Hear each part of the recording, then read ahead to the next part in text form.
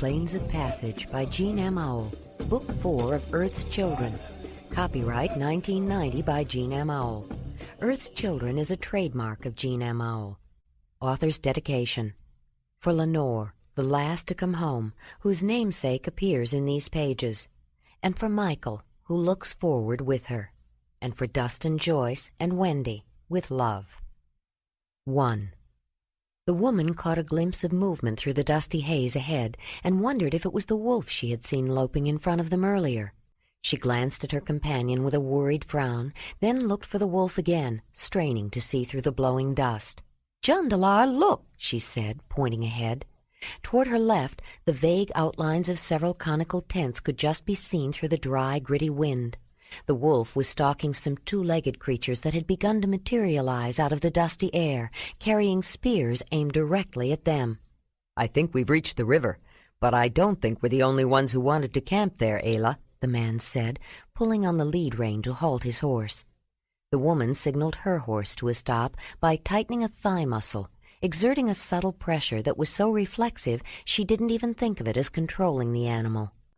Ayla heard a menacing growl from deep in the wolf's throat and saw that his posture had shifted from a defensive stance to an aggressive one. He was ready to attack. She whistled, a sharp, distinctive sound that resembled a bird call, though not from a bird anyone had ever heard. The wolf gave up his stealthy pursuit and bounded toward the woman astride the horse. "Wolf, stay close," she said, signaling with her hand at the same time. The wolf trotted beside the dun-yellow mare as the woman and man on horseback slowly approached the people standing between them and the tents. A gusty, fitful wind, holding the fine lowest soil in suspension, swirled around them, obscuring their view of the spear-holders. Ayla lifted her leg over and slid down from the horse's back. She knelt beside the wolf, put one arm over his back and the other across his chest to calm him and hold him back if necessary. She could feel the snarl rumbling in his throat and the eager tautness of muscles ready to spring. She looked up at Jondalar. A light film of powdery dirt coated the shoulders and long flaxen hair of the tall man, and turned the coat of his dark brown mount to the more common dun color of the sturdy breed. She and Whinny looked the same. Though it was still early in the summer, the strong winds off the massive glacier to the north were already desiccating the steppes in a wide band south of the ice. She felt the wolf tense and strain against her arm, then saw someone new appear from behind the spear-holders, dressed as Mammoth might have dressed for an important ceremony, in a mask with aurochs horns and in clothes painted and decorated with enigmatic symbols. The Mammoth shook a staff at them vigorously and shouted, "Go away, evil spirits! Leave this place!" Ayla thought it was a woman's voice shouting through the mask, but she wasn't sure. The words had been spoken in Mamutoi, though. The Mammoth dashed toward them, shaking the staff again, while Ayla held back the wolf. Then the costumed figure began chanting and dancing, shaking the staff and high-stepping toward them quickly, then back again, as though trying to scare them off or drive them away, and succeeding, at least, in frightening the horses. She was surprised that Wolf was so ready to attack. Wolves seldom threatened people. But remembering behavior she had observed, she thought she understood. Ayla had often watched wolves when she was teaching herself to hunt, and she knew they were affectionate and loyal to their own pack. But they were quick to drive strangers away from their territory, and they had been known to kill other wolves to protect what they felt was theirs. To the tiny wolf pups she had found and brought back to the Mamutoi Earth Lodge, the lion camp was his pack. Other people would be like strange wolves to him. He had growled at unknown humans who had come to visit when he was barely half-grown. Now, in unfamiliar territory, perhaps the territory of another pack, it would be natural for him to feel defensive when he first became aware of strangers, especially hostile strangers with spears. Why had the people of this camp drawn spears? Ayla thought there was something familiar about the chant. Then she realized what it was. The words were in the sacred archaic language that was understood only by the Mamuti. Ayla didn't understand all of it. Mammoth had just begun to teach her the language before she left. But she did gather that the meaning of the loud chant was essentially the same as the words that had been shouted earlier, though cast in somewhat more cajoling terms.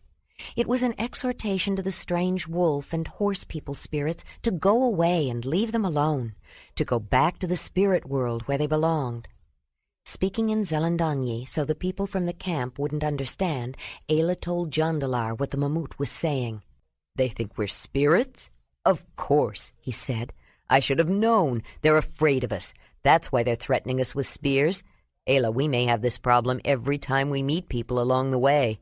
We are used to the animals now, but most people have never thought of horses or wolves as anything but food or pelts," he said. "The Mamutoi at the summer meeting were upset in the beginning. It took them a while to get used to the idea of having the horses and wolf around, but they got over it," Ayla said. "When I opened my eyes that first time in the cave in your valley and saw you helping Winnie give birth to Racer, I thought the lion had killed me and I had awakened in the spirit world," Jondalar said. "Maybe I should get down too and show them I am a man and not attached to Racer like some kind of man-horse spirit." Jondalar dismounted, but he held on to the rope attached to the halter he had made. Racer was tossing his head and trying to back away from the advancing Mammoth, who was still shaking the staff and chanting loudly. Winnie was behind the kneeling woman, with her head down, touching her. Ayla used neither ropes nor halters to guide her horse. She directed the horse entirely with the pressures of her legs and the movements of her body. Catching a few sounds of the strange language the spirit spoke, and seeing Jondalar dismount, the shaman chanted louder, pleading with the spirits to go away, promising them ceremonies, trying to placate them with offers of gifts. "I think you should tell them who we are," Ayla said. "That Mammoth is getting very upset." Jondalar held the rope close to the stallion's head. Racer was alarmed and trying to rear, and the Mammoth with her staff and shouting didn't help. Even Winnie looked ready to spook, and she was usually much more even-tempered than her excitable offspring. "We are not spirits," Jondalar called out when the Mammoth paused for a breath. "I am a visitor, a traveler on a journey, and she," he pointed toward Ayla, "is Mamutoi of the Mammoth Hearth." The people glanced at each other with questioning looks, and the Mammoth stopped shouting and dancing, but still shook the staff now and then while studying them. Maybe they were spirits who were playing tricks, but at least they had been made to speak in a language everyone could understand. Finally, the Mammoth spoke. "Why should we believe you? How do we know you are not trying to trick us? You say she is of the Mammoth Hearth, but where is her mark? She has no tattoo on her face." Ayla spoke up. "He didn't say I was a Mammoth. He said I was of the Mammoth Hearth. The old Mammoth of the lion camp was teaching me before I left, but I am not fully trained." The Mammoth conferred with a man and a woman, then turned back. "This one," she said, nodding toward Jondalar. "He is, as he says, a visitor. Though he speaks well enough, it is with the tones of a foreign tongue. You say you are Mamutoi, yet something about the way you speak is not Mamutoi." Jondalar caught his breath and waited. Ayla did have an unusual quality to her speech. There were certain sounds she could not quite make, and the way she said them was curiously unique. It was perfectly clear what she meant, and not unpleasant. He rather liked it, but it was noticeable. It wasn't quite like the accent of another language. It was more than that, and different. Yet it was just that, an accent, but of a language most people had not heard and would not even recognize as speech. Ayla spoke with the accent of the difficult, guttural, vocally limited language of the people who had taken in the young orphan girl and raised her. "I was not born to the Mamutoi," Ayla said, still holding Wolf back, though his growl had ceased. "I was adopted by the Mammoth Hearth, by Mammoth himself." There was a flurry of conversation among the people, and another private consultation between the Mammoth and the woman and man. "If you are not of the spirit world, how do you control that wolf and make the horses take you on their backs?" the Mammoth asked, deciding to come right out with it. "It's not hard to do if you find them when they are young," Ayla said. "You make it sound so simple. There must be more to it than that." The woman couldn't fool a Mammoth who was also of the Mammoth Hearth. "I was there when she brought the wolf pup to the lodge," Jondalar tried to explain. "He was so young that he was still nursing, and I was sure he would die. But she fed him cut-up meat and broth, waking up in the middle of the night as you do with a baby. When he lived and started to grow, everyone was surprised, but that was only the beginning. Later she taught him to do what she wished, not to pass water or make messes inside the lodge, not to snap at the children even when they hurt him. If I hadn't been there, I would not have believed a wolf could be taught so much, or would understand so much. It's true you must do more than find them young. She cared for him like a child. She is a mother to that animal. That's why he does what she wants." "What about the horses?" the man who was standing beside the shaman asked. He'd been eyeing the spirited stallion and the tall man who was controlling him. "It is the same with the horses. You can teach them if you find them young and take care of them. It takes time and patience, but they will learn." The people had lowered their spears and were listening with great interest. Spirits weren't known to speak in ordinary language, although all the talk of mothering animals was just the kind of strange talk that spirits were known for, words that were not quite what they seemed. Then the woman of the camp spoke. "I don't know about being a mother to animals, but I do know that the Mammoth Hearth doesn't adopt strangers and make them a mutoi. It's not an ordinary hearth. It is dedicated to those who serve the mother. People choose the Mammoth Hearth, or are chosen. I have kin in the lion camp. Mammut is very old, perhaps the oldest man living. Why would he want to adopt anyone? And I don't think Looty would have allowed it. What you say is very difficult to believe, and I don't know why we should." Ayla sensed something ambiguous in the way the woman spoke, or rather in the subtle mannerisms that accompanied her words, the stiffness of her back, the tension in the set of her shoulders, the anxious frown. She seemed to be anticipating something unpleasant. Then Ayla realized that it wasn't a slip of the tongue. The woman had purposely put a lie in her statement, a subtle trick in her question. But because of her unique background, the trick was blatantly transparent. The people who had raised Ayla, known as Flatheads, but who called themselves Clan, communicated with depth and precision, though not primarily with words. Few people understood they had a language at all. Their ability to articulate was limited, and they were often reviled as less than human, animals that could not talk. They used a language of gestures and signs, but it was no less complex. The relatively few words the clan spoke, which Jondalar could hardly reproduce, just as she was not quite able to pronounce certain sounds in Zelendanyi or Mamutoi, were made with a peculiar kind of vocalization, and they were usually used for emphasis or for names of people or things.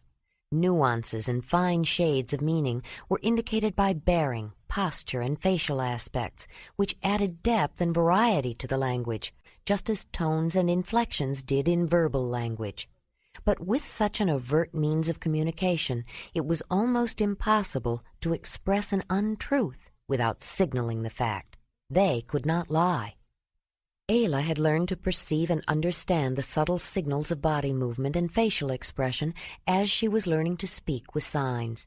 It was necessary for complete comprehension. When she was relearning to speak verbally from Jondalar and becoming fluent in Mamutoi, Ayla discovered that she was perceiving the inadvertent signals that were contained in the slight movements of face and posture, even of people who spoke with words, though such gestures were not intentionally meant to be a part of their language. She discovered that she was understanding more than words, though it caused her some confusion and distress at first, because the words that were spoken did not always match the signals that were given, and she did not know about lies. The closest she could come to untruth was to refrain from speaking. Eventually she learned that certain small lies were often meant as courtesies, but it was when she gained an understanding of humor, which usually depended on saying one thing but meaning another, that she suddenly grasped the nature of spoken language and the people who used it.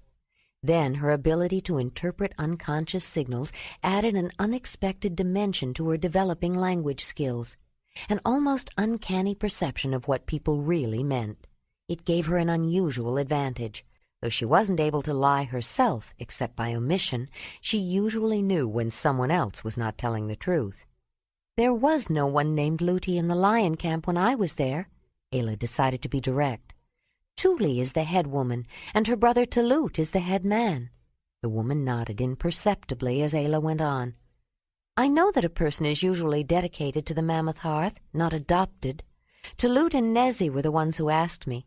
Talut even enlarged the Earth Lodge to make a special winter shelter for the horses, but the old Mammut surprised everyone.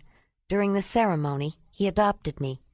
He said that I belonged to the Mammoth Hearth, that I was born to it. If you brought those horses with you to lion camp, I can understand why old Mammoth might say that, the man said. The woman looked at him with annoyance and said a few words under her breath. Then the three people spoke together again. The man had decided the strangers were probably people and not spirits playing a trick, or if they were, not harmful ones. But he did not believe they were exactly who they claimed to be. The tall man's explanation for the strange behavior of the animals was too simple, but he was interested. The horses and wolf intrigued him. The woman felt they spoke too easily, volunteered too much, were too forthcoming, and she was sure there was more to it than either of them said. She didn't trust them, and she wanted nothing to do with them. The Mammoth's acceptance of them as human came only after apprehending another thought that would, to one who understood such things, account for the extraordinary behavior of the animals much more plausibly. She was sure the blonde woman was a powerful caller, and the old Mammoth must have known she was born with an uncanny control over animals. Perhaps the man was, too. Later, when their camp arrived at the summer meeting, it would be interesting to talk to the lion camp, and the Mammothi would be sure to have some thoughts about these two. It was easier to believe in magic than the preposterous notion that animals could be domesticated. During their consultation, there was a disagreement. The woman was uncomfortable. The strangers disturbed her.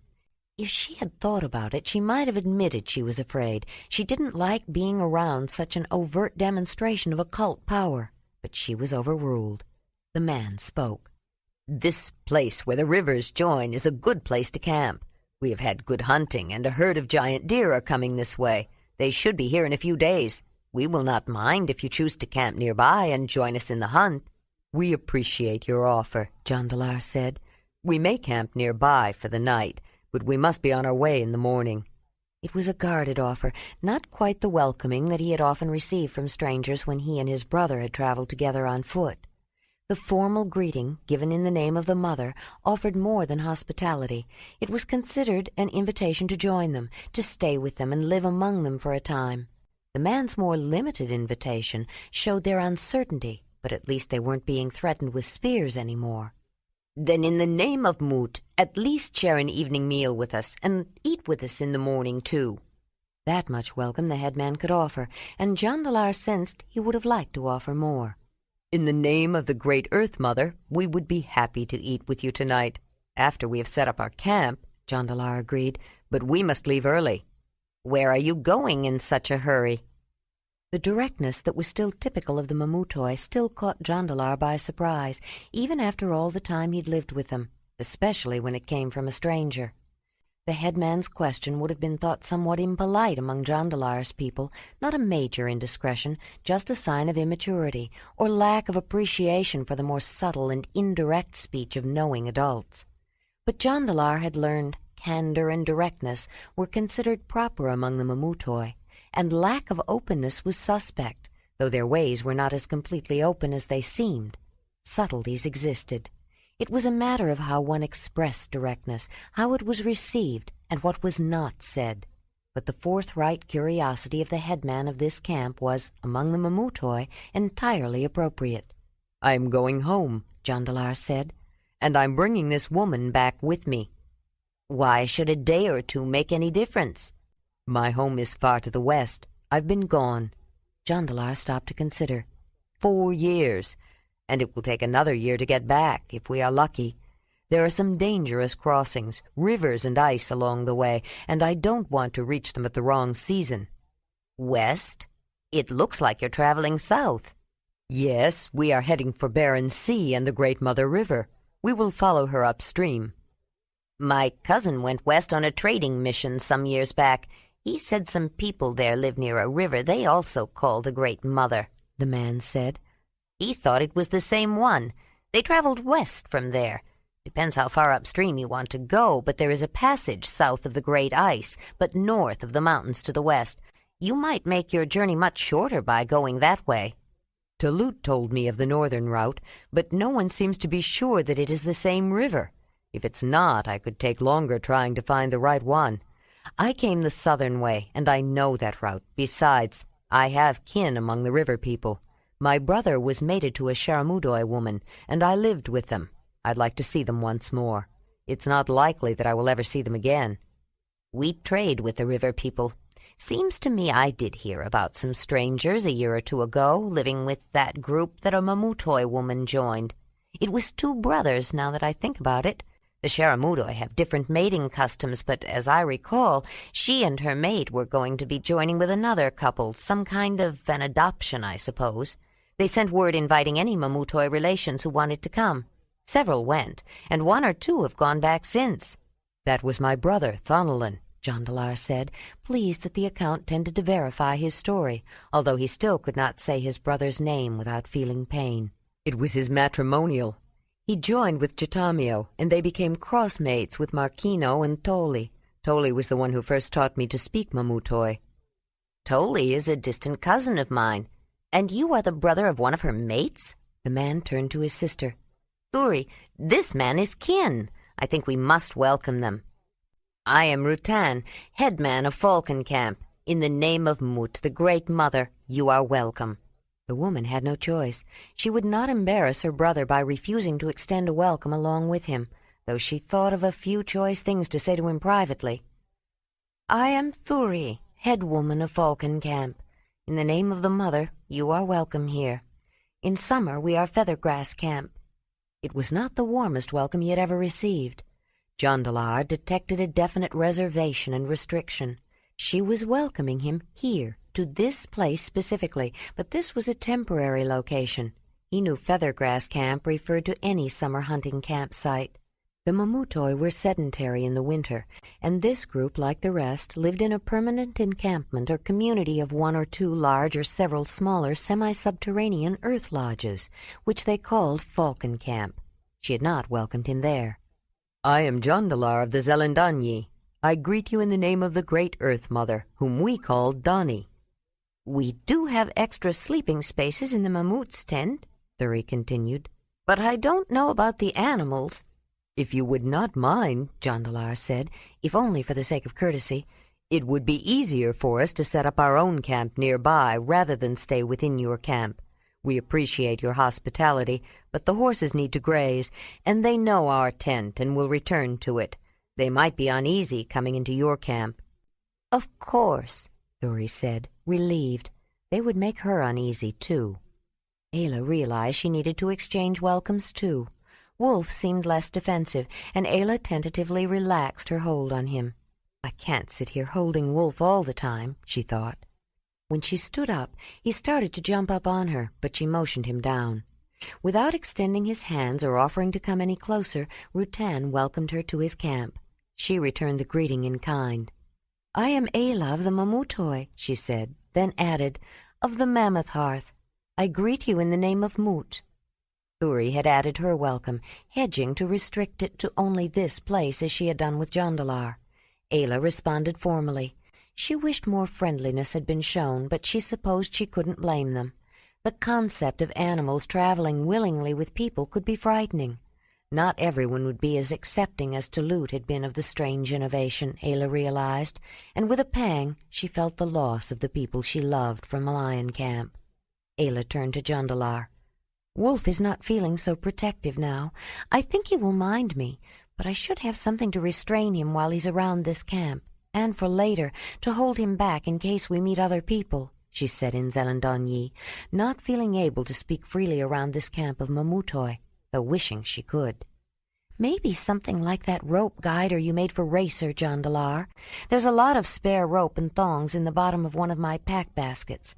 I'm going to have to teach him not to go after strangers like that. He has to learn to stay where I want him to. Wolf must have understood that raising their spears was a threatening gesture. She could hardly blame him for springing to the defense of the people and horses that made up his strange pack. From his point of view, it was perfectly understandable, but that didn't mean it was acceptable. He could not approach all the people they might meet on their journey as though they were strange wolves.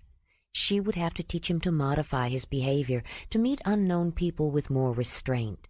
Even as the thought came to her, she wondered if there were other people who understood that a wolf would respond to the wishes of a woman, or that a horse would let a human ride on his back. You stay here with him. I'll get the rope, Jondalar said. Still holding onto Racer's lead, though the young stallion had calmed down, he looked for the rope in Whinny's pack baskets. The hostility of the camp had abated somewhat. The people seemed hardly more guarded than they would be toward any strangers. From the way they were watching, their fear seemed to have been replaced by curiosity. Whinny had settled down too. Jondalar scratched and patted her and spoke affectionately while he rummaged through the pack baskets. He was more than fond of the sturdy mare, and though he loved Racer's high spirits, he admired Whinny's serene patience. She had a calming effect on the young stallion. He tied Racer's lead rope to the thong that held the pack baskets on his dam. Jondalar often wished he could control Racer the way Ayla controlled Whinny, with no halter or lead rope. But as he rode the animal, he was discovering the amazing sensitivity of a horse's skin, developing a good seat, and beginning to guide Racer with pressure and posture. Ayla moved to the other side of the mare with Wolf. When Jondalar gave her the rope, he spoke to her quietly. "We don't have to stay here, Ayla. It's still early. We can find another place on this river, or another." "I think it's a good idea for Wolf to get used to people, especially strangers, and even if they're not too friendly, I wouldn't mind visiting. They are Mamutoi, Jondalar, my people. These may be the last Mamutoi I will ever see. I wonder if they are going to the summer meeting. Maybe we can send a message to Lion Camp with them." Ayla and Jondalar set up their own camp a short distance away from Feathergrass Camp, upstream along the large tributary. They unpacked the horses and let them free to graze. Ayla felt a moment of concern watching them disappear into the dusty, blowing haze as they wandered away from their camp. The woman and man had been traveling along the right bank of a large river, but some distance from it. Though flowing generally south, the river meandered across the landscape, twisting and turning as it gouged a deep trench out of the flat plains. By keeping to the steps above the river valley, the strangers could take a more direct route, but one that was exposed to the unremitting wind and the harsher effects of sun and rain on open terrain. "Is this the river Talut talked about?" Ayla asked, unrolling her sleeping furs.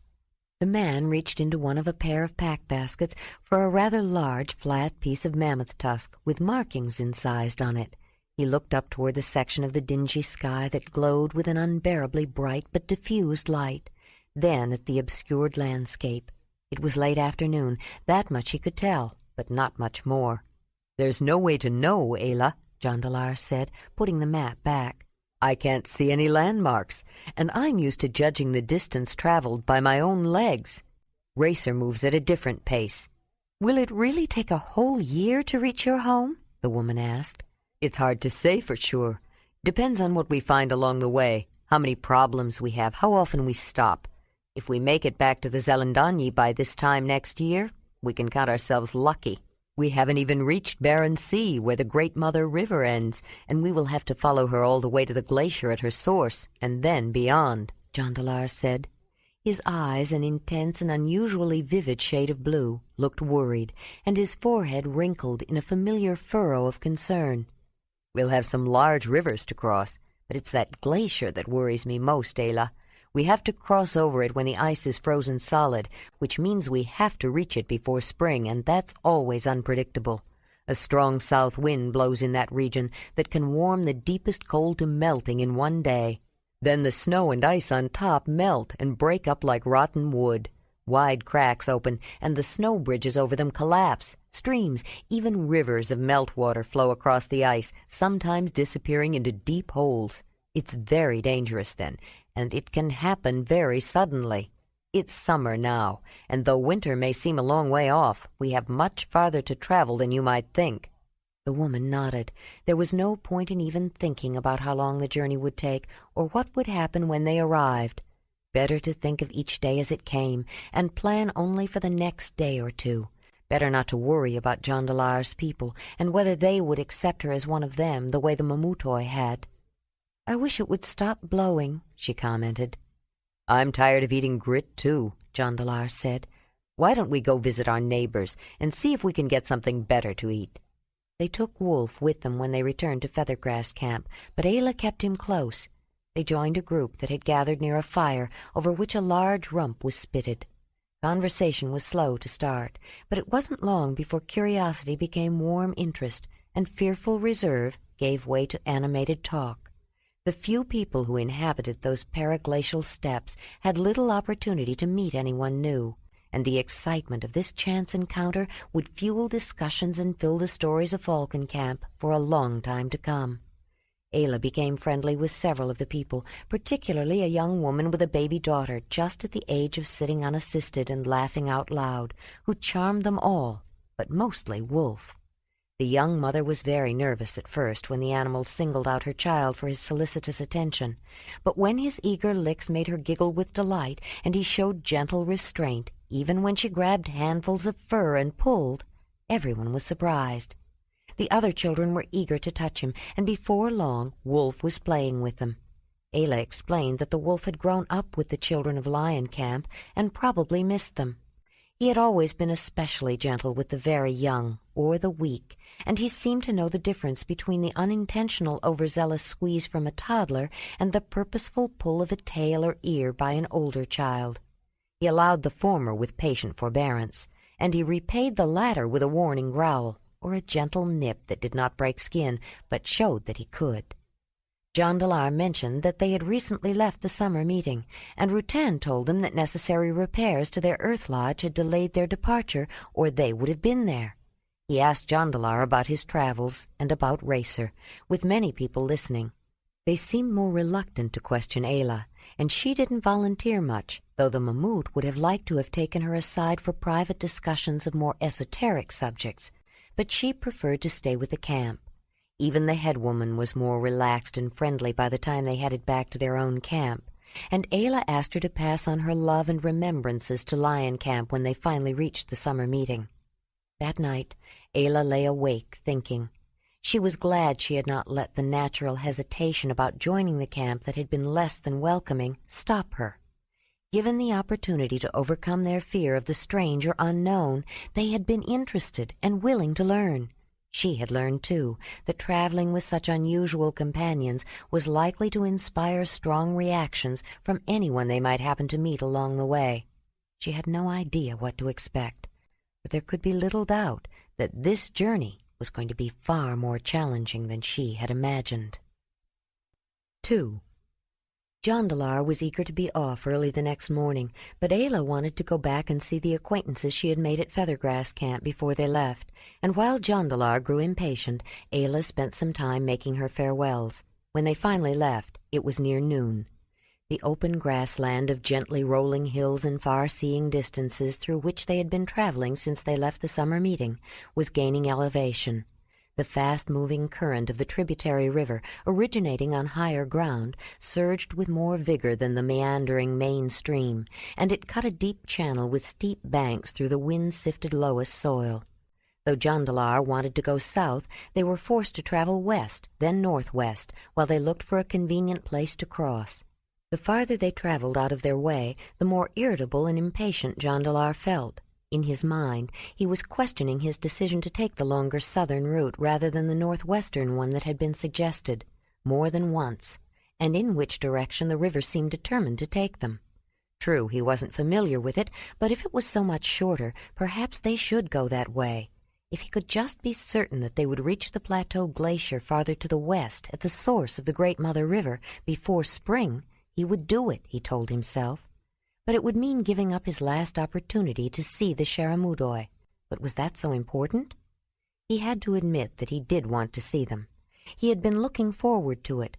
Jondalar wasn't sure if his decision to go south really came from his desire to take the familiar and therefore safer way to get Ayla and himself back, or his desire to see people who were family to him. He worried about the consequences of making the wrong choice. Ayla broke into his introspection. "Jondalar, I think we can cross here," she said. "The bank on the other side looks easy to get up." They were at a bend in the river, and they stopped to study the situation. As the turbulent, swiftly flowing stream swept around the curve, it cut deeply into the outside edge, where they were standing, making a high, steep bank. But the inner side of the turn on the opposite bank rose gradually out of the water, forming a narrow shore of hard-packed, gray-brown soil, backed by brush. "Do you think the horses can get down this bank?" "I think so. The deepest part of the river must be near this side where it cuts into the bank. It's hard to tell how deep it is or whether the horses will have to swim. It might be better if we would dismount and swim too," Ayla said, then noticed that Jondalar seemed displeased. "But if it's not too deep, we can ride them across. I hate to get my clothes wet, but I don't feel like taking them off to swim across either." They urged the horses over the precipitous edge. Hooves slipped and slid down the fine-grained soil of the bank and into the water with a splash as they were dunked in the fast current and carried downstream. It was deeper than Ayla had thought. The horses had a moment of panic before they got accustomed to their new element and started swimming against the current toward the sloping opposite shore. As they started up the gradual slope on the inner curve of the bend, Ayla looked for Wolf. Turning around, she saw him still on the high bank, whining and yelping, running back and forth. "He's afraid to jump in," Jondalar said. "Come, Wolf, come on," Ayla called. "You can swim." But the young wolf whined plaintively and tucked his tail between his legs. "What's wrong with him? He's crossed rivers before," Jondalar said, annoyed at another delay. He had hoped to travel a good distance that day, but everything seemed to be conspiring to stall them. They had gotten off to a late start, then had been forced to double back toward the north and west, a direction he didn't want to go, and now Wolf wouldn't cross the river.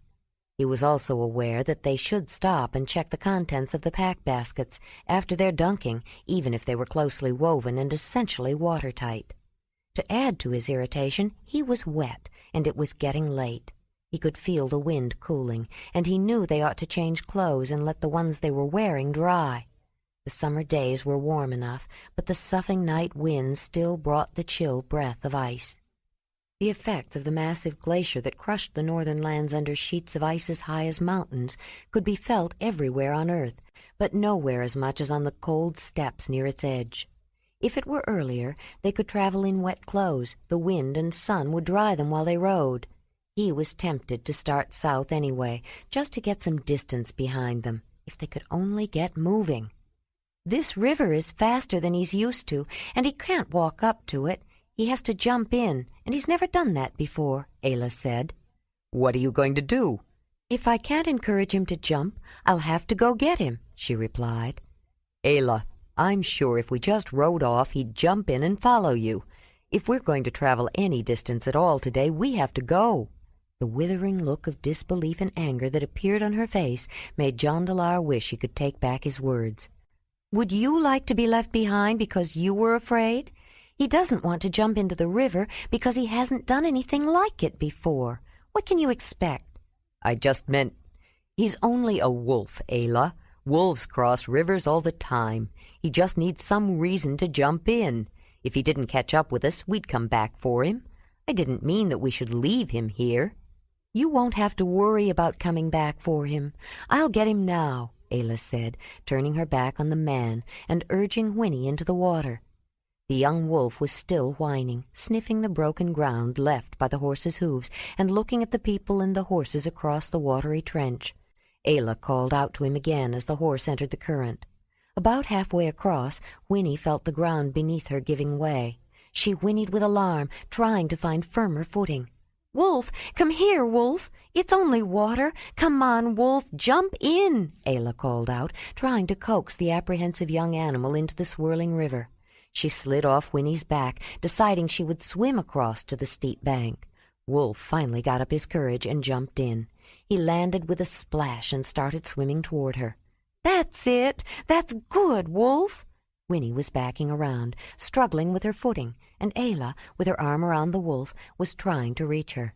Jondalar was already there, up to his chest in water, steadying the mare and starting toward Ayla. They all reached the other side together.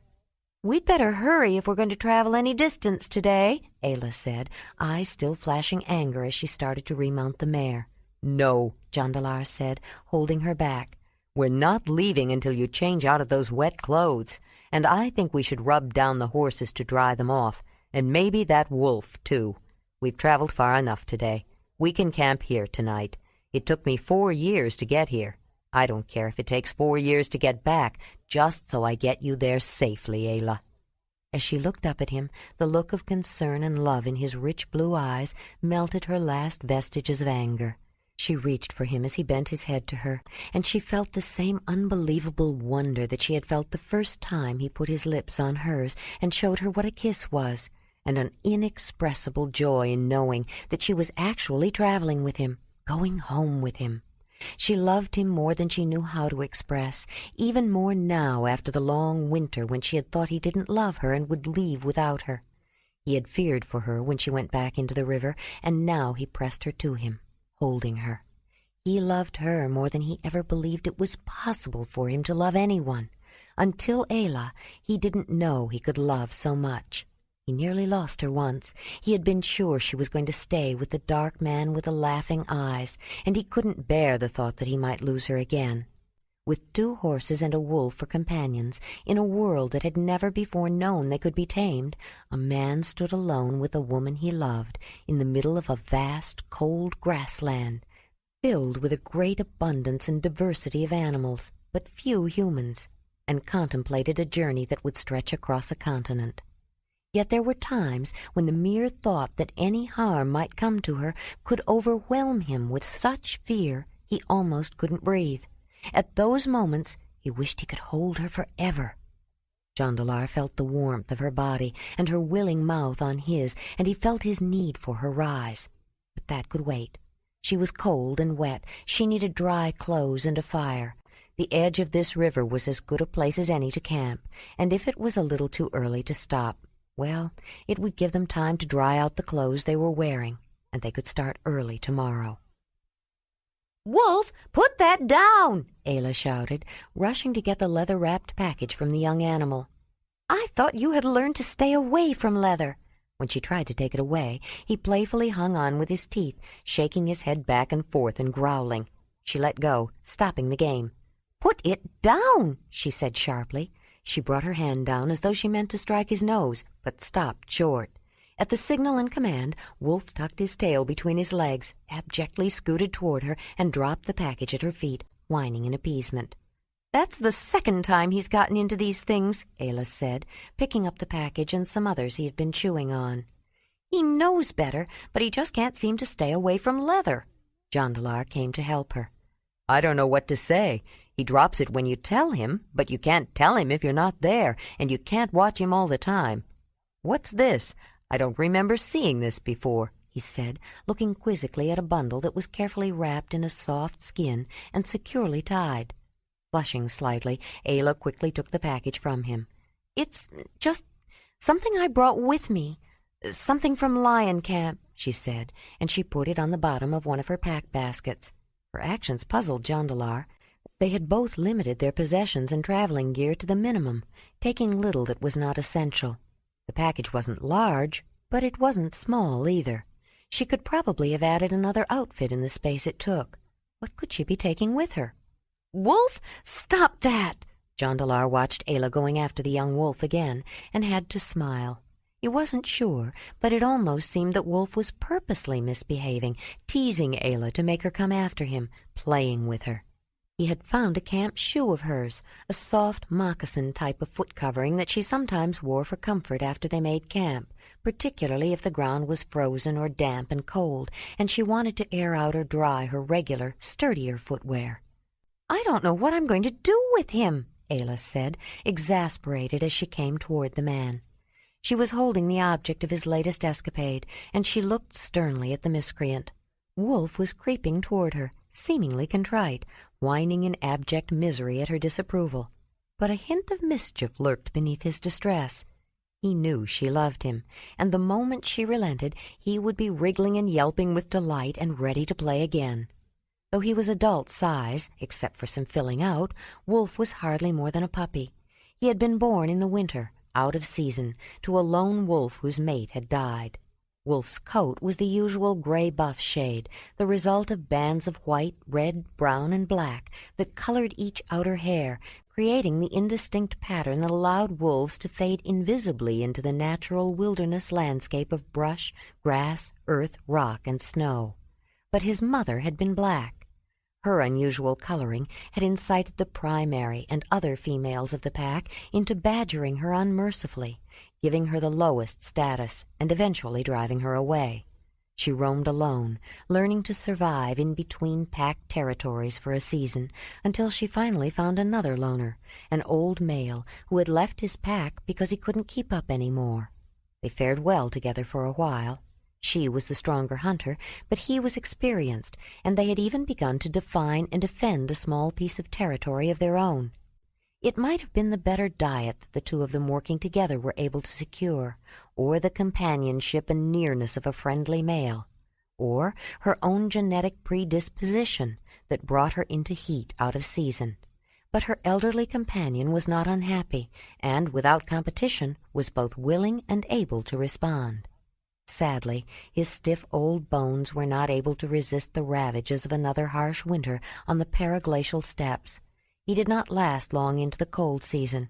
It was a devastating loss for the black female, who was left to give birth alone in winter. The natural environment does not tolerate very well animals with much deviation from the norm, and seasonal cycles enforce themselves. A black hunter in a landscape of tawny grass, dun earth, and wind-blown or drifted snow is too easily seen by canny and winter-scarce prey. With no mate or friendly aunts, uncles, cousins, and older siblings to help feed and care for the nursing mother and the new pups, the black female weakened, and one after another her babies succumbed, until there was only one left. Ayla knew wolves. She had observed and studied them from the time she first started hunting. But she had no way of knowing the black wolf who tried to steal the ermine she had killed with her sling was a starving, lactating female. It was the wrong season for pups. When she tried to retrieve her pelt, and the wolf uncharacteristically attacked, she killed it in self-defense. When she saw the animal's condition and realized she must have been a loner, feeling a strange kinship with a wolf she knew had been driven from its pack, Ayla was determined to find the motherless pups who would have no family to adopt them. Following the wolf's trail back, she found the den, crawled in, and found the last pup, unweaned, eyes barely open. She took it with her to lion camp. It had been a surprise to everyone when Ayla showed them the tiny wolf pup, but she had arrived with horses who answered to her. They had grown used to them, and the woman who had an affinity for animals, and they were curious about the wolf and what she would do with it. That she was able to raise it and train it was a wonder to many. Jondalar was still surprised at the intelligence the animal displayed, intelligence that seemed almost human. "I think he's playing with you, Ayla," the man said. She looked at Wolf and couldn't resist a smile, which brought his head up and caused his tail to start thumping the ground in anticipation. "I think you're right, but that isn't going to help me keep him from chewing on everything," she said, looking at the shredded camp shoe. "I might as well let him have this. He's ruined it already. And maybe he won't be so interested in the rest of our things for a while." She threw it at him, and he leaped up and caught it in the air, with Jondalar was almost sure a wolfish grin. "We'd better get packed up," he said, recalling that they hadn't traveled very far south the day before. Ayla looked around, screening her eyes from the bright sun just beginning to climb the sky toward the east. Seeing Winnie and Racer in the grassy meadow beyond the brushy wooded lobe of land that the river curved around, she whistled a distinctive call, similar to the whistle she used to signal Wolf, but not the same. The dark yellow mare raised her head, whinnied, then galloped toward the woman. The young stallion followed her. They broke camp, packed the horses, and were nearly ready to start out when Jondalar decided to rearrange the tent poles in one basket and his spears in another to balance out his load. Ayla was leaning against Winnie while she waited. It was a comfortable and familiar posture for both of them, a way of touching that had developed when the young filly was her only companion in the rich but lonely valley. She had killed Winnie's mother, too. By then she had been hunting for years, but only with her sling. Ayla had taught herself to use the easily concealed hunting weapon, and she rationalized her breaking of clan taboos by hunting primarily predators who competed for the same food and sometimes stole meat from them. But the horse was the first large meat-providing animal she had killed, and the first time she had used a spear to accomplish the deed. In the clan, it would have been counted as her first kill, if she had been a boy and allowed to hunt with a spear. As a female, if she used a spear, she would not have been allowed to live. but killing the horse had been necessary for her survival, though she did not select a nursing dam to be the one to fall into her pit trap. When she first noticed the foal, she felt sorry for it, knowing it would die without its mother. Yet the thought of raising it herself didn't occur to her. There was no reason why it should. No one had done it before. But when hyenas went after the frightened baby horse, she remembered the hyena that had tried to drag off Oga's baby son. Ayla hated hyenas, perhaps because of the ordeal she'd had to face when she killed that one and exposed her secret. They were no worse than any other natural predator and scavenger, but to Ayla, they had come to represent everything that was cruel, vicious, or wrong. Her reaction then was just as spontaneous as it had been the other time, and the swift stones hurled with a sling were just as effective. She killed one, drove the others off, and rescued the helpless young animal. But this time, instead of an ordeal, she found company to relieve her loneliness, and joy in the extraordinary relationship that developed. Ayla loved the young wolf as she would a bright and delightful child, but her feeling for the horse was of a different nature. Winnie had shared her isolation. They had grown as close as any two such dissimilar creatures could. They knew each other, understood each other, trusted each other. The yellow mare was not merely a helpful animal companion, or a pet, or even a well-loved child. Winnie had been her only companion for several years, and was her friend.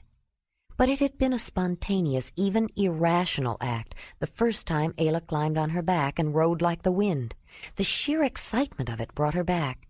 In the beginning, she did not purposely try to direct the horse, but they were so close that their understanding of each other grew with each ride. While she waited for Jondalar to finish, Ayla watched Wolf playfully chewing on her camp shoe and wished she could think of a way to control his destructive habit. Her eye casually noted the vegetation on the spit of land where they had camped. Caught between the high banks on the other side of the river as it curved around the sharp bend, the low land on this side flooded every year, leaving fertile loam to nourish a rich variety of brush, herbs, even small trees, and the rich pasture beyond. She always noticed the plants in her vicinity. It was second nature for her to be aware of everything that grew, and, with a knowledge that was so ingrained it was almost instinctive, to catalogue and interpret it. She saw a bearberry shrub, a dwarf evergreen heath plant with small, dark green leathery leaves, and an abundance of small, round, pink-tinged white flowers that promised a rich crop of red berries. Though sour and rather astringent, they tasted fine when they were cooked with other food. But more than food, Ayla knew the juice of the berry was good for relieving the burning sensation that could occur when passing water, especially if it was pinkish with blood.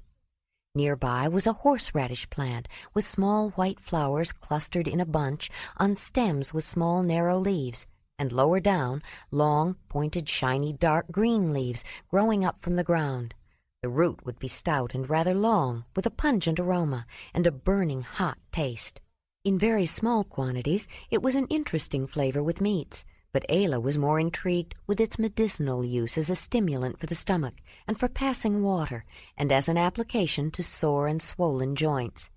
She wondered if she should stop to collect some, and then decided that she probably shouldn't take the time.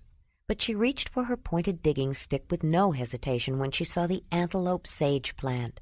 The root was one of the ingredients in her special morning tea, one she drank during her moon time when she bled.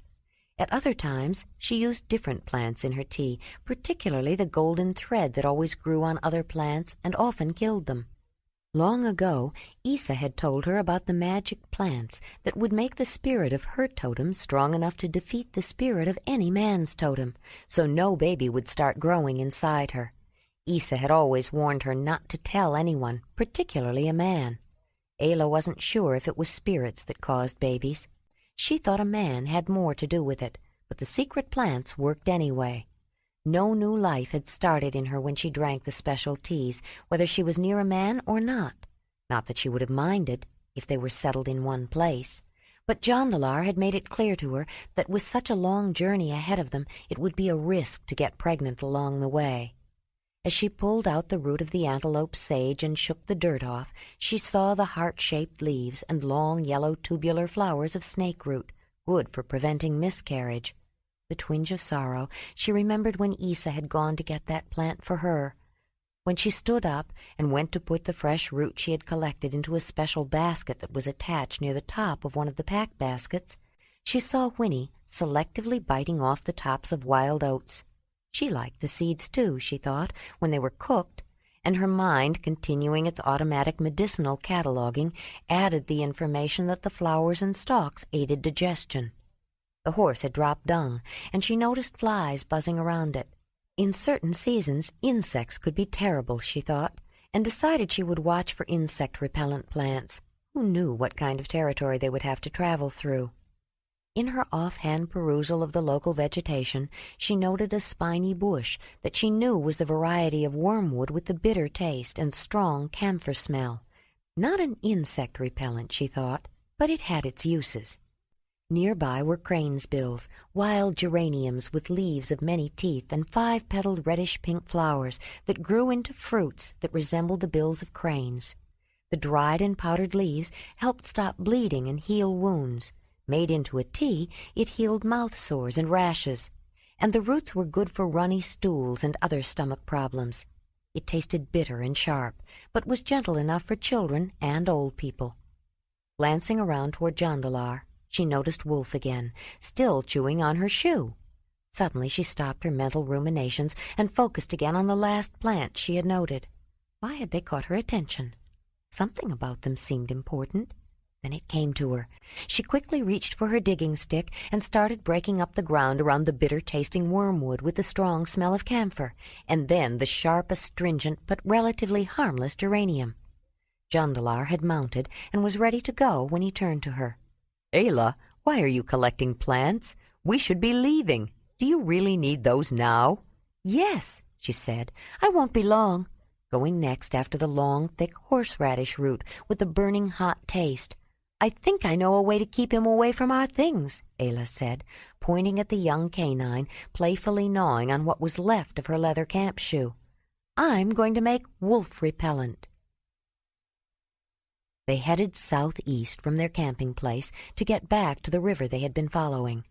The wind-swept dust had settled overnight, and in the stark, clear air the boundless sky revealed the distant reach of the horizon that had been obscured before. As they rode across country, their entire view, from one edge of the earth to the other, north to south, east to west, undulating, billowing, constantly in motion, was grass. One vast, encompassing grassland. The few trees that existed near waterways only accentuated the dominant vegetation, but the magnitude of the grassy plains was more extensive than they knew. Massive sheets of ice, 2, 3, up to 5 miles thick, smothered the ends of the earth and sprawled over the northern lands, crushing the stony crust of the continent and depressing the bedrock itself with its inconceivable weight. South of the ice were the steppes, cold, dry grassland as wide as the continent, marching from western ocean to eastern sea.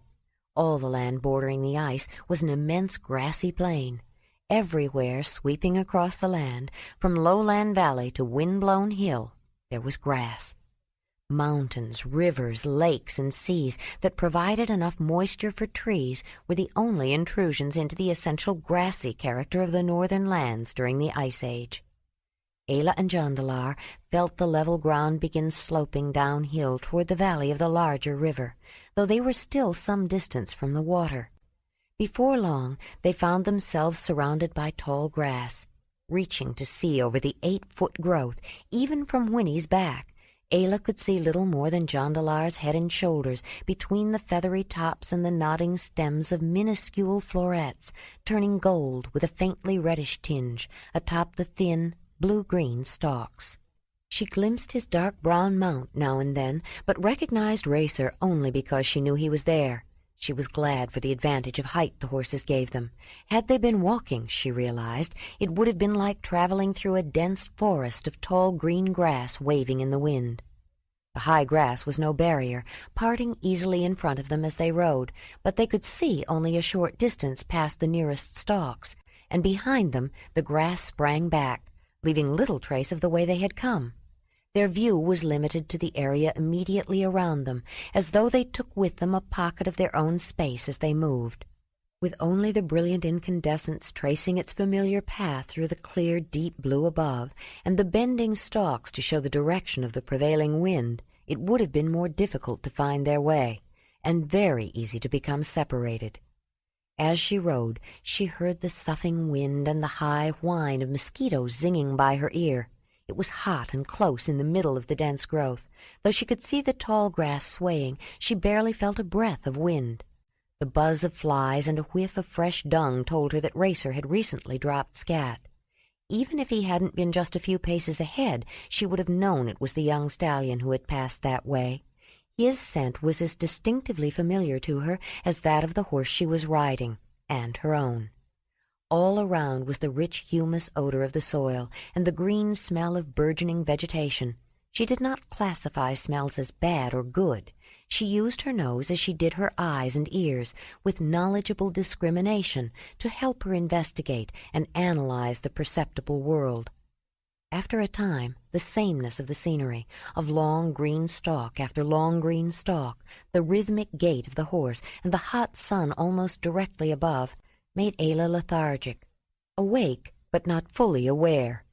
The repetitive, tall, thin, jointed grass stems became a blur she no longer saw. Instead, she began to notice all the other vegetation.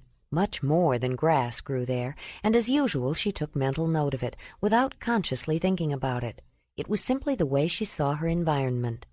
There, Ayla thought, in that open space, some animal must have made that by rolling in it.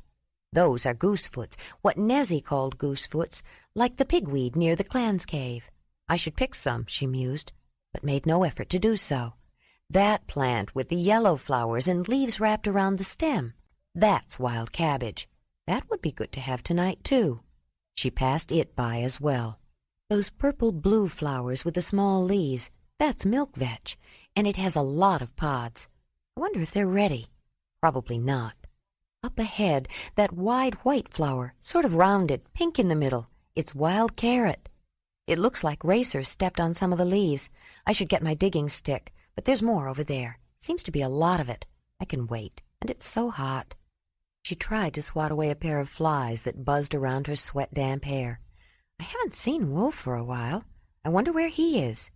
She turned to look for the wolf and saw him following close behind the mare, sniffing the ground. He stopped, lifting his head to catch another scent, then disappeared into the grass on her left. She saw a large blue dragonfly with spotted wings, disturbed by the wolf's passage through the dense living screen, hovering near the place he had been, as though marking it. A short time later, a squawk and a whir of wings preceded the sudden appearance of a great bustard taking to the air. Ayla reached for her sling, wrapped around her head across her forehead. It was a handy place to keep it, to get it ready, and it kept her hair out of the way besides. But the huge bustard, at 25 pounds the heaviest bird on the steppes, was a speedy flyer for its size, and it was out of range before she got a stone out of her pouch. She watched the mottled bird with dark-tipped white wings building up speed, its head stretched forward, its legs backward, as it flew away, wishing she had known what Wolf had scented. The bustard would have made a wonderful meal for all three of them, with plenty left over. "Too bad we weren't faster," Jondalar said. Ayla noticed he was putting a light spear and his spear-thrower back in his pack basket. She nodded as she wrapped her leather sling back around her head. "I wish I had learned to use Brishy's throwing stick. It's so much faster. When we stopped by that marsh where all the birds were nesting on the way to hunt mammoths, it was hard to believe how quick she was with it, and she could get more than one bird at a time." "She was good, but she probably practiced as long with that throwing stick as you did with your sling. I don't think that kind of skill is something to be gained in one season." "But if this grass wasn't so tall, I might have been able to see what Wolf was going after in time to get my sling and some stones out. I thought it was probably a vole." "We should keep our eyes open for anything else that Wolf might scare up," Jondalar said. "I had my eyes open. I just can't see anything," Ayla said. She looked at the sky to check the position of the sun, and she stretched up to try to see over the grass. "But you're right. It wouldn't hurt to think about getting fresh meat for tonight. I've seen all kinds of plants that are good to eat. I was going to stop and gather some, but they seem to be all over, and I'd rather do it later and have them fresh, not after they've wilted in this hot sun. We still have some of the bison roast left that we got from Feathergrass Camp. but it will only last one more meal, and there's no reason to use the dried traveling meat at this time of year when there is plenty of fresh food around. How much longer before we stop?" "I don't think we're far from the river. It's getting cooler, and this high grass usually grows in lowlands around water. Once we reach it, we can start looking for a place to camp as we go downriver," Jondalar said, starting out again. The stand of high grass extended all the way to the river's edge, though it was intermixed with trees near the damp bank. They stopped to let the horses drink, and they dismounted to quench their own thirst, using a small, tightly woven basket as a dipper and cup. Wolf soon darted out of the grass, noisily lapped up his own drink, then plopped down and watched Ayla, with his tongue hanging out, panting heavily. Ayla smiled. "Wolf is hot, too. I think he's been exploring," she said. "I'd like to know all the things he's found out. He sees a lot more than we do in this high grass." "I'd like to get beyond it before we make camp. I'm used to seeing farther, and this makes me feel closed in. I don't know what's out there, and I like knowing what's around me," Jondalar said as he reached for his mount. Holding onto Racer's back just below his stiff stand-up mane, with a strong jump the man threw a leg over, and bracing himself with his arms, landed lightly astride the sturdy stallion. He guided the horse away from the softened riverbank to firmer ground before heading downriver. The great steppes were by no means a single, huge, undifferentiated landscape of gracefully swaying stalks. Tall grass grew in selected areas of ample moisture, which also contained a great diversity of other plants.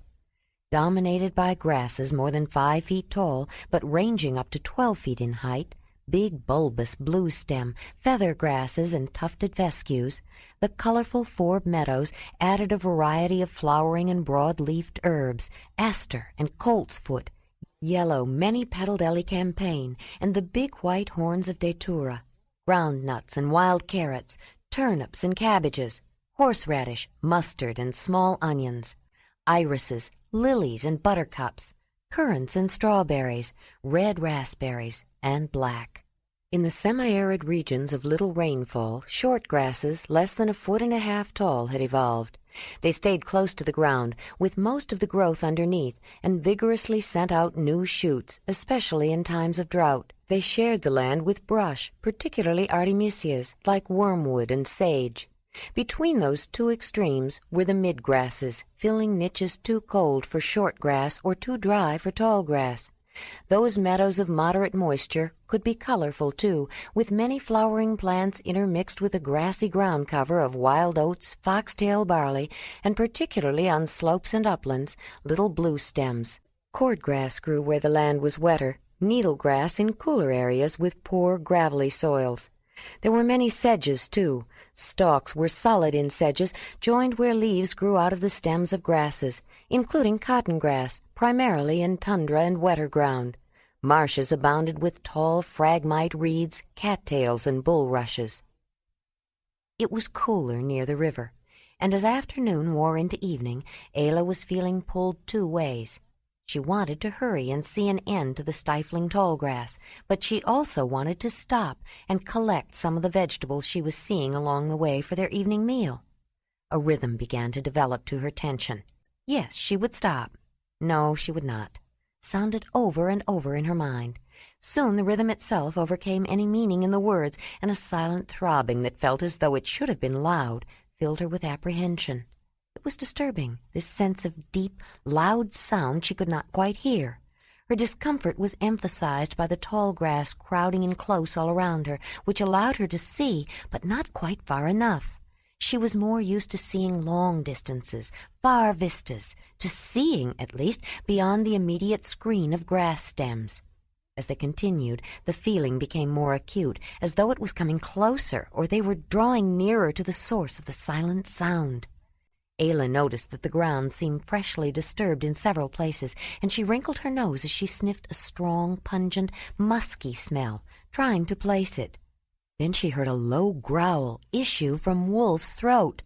"Jondalar!" she called out, and she saw that he had stopped and was holding his hand up, signaling her to stop. There was definitely something ahead. Suddenly the air was split by a great, loud, blasting scream. 3. "Wolf, stay here!" Ayla commanded the young animal, who was inching forward with curiosity. She slid off Winnie's back and moved to catch up with Jondalar, who had dismounted as well and was cautiously moving through the thinning grass ahead toward the shrill screams and loud rumbles. She reached his side as he stopped, and they both parted the last tall stalks to see. Ayla bent down on one knee to hold Wolf as she looked, but she could not move her eyes away from the scene in the clearing. An agitated herd of woolly mammoths was milling about. It had been their feeding that had created the clearing near the edge of the tall grass region. A large mammoth required over 600 pounds of feed every day, and a herd could strip a considerable area of vegetation quickly. The animals were all ages and sizes, including some that could not have been more than a few weeks old. That meant it was a herd of primarily related females, mothers, daughters, sisters, aunts, and their offspring. An extended family led by a wise and canny old matriarch who was noticeably larger. At a quick glance, the overall color of the woolly mammoths was a reddish-brown, but a closer look revealed many variations of the basic shade. Some were more red, some more brown, some tended toward yellow or gold, and a few looked almost black from a distance. The thick, double-layered coats covered them entirely, from their broad trunks and exceptionally small ears to their stubby tails ending in dark tufts, and their stumpy legs and broad feet. The 2 layers of fur contributed to the differences in color. Though much of the warm, dense, amazingly silky soft underwool had been shed earlier in the summer, the next year's growth had already started and was lighter in color than the fluffy though coarser wind-breaking overlayer, and gave it depth and highlights. The darker outer hairs of varying lengths, some up to 40 inches long, hung down like a skirt along the flanks and quite thickly from the abdomen and dewlap, the loose skin of the neck and chest, creating a padding underneath them when they lay down on frozen ground. Ayla was entranced by a pair of young twins with beautiful reddish-golden fur, accented by spiky black guard hairs, who peeked out from behind the huge legs and long ochre skirt of their hovering mother. The dark brown hair of the old matriarch was shot with gray. She noticed as well the white birds that were constant companions of the mammoths, tolerated or ignored, whether they sat on the top of a shaggy head or adroitly avoided a massive foot while they feasted on the insects that the great beasts disturbed. Wolf whined his eagerness to investigate the interesting animals more closely, but Ayla held him back, while Jondalar got the restraining rope from Winnie's basket. The grizzled matriarch turned to look in their direction for a long moment. They noticed that one of her long tusks was broken off. Then she turned her attention back to more important activity. Only very young males stayed with the females. They usually left the natal herd sometime after they reached puberty at about 12. But several young bachelors and even a few older ones were included in this group. They had been drawn by a female with a deep chestnut-colored coat. She was in heat, and that was the cause of the commotion Ayla and Jondalar had heard. A female in heat, estrus, the reproductive period when females were able to conceive, was sexually attractive to all males, sometimes more than she liked. The chestnut female had just rejoined her family group after outdistancing 3 young males in their 20s who had been chasing her. The males who had given up, but only temporarily, were standing away from the close-packed herd, resting, while she sought respite from her exertions within the midst of the excited females. A 2-year-old calf rushed up to the object of the male's attention, was greeted by a gentle touch of a trunk, found one of the 2 breasts between her front legs, and began to suckle, while the female reached for a trunk full of grass. She had been chased and harassed by the males all day, and had had little opportunity to feed her calf or even to eat or drink herself. She was not to have much chance then. A medium-sized bull approached the herd and began touching the other females with his trunk, well down from the tail between their hind legs, smelling and tasting, to test their readiness. Since mammoths continued to grow all their lives, his size indicated he was older than the 3 who had been chasing the beleaguered female before, probably in his 30s. As he neared the chestnut-furred mammoth, she moved away at a fast walk. He immediately abandoned the others and started after her. Ayla gasped when he released his huge organ from its sheath, and it started to swell into a long, curving S shape. The young man beside her heard the sudden intake of breath and glanced at her. She turned to look at him, and their eyes, equally astonished and full of wonder, held for a moment. Although they had both hunted mammoths, neither of them had observed the great woolly beasts very often from so near, and neither had ever seen them mate. Jondalar felt a quickening in his own loins as he watched Ayla. She was excited, flushed, her mouth slightly open, taking quick breaths, and her eyes, opened wide, held a sparkle of curiosity. Fascinated by the awesome spectacle of the two massive creatures about to show honor to the great Earth Mother, as she required of all her children, they quickly turned back. But the female ran in a large arc, keeping ahead of the larger bull until she made it back to her family herd again, though it made little difference. In a short time she was being chased again. One male caught up to her and managed to mount, but she was uncooperative and got out from under him, though he sprayed her hind legs. Sometimes her calf tried to follow the chestnut as she sped away from the bachelors several more times before it finally decided to stay with the other females. Jondalar wondered why she was trying so hard to avoid the interested males. Didn't the mother expect female mammoths to honor her too? As though they had mutually decided to stop and eat, it was quiet for a while, with all the mammoths moving slowly south through the tall grass, tearing out trunkful after trunkful in a steady rhythm. In the rare moment of relief from the harassment of the males, the chestnut mammoth stood with her head low, looking very tired as she tried to feed. Mammoths spent most of the day and night eating. Though it could be of the roughest, poorest quality, they could even eat shreds of bark torn off with tusks, though that was more often winter feed. Mammoths needed huge quantities of the fibrous fare to sustain them. Included in the several hundred pounds of roughage consumed every day, which they passed through their bodies within 12 hours, was a small, though necessary addition of succulent, broad-leaved, more nutritious plants, or occasionally a few choice leaves of willow, birch, or alder trees, higher in food value than the coarse tall grass and sedge, but toxic to mammoths in large quantities. When the great woolly beasts had moved some distance away, Ayla tied the restraining rope on the young wolf, who was, if anything, even more interested than they were. He kept wanting to get closer, but she didn't want him to disturb the herd or annoy them. Ayla felt the matriarch had given them leave to stay, but only if they kept their distance. Leading the horses, who were exhibiting some nervousness and excitement as well, they circled around through the tall grass and followed the herd. Though they had been watching for some time, neither Ayla nor Jondalar was inclined to leave yet. There was still a sense of anticipation lingering around the mammoths. Something was coming.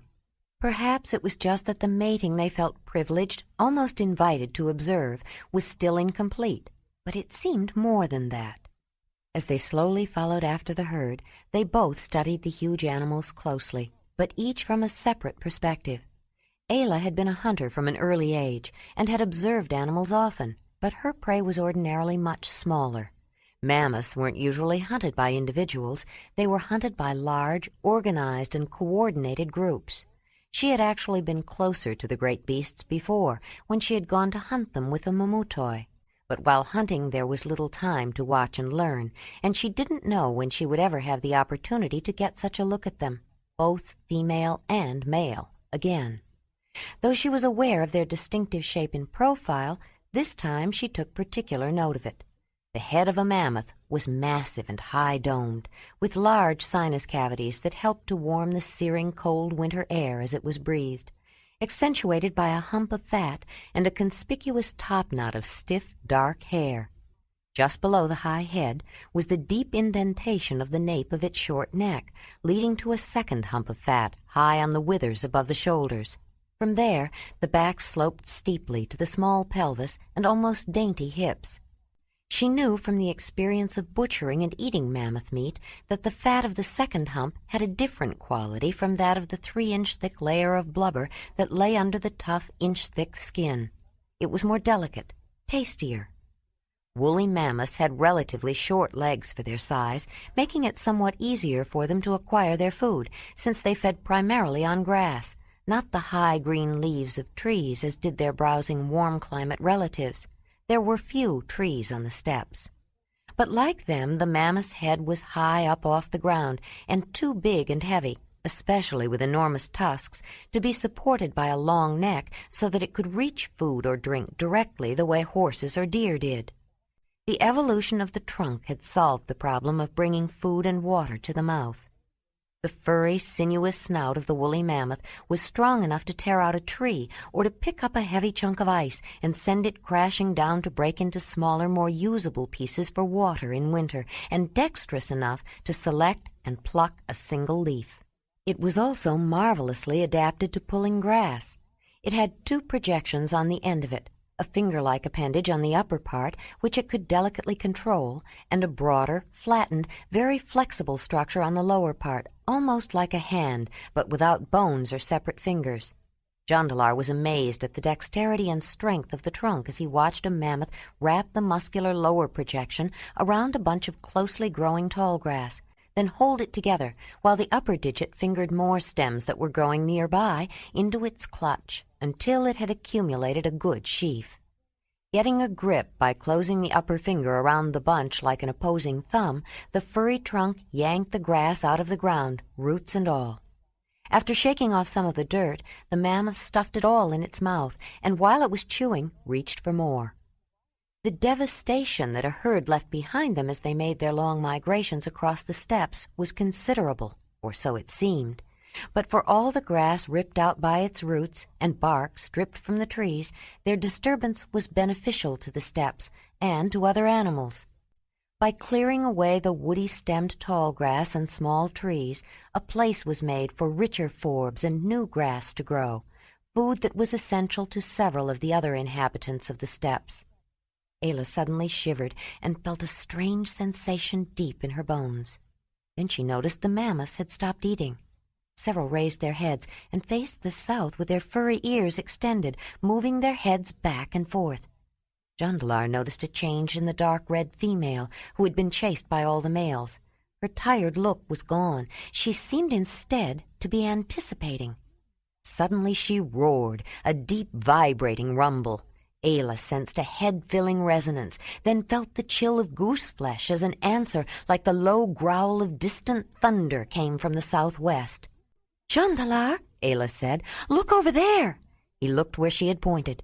Rushing toward them amidst a cloud of dust rising as if flung up by a whirlwind, only his domed head and shoulders visible above the tall grass, was a huge, pale russet mammoth with fantastic and immense upward curving tusks. Where they started, side by side in the upper jaw, they were huge. They flared out as they grew downward, then they curved upward and spiraled inward, slowly tapering to worn tips. Eventually, if he didn't break them, they would form a great circle with their tapered ends crossing in front. The thick-furred Ice Age elephants were rather compact, seldom exceeding 11 feet at the shoulder, but their tusks grew to enormous size, the most spectacular of any of their kind. By the time a prime male mammoth reached the end of his 70 years, his great curved shafts of ivory could be a full 16 feet in length, weighing 260 pounds each. A strong, acrid, musky odor arrived long before the russet bull did, sending a wave of frenzied excitement through the females. When he reached the clearing, they ran toward him, giving him their scent with great splashes of urine, squealing, trumpeting, and rumbling their greetings. They surrounded him, turning and backing up to him, or trying to touch him with their trunks. They were attracted, but also overwhelmed. The males, however, retreated to the edge of the group. When he was close enough for Ayla and Jondalar to get a good look at him, they too were awed.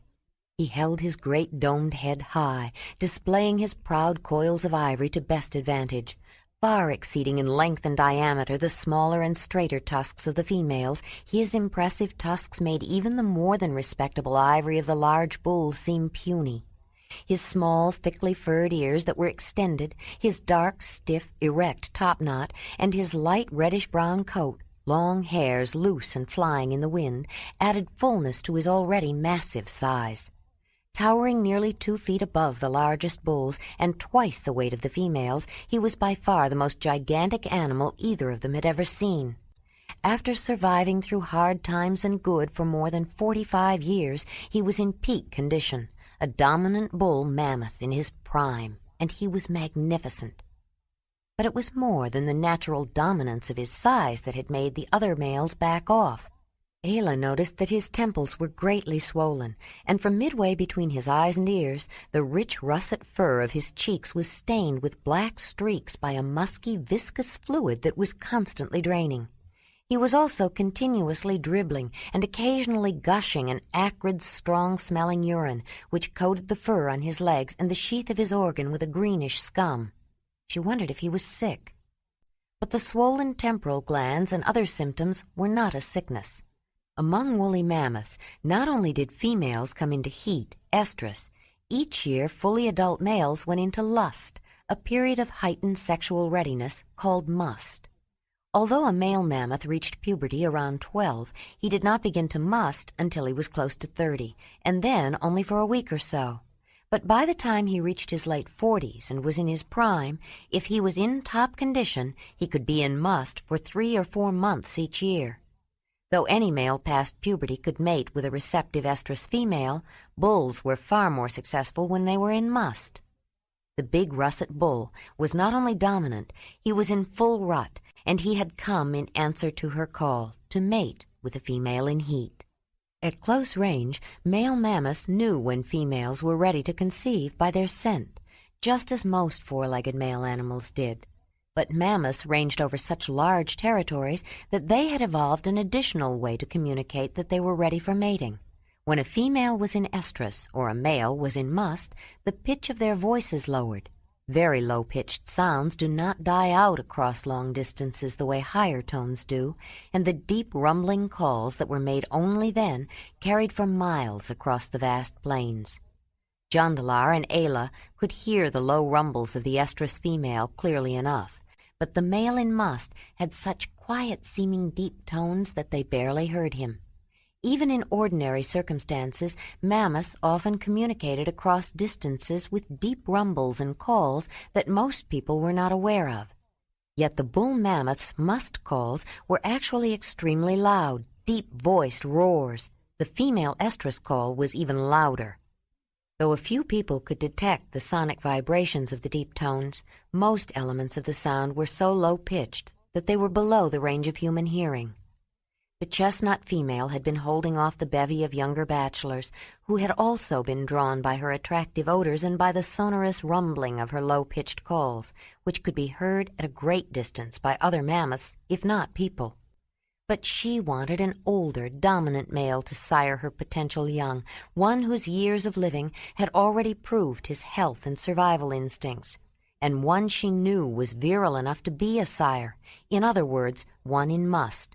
She didn't think about it in quite that way, but her body knew. Now that he was here, she was ready. Her long fringe of hair swaying with each step, the chestnut female ran toward the great bull, bellowing her sonorous rumbles and waving her furry little ears. She passed her water in a great splash, then stretching her trunk toward his long S-shaped organ, she sniffed and tasted his urine. Groaning thunderously, she pivoted around and backed into him, her head high. The huge bull laid his trunk across her back, caressing and calming her. His huge organ nearly touched the ground. Then he reared up and mounted, placing his 2 front legs far forward on her back.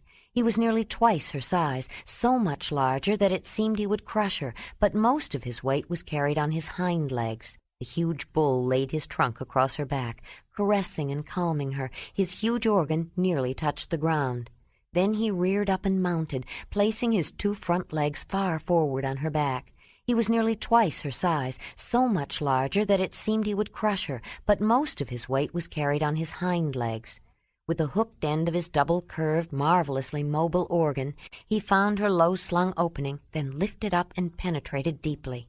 He opened his mouth to bellow a roar. The deep rumble that Jondalar heard sounded muted and far away, though he felt a throbbing sensation. Ayla heard the roar only slightly louder, but she shuddered violently as a shivering vibration tore through her. The chestnut mammoth and the russet bull held the position for a long moment. The long reddish strands of his full coat of hair shimmied over his whole body with the intensity and strain, though the movement was slight. Then he dismounted, gushing as he withdrew. She moved forward and uttered a low-toned and prolonged pulsating bellow, which sent a powerful chill down Ayla's spine and raised goose-flesh.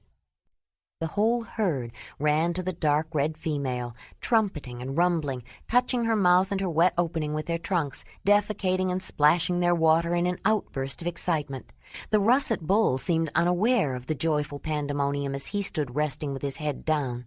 Finally they calmed down and began wandering away to feed. Only her calf stayed nearby.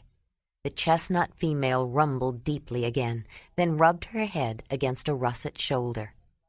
None of the other males approached the herd with the big bull nearby, though the chestnut was no less tempting. Besides lending male mammoths irresistible charm to females, must also conferred dominance over males, making them very aggressive even toward those who were larger, unless they were also in that excited state. The other bulls shied away, knowing the russet would be easily irritated. Only another must bull would try to face him, and only if he was close to the same size. Then, if they were both attracted by the same female and found themselves in the vicinity of each other, they would invariably fight, with severe injury or death a possible result. Almost as though they knew the consequences, they took great pains to avoid each other and thus avoid fights. The deep-toned calls and the pungent urine trails of the musk male did more than announce his presence to eager females. They also announced his location to other males. Only 3 or 4 other bulls were in must at the same time during the 6 or 7 month period that females might come into estrus, but it was unlikely that any of those who were also in lust would challenge the big russet for the female who was in heat. He was the dominant bull of the population, whether in must or not, and they knew where he was. As they continued to watch, Ayla noticed that even when the dark red female and the lighter-colored male began to feed, they stayed close together. At one point, the female strayed a few feet away, reaching for a particularly succulent trunk full of herbs. One young bull, hardly more than an adolescent, tried to inch toward her, but as she ran back to her consort, the russet bull lunged at him, voicing his rumbling growl. The sharp, pungent scent and distinctive deep roar made their impression on the young male. He quickly ran away, then lowered his head in deference and kept his distance. Finally, as long as she stayed near the must bull, the chestnut female could rest and feed without being chased. The woman and man could not quite bring themselves to leave immediately, though they knew it was over, and Jondalar was again beginning to feel the pressure of getting on their way. They felt awed and honored to have been included in witnessing the mating of the mammoths. More than merely having been allowed to observe, they felt a part of it, as though they had joined in on a moving and important ceremony. Ayla wished she could run up and touch them, too, to express her appreciation and share their joy. Before they left, Ayla noticed that many of the plant foods she had seen all along the way were growing nearby, and she decided to gather some, using her digging stick for roots and a special knife, rather thick but strong, to cut stems and leaves. Jondalar got down beside her to help, though he had to ask her to point out exactly what she wanted. It still surprised her. During the time they lived with the lion camp, she had learned the customs and patterns of work of the Mamutoi, which were different from the ways of the clan. But even there, she often worked with Diji or Nezi, or many people worked together, and she had forgotten his willingness to do work that the men of the clan would have considered the job of women. Yet since the early days in her valley, Jondalar had never hesitated to do anything that she did, and he was surprised that she didn't expect him to share in the work that needed to be done. With just the two of them, she became aware of that side of him again. When they finally did leave, they rode in silence for some time. Ayla kept thinking about the mammoths, could not get them out of her mind. She thought, too, about the Mamutoi, who had given her a home and a place to belong when she had no one. They called themselves the Mammoth Hunters, though they hunted many other kinds of animals, and gave the huge woolly beasts a unique place of honor, even while hunting them. Besides providing them with so much of what was necessary for existence, meat, fat, hides, wool for fibers and cordage, ivory for tools and carvings, bones for dwellings, and even fuel, mammoth hunts had deep spiritual meaning to them. She felt even more Mamutoi now, though she was leaving. It was not by chance, she felt, that they had come upon the herd when they did. She was sure there was a reason for it, and wondered if Mut, the Earth Mother, or maybe her totem, was trying to tell her something. She had found herself thinking often lately about the great cave lion spirit that was the totem Kreb had given her, wondering if he still protected her though she was no longer clan, and where a clan totem spirit would fit into her new life with Jondalar. The tall grass finally began thinning out, and they moved closer to the river, looking for a place to camp. Jondalar glanced toward the sun descending in the west and decided it was too late to try to hunt that evening. He wasn't sorry they had stayed to watch the mammoths, but he had hoped to hunt for meat, not only for their meal that night, but to last for the next few days. He didn't want to have to use the dried traveling food they had with them unless they really needed it. Now they'd have to take the time in the morning. The valley, with its luxuriant bottomland near the river, had been changing, and the vegetation altered with it. As the banks of the swift waterway were rising in elevation, the character of the grass changed, and to Jondalar's relief became shorter. It barely reached the bellies of the horses. He preferred being able to see where they were going, where the ground began to level out near the top of the slope. The landscape took on a familiar feel. It wasn't that they had ever been in that particular locality before, but that it was similar to the region around the lion camp, with high banks and eroded gullies leading to the river. They climbed a slight rise, and Jondalar noticed that the course of the river was veering to the left, toward the east. It was time to leave this watery vein of life-supporting liquid meandering slowly toward the south and angle westward across country. He stopped to consult the map Talut had carved on the slab of ivory for him. When he looked up, he noticed Ayla had dismounted and was standing on the edge of the bank looking across the river. Something about the way she stood made him think she was upset or unhappy. He shifted his leg over, got down from his mount, and joined her on the bank. Across the river he saw what had drawn her to the edge. Tucked into the slope on a terrace halfway up the opposite side was a large, long mound with tufts of grass growing up the sides. It seemed to be a part of the river bank itself, but the arched entrance, closed by a heavy mammoth hide drape, revealed its actual nature. It was an earth lodge, like the one the lion camp called home, where they had lived during the previous winter. As Ayla stared at the familiar-looking structure, she remembered vividly the inside of the lion camp's earth lodge. The roomy, semi-subterranean dwelling was strong and built to last many years. The floor had been carved out of the fine lowest soil of the riverbank and was below ground level. Its walls and rounded roof of sod covered with river clay were firmly supported by a structure of more than a ton of large mammoth bones, with deer antlers entwined and lashed together at the ceiling, and a thick thatch of grass and reeds between the bone and the sod. Benches of earth along the sides were made into warm beds, and storage areas were dug down to the cold permafrost level. The archway was 2 large, curved mammoth tusks, with the butt ends in the ground and the tips facing each other and joined. It was by no means a temporary construction, but a permanent settlement under one roof, large enough to support several large families. She was sure the makers of this earth lodge had every intention of returning, just as the lion camp did every winter. "They must be at the summer meeting," Ayla said. "I wonder which camp's home that is." "Maybe it belongs to Feathergrass Camp," Jondalar suggested. "Maybe," Ayla said, then stared in silence across the rushing stream. "It looks so empty," she added after a while. "I didn't think when we left that I would never see Lion Camp again. I remember when I was sorting through things to take to the meeting, I left some behind. If I'd known I wasn't going back, I might have taken them with me." "Are you sorry you left, Ayla?"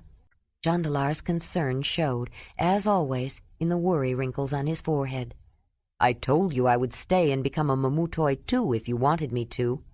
I know you found a home with them and were happy. It's not too late. We can still turn back."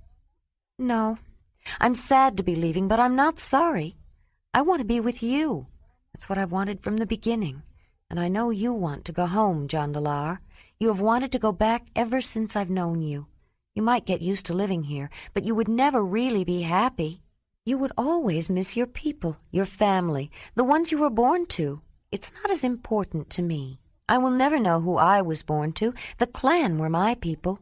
Ayla's thoughts turned inward, and Jondalar watched a gentle smile soften her face. "Isa would have been so happy for me if she could have known I was going with you." She would have liked you. She told me long before I left that I wasn't clan, though I couldn't remember anyone or anything except living with them. Isa was my mother, the only one I knew. But she wanted me to leave the clan. She was afraid for me. Before she died, she told me, find your own people, find your own mate. Not a man of the clan, a man like me, someone I could love, who would care for me. But I was alone so long in the valley, I didn't think I ever would find anyone. And then you came. Isa was right. As hard as it was to leave, I needed to find my own people. Except for Dirk, I could almost thank Browd for forcing me to go. I would never have found a man to love me if I hadn't left the clan, or one that I cared about so much. We aren't so different, Ayla. I didn't think I'd ever find anyone to love either, even though I knew many women among the Zelendanyi, and we met many more on our journey. Donalyn made friends easily, even among strangers, and he made it easy for me. He closed his eyes for an anguished moment, flinching from the memory as a deep sorrow touched his face. Pain was still sharp. Ayla could see it whenever he talked about his brother. She looked at Jondalar, at his exceptionally tall, muscular body, at his long, straight yellow hair tied back with a thong at the nape of his neck, at his fine, well-made features. After watching him at the summer meeting, she doubted that he needed his brother's help to make friends, especially with women, and she knew why.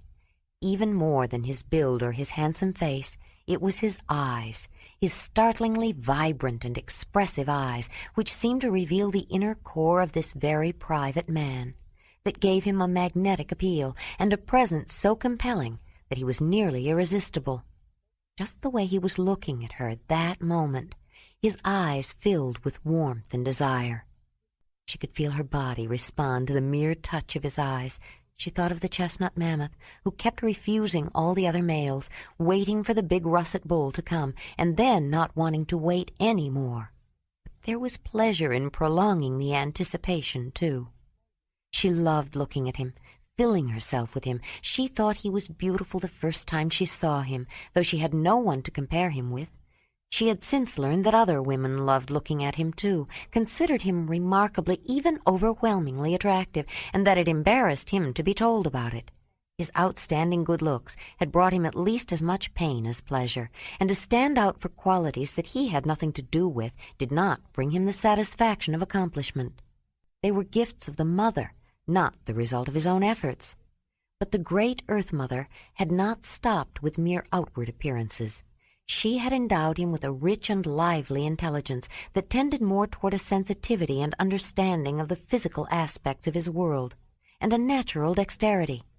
Abetted by training from the man to whom his mother had been mated when he was born, who was acknowledged as the best in his field, Jondalar was a skilled maker of stone tools who had honed his craft on his journey by learning the techniques of other flint knappers.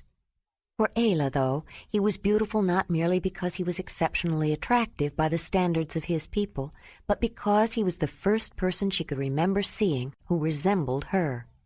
He was a man of the others, not of the clan. When he first came to her valley, she had studied his face minutely, if not obviously, even in his sleep. It was such a wonder to see a face with a familiar look of her own, after so many years of being the only one who was different, who did not have heavy brow ridges and a sloped-back forehead, or a large, high-bridged, sharp nose in a face that jutted out and a jaw with no chin. Like hers, Jondalar's forehead rose up steeply and smoothly, without heavy brow ridges. His nose and even his teeth were small by comparison, and he had a bony protuberance below his mouth, a chin, just as she did. After seeing him, she could understand why the clan thought of her as having a flat face and bulging forehead. She had seen her own reflection in still water, and she believed what they had told her. In spite of the fact that Jondalar towered over her as much as she had towered over them, and that she had since been told by more than one man that she was beautiful, deep inside she still thought of herself as big and ugly. But because Jondalar was male, with stronger features and angles more pronounced, to Ayla he resembled the clan more than she did. They were the people she grew up with. They were her standard of measure, and unlike the rest of her kind, she thought they were quite handsome. Jondalar, with a face that was like hers, and yet more like a clan face than hers, was beautiful. Jondalar's high forehead smoothed as he smiled. "I'm glad you think she would have approved of me. I wish I could have met your Isa," he said, "and the rest of your clan. But I had to meet you first, or I would never have understood that they were people, and that I could meet them. The way you talk about the clan, they must be good people. I'd like to meet one sometime." "Many people are good people. The clan took me in after the earthquake, when I was little. After Brow drove me away from the clan, I had no one. I was Ayla of no people until the lion camp accepted me, gave me a place to belong, made me Ayla of the Mamutoi." "The Mamutoi and the Zelendanyi are not so different. I think you will like my people, and they will like you." "You haven't always been so sure of that," Ayla said. "I remember when you were afraid they would not want me, because I grew up with the clan, and because of Dirk." Jondalar felt a flush of embarrassment. "They would call my son an abomination, a child born of mixed spirits, half animal. You called him that once, and because I birthed him, they would think even worse of me." "Ayla, before we left the summer meeting, you made me promise to tell you the truth and not to keep things to myself. The truth is that I was worried in the beginning. I wanted you to come with me, but I didn't want you to tell people about yourself. I wanted you to hide your childhood, lie about it, even though I hate lies, and you never learned how. I was afraid they would reject you. I know how it feels, and I didn't want you to be hurt that way. But I was afraid for myself, too. I was afraid they would reject me for bringing you, and I didn't want to go through that kind of thing again. Yet I couldn't bear to think of living without you. I didn't know what to do." Ayla remembered only too well her confusion and despair over his agony of indecision. As happy as she had been with the Mamutoi, she had also been miserably unhappy because of Jondalar. "Now I know, though it took almost losing you before I realized it," Jondalar continued. "No one is more important to me than you, Ayla. I want you to be yourself, to say or do whatever you think you should, because that's what I love about you, and I believe, now, that most people will welcome you. I've seen it happen. I learned something important from the lion camp and the Mamutoi. Not all people think alike, and opinions can be changed. Some people will stand by you, sometimes those you least expect to, and some people have enough compassion to love and raise a child whom others call abomination." "I didn't like the way they treated Rydag at the summer meeting," Ayla said. "Some of them didn't even want to give him a proper burial." Jondalar heard the anger in her voice, but he could see tears threatening behind the anger. "I didn't like it either. Some people won't change. They won't open their eyes and look at what is plain to see. It took me a long time. I can't promise you that the Zelendanyi will accept you, Ayla, but if they don't, we'll find some other place. Yes, I want to return. I want to go back to my people. I want to see my family, my friends. I want to tell my mother about Thonolin and ask Zelandani to look for his spirit in case he hasn't found his way to the next world yet. I hope we will find a place there. But if not, it's not so important to me anymore. That's the other thing I learned. That's why I told you I would be willing to stay here with you if you wanted me to. I meant it." He was holding her with both his hands, clasping her shoulders, looking into her eyes with fierce determination, wanting to be sure she understood him. She saw his conviction and his love, but now she wondered if they should have left. "If your people don't want us, where will we go?" He smiled at her. "We'll find another place, Ayla, if we have to, but I don't think we will. I told you, the Zelendanyi are not so different from the Mamutoi. They will love you just as I do. I'm not even worried about it anymore. I'm not sure why I ever was." Ayla smiled at him, pleased that he was so sure of his people's acceptance of her. She only wished she could share his confidence. He might have forgotten, or perhaps not realized, what a strong and lasting impression his first reaction to learning about her son and her background had made on her. He had jerked away and looked upon her with such disgust that she would never forget it. It was just as though she were some dirty, filthy hyena. As they got under way again, Ayla kept thinking about what might await her at the end of her journey. It was true. People could change. Jondalar had changed completely. She knew there was not the least bit of that feeling of aversion left in him. But what about the people he had learned it from? If his response was so immediate and so strong, his people must have taught it to him as he was growing up. Why should they react any differently to her than he had? As much as she wanted to be with Jondalar, and as glad as she was that he wanted to take her home with him, she was not altogether looking forward to meeting the Zelendanyi. 4. They stayed close to the river as they continued on their way. Jondalar felt almost certain that the course of the stream was making a turn toward the east, but he worried that it might only be a wide swing in its general meandering. If the waterway was changing direction, this would be the place they would leave it, and the security of following an easily defined route to strike out across country, and he wanted to make sure they were in the right place. There were several places they could have stopped for the night, but consulting the map often, Jondalar was looking for a campsite that Talut had indicated. It was the landmark he needed to verify their location. The place was regularly used, and he hoped he was right in thinking it was nearby, but the map showed only general directions and landmarks and was imprecise at best. It had been quickly scratched onto the slab of ivory as an aid to the verbal explanations he had been given, and a reminder of them, and it was not meant to be an accurate representation of the route. When the bank continued to rise and pull back, they kept to the high ground for the wider view it offered, though it was drawing away somewhat from the river. Below, closer to the flowing water, an oxbow lake was drying into a marsh. It had begun as a side loop of the river that swayed back and forth as all flowing water did when traversing open land. The loop eventually closed back on itself and then filled in with water to form a small lake, which became isolated when the river changed course. With no source of water, it began to dry out. The sheltered lowland was now a wet meadow where marsh reeds and cattails thrived, with water-loving bog plants filling its deep end. Over time, the green swale would become a grassy meadow enriched by this wetland stage. Jondalar almost reached for a spear when he saw a moose break out of the wooded cover near the edge and walk out into the water. But the large deer was out of range, even with his spear-thrower, and it would be difficult for them to retrieve it from the bog. Ayla watched the ungainly-seeming animal with the overhanging nose and large palmate antlers, still in velvet, walking into the marsh. He lifted his long legs high, plopping his broad feet, which kept him from sinking into the mucky bottom until the water reached his flanks. Then he submerged his head and came up with a mouthful of dripping duckweed and water bistort. Nearby waterfowl, nesting in the reeds, ignored his presence. Beyond the marsh, well-drained slopes with gullies and cut banks offered protected crannies for forbs such as goosefoot, nettles, and mats of hairy-leaved, mouse-eared chickweed with small white flowers. Ayla loosened her sling and took a few round stones from a pouch in readiness.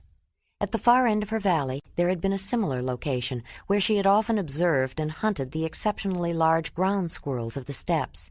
One or two could make a satisfying meal. With the rugged terrain leading to open fields of grass, it was their favored habitat. The rich seeds from the nearby grasslands, stored safely in caches while the squirrels hibernated, sustained them in spring to breed, so that at just the time new plants appeared, they would bear their young. The protein-rich forbs were essential for the young to reach maturity before winter. But no ground squirrels chose to show themselves while the people were passing, and Wolf seemed unable or unwilling to flush them. As they continued south, the great granite platform beneath the broad plain that stretched far to the east warped upward into rolling hills. Once, in ages long past, the land they were traveling over had been mountains that had long since worn down. Their stumps were a stubborn shield of rock that resisted the immense pressures that buckled land into new mountains and the fiery inner forces that could shake and rend a less stable earth. Newer rock had formed on the ancient massif, but outcrops of the original mountains still pierced the sedimentary crust.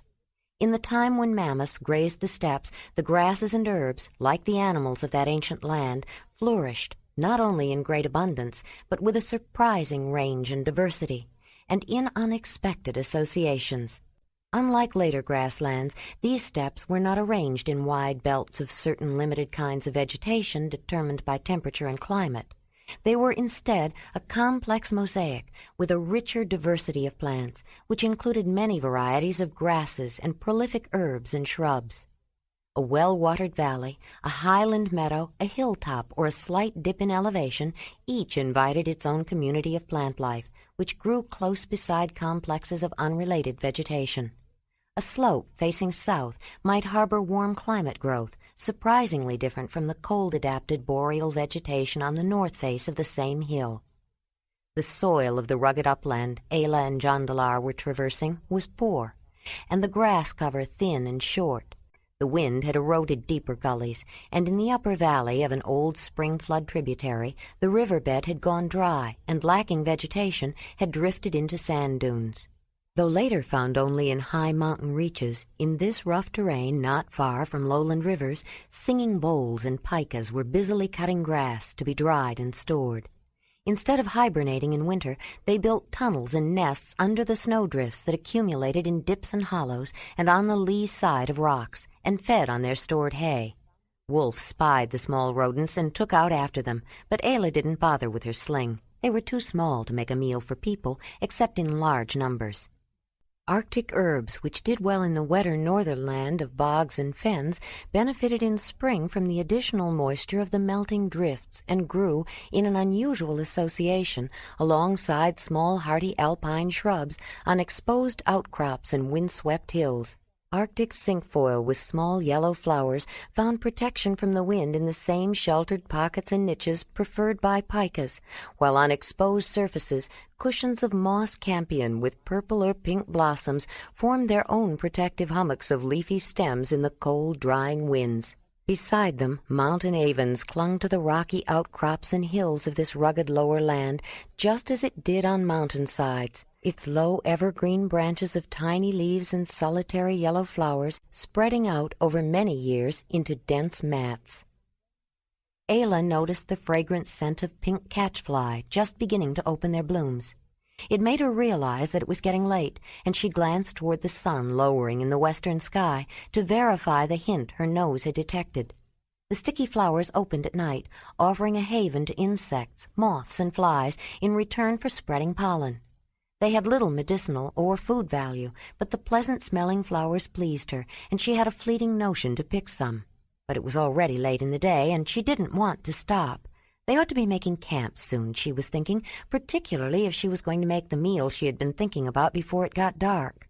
She saw blue-purple pasque flowers, erect and beautiful, each rising from expanding leaves covered with fine hairs, and unbidden, the medical associations came into her mind. The dried plant was helpful for headaches and women's cramps, but she enjoyed it as much for its beauty as for its usefulness. When her eye was caught by alpine asters with long, thin petals of yellow and violet growing from rosettes of silky, hairy leaves, her fleeting notion became a conscious temptation to gather a few, along with some of the other flowers, for no reason except to enjoy them. But where would she put them? They would only wilt anyway, she thought. Jondalar was beginning to wonder if they had missed the marked campsite, or if they were farther away from it than he had thought. He was reluctantly coming to the conclusion that they were going to have to make camp soon and look for the landmark campsite tomorrow. With that and the need to hunt, they would probably lose another day, and he didn't think they could afford to lose so many days. He was deep in thought, still worrying about whether he had made the right decision in continuing south and imagining the dire consequences, and was not paying close attention to a commotion on a hill to their right, except for noticing that it seemed to be a pack of hyenas that had made a kill. Though they often scavenged, and when hungry were satisfied with the most noxious of rotten carcasses, the large hyenas with their powerful bone-cracking jaws were also effective hunters. They had pulled down a yearling bison calf, nearly full-grown, but not fully developed. His lack of experience with the ways of predators had been his undoing. A few other bison were standing around, apparently safe now that one had succumbed, and one was watching the hyenas, bawling uneasily at the smell of fresh blood. Unlike mammoths and steppe horses, which were not exceptionally large for their species, the bison were giants. The one nearby stood nearly 7 feet at the withers and was heavily built in the chest and shoulders, though his flanks were almost graceful. His hooves were small, adapted to running very fast over firm, dry soils, and he avoided bogs in which he would become mired. His large head was protected by massive, long black horns, 6 feet across, that curved out and then up. His dark brown, hairy coat was heavy, especially in the chest and shoulders. Bison tended to face into the frigid winds and were better protected in front, where the hair fell in a fringe that was up to 30 inches long, but even his short tail was covered with hair. Although they were all grass-eaters, the various grazers did not eat precisely the same food. They had different digestive systems or different habits and made subtly different adaptations. The highly fibrous stems that sustained horses and mammoths were not sufficient for bison and other ruminants.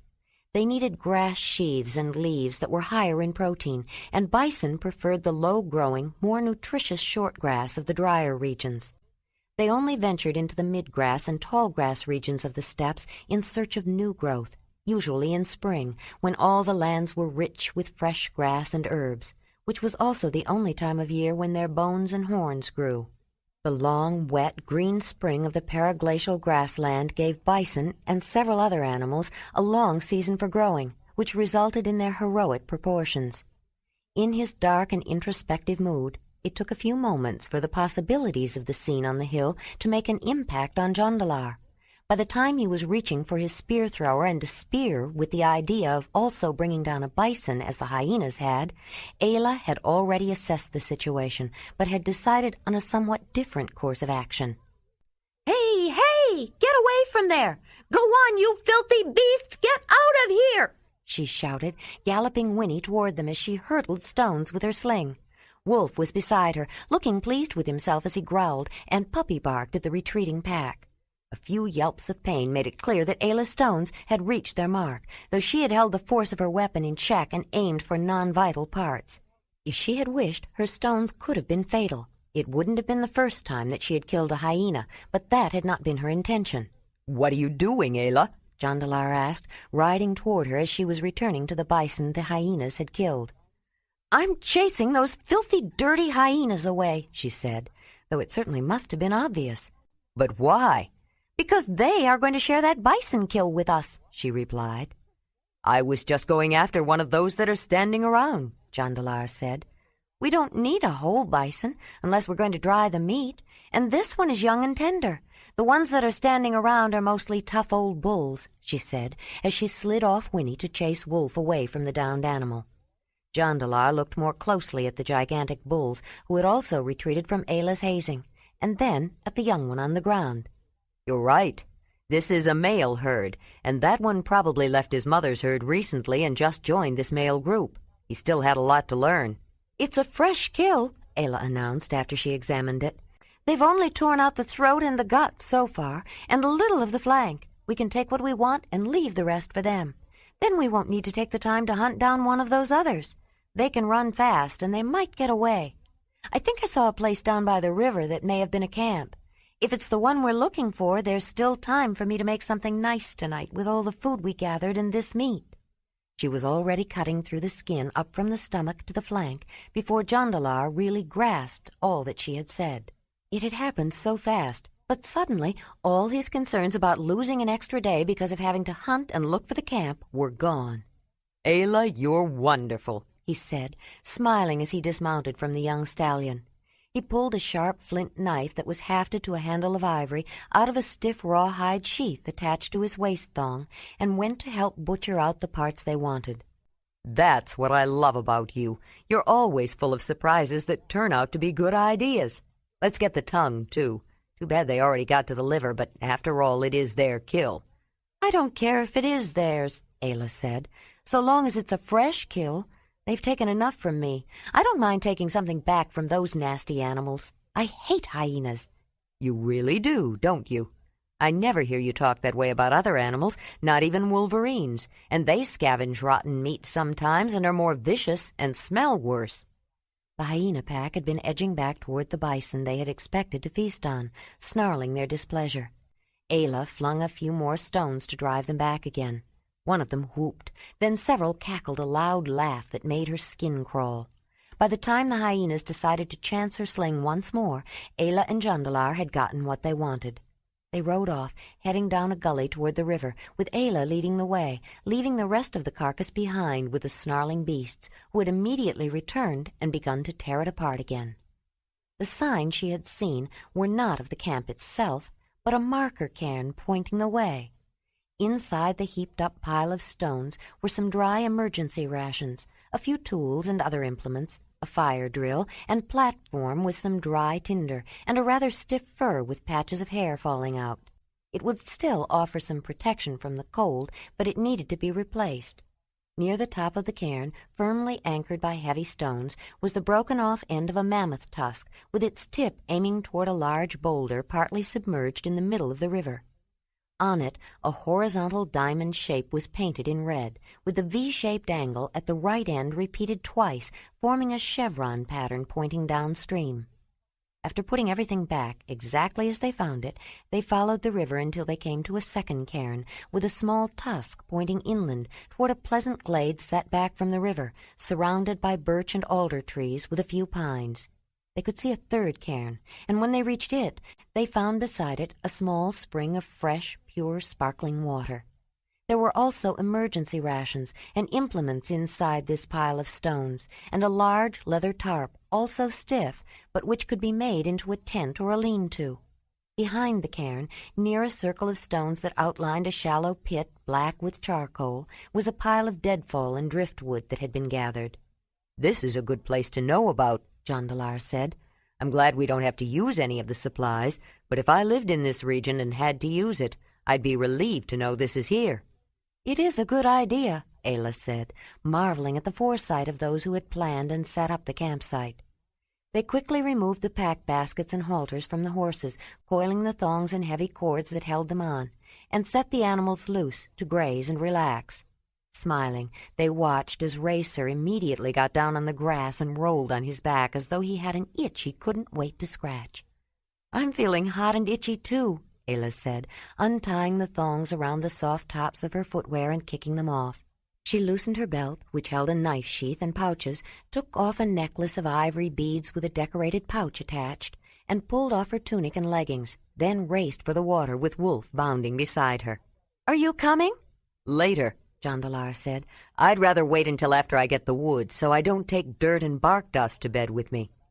Ayla returned soon, changed into a different tunic and leggings that she wore in the evenings, but put her belt and necklace back on. Jondalar had unpacked, and she joined him in setting up their camp. They had already developed a pattern of working together that needed little decision-making. They both put up the tent, spreading out an oval ground cloth, then anchoring slender wooden shafts in the earth to support a shaped leather tarp made of several hides sewn together. The conical tent had rounded sides and an opening at the top to let smoke out if they needed to make a fire inside, though they seldom did, and an extra flap sewn on the inside with which to close the smoke hole against the weather, if they wished. Cords were fastened around the bottom of the tent to tie it down to pegs pounded in the ground.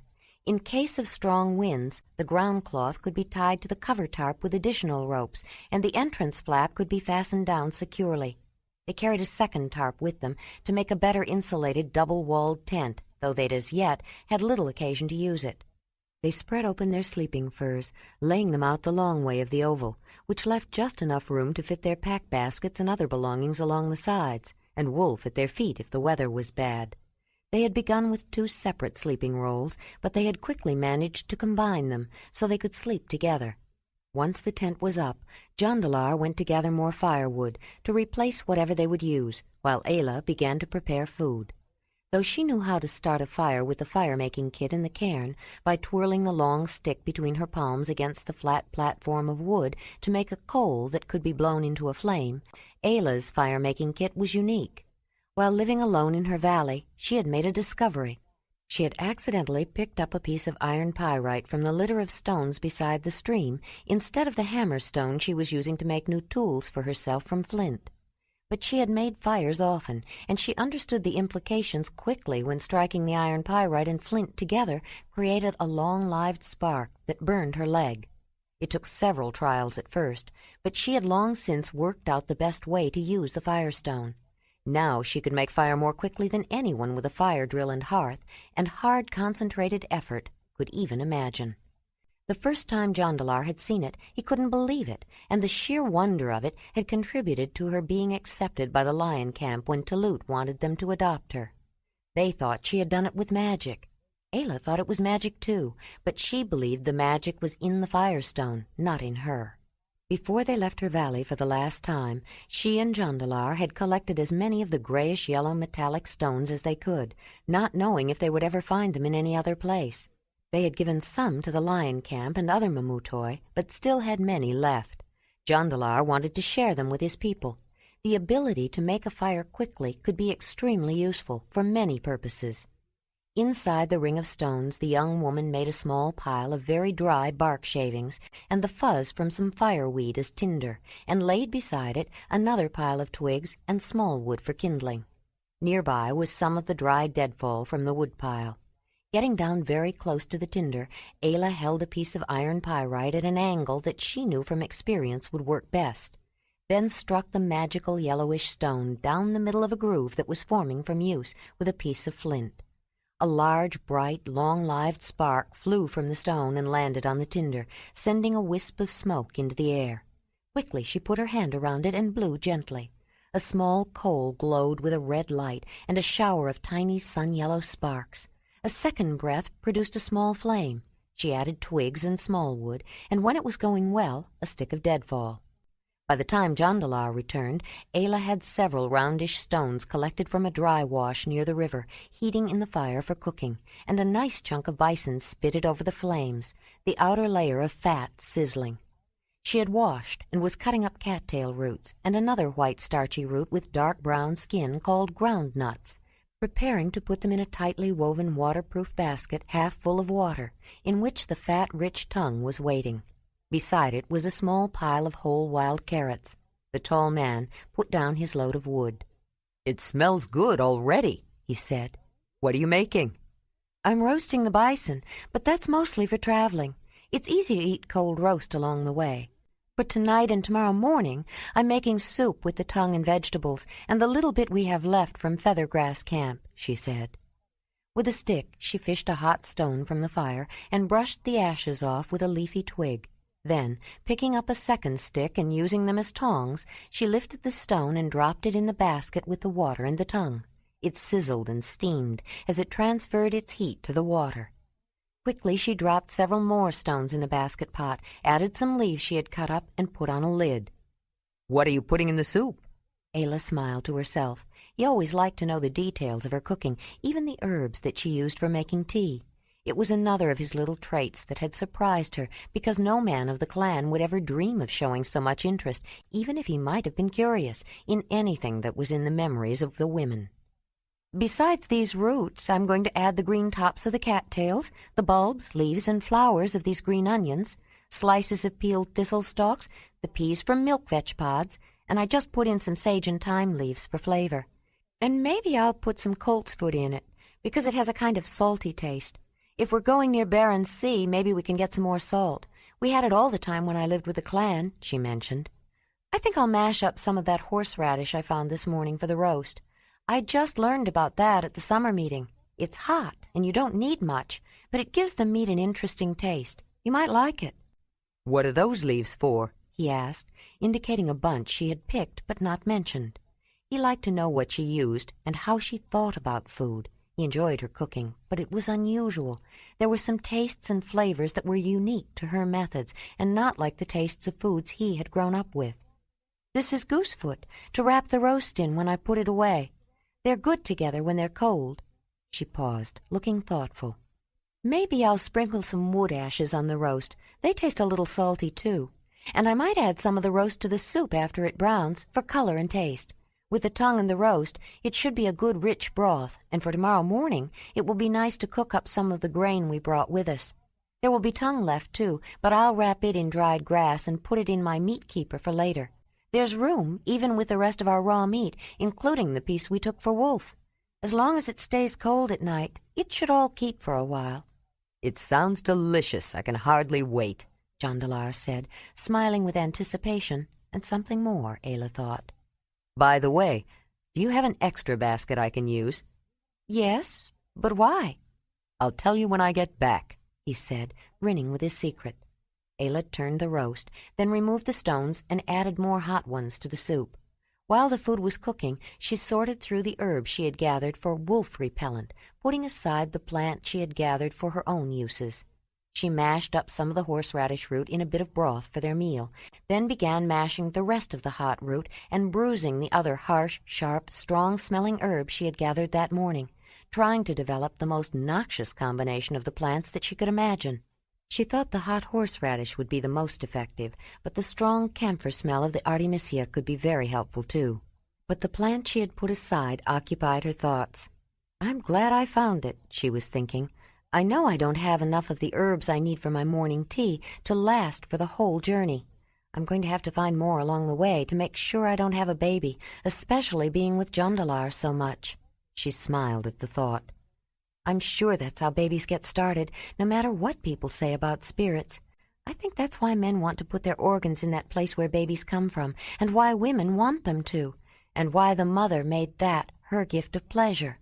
The gift of life is from her, too, and she wants her children to enjoy making a new life, especially since giving birth is not easy. Women might not want to give birth if the mother hadn't made the starting of them her gift of pleasure.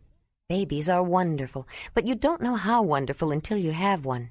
Ayla had been privately developing her unorthodox ideas about the conception of life during the winter, as she had been learning about Mut, the great Earth Mother, from Mammoth, the old teacher of the lion camp, though the original idea had occurred long before. "But Broud wasn't a pleasure for me," she recalled. "I hated it when he forced me, but now I'm sure that's how Dirk got started. No one believed I would ever have a baby. They thought my cave lion totem was too strong for any man's totem spirit to overcome. It surprised everyone. But it only happened after Broud began forcing me, and I could see his look in my baby. He had to be the one that started Dirk growing inside me. My totem knew how much I wanted a baby of my own. Maybe the mother did too. Maybe that was the only way. Mammoth said the way we know pleasures are a gift from the mother is that they are so powerful. It's very hard to resist them. He said it is even harder for men than for women. That's the way it was with that dark red mammoth. All the males wanted her, but she didn't want them. She wanted to wait for her big bull. Is that why Broud wouldn't let me alone, even though he hated me? The mother's gift of pleasure was more powerful than his hatred? Maybe. But I don't think he was doing it only for the pleasures. He could get that from his own mate, or any woman he wanted. I think he knew how much I hated it, and that made his pleasure more. Broud may have started a baby in me, or maybe my cave lion let himself be defeated because he knew how much I wanted one, but Broud could only give me his organ. He couldn't give me the mother's gift of pleasures. Only Jondalar did that. There must be more to her gift than just the pleasures. If she just wanted to give her children a gift of pleasure, why would she put it in that place where children are born from? A place of pleasures could be anywhere. Mine aren't exactly where Jondalar's are. His pleasure comes when he is inside me, but mine is at that other place. When he gives me pleasure there, everything feels wonderful, inside and all over. Then I want to feel him inside me. I would not want to have my place of pleasure inside. When I'm very sensitive, Jondalar has to be very gentle or it can hurt, and giving birth is not gentle.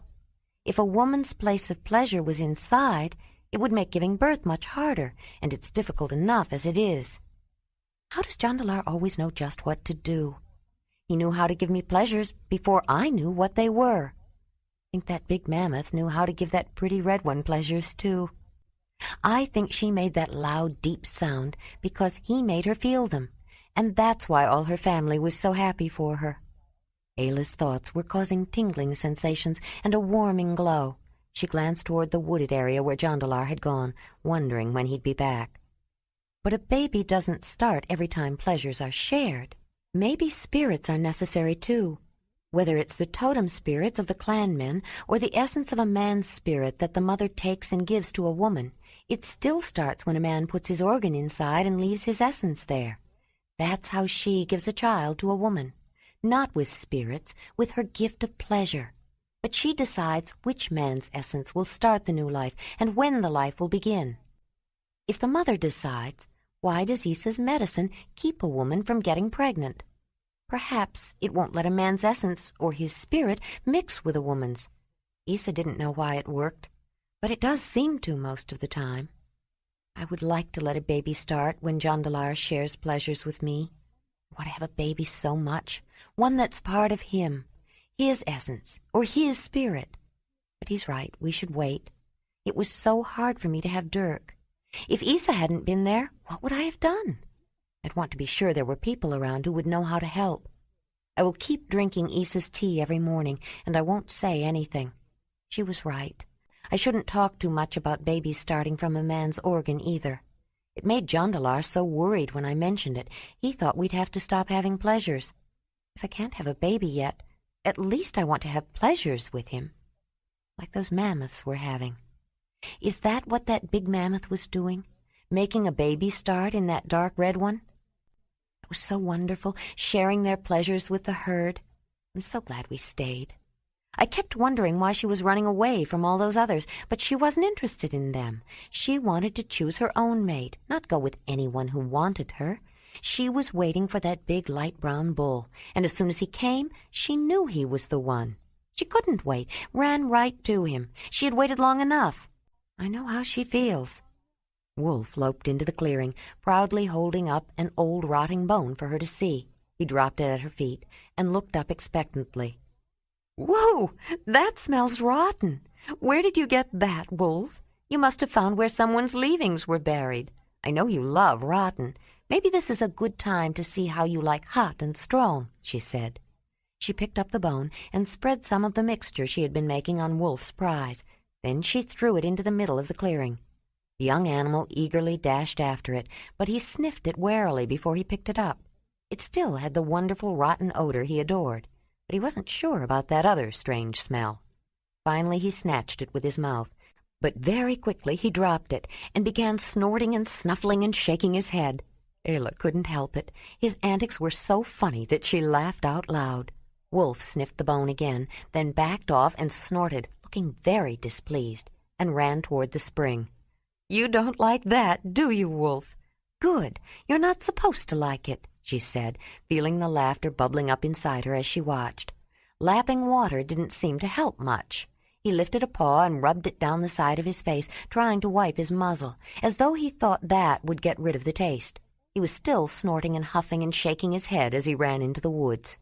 Jondalar crossed his path, and when he reached the glade, he found Ayla laughing so hard there were tears in her eyes. "What's so funny?" he asked. "You should have seen him," she said, still chortling. "Poor Wolf. He was so proud of that rotten old bone he found. He didn't know what happened to it, and he tried everything to get the taste out of his mouth. If you think you can stand the smell of horseradish and camphor, Jondalar, I think I've found a way to keep Wolf away from our things." She held out the wooden bowl she had been using to mix the ingredients. "Here it is, wolf repellent." "I'm glad it works," Jondalar said. He was smiling too, but the glee that filled his eyes wasn't caused by Wolf. Ayla finally noticed that his hands were behind his back. "What have you got behind your back?" she asked, suddenly curious. "Well, it just happens that when I was out looking for wood, I found something else, and if you promise to be good, I just might give you some." "Some what?" He brought the filled basket in front of him. "Big, juicy, red raspberries." Ayla's eyes lit up. "Oh, I love raspberries." "Don't you think I know it? What do I get for them?" he asked with a twinkle in his eye. Ayla looked up at him, and walking toward him, smiled, a big, beautiful, wide smile that filled her eyes and beamed her love for him and the warmth she had been feeling and her delight because he wanted to give her a surprise. "I think I just got it," he said, letting out the breath he realized he'd been holding. "Oh, Mother, you are beautiful when you smile. You're beautiful all the time, but especially when you smile." Suddenly, he was consciously aware of her, aware of every feature and detail. Her long, thick, dark blonde hair, gleaming with highlights where the sun had lightened it, was held back out of her way with a thong. But it had a natural wave and loose strands that had escaped the leather binding curled around her tanned face. One fell down her forehead in front of her eyes. He restrained an urge to reach out and move it aside. She was tall, a good match for his own 6'6" frame, and lithe. Flat, wiry muscles of real physical strength were sharply defined in her long arms and legs. She was one of the strongest women he'd ever met, as physically powerful as many men he knew. The people who had raised her were endowed with an appreciably greater bodily strength than the taller but lighter weight people she was born to. And though Ayla was not considered particularly strong when she lived with the clan, she had developed far greater strength than she normally might have just to keep up. Coupled with years of observing, tracking, and stalking as a hunter, she used her body with ease and moved with uncommon grace. The sleeveless leather tunic she wore, belted over leather leggings, fit comfortably, but did not hide her firm, full breasts, which could have seemed heavy, but didn't, or her womanly hips that curved back to her well-rounded and firm rear. The laces at the bottom of her leggings were open, and she was barefoot. Around her neck was a small, beautifully embroidered and decorated leather pouch, with crane feathers along the bottom, which showed the bumps of the mysterious objects it held. Hanging from the belt was a knife sheath made of stiff rawhide, the hide of an animal that had been cleaned and scraped, but not processed in any way, so that it dried hard in whatever shape it was formed, though a good, thorough wetting could soften it again. She had tucked her sling into the right side of her belt, next to a pouch that held several stones. On the left side was a rather strange pouch-like object. Though old and worn, it was obvious that it had been made from a whole otter skin, cured with the feet, tail, and head left on. The throat had been cut, and the insides removed through the neck. Then a cord was strung through slits and pulled tight to close. The flattened head became the flap. It was her medicine bag, the one she had brought with her from the clan, the one Isa had given her. She does not have the face of a Zelendanyi woman, Jondalar was thinking. They would notice a foreign look, but her beauty was unmistakable. Her large eyes were gray-blue, the color of fine flint, he thought, and wide-spaced, outlined with lashes a shade or two darker than her hair. Her eyebrows were somewhat lighter, between the two in color. Her face was heart-shaped, rather wide, with high cheekbones, a well-defined jaw, and a narrow chin. Her nose was straight and finely made, and her full lips, curving up at the corners, were opened and pulled back, showing her teeth in a smile that lit up her eyes and announced her sheer pleasure in the very act of smiling.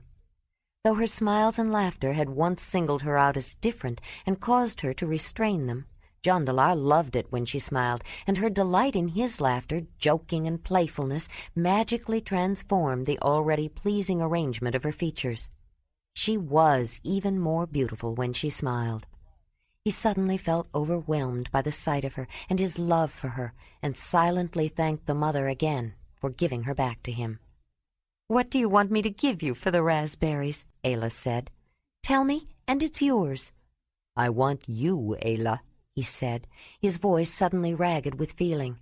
He put the basket down, and in an instant he had her in his arms, kissing her with fierce emotion. "I love you. I don't ever want to lose you," he said in a hoarse whisper, kissing her again. A heady warmth rushed through her, and she responded with a feeling as strong. "I love you, too," she said, "and I want you. But can I push the meat away from the fire first? I don't want it to burn while we're busy." Jondalar looked at her for a moment, as though he hadn't understood her words. Then he relaxed, gave her a hug, and backed off a step, smiling ruefully. "I didn't mean to be so insistent. It's just that I love you so much. Sometimes it's hard to hold. We can wait until later." She was still feeling her warm, tingling response to his ardor, and wasn't sure she was ready to stop now. She regretted, a little, her comment that had interrupted the moment. "I don't have to put the meat away," she said. Jondalar laughed. "Ayla, you are an unbelievable woman," he said, shaking his head and smiling. "Do you have any idea how remarkable you are? You're always ready for me any time I want you. You always have been. Not just willing to go along whether you feel like it or not, but right there, ready to interrupt anything if that's what I want." "But I want you, whenever you want me." "You don't know how unusual that is. Most women want some coaxing, and if they're in the middle of doing something, most are not willing to be interrupted. The women I grew up with were always ready whenever a man gave her the signal. You gave me your signal. You kissed me and let me know you wanted me. Maybe I'll be sorry I said this, but you can refuse, you know." His forehead wrinkled with the effort of trying to explain. "I hope you don't think you have to be ready every time I am. You aren't living with the clan anymore." "You don't understand," Ayla said, shaking her head, trying just as hard to make him understand. "I don't think I have to be ready. When you give me your signal, I am ready. Maybe it's because that's how women of the clan always behaved. Maybe it's because you were the one who taught me how wonderful it is to share pleasures. Maybe it's because I love you so much. But when you give me your signal, I don't think about it. I feel it inside. Your signal, your kiss that tells me you want me, makes me want you." He was smiling again, with relief and pleasure. "You make me ready, too, just looking at you." He bent his head to her, and she reached up to him, molding herself against him as he pressed her tight.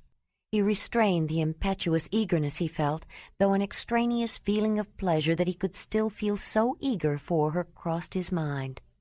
Some women he'd tired of after a single experience, but with Ayla it always seemed new. He could feel her firm, strong body against his, and her arms around his neck. He slid his hands forward and held the sides of her breasts as he bent farther to kiss the curve of her neck. Ayla removed her arms from around his neck and began to untie her belt, dropping it and all the implements attached to it to the ground. Jondalar reached under her tunic, lifting it as he found the round shapes with the hard, upright nipples. He lifted the tunic farther, exposing a dark pink areola surrounding the raised and sensitive node. Feeling the warm fullness in his hand, he touched the nipple with his tongue, then took it in his mouth and pulled it in. Tingling strings of fire raced to the place deep within as a small moan of pleasure escaped her lips. She could hardly believe how ready she was. Like the dark red mammoth, she felt as though she had been waiting all day and could hardly wait another moment. A fleeting picture of the big russet bull with his long, curved organ flashed through her mind. Jondalar let go, and she took hold of the neck opening of her tunic and pulled it over her head in one smooth motion. Caught his breath at seeing her, caressed her smooth skin, and reached for both full breasts. He fondled one hard nipple, squeezing and rubbing, while he suckled and pulled and nibbled on the other. Ayla felt delightful shocks of excitement, and she closed her eyes as she gave herself up to them. When he stopped the delicious caressing and nuzzling, she kept her eyes closed, and soon she felt herself being kissed. She opened her mouth to admit a gently exploring tongue. When she put her arms around his neck, she could feel the wrinkles of his leather tunic against her still sensitive nipples. He moved his hands over the smooth skin of her back and felt the movement of her firm muscles.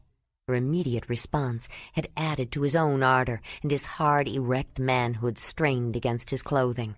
"Oh, woman," he breathed, "how I want you." "I am ready for you." "Just let me get these off," he said. He unfastened his belt, then pulled his tunic up his back and over his head. Ayla saw the straining bulge, caressed it, and then began untying his drawstring while he loosened hers. They both stepped out of their leggings and reached for each other, standing close in a long, slow, sensuous kiss. Jondalar quickly scanned the clearing, looking for a place, but Ayla dropped down to her hands and knees, then looked back up at him with a playful smile. "Your fur may be yellow and not light brown, but you are the one I choose," she said. He smiled back and dropped down beside her. "And your hair isn't deep red. It's the color of ripe hay, but it holds something that is something like a red flower with many petals. But I don't have a furry trunk to reach you. I'll have to use something else," he said. He pushed her forward slightly, separated her cheeks to expose her moist female opening, then bent down to taste her warm salt. He reached his tongue forward and found her hard nodule buried deep in her folds. She gasped and moved to give him easier access while he prodded and nuzzled, then dipped deep into her inviting opening to taste and explore. He always loved to taste of her. Ayla was moving on a wave of sensations, hardly aware of anything except the hot pulses of feeling coursing through her. She was more than usually sensitive, and every place he touched or kissed burned its way through her to the ultimate spot deep within that tingled with fire and yearning. She didn't hear her own breath coming faster or the cries of pleasure she made, but Jondalar did. He straightened up behind her, moved in closer, and found her deep well with his eager, straining manhood. As he started penetrating, she rocked back, pushing herself on him until she took all of him in. He cried out at her unbelievably warm welcome, then, holding her hips, pulled back a ways. He reached around with his hand and found her small, hard note of pleasure and stroked it as she pushed back in. His sensation nearly found its peak. He pulled back once more, and sensing her readiness, stroked faster and harder as he penetrated fully. She cried out her release, and his own voice cried out with hers. Ayla was lying stretched out, face down in the grass, the pleasant weight of Jondalar on top of her, and felt his breath on the left side of her back. She opened her eyes, and without any desire to move, watched an ant crawling on the ground around a single stem. She felt a man stir and then roll over, keeping his arm around her waist. "Jondalar, you are an unbelievable man. Do you have any idea how remarkable you are?" Ayla said. "Haven't I heard those words before? Seems to me I said them to you," he said. "But they're true for you. How do you know me so well? I get lost inside my own self, just feeling what you do to me." "I think you were ready." "That's true. It's always wonderful, but this time, I don't know. Maybe it was the mammoths. I've been thinking about that pretty red mammoth and her wonderful big bull, and you, all day." "Well, maybe we'll have to play at being mammoths again," he said with a big smile as he rolled over on his back. Ayla sat up. "All right, but right now I'm going to go play in the river before it gets dark." She bent down and kissed him and tasted herself on him. "After I check the food." She ran to the fireplace, turned the bison roast again, took out the cooking stones and added a couple more from the dying fire that were still hot, put a few pieces of wood in the flames, and ran toward the river. It was cold when she splashed in, but she didn't mind. She was used to cold water. Jondalar soon joined her, carrying a large, soft buckskin hide. He put it down and entered more carefully, finally taking a deep breath and plunging in. He came up, pushing his hair out of his eyes. "That's cold," he said. She came up beside him, and with a mischievous smile, splashed him. He splashed her back, and a noisy water fight ensued. With one last splash, Ayla bounded out of the water, grabbed the soft hide, and began to dry herself. She handed it to Jondalar when he emerged from the river, then hurried back to the campsite and quickly dressed. She was ladling the soup into their personal bowls as Jondalar walked up from the river. 5. The last rays of the summer sun gleamed through the branches of the trees as it dropped over the edge of the high ground to the west. Smiling at Jondalar with contentment, Ayla reached into her bowl for the last ripe raspberry and popped it in her mouth. Then she got up to clean up and arrange things for a quick and easy departure in the morning. She gave Wolf the leftovers from their bowls and put cracked and parched grains, the wild wheat, barley, and goosefoot seeds that Nezzy had given her when they left, into the warm soup and left it at the edge of the fire pit. The cooked bison roast and tongue from their meal were put into a rawhide parflete in which she stored food. She folded the large envelope of stiff leather together, tied it with sturdy cords, and suspended it from the center of a tripod of long poles to keep it out of the reach of night prowlers. The tapering poles were made from whole trees, tall, thin, straight ones with the branches and bark stripped off, and Ayla carried them in special holders sticking up from the back of Winnie's 2 pack baskets, just as Jondalar carried the shorter tent poles. The lengthy poles were also used on occasion to make a travois that could be dragged behind the horses to transport heavy or bulky loads. They took the long wooden poles along with them because trees that would make suitable replacements were so rare on the open steppes. Even near rivers there was often little more than tangled brush. As the twilight deepened, Jondalar added more wood to the fire, then got the slab of ivory with the map scratched on it and brought it back to study it by the firelight. When Ayla finished and sat beside him, he seemed distracted and had that look of anxious concern that she'd often noticed in the past few days. She watched him for a while, then put some stones in the fire to boil water for the evening tea it was her custom to make. But instead of the flavorful but innocuous herbs she generally used, she took some packets out of her otter-skin medicine bag. Something calming might be helpful. Maybe feverfew or columbine root in a woodruff tea, she thought, though she wished she knew what the problem was. She wanted to ask him, but wasn't sure if she should. Finally, she made a decision. "Jondalar, do you remember last winter when you weren't sure how I felt and I wasn't sure how you felt?" she said. He had been so deeply immersed in his thoughts that it took a few moments before he comprehended her question. Of course I remember. You don't have any doubts how much I love you, do you? I don't have any doubts about your feelings for me. No, I don't have any doubts about that, but misunderstandings can be about many things, not just if you love me or if I love you. And I don't want to let anything like last winter ever happen again. I don't think I could stand to have any more problems just because we didn't talk about it. Before we left the summer meeting, you promised to tell me if anything was bothering you. Jondalar, something is bothering you, and I wish you would tell me what it is." It's nothing, Ayla. Nothing you have to worry about. "But it's something you have to worry about. If something is worrying you, don't you think I should know about it?" she said. She took 2 small tea holders, each woven out of split reeds into a fine mesh, out of a wicker container in which she kept various bowls and utensils.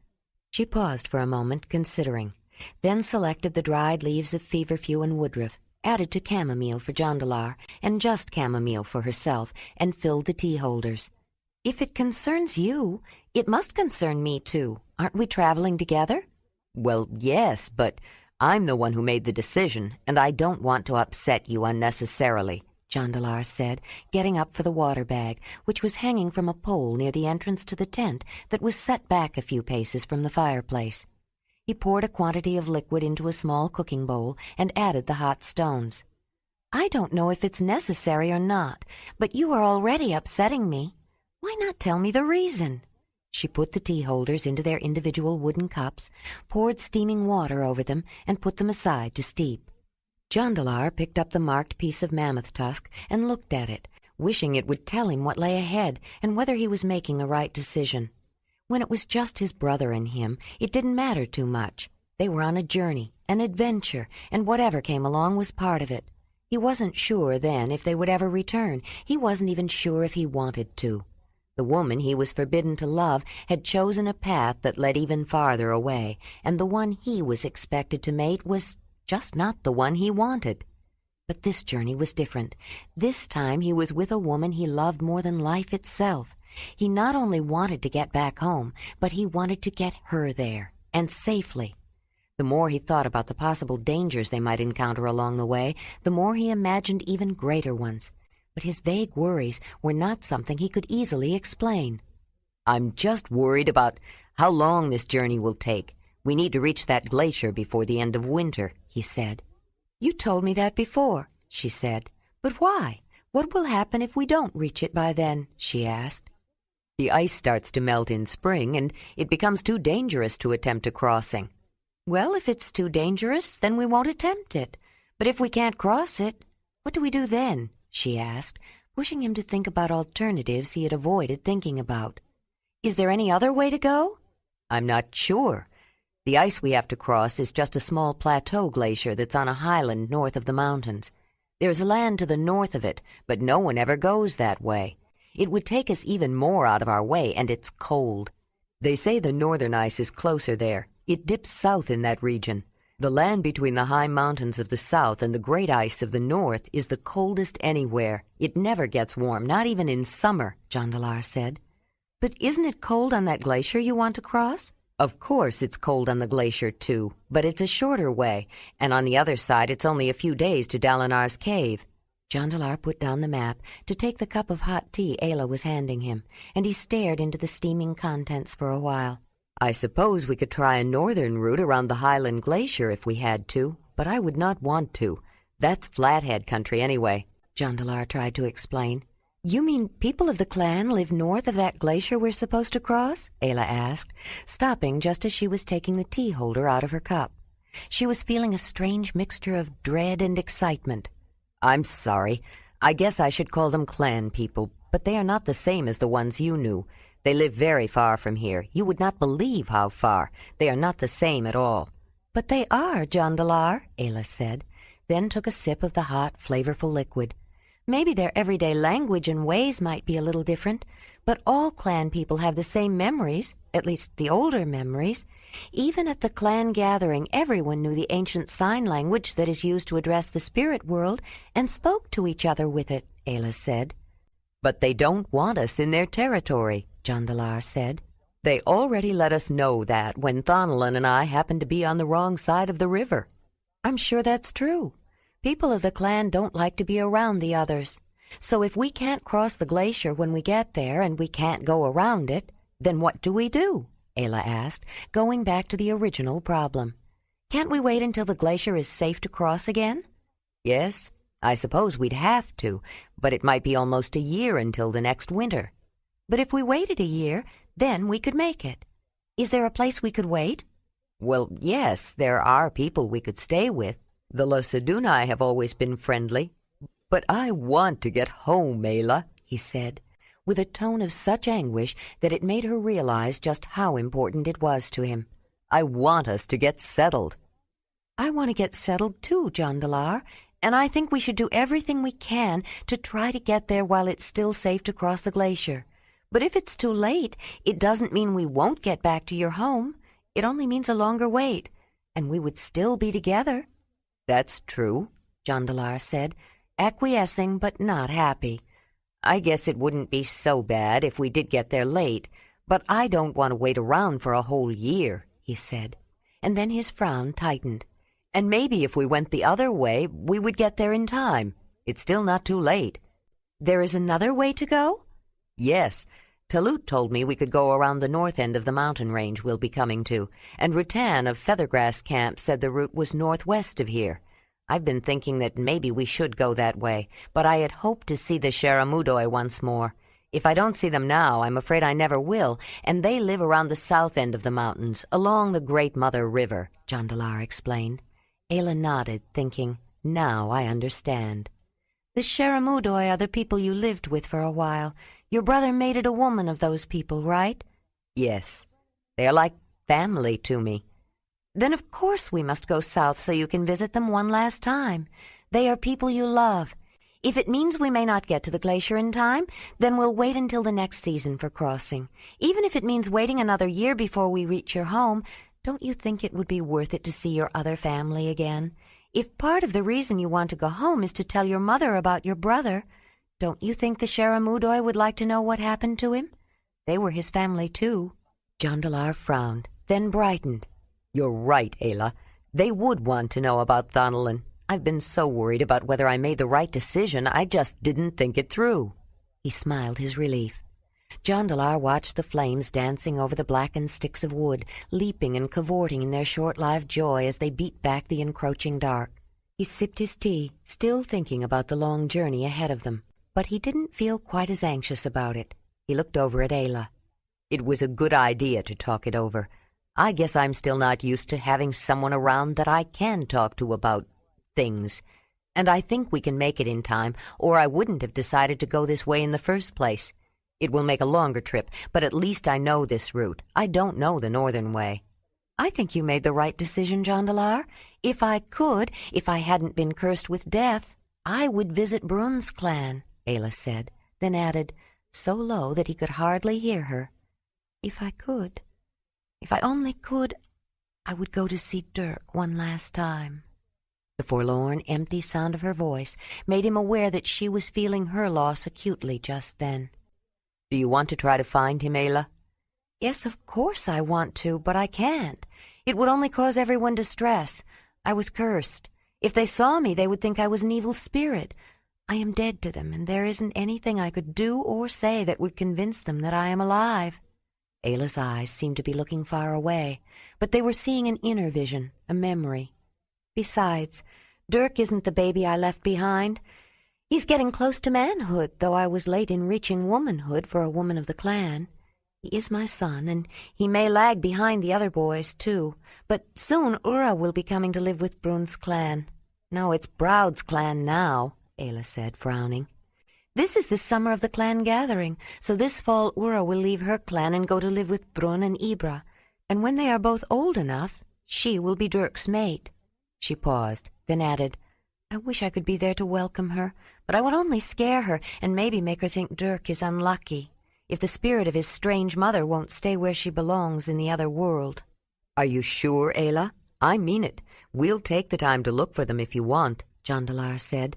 Even if I wanted to find him, she said, I wouldn't know where to look. I don't know where their new cave is, and I don't know where the clan gathering is. It's not meant for me to see Dirk. He is not my son any more. I gave him to Uba. He is Uba's son now. Ayla looked up at Jondalar. He noticed that tears were threatening. I knew when Rydag died I would never see Dirk again. I buried Rydag in Dirk's carrying cloak, the one I took with me when I left the clan. And in my heart I buried Dirk at the same time. I know I will never see Dirk again. I am dead to him, and it's best if he is dead to me. The tears were wetting her cheeks, though she seemed oblivious to them, as though she didn't know they had begun. I'm really lucky, you know. Think of it, Nezzy. Rydag was a son to her. She nursed him, even if she didn't give birth to him, and she knew she would lose him. She even knew that no matter how long he lived, he would never have a normal life. Other mothers who lose their sons can only imagine them in another world, living with spirits. But I can imagine Dirk here. Always safe, always lucky, always happy. I can think of him living with Ura, having children at his hearth, even if I will never see them. The sob in her voice finally opened the way to let her grief out. Jondalar took her in his arms and held her. Thinking of Rydag made him sad, too. There was nothing anyone could have done for him, though everyone knew Ayla had tried. He was a weak child. Nezzy said he always had been, but Ayla had given him something no one else could. After she came and started teaching him and the rest of the lion camp to talk the way the clan did, with hand signs, he was happier than he had ever been. It was the first time in all his young life that he had been able to communicate with the people he loved. He could let his needs and wishes be known, and he could let people know how he felt, especially Nezzy, who had taken care of him since his real mother died at his birth. He could finally tell her that he loved her. It had been a surprise to the members of the lion camp, but once they realized that he wasn't just a rather clever animal without the ability to speak, but instead a different kind of person with a different kind of language, they began to understand that he was intelligent and to accept him as a person. It had been no less a surprise to Jondalar, even though she had tried to tell him after he began to teach her to speak with words again. He had learned the signs along with the others, and he had come to appreciate the gentle humor and the depth of understanding in the young boy from the ancient race. Jondalar held the woman he loved as she heaved great sobs in the release of her sorrow. He knew Ayla had held back her grief over the death of the half-clan child that Nezzy had adopted, who had reminded her so much of her own son, and understood she was grieving for that son as well. But it was more than Rydag or Dirk. Ayla was grieving for all her losses, for the ones from long ago, her loved ones from the clan, and for the loss of the clan itself. Brun's clan had been her family. Isa and Kreb had raised her, cared for her, and in spite of her difference, there was a time when she thought of herself as clan. Though she had chosen to leave with Jondalar because she loved him and wanted to be with him, their talk had made her realize how far away he lived. It would take a year, maybe 2 years, just to travel there. The full understanding of what that meant had finally come to her. She would never return. She was not only giving up her new life with the Mamutoi who had offered her a place among them, she was giving up any faint hope she might have had of seeing the people of her clan again, or the son she had left with them. She had lived with her old sorrows long enough so that they had eased a little. But Rydag had died not long before they left the summer meeting, and his death was still too fresh, the grief still too raw. The pain of it had brought back the pain of her other losses, and the realization of the distance she would be putting between them had brought the knowledge that the hope of recovering that part of her past would have to die too. Ayla had already lost her early life. She had no idea who her real mother was or who her people were, the ones she had been born to. Except for faint recollections, feelings more than anything, she could not remember anything before the time of the earthquake or any people before the clan. But the clan had banished her. Braud had put the curse of death upon her. To them she was dead, and now she came to the full understanding that she had lost that part of her life when they turned her out. From this time on, she would never know where she came from. She would never meet a childhood friend. She would never know anyone, not even Jondalar, who would comprehend the background that made her who she was. Ayla accepted the loss of her past, except that which lived in her mind and in her heart. But she grieved for it, and she wondered what lay ahead when she reached the end of her journey. Whatever awaited her, whatever his people were like, she would have nothing else, only her memories and the future. Within the wooded glade it was completely black. Not the faintest hint of a silhouette or darker shadow could be discerned against the surrounding background, except for a faint redness from the lingering coals in the fireplace and the blazing epiphany of stars. With only a slight breeze penetrating the protected grove, they had moved their sleeping furs outside the tent. Ayla lay awake under the starlit sky, staring up at the patterns of constellations and listening to the night sounds, the wind sifting through the trees, the soft liquid running of the river, the chirk of crickets, the harsh harumph of a bullfrog.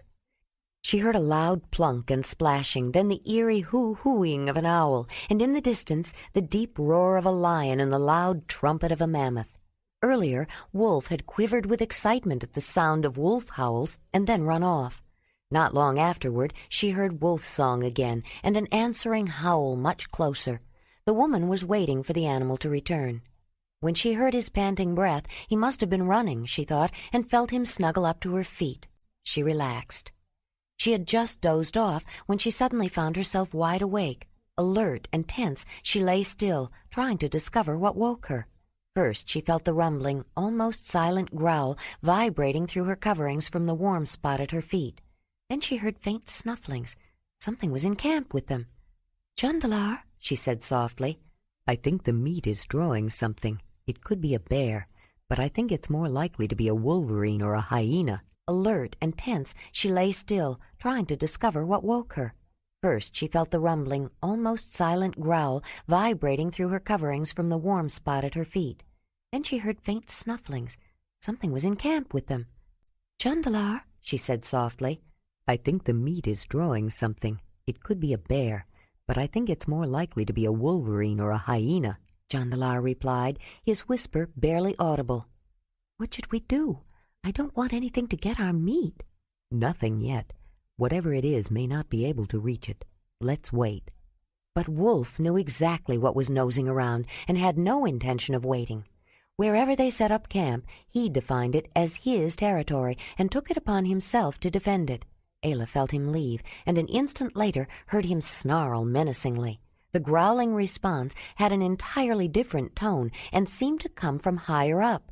Ayla sat up and reached for her sling, but Jondalar was already on his feet with a long shaft of a spear resting on his spear-thrower in readiness. "It's a bear," he said. "I think he's up on his hind legs, but I can't see a thing." They heard movement, shuffling sounds from somewhere between the fireplace and the poles from which the meat was suspended, then the growling warnings of the animals facing off. Suddenly, from the other side, Winnie neighed. Then, even louder, Racer voiced his nervousness. There were more sounds of movement in the dark, and then Ayla heard the particular excited, deep snarling rumble that signaled Wolf's intention to attack. "Wolf!" Ayla called out, trying to prevent the dangerous encounter. Suddenly, amid vicious snarls, a sonorous bellow rang out, then a yelp of pain as a scattering of bright sparks flew around a large shape stumbling into the fireplace. Ayla heard the whistle of an object moving rapidly through the air nearby. A solid thunk was followed by a howl, and then the noise of something crashing through the trees, moving away fast. Ayla whistled the call she used for Wolf. She did not want him to follow. She knelt down to hug the young wolf with relief when he came to her, while Jondalar built up the fire again. In the firelight, he saw a trail of blood left behind by the retreating animal. "I was sure my spear had found that bear," the man said, "but I couldn't see where it hit. I'd better track it in the morning. A wounded bear can be dangerous, and we don't know who will be using this campsite next." Ayla came to examine the trail. "I think it's losing a lot of blood. It may not go far," she said. "But I was worried about Wolf. That was a big animal. It could have hurt him." "I'm not sure if Wolf should have attacked like that. He could have caused that bear to go after someone else. But it was a brave thing to do, and I'm glad to know he's so quick to protect you. I wonder what he'd do if anyone ever really tried to hurt you," Jondalar said. "I don't know. But Winnie and Racer were anxious about that bear. I think I'll see how they are." Jondalar wanted to check on them, too. They found the horses had moved in close to the fire. Winnie had learned long ago that the fire made by people usually meant security, and Racer was learning from his own experience as well as from his dam. They seemed to relax after the comforting words and touches of the people they trusted, but Ayla felt uneasy and knew she'd have trouble going back to sleep. She decided to make herself some calming tea and went into the tent to get her otter-skin medicine bag. While the cooking stones were heating, she stroked the fur of the worn bag, remembering when Isa gave it to her and recalling her life with the clan, especially the last day. Why did Crab have to go back into the cave, she thought. He might still be alive, even though he was getting old and weak. But he wasn't weak during that last ceremony the night before when he made Goov the new Mogur. He was strong again, the Mogur, just like before. Goov will never be as powerful as Creb was. Jondalar noticed her pensive mood. He thought she was still thinking about the child who had died and the son she would never see again, and he didn't quite know what to say. He wanted to help, but didn't want to intrude. They were sitting together close to the fire, sipping the tea, when Ayla happened to look up at the sky. She caught her breath. "Look, Jondalar," she said, "in the sky. It's red like a fire, but high up and far away. What is it?" "Ice fire," he said. "That's what we call it when it's red like that, or sometimes fires of the north."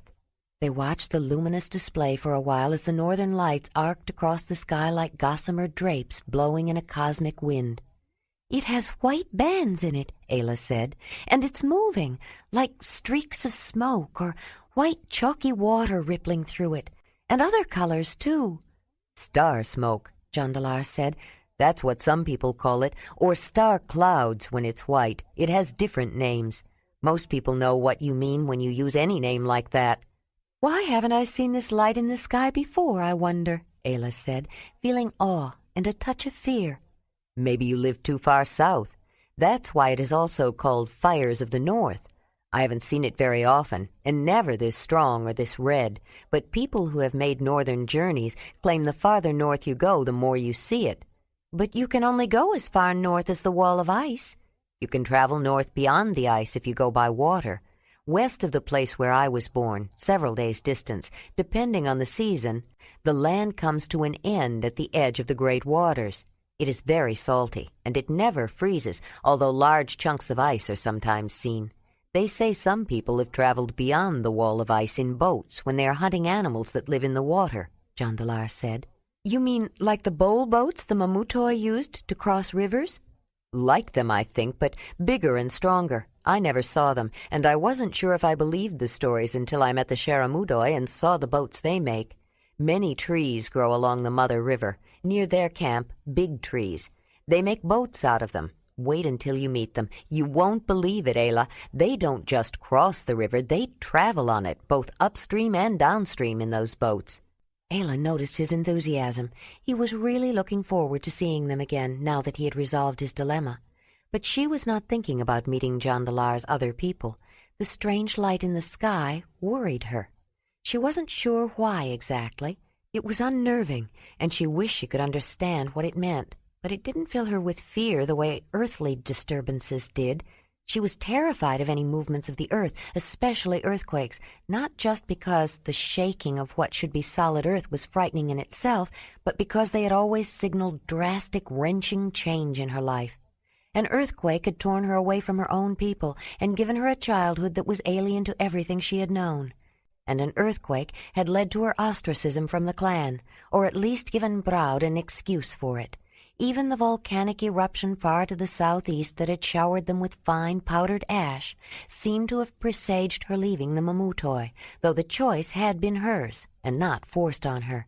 But she didn't know what signs from the sky meant, or even if this was a sign. Creb would think a sky like this was a sign of something, I'm sure, Ayla said. He was the most powerful Mogur of all the clans, and something like this would make him want to meditate until he understood what it meant.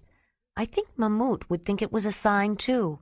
What do you think, Jondalar? Is it a sign of something, maybe of something not good? I don't know, Ayla. He was hesitant to tell her the beliefs of his people, that when the northern lights were red, it was often considered a warning, but not always. Sometimes it just presaged something important.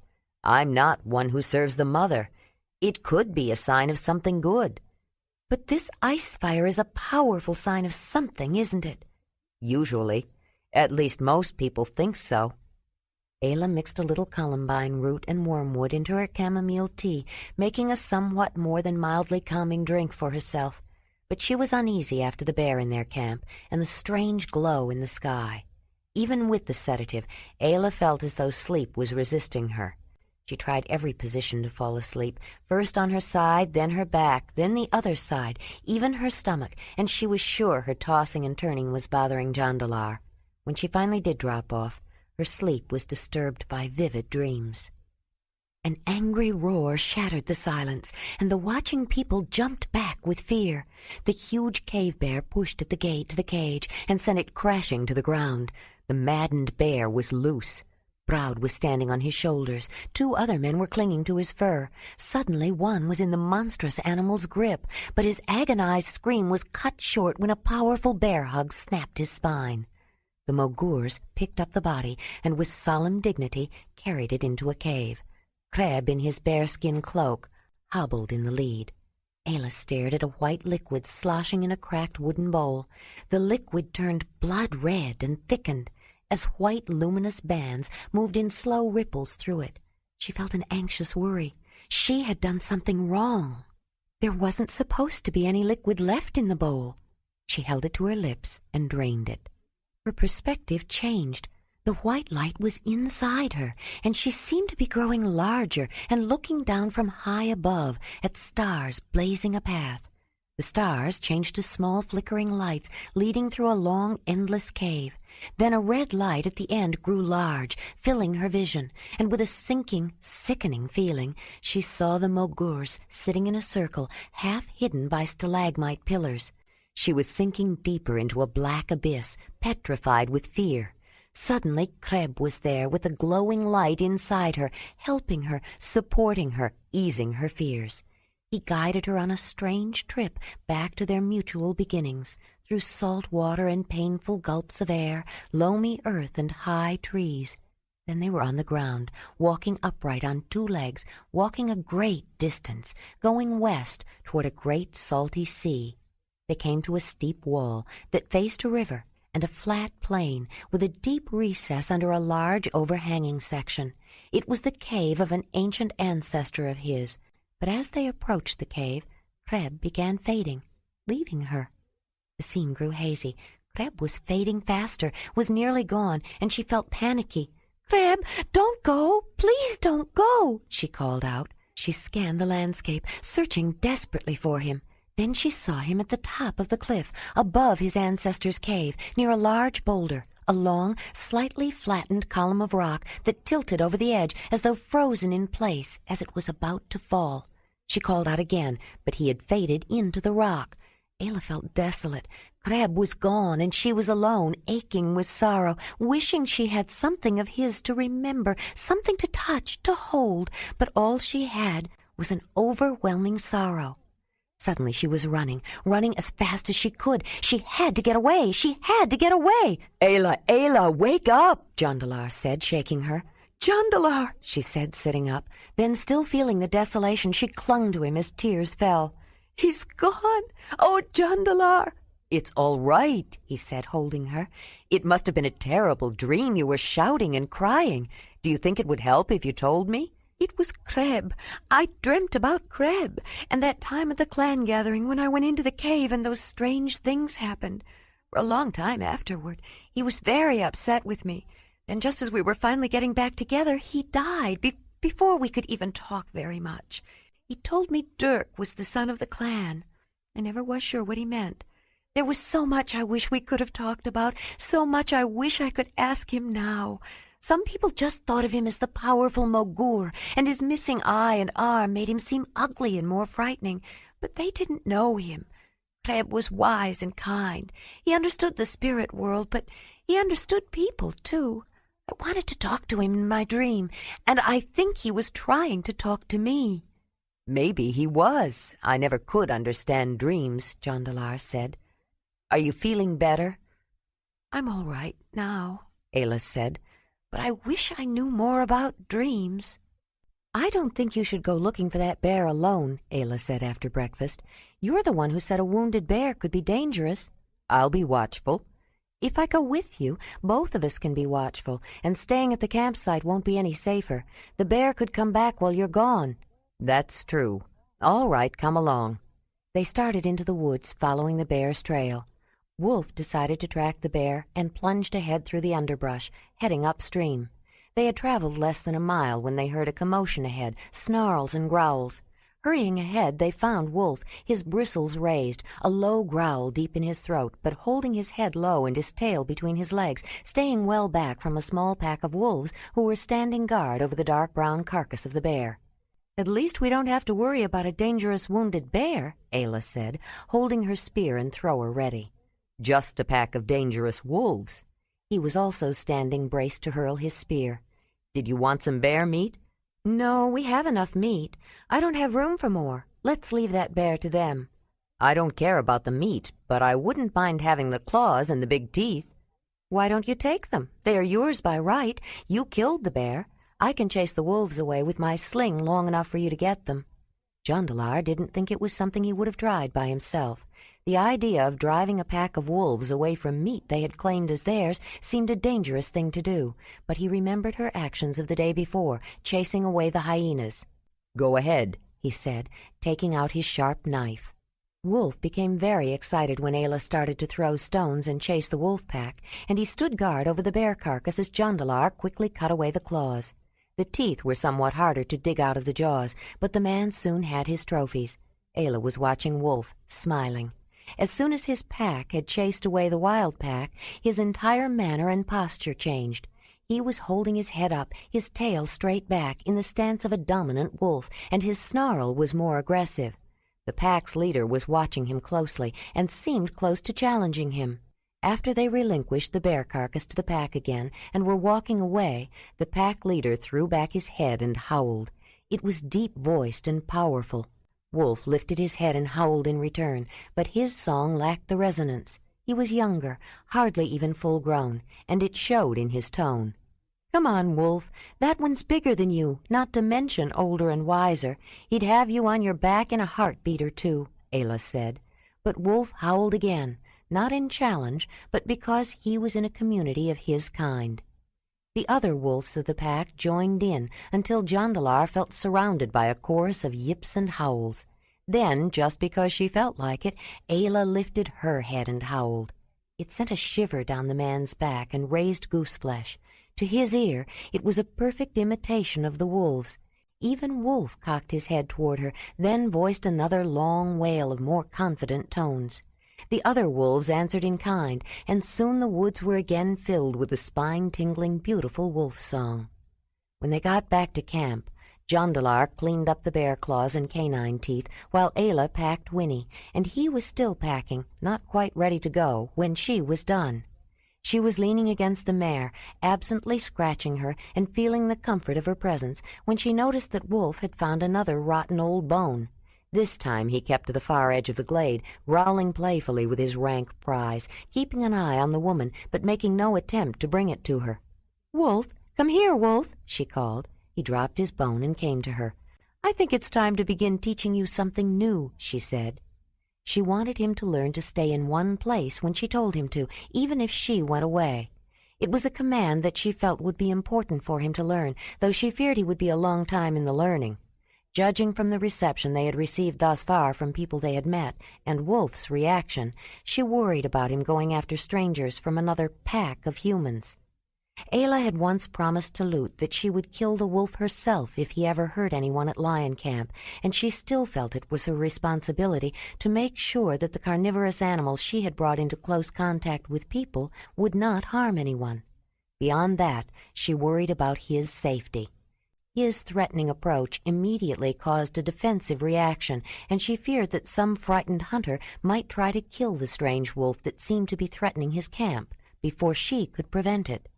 She decided to begin by tying him to a tree and telling him to stay there while she walked away, but the rope around his neck was too loose, and he slipped his head out of it. She tied it tighter the next time, but worried that it would choke him if it was too tight.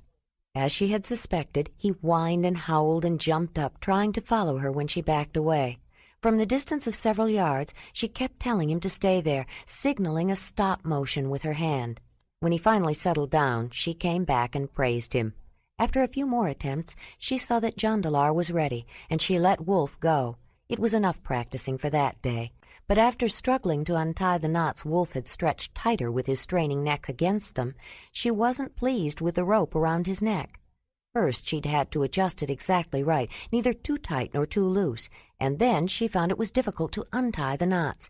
She was going to have to think about that.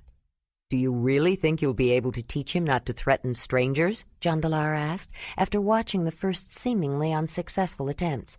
"Didn't you tell me that it's natural for wolves to be mistrustful of others? How can you hope to teach him something that is against his natural inclinations?"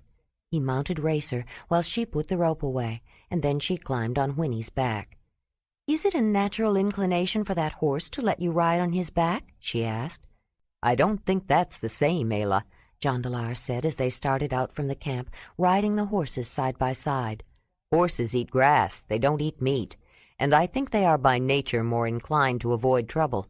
When they see strangers or something that seems threatening, they want to run away. A stallion may fight another stallion sometimes, or something directly threatening, but Racer and Whinny want to get away from a strange situation.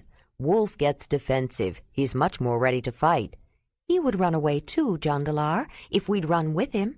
He gets defensive because he's protecting us. And yes, he's a meat-eater, and he could kill a man, but he doesn't. I don't think he would unless he thought one of us was threatened. Animals can learn just like people can. It's not his natural inclination to think of people and horses as his pack. Even Whinny has learned things that she would not have if she had lived with other horses. How natural is it for a horse to think of a wolf as a friend? She even had a cave lion for a friend. Is that a natural inclination?" "Maybe not," Jondalar said, "but I can't tell you how worried I was when Baby showed up at the summer meeting and you rode straight up to him on Whinny. How did you know he'd remember you, or Whinny, or that Whinny would remember him?" "They grew up together. Baby... The word she used meant baby, but it had an odd sound, an inflection. Unlike any language she and Jondalar usually spoke, a rough, guttural quality, as though spoken from the throat. Jondalar could not reproduce it, could hardly even approximate the sound. It was one of the relatively few spoken words from the language of the clan. Though she had said it often enough that he recognized it, Ayla had formed the habit of immediately translating any clan word she happened to use to make it easier. When Jondalar referred to the lion Ayla had raised from a cub, he used the translated form of the name she had given him, but it always struck him as incongruous that a gigantic male cave lion should have the name Baby. "Baby was a cub when I found him, a baby. He hadn't even been weaned. He'd been kicked in the head by a running deer, I think, and was almost dead. That's why his mother left him. He was like a baby to Whinny, too. She helped me take care of him. It was so funny when they started playing with each other, especially when Baby would sneak up and try to get Whinny's tail. I know there were times when she waved it at him on purpose. Or they'd each grab an end of a hide and try to pull it away from each other. I lost so many hides that year, but they made me laugh." Ayla's expression turned pensive. "I never really learned to laugh until then.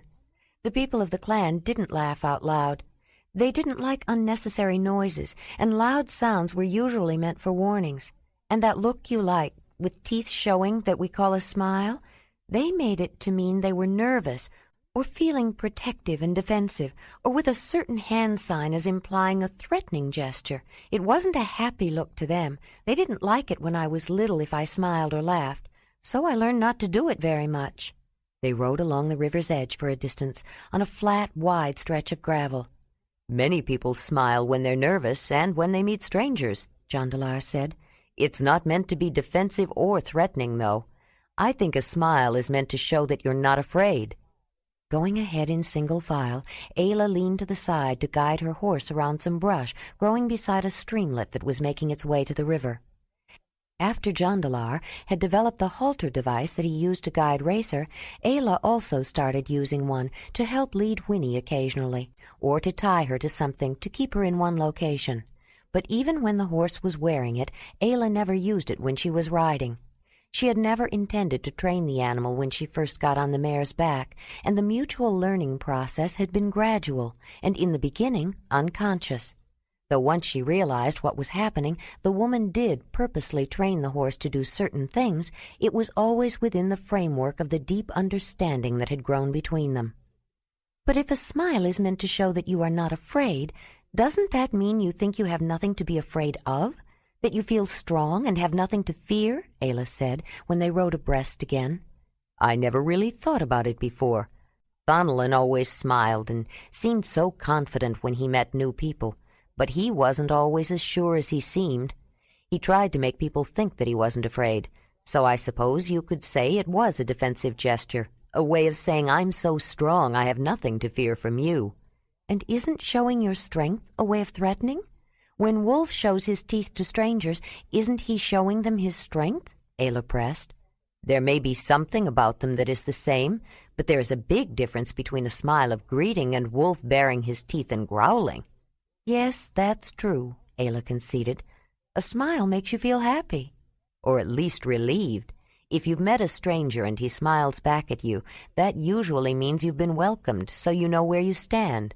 Not all smiles are necessarily meant to make you happy. Maybe feeling relieved is the beginning of feeling happy, Ayla said. They rode together in silence for a while. Then the woman continued. I think there is something similar about a person smiling in greeting when he is feeling nervous around strangers, and people of the clan having a gesture in their language of showing their teeth that means they're nervous or implying a threat. And when Wolf shows his teeth to strangers, he's threatening them because he's feeling nervous and protective. Then when he shows his teeth to us, to his own pack, it's his smile, Jondalar said. There are times when I'm convinced he's smiling and I know he teases you. I'm sure he loves you too, but the trouble is it's natural for him to show his teeth and threaten people he doesn't know. If he's protecting you, how are you going to train him to stay where you tell him if you're not there? How can you teach him not to attack strangers if he decides he wants to? Jondalar's concern was serious. He wasn't sure that taking the animal with them was such a good idea. Wolf could create a lot of problems. Remember, wolves attack to get their food. That's the way the mother made them. Wolf is a hunter. You can teach him many things, but how can you teach a hunter not to be a hunter, not to attack strangers? You were a stranger when you came to my valley, Jondalar. Do you remember when Baby came back to visit me and found you there? Ayla asked, as they again separated into single file to start up a gully leading away from the river toward the highland. Jondalar felt a flush of heat, not exactly embarrassment, but a recollection of the strong emotions of that encounter. He had never been so scared in his life. He had been sure he was going to die. It took some time to pick their way up the shallow ravine, around rocks that washed down during spring floods and black-stemmed artemisia brush that burst into life when the rains came and retreated into dry stalks that appeared dead when they stopped. He thought about the time Baby came back to the place where Ayla had raised him and found a stranger on the broad ledge in front of her small cave. None of them were small, but Baby was the biggest cave lion he'd ever seen, nearly as tall as Winnie and more massive. Jondalar was still recovering from the mauling that same lion, or his mate, had given him earlier when he and his brother had foolishly broached their den. It was the last thing Thonalin was ever to do. Jondalar was sure he was seeing his last moments when the cave lion roared and gathered himself to spring. Suddenly Ayla was between them, holding up her hand in a motion to stop, and the lion stopped. It would have been comical the way that huge beast pulled himself up short and twisted around to avoid her if he hadn't been so petrified. The next thing he knew, she was scratching the gigantic cat and playing with him. "Yes, I remember," he said, when they reached the highland and again rode side by side. "I still don't know how you made him stop in the middle of that attack on me." "When Baby was just a cub, he made a game of attacking me. But when he started to grow, he got too big for me to play that kind of game with him. He was too rough. I had to teach him to stop," Ayla explained. "Now I have to teach Wolf not to attack strangers and to stay behind if I want him to. Not only so he won't hurt people, but so they won't hurt him." "If anyone can teach him, Ayla, you can," Jondalar said. She had made her point, and if she could, it would make Wolf easier to travel with. But he still wondered how much trouble the wolf might cause them. He had delayed their crossing the river and chewed up their things, though Ayla had apparently worked out that problem too. It wasn't that he didn't like the animal. He did. It was fascinating to observe a wolf so closely, and it surprised him how friendly and affectionate Wolf was. But he did require extra time, attention, and provisions. The horses took some extra care, but Racer was so responsive to him, and they were a real help. The trip back was going to be difficult enough. They didn't need the added burden of an animal that was almost as worrisome as a child. A child. That would be a problem, Jondalar thought as he rode. I only hope the Great Mother doesn't give Ayla a child before we get back.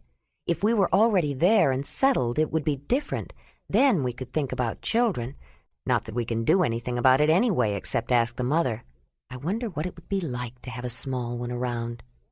What if Ayla is right? What if children are started by pleasures? But we've been together for some time, and there are no signs of children yet. It has to be Donnie who puts the baby inside a woman. But what if the mother decides not to give Ayla a child? She did have one, even if it was mixed. Once Donnie gives one, she usually gives more. Maybe it's me. I wonder, can Ayla have a baby that would come from my spirit? Can any woman? I've shared pleasures and honored Donnie with many. Did any of them ever have a baby that I started? How does a man know? Raynick knew. His coloring was so strong and his features so unusual you could see his essence in some of the children at the summer meeting. I don't have such strong coloring or features. Or do I? What about that time the Hadumai Hunters stopped us on the way here? That old Haduma wanted Noria to have a baby with blue eyes like mine, and after her first rites, Noria told me she would have a son of my spirit with my blue eyes. Haduma had told her. I wonder if she ever had that baby.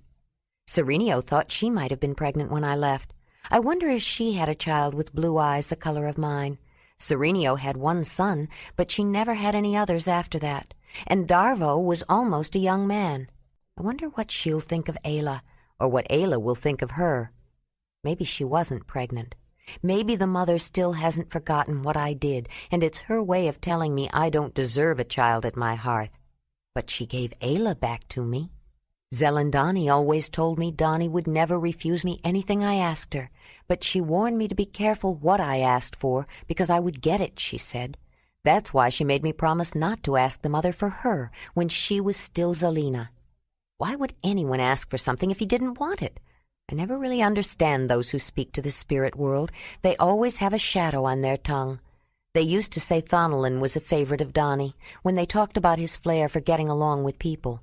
But then they say beware of the mother's favors. If she favors too much, she doesn't want you to be away from her for too long. Is that why Thonolin died? Did the great Earth Mother take him back? What does it really mean when they say Donnie favors someone? I don't know if she favors me or not. But now I know Zelina made the right choice when she decided to embrace the Zelandania.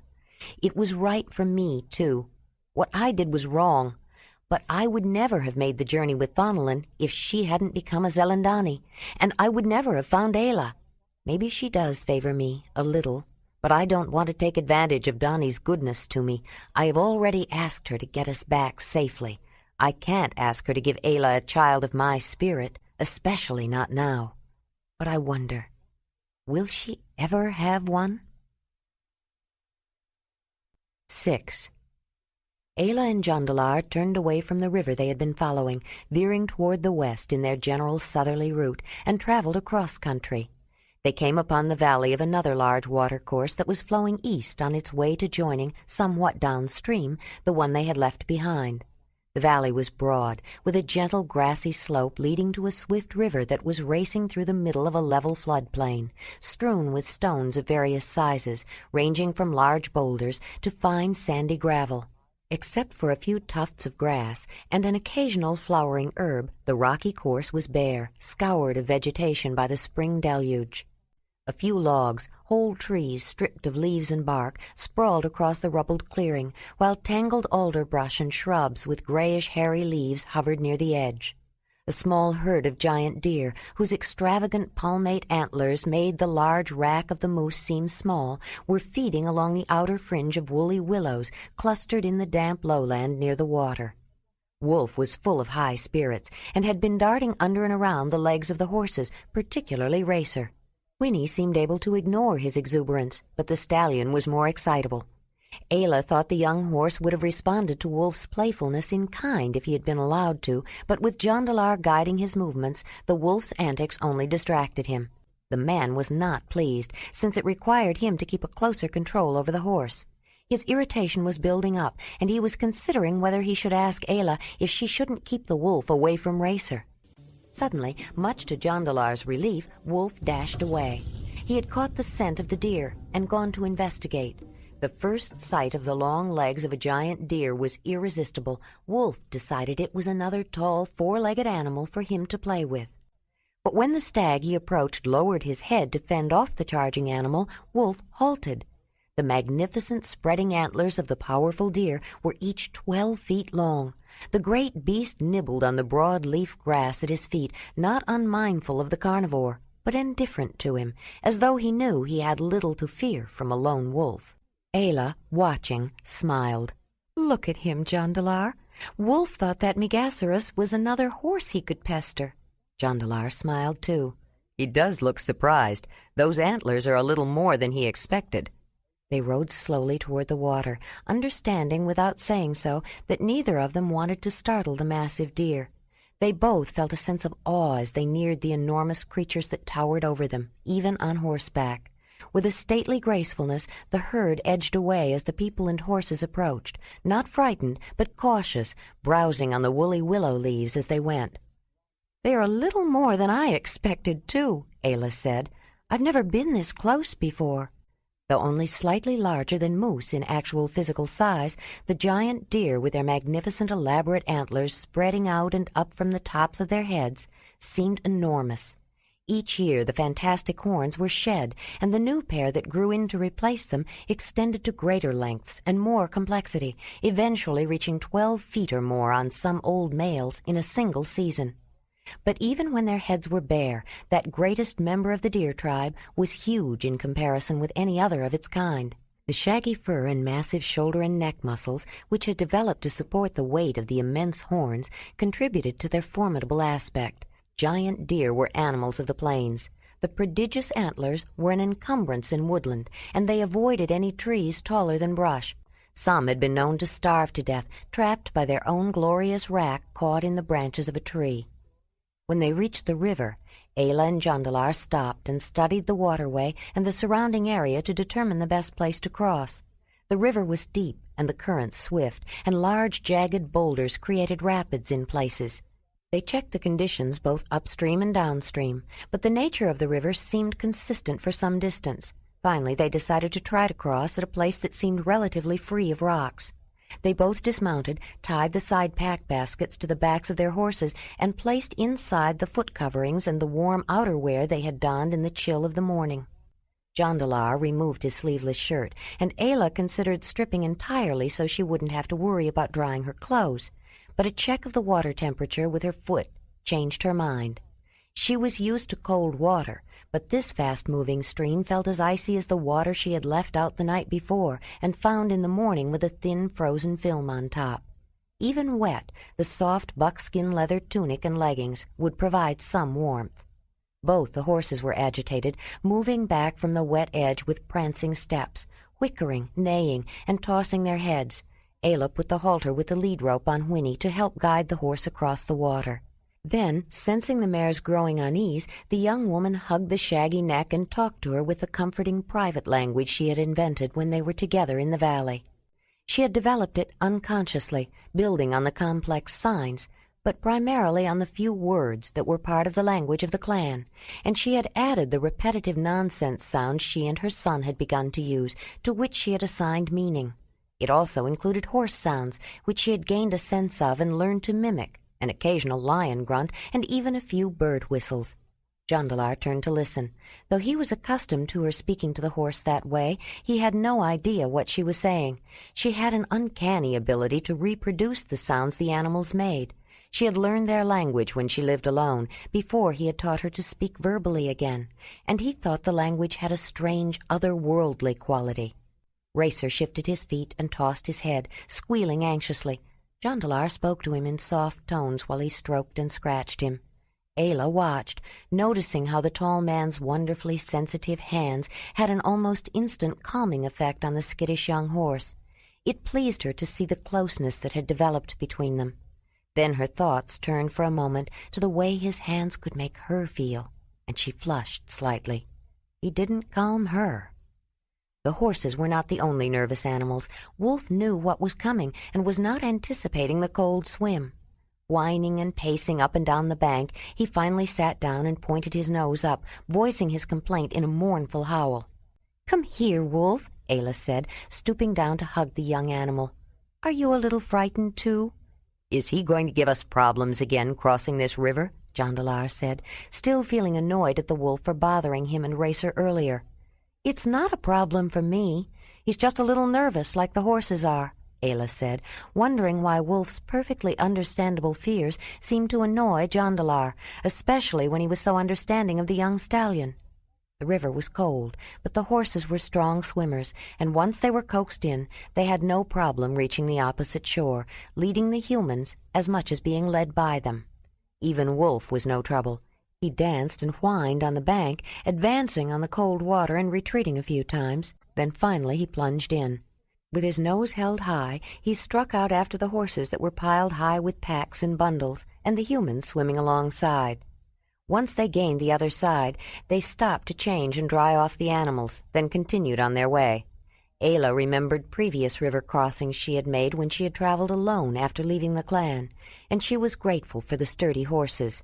Getting from one side to the other of a river was never easy.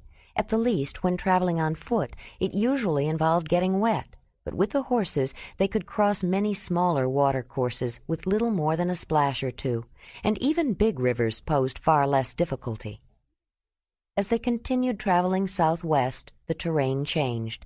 The hills of the uplands that were graduating into higher foothills as they approached the mountains to the west were crossed with the deeply cut, narrow valleys of rivers they had to cross. Some days Jondalar felt that they spent so much time going up and down they made little progress forward. But the valleys offered sheltered campsites out of the wind, and the rivers supplied the necessary water in a land that was otherwise dry.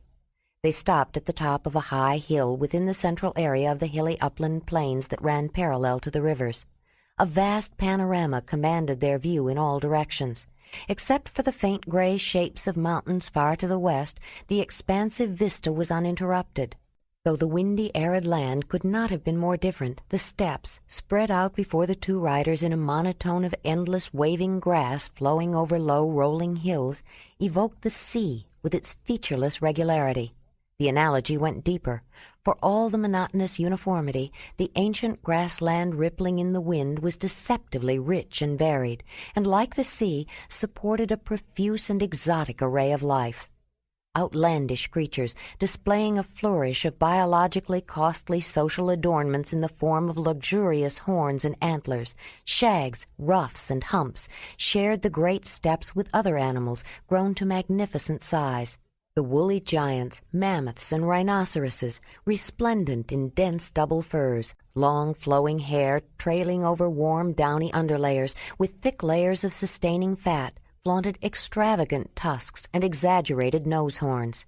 Giant deer, bedecked with stately racks of immense palmate antlers, grazed alongside aurochs, the splendid wild forerunners of herds of placid domestic cattle, which were nearly as huge as the massive bison that sported such enormous horns.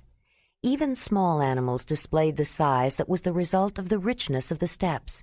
There were great jerboas, giant hamsters, and ground squirrels that were among the largest found anywhere. The extensive grasslands also supported a bounty of other animals, many with remarkable proportions. Horses, asses, and onagers partitioned space and food on the lowlands. Wild sheep, chamois, and ibex divided higher ground.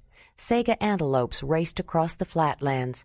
Gallery forests along river valleys or near ponds and lakes, and the occasional wooded steppes and tundra played host to deer of all varieties, from spotted fallow and gentle roe deer to elk, red deer, and reindeer, called moose, elk, and caribou when they migrated to other lands.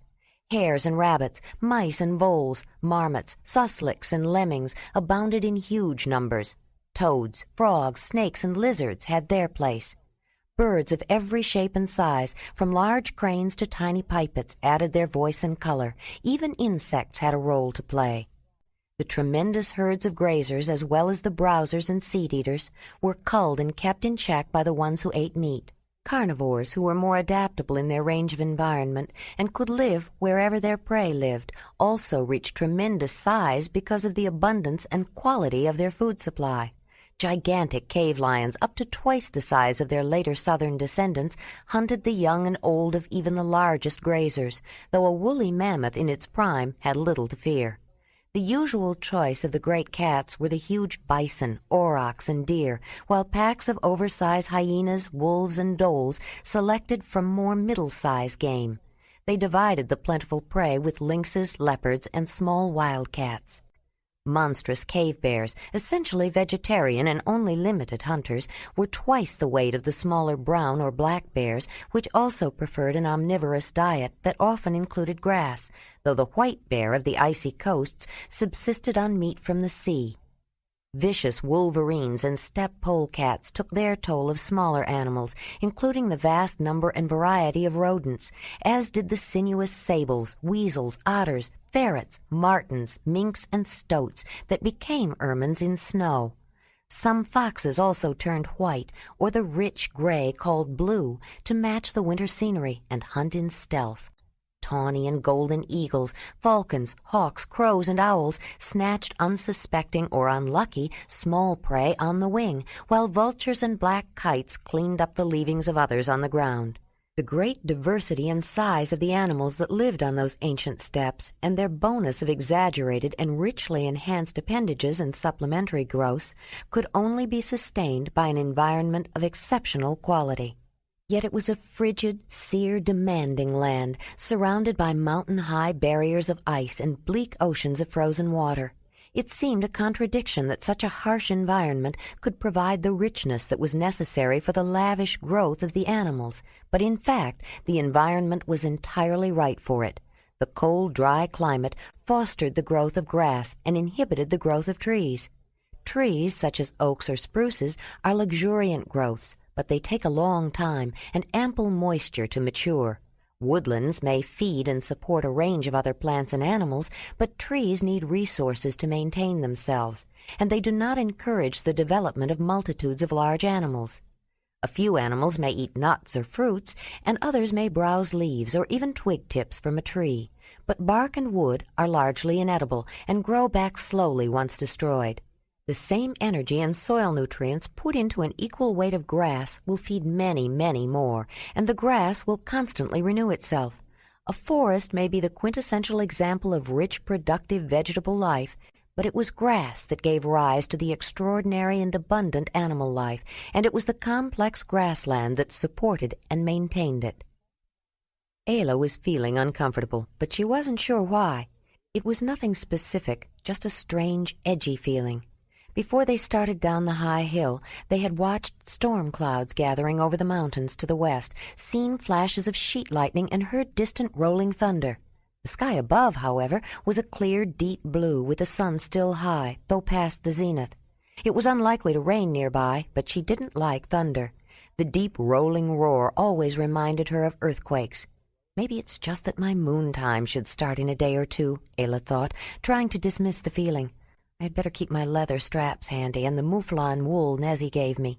She told me it was the best padding to use when traveling, and she was right. The blood washes right out in cold water. Ayla had not seen onagers before, and with her thoughts turned inward, she wasn't paying attention as they proceeded down the slope. She thought the animals she saw in the distance were horses, but when they got closer, she began to notice differences. They were slightly smaller, their ears were longer, and their tails were not a flowing tress of many hair strands, but a shorter, thin shaft covered with the same kind of hair that was on their bodies, with a darker tuft at the end. Both kinds of animals had erect manes, but the onagers were more uneven. The coats of the animals in the small herd were a light reddish-brown on their backs and sides, and a much paler, almost white coloring underneath, even on their legs and muzzles. But they had a dark stripe along their backbones, plus another across their shoulders, and several bands of the darker shade on their legs. The young woman compared them with the general coloring of the horses. Though her dun coat was a shade lighter than average, with a rich golden-yellow tone, most steppe horses were a similar neutral grayish-brown shade, and generally resembled whinny. Racer's deep brown color was unusual for his breed. The mare's stiff, thick mane was a dark gray, and the color extended down the middle of her back to her long, loose tail. Her lower legs were dark, too, almost black, and above that only the bare suggestion of stripes showed on her upper legs. The bay stallion's color was too dark to show the black feral stripe that ran down his backbone very well, but his black mane, tail, and legs followed the typical pattern. To someone who was knowledgeable about horses, the body conformation of the animals ahead was somewhat different as well. Yet they did seem to be horses. Ayla noticed that even Whinny showed more interest than she usually did at the sight of other animals, and the herd had stopped grazing and was watching them. Wolf was interested too, and had assumed a stalking posture, ready to take out after them, but Ayla signaled him to stay. She wanted to observe them.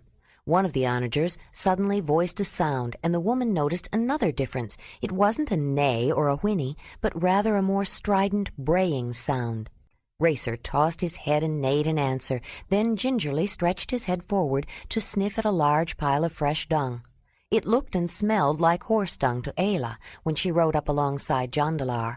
Whinny nickered and sniffed the pile too, and as the odor wafted up to her a while longer, Ayla thought she detected a faint undercurrent of something else, perhaps from somewhat different food preferences. "Are those horses?" she asked. "Not exactly. They're like horses the way elk are like reindeer or moose are like megasaurus's. They're called onagers," Jondalar explained. "I wonder why I haven't seen them before." "I don't know, but they do seem to like this kind of country," he said, inclining his head in a gesture that indicated the rocky hills and sparse vegetation of the arid, semi-desert upland plains they were riding through.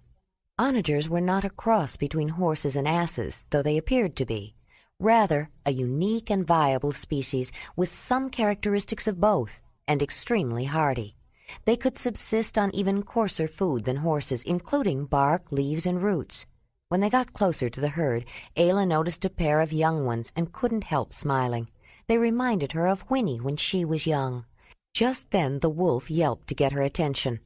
"All right, Wolf, if you want to chase those onagers," she said the unfamiliar word slowly, getting used to the sound. "Go ahead."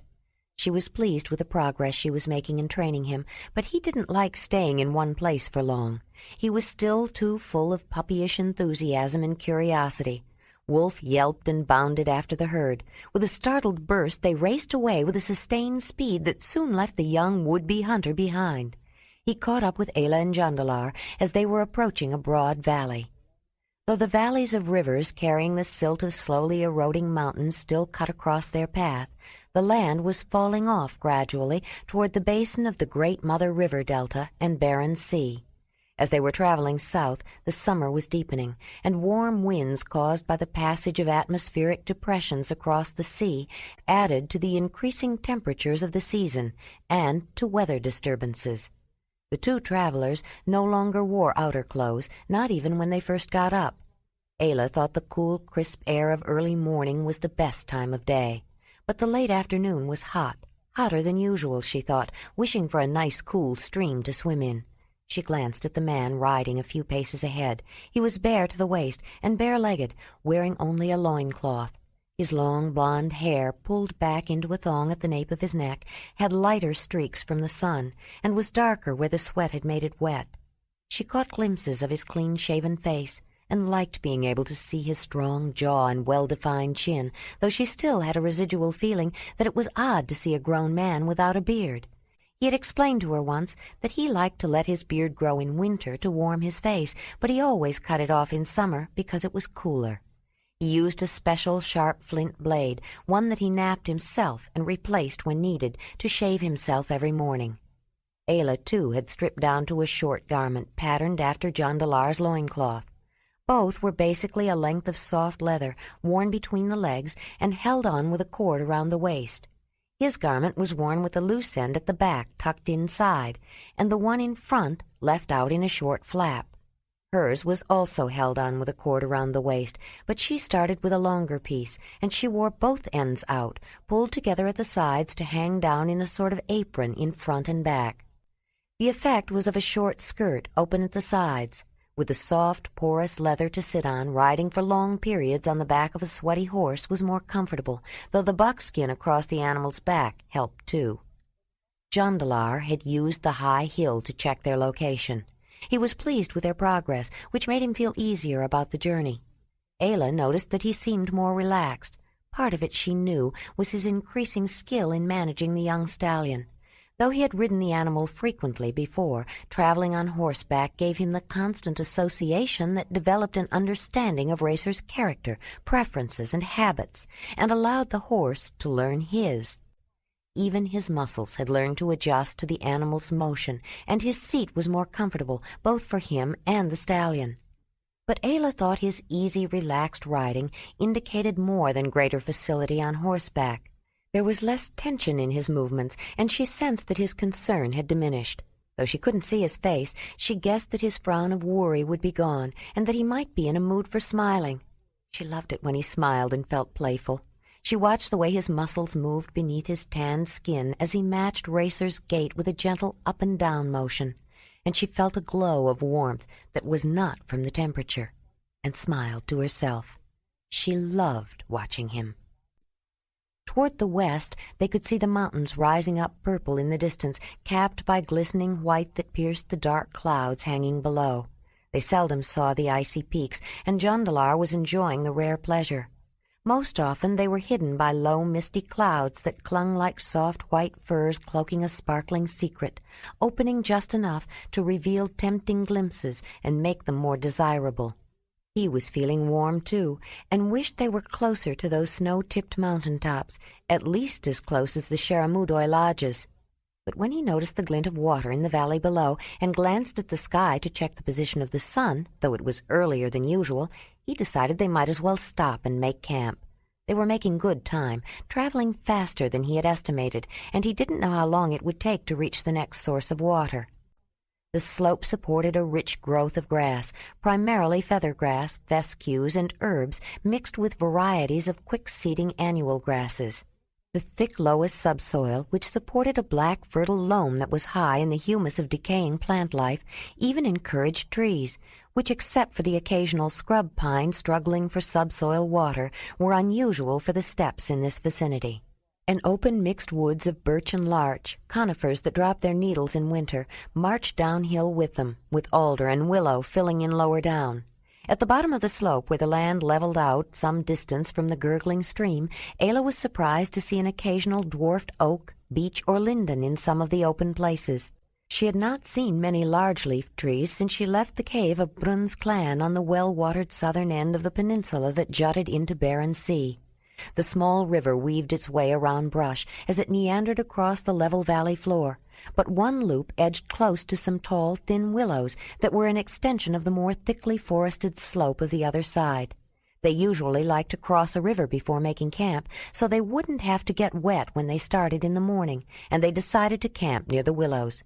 They rode downstream, looking for a place to cross, and found a wide, stony, fordable crossing, then rode back. While they were setting up the tent, Jondalar found himself watching Ayla, conscious of her warm, tanned body, and thinking how lucky he was. Not only was she beautiful, her strength, her supple grace, the assurance of her movements all pleased him, but she was a good traveling companion, contributing equally to their well-being. Though he felt responsible for her safety and wanted to protect her from harm, there was comfort in knowing he could rely on her. In some ways, traveling with Ayla was like traveling with his brother. He had felt protective toward Thonellan, too. It was his nature to be concerned for those he cared about, but only in some ways. When the young woman lifted her arms to shake out the ground cover, he became aware that the skin was lighter on the underside of her rounded breasts, and he had an urge to compare the tone with her browned arms. He didn't think that he might be staring, but he did notice when she stopped working and turned toward him. When he caught her eye, Ayla smiled slowly. Suddenly he felt an urge to do more than compare skin tones. It pleased him to know that if he wanted to share pleasures with her right then, she would be willing. There was comfort in that, too. It wasn't as necessary to seize every opportunity. The feeling was as strong, but the urgency was less, and sometimes waiting a bit made it better. He could think about it and enjoy the anticipation. Jondalar smiled back. After they set up camp, Ayla wanted to explore the valley.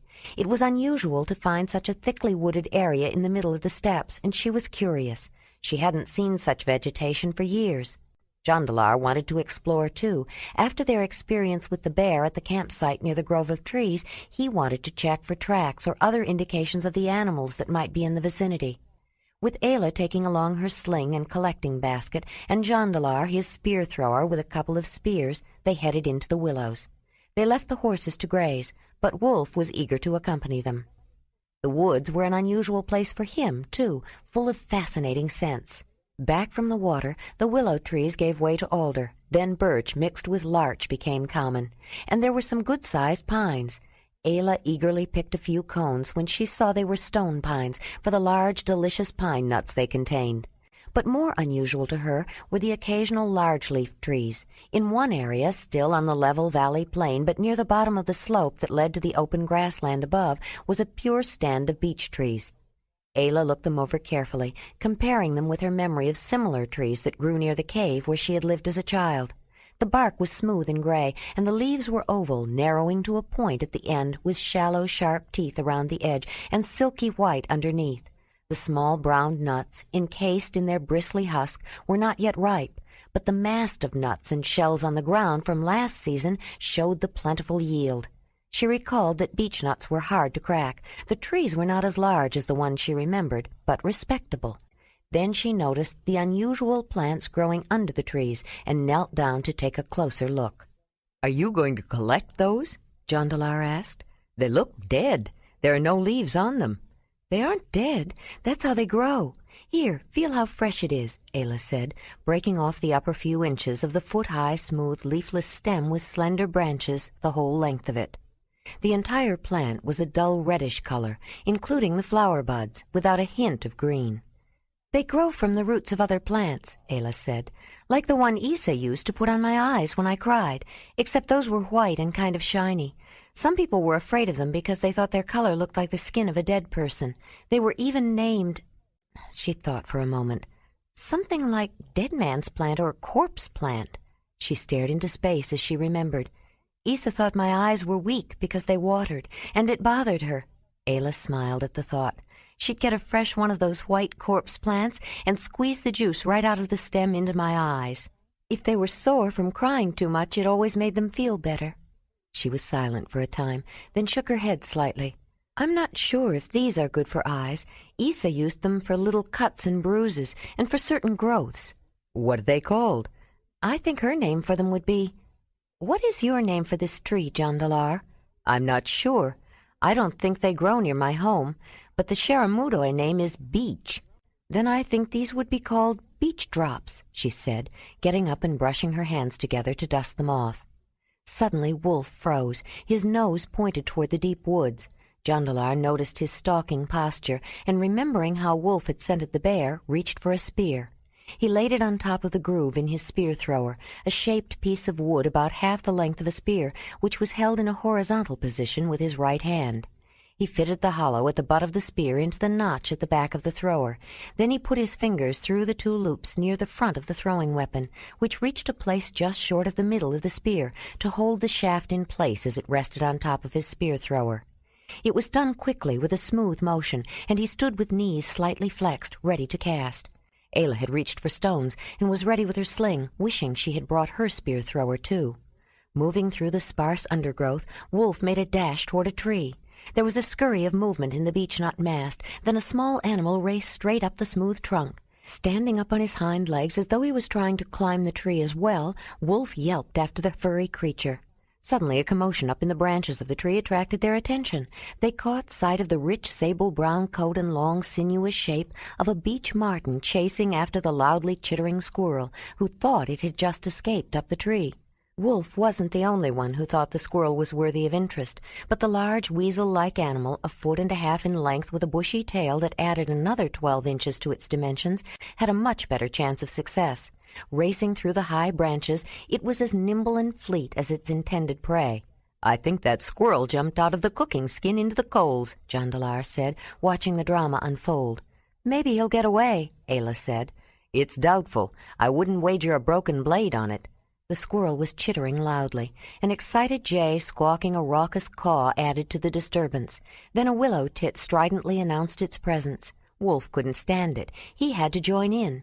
Stretching his head back, he voiced a long howl. The small squirrel climbed out to the end of a limb. Then, to the surprise of the two watching people, it leaped into the air. Spreading its legs, it stretched out the broad skin flap that extended along the sides of its body, joining the front and back legs, and soared through the air. Ayla caught her breath as she watched the flying squirrel avoiding branches and trees. The bushy tail acted as a rudder, and by changing the position of its legs and tail, which changed the tension on the gliding membrane, the squirrel could steer clear of objects in its flight path as it descended in a long, smooth curve. It was aiming for a tree some distance away, and when it drew near, it turned both its tail and body up and landed low on the trunk, then quickly scurried up. When it reached some high branches, the furry little animal turned around and climbed down again, head first, its outstretched hind claws stuck into the bark to anchor it. It looked around, then disappeared into a small hole. The dramatic leap and soaring glide had prevented its capture, though not even that amazing feat was always successful. Wolf was still up on his hind legs against the tree, looking for the squirrel that had so easily eluded him. He dropped down, began sniffing through the underbrush, then suddenly dashed away, chasing something else. "Jondalar, I didn't know squirrels could fly," Ayla said, with a smile of surprised wonder. "I should have made that wager, but I've never seen them before, though I have heard of them. I don't think I really believed it. People always talked of seeing the squirrels flying at night, and I thought it was probably a bat that someone mistook for a squirrel, but that was definitely not a bat." With a wry smile, he added, "Now I'll be one of those that no one quite believes when he talks about seeing a flying squirrel." "I'm glad it was just a squirrel," Ayla said, suddenly feeling a chill. She glanced up and noticed that a cloud was blocking the sun. She felt a shiver across her shoulders and down her back, though it wasn't really cold. "I didn't know what Wolf was after this time." Feeling a bit foolish for reacting so strongly to a threat he only imagined, Jondalar relaxed his grip on his spear and thrower, but still held on. "I thought it might have been a bear," he said, "especially with these thick woods." "Some trees always grow near rivers, but I haven't seen trees like these since I left the clan. Isn't this a strange place for them to be?" "It is unusual. This place reminds me of the land of the Sharamudoi, but that's south of here, even south of those mountains we see to the west, and near Danao, the Great Mother River." Suddenly Ayla stopped where she was. Nudging Jondalar, she silently pointed. At first he didn't see what had caught her attention. Then he noticed a slight movement of a foxy red coat and saw the three-pronged antlers of a roe deer. The commotion and the smell of wolf had caused the small wary deer to freeze. It had stood without moving, hidden in the brush, waiting to see if there was anything to fear from the predator. With the four-legged hunter gone, it had cautiously begun to move away. Jondalar's spear and spear-thrower were still in his right hand. He raised it slowly, and taking aim, hurled the spear at the throat of the animal. The danger it feared had come from an unexpected direction. The hard-flung spear landed true. Even as it hit, the roe deer attempted to leap away, took a few bounding steps, then crashed to the ground. The flight of the squirrel and the unsuccessful sable were quickly forgotten. Jondalar crossed the distance to the roe deer in a few steps with Ayla beside him. While Ayla turned the head, he knelt down beside the still struggling animal and slit its throat with his sharp blade to finish it off quickly and let it bleed. Then he stood up. "Roe deer, when your spirit returns to the great Earth Mother, thank her for giving us one of your kind that we may eat," Jondalar said quietly. Ayla, standing beside the man, nodded, then prepared to help him skin and butcher their dinner. 7. "I hate to leave the hide. Roe deer makes such soft leather," Ayla said, as she put the last piece of meat in her parfleche. "And did you see the fur on that sable?" "But we don't have time to make leather, and we can't take much more with us than we already have," Jondalar said. He was erecting the tripod of poles from which the parfleche full of meat would be suspended. "I know, but I still hate to leave it." They hung the parfleche. Then Ayla glanced toward the fireplace, thinking about the food she had just put on to cook, though nothing was apparent. It was cooking in a ground oven, a hole in the ground lined with hot rocks, into which she had put the deer meat seasoned with herbs, along with mushrooms, bracken fern fiddleheads, and cattail roots she had gathered, all wrapped in coltsfoot leaves. She then added more hot rocks on top and a layer of dirt. It would be a while before it was done, but she was glad they had stopped early enough, and had been lucky enough to get fresh meat soon enough to cook it that way. It was a favorite method, since it made food both flavorful and tender. "I'm hot, and the air feels heavy and humid. I'm going to go and cool off," she said. "I'm even going to wash my hair. I saw some soaproot growing downstream. Are you going to come for a swim?" "Yes, I think I will. I may even wash my hair if you can find enough of that soaproot for me," Jondalar said, his blue eyes crinkling with a smile as he held up a lank strand of greasy blonde hair that had fallen across his forehead. They walked side by side along the broad sandy bank of the river. Wolf bounded after them, running in and out of brush, exploring new scents. Then he dashed ahead and disappeared around a bend. Jondalar noticed the trail of horse hooves and wolf track they had made earlier. "I wonder what someone would make of spoor like this," he said, grinning at the thought. "What would you make of it?" Ayla asked.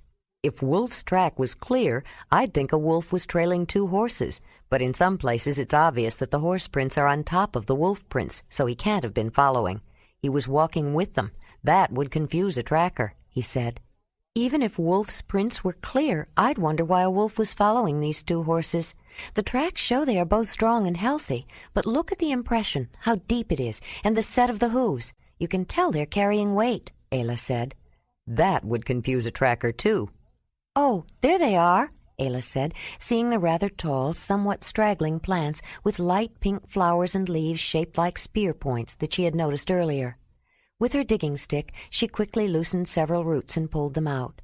On their way back, she searched for a flat, hard stone or piece of wood, and a rounded stone to crush the soaproot and release the saponin, which would foam into a light cleansing lather in the water.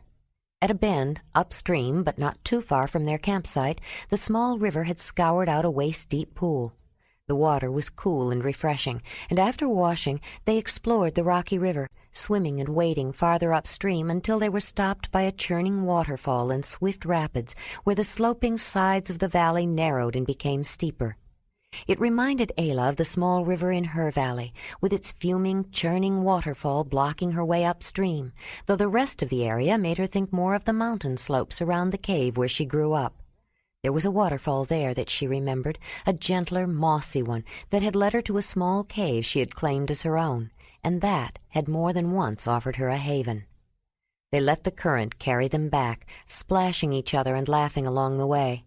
Ayla loved the sound of Jondalar's laughter. Though he smiled, he didn't laugh often, tending instead to exhibit a more serious demeanor. But when he did, it was such a big, hearty, exuberant laugh, it came as a surprise. When they got out and dried off, it was still warm. The dark cloud Ayla had noticed earlier had gone from the sky above them, but the sun was lowering toward a black and brooding mass languishing in the west, whose ponderous movement was emphasized by a ragged layer streaming swiftly beneath it in the other direction. Once the fireball dropped behind the somber clouds and banked above the western ridge, it would cool off fast. Ayla looked for the horses and saw them in an open meadow on the slope, some distance from camp, but within range of a whistle. Wolf was not in sight, still exploring downstream, she assumed.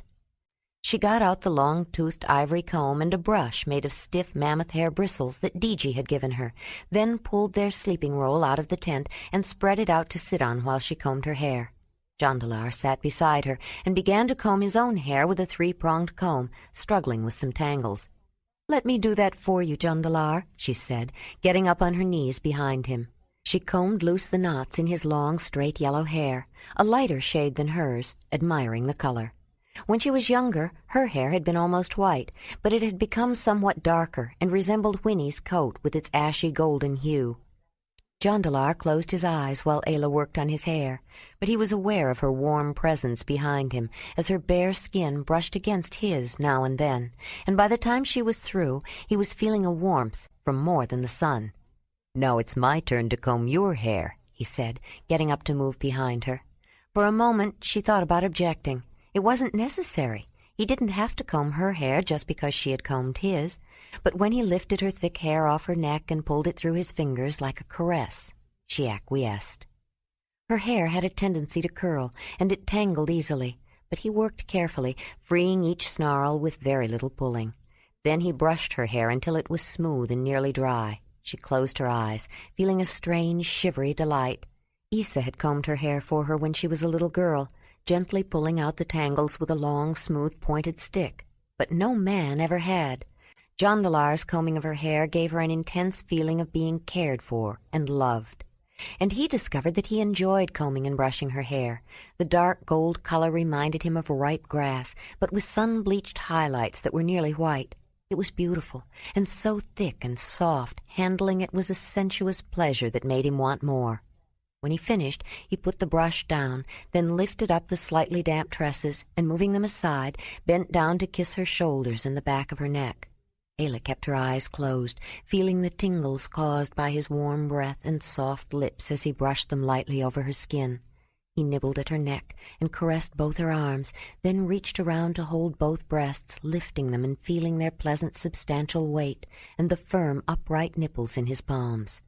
When he reached around to kiss her throat, Ayla lifted her head and turned slightly, then felt his hot, rigid organ against her back.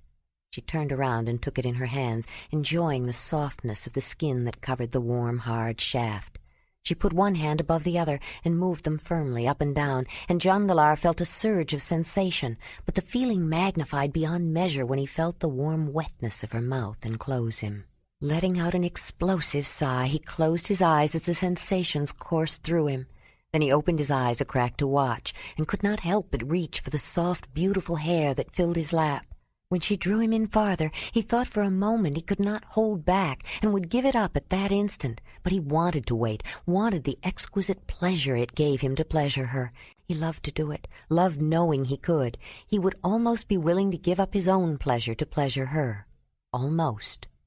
Hardly knowing how she got there, Ayla found herself on her back on top of their sleeping roll, with Jondalar stretched out beside her. He kissed her. She opened her mouth a little, just enough to allow his tongue entrance, and put her arms around him. She loved the way it felt when his lips were firmly on hers, with his tongue gently exploring. Then he pulled away and looked down at her. "Woman, do you have any idea how much I love you?" She knew it was true. She could see it in his eyes, his brilliant, vivid, unbelievably blue eyes that caressed with their look, and even from a distance could send shivers through her. His eyes expressed the emotions he tried so hard to keep under control. "I know how much I love you," Ayla said. "I can still hardly believe it, that you are here with me and not back at the summer meeting, mated to Rainik." At the thought of how close he had come to losing her to the charming dark-skinned carver of ivory, he suddenly clutched her to him tightly with fierce need. She held him, too, grateful that their long winter of misunderstanding had finally ended. She had sincerely loved Rainik. He was a good man and would have made a good mate, but he wasn't Jondalar, and her love for the tall man who was holding her in his arms was beyond anything she could explain. His powerful dread of losing her eased, replaced, as he felt her warm body beside him, by a desire for her that was as strong. Suddenly he was kissing her neck and her shoulders and her breasts, as though he couldn't get enough of her. Then he stopped and took a deep breath. He wanted to make it last, and he wanted to use his skill to give her the best he could, and he was skilled. He had been taught by one who knew, and with more love than she should have felt. He had wanted to please, and had been more than willing to learn. He had learned so well that among his people there was a joke about him that had often been made. It was said he was an expert in two crafts. He was also an excellent knapper of flint tools. Jondalar looked down at her, watching her breathe, loving the sight of her full womanly form and delighting in the mere fact of her existence. His shadow fell across her, blocking the heat of the sun. Ayla opened her eyes and looked up. The brilliant sun behind him, gleaming through his fair hair, surrounded his shadowed face with a golden aura. She wanted him, was ready for him. But when he smiled and bent down to kiss her navel, she closed her eyes again and gave herself up to him, knowing what he wanted and the pleasures he could make her feel. He held her breasts, then slowly ran his hand along her side, to the curving in of her waist and the lush swelling of her hip, then down her thigh. She tingled at the touch. He brought his hand back up her inner thigh, feeling the special softness there and over the springy golden curls of her mound. He caressed her stomach, then bent to kiss her navel before he reached for her breasts again and kissed both nipples. His hands were like gentle fire, feeling warm and wonderful, and left her burning with excitement. He caressed her again, and her skin remembered every place he touched. He kissed her on the mouth, and gently, slowly, kissed her eyes and her cheeks, her chin and her jaw, then breathed into her ear. His tongue found the hollow of her throat and continued down between her breasts. He took each one in his hands and held them together, delighting in their fullness, the slight salty taste of her and the feel of her skin as his own desire was mounting. His tongue tickled one nipple and then the other, and then she felt the deep throbbing surge as he pulled it in his mouth. He explored her nipple with his tongue, pressing, pulling, nibbling lightly, then reaching for the other with his hand. She pressed up to him, losing herself in the sensations coursing through her body, and centered on the seat of pleasure she felt deep within. With his warm tongue he found her navel again, and as a light wind blew cool on her skin, he circled and then dropped lower to the soft, curly fur of her mound, then for a quick moment to her warm slit and hard note of her pleasure. She raised her hips to him and cried out. He nestled between her legs, and with his hands opened her to look at her warm rosy flower of petals and folds. He dipped down to taste. He knew her taste and loved it, then held back no longer and reveled in exploring her. His tongue found the familiar folds, reached into her deep well, and then reached up higher for the small, hard node. As he worked his tongue over it, suckling and nibbling, she cried out again and again, her breath coming faster and the surge inside building. All feeling was turned inward. There was no wind, no sun, only the rising intensity of her senses. He knew it was coming, and though he could hardly hold back himself, he slowed and backed off, hoping to draw it out, but she reached for him, unable to wait. As it came closer, building, growing, tightening with anticipation, he could hear her moans of pleasure. Suddenly it was there, the powerful shuddering waves seizing her, then with a convulsive cry crashing over her, she burst with a spasm of release, and with it came the indescribable desire to feel his manhood inside her. She reached for him, trying to bring him to her.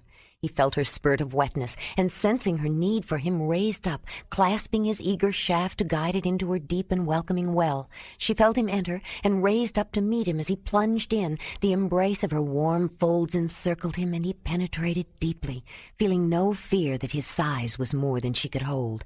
That was part of the wonder of her, that she matched him.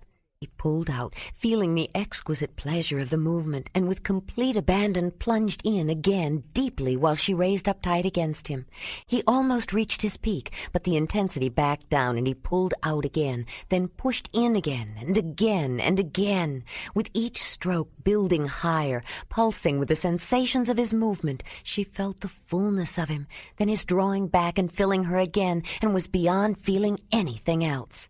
She heard his strong breathing and her own as their cries mingled.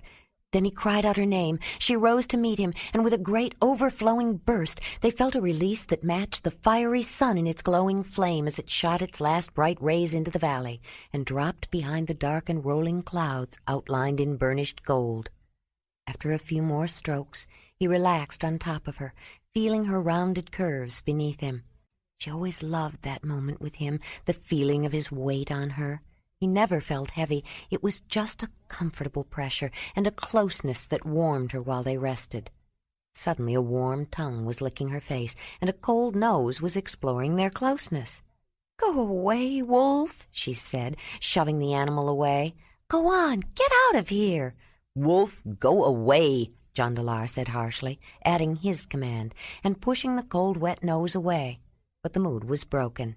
As he lifted off Ayla and rolled to his side, he felt a trifle annoyed, but he couldn't really be angry. He felt too wonderful for that. Getting up on one elbow, Jondalar looked at the animal that had backed off a few paces and was sitting on his haunches watching them with his tongue hanging out, panting.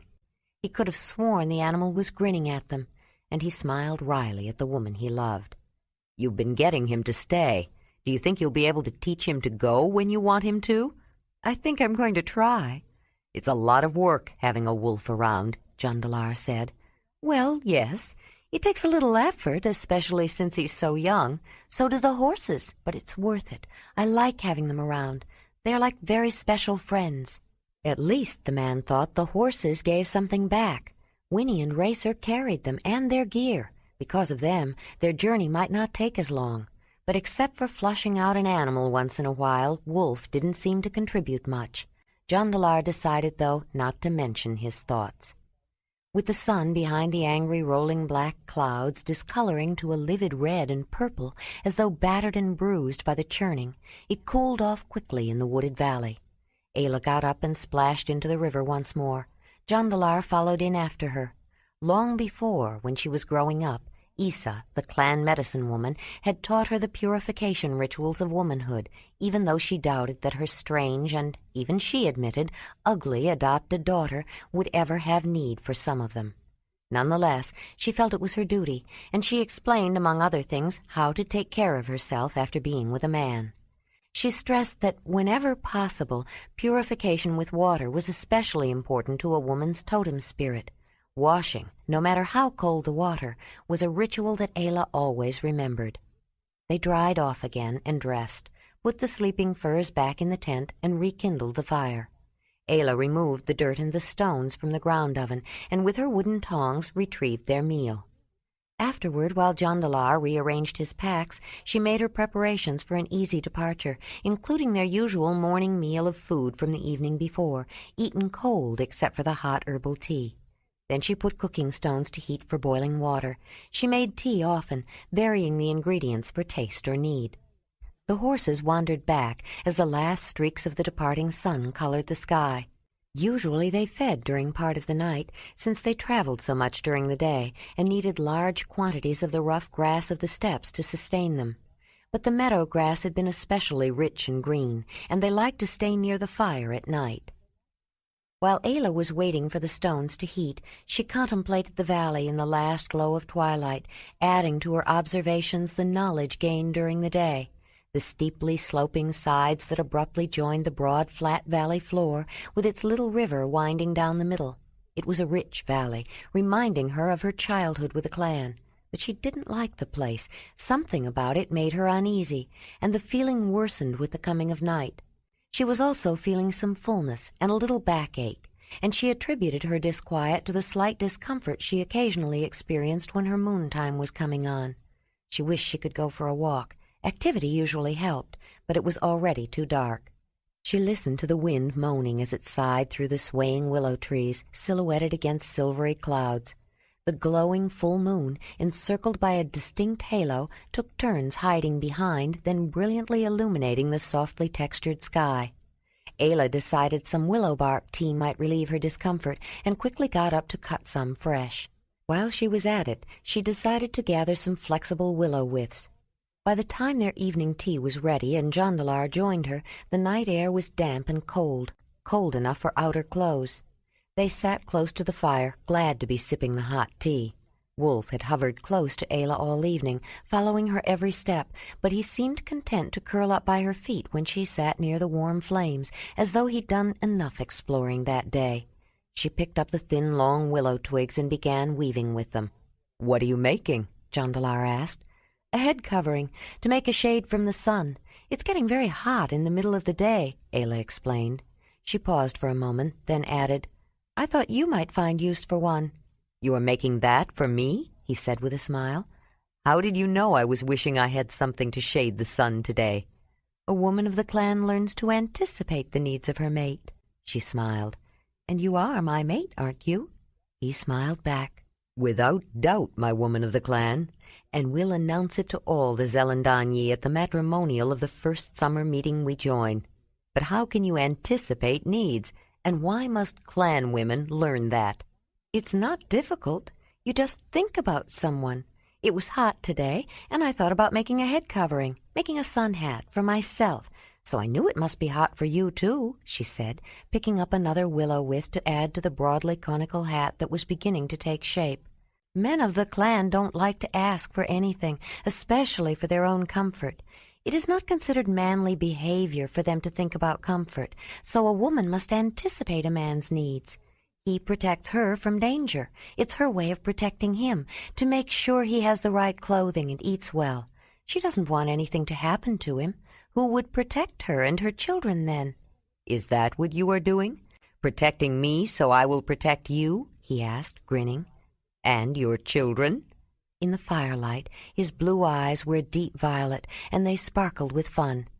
"Well, not exactly," she said, looking down at her hands. "I think it's really the way a clan woman tells her mate how much she cares for him, whether she has children or not." She watched her rapidly moving hands, though Jondalar had the feeling that she didn't need to see what she was doing. She could have made the hat in the dark. She picked up another long twig, then looked directly at him. "But I do want to have another child before I get too old." "You have a long way to go for that," he said, putting another piece of wood on the fire. "You're still young."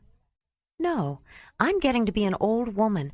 I am already—" She closed her eyes to concentrate as she pressed her fingers against her leg, saying the number words he had taught her, to verify to herself the right word for the number of years she had lived.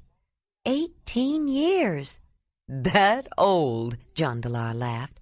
"I have seen 22 years. I'm the one who is old." "If it takes us a year to travel, I will be 19 years when we reach your home. In the clan, that would be almost too old for childbearing." "Many Zelendanyi women have children at that age. Maybe not their first, but their second or third. You are strong and healthy. I don't think you're too old to have children, Ayla. But I will tell you this. There are times when your eyes seem ancient, as though you've lived many lifetimes in your 18 years. It was an unusual thing for him to say, and she stopped her work to look at him. The feeling she evoked in him was almost frightening. She was so beautiful in the light of the fire, and he loved her so much he didn't know what he would do if anything ever happened to her. Overcome, he looked away. Then, to ease the moment, he tried to introduce a lighter subject. "I'm the one who should worry about age. I'd be willing to wager that I will be the oldest man at the matrimonial," he said, then laughed. 23 is old for a man to be mated for the first time. Most men my age have several children at their hearths." He looked at her, and she saw again that look of overwhelming love and fear in his eyes. "Ayla, I want you to have a child, too, but not while we're traveling. Not until we're safely back. Not yet." "No, not yet," she said. She worked quietly for a while, thinking about the son she had left behind with Uba, and about Rydag, who had been like her son in many ways, both of them lost to her. Even Baby, who was in a strange way like a son, at least he was the first male animal she found and cared for, had left her. She would never see him again. She looked at Wolf, suddenly worried that she might lose him, too. "I wonder," she thought, "why is my totem taking all my sons away from me? I must be unlucky with sons." "Jondalar, do your people have any special customs about wanting children?" Ayla asked. "Women of the clan are always supposed to want sons." "No, not really. I think men want a woman to bring sons to the hearth, but I think women like to have daughters first." "What would you like to have, some day?" He turned to study her in the light of the fire. Something seemed to be bothering her. "Ayla, it doesn't matter to me. Whatever you want, or whatever the mother gives you." Now it was her turn to study him. She wanted to be sure he really meant it. "Then I think I'm going to wish for a daughter. I don't want to lose any more children." Jondalar didn't quite know what she meant and didn't know how to respond. "I don't want you to lose any more children either." They sat quietly while Ayla worked on the sun hats. Suddenly he asked, "Ayla, what if you are right? What if children are not given by Donnie? What if they are started by sharing pleasures? You could have a baby starting inside you right now and not even know it." "No, Jondalar, I don't think so. I think my moon time is coming on," she said. "And you know that means no babies have started." She didn't usually like to talk about such personal matters with a man, but Jondalar had always been comfortable around her then, not like the clan men. A woman of the clan had to be especially careful not to look directly at a man when she was going through her woman's curse. But even if she wanted to, she couldn't exactly go into seclusion or avoid Jondalar while they were traveling, and she sensed that he needed reassurance. She considered for a moment telling him about Issa's secret medicine that she had been taking to fight off any impregnating essences, but she couldn't do it. Ayla could no more tell a lie than Issa could. But short of a direct question, she could refrain from mentioning it. If she didn't bring it up, it wasn't likely that a man would think to ask if she was doing something to prevent pregnancy. Most people wouldn't think it was possible that such powerful magic could exist. "Are you sure?" he asked. "Yes, I'm sure," she said. "I am not pregnant. No baby has started growing inside me." He relaxed then. As Ayla was finishing up the sun hats, she felt a soft sprinkling of rain. She hurried to finish. They brought everything inside the tent with them, except the parfletch hanging from the poles, and even the damp wolf seemed happy to curl up at Ayla's feet. She left the lower part of the entrance flap open for him in case he needed to go out, but they closed the smoke hole flap when the rain began coming down harder. They cuddled together when they first lay down, then rolled over, but they both had trouble sleeping. Ayla was feeling anxious and achy, but she tried not to toss and turn too much so she wouldn't disturb Jondalar. She listened to the pattering of rain on the tent, but it didn't lull her to sleep the way it usually did, and after a long while she wished it were morning so she could just get up and leave. Jondalar, after all his worry and being reassured that Ayla had not been blessed by Donnie, began to wonder again if there was something wrong with him. He lay awake thinking, wondering if his spirit, or whatever essence it was that Donnie took from him, was strong enough, or if the mother had forgiven him his youthful indiscretions and would allow it. Maybe it was her. Ayla said she wanted a child, but with all the time they spent together, if she wasn't pregnant, it could be that she couldn't have children. Serenio never had any more, unless she was expecting when he left. As he stared into the darkness of the inside of the tent, listening to the rain, he wondered if any of the women he had known had ever given birth, and if any babies had been born with his blue eyes.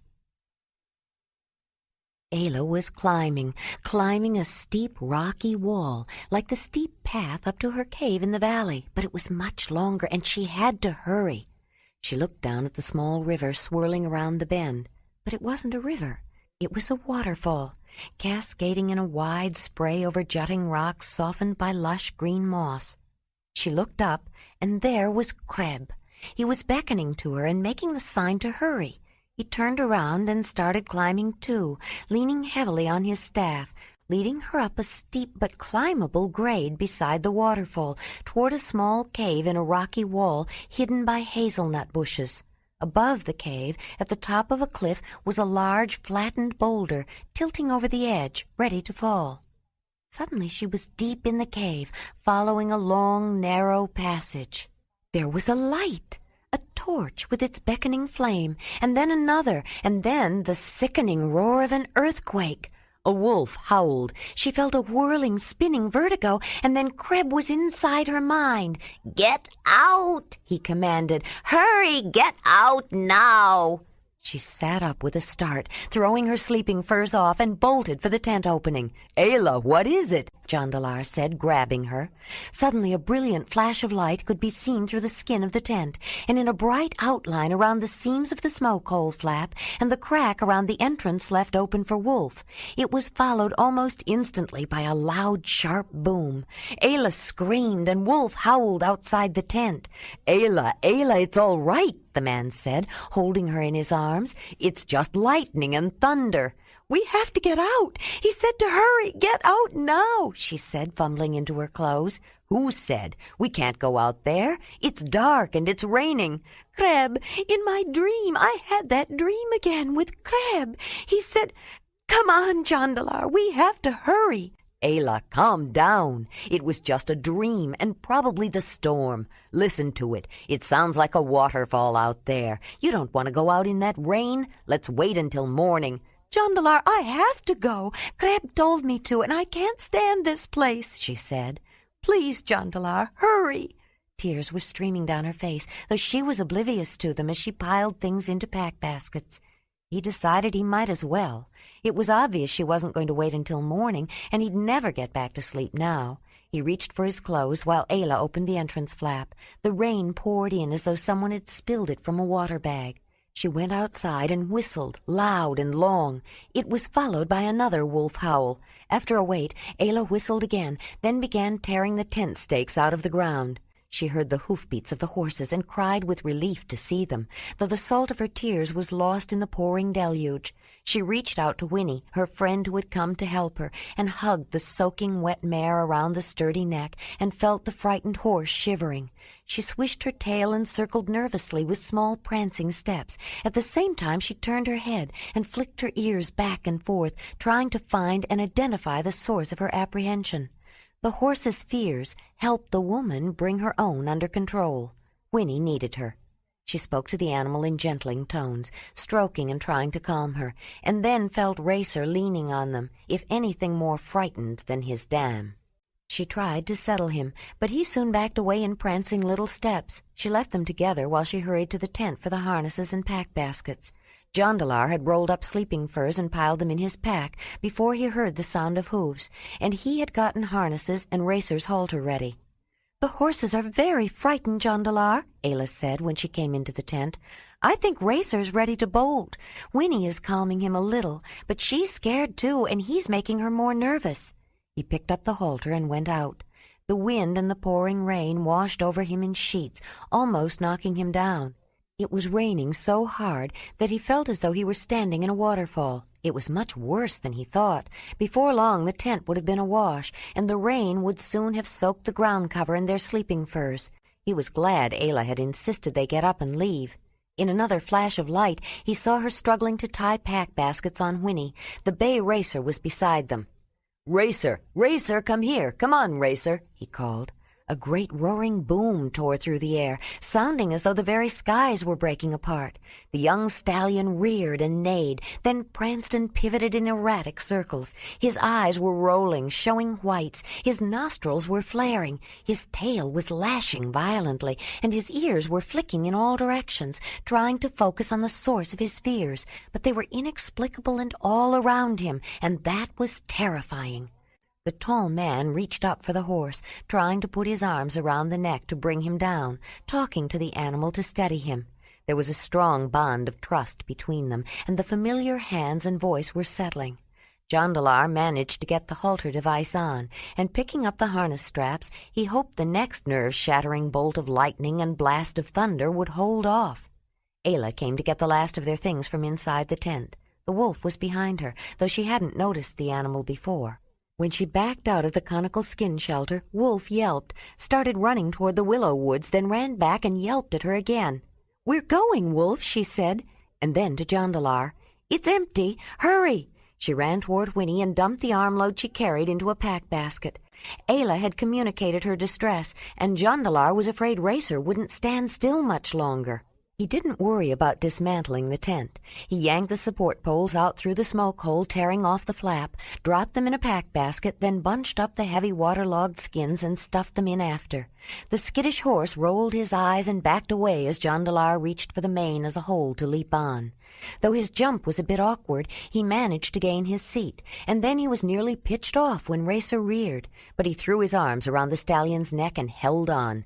Ayla heard a long wolf howl and a strange, deep roar as she climbed on Winnie's back, and she turned to see Jondalar holding onto the rearing stallion.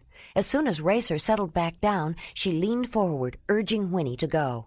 The mare sprang ahead in a fast gallop, as though something were chasing her, as though, like Ayla, she couldn't wait to get away from there. Wolf bounded ahead, racing through brush, and as Racer and Jondalar followed close on her heels, the menacing roar grew louder.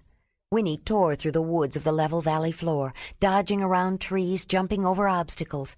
Keeping her head low with her arms around the horse's neck, Ayla let the mare find her own way. She couldn't see anything in the darkness and the rain, but she sensed they were heading toward the slope leading to the steps above. Suddenly another burst of lightning flashed, filling the valley with instant brilliance. They were in the beech woods, and the slope was not far. She glanced back at Jondalar and gasped. The trees behind him were moving. Before the light died, several tall pines leaned precariously. Then it went dark. She hadn't noticed the rumble growing louder until she waited to hear the trees fall and became aware that the sound was drowned out by the overpowering noise. Even the crack of thunder seemed to dissolve into the booming roar. They were on the slope. She knew from the change in Winnie's pace that they were climbing up, though she still couldn't see. She could only trust to the mare's instincts. She felt the animal slip, then recover her footing. Then they broke out of the woods and were in a clearing. She could even see the rolling clouds through the rain. They must be in that meadow on the slope where the horses had grazed, she thought. Racer and Jondalar pulled up alongside. He, too, was hunched over his horse's neck, though it was too dark to see more than the shape of their silhouette, a black-on-black shadow. Winnie was slowing, and Ayla could feel her labored breathing. The woods on the other side of the meadow were thinner, and Winnie was no longer racing at frantic pace, dodging trees. Ayla sat up straighter, but still kept her arms around her mare's neck. Racer had pulled ahead in his burst of speed, but soon he slowed to a walk, and Winnie caught up. The rain was easing up. The trees gave way to brush, and then grass, and then the slope leveled out as the steps opened out before them in a darkness softened only slightly by clouds, lighted by a hidden moon through a veil of rain. They stopped, and Ayla dismounted to let Winnie rest. Jondalar joined her, and they stood side by side, trying to see into the darkness below. Lightning flashed, but it was farther away, and the thunder followed later in a low growl. In a dazed state, they stared out over the black chasm of the valley, knowing that some great destruction was taking place, though they could see nothing. They realized they had barely escaped a terrible disaster, but they didn't yet comprehend its dimensions. Ayla felt a strange prickly sensation on her scalp and heard a faint crackling. Her nose crinkled at the acrid smell of ozone. It was a peculiar burning odor, but not of fire, nothing as earthy as that. Suddenly it occurred to her that it must be the smell of the streaking fire in the sky. Then she opened her eyes in wonder and fear and, in a moment of panic, grabbed for Jondalar. A tall pine rooted in the slope below, but sheltered from the cutting winds by a rocky outcrop and projecting high above the steps, glowed with an eerie blue light. He put his arm around her, wanting to protect her, but he felt the same sensations and fears and knew these otherworldly fires were beyond his control. He could only hold her close.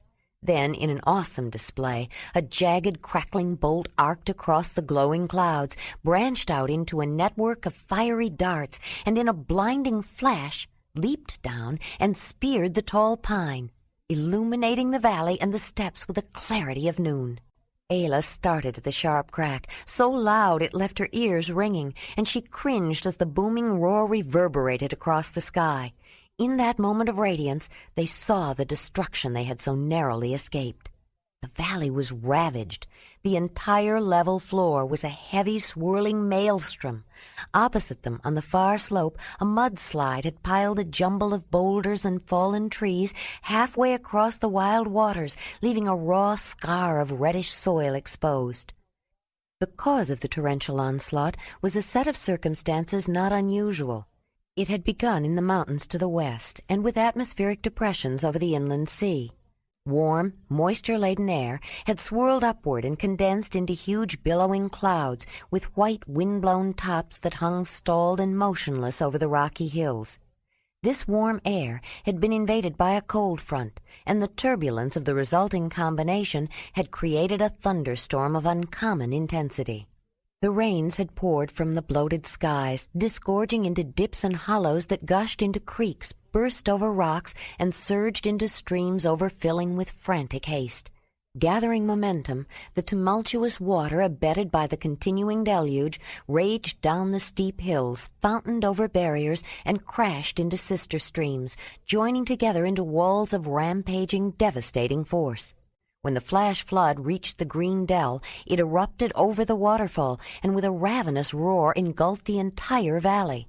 But the lush, verdant depression held a surprise for the churning waters. During the era, extensive movements of the earth were uplifting the land, raising the level of the small inland sea to the south, and opening passageways to an even larger sea farther south. Within recent decades, the uplift had closed off the valley, forming a shallow basin, which had been filled by the river, creating a small lake behind the natural dam.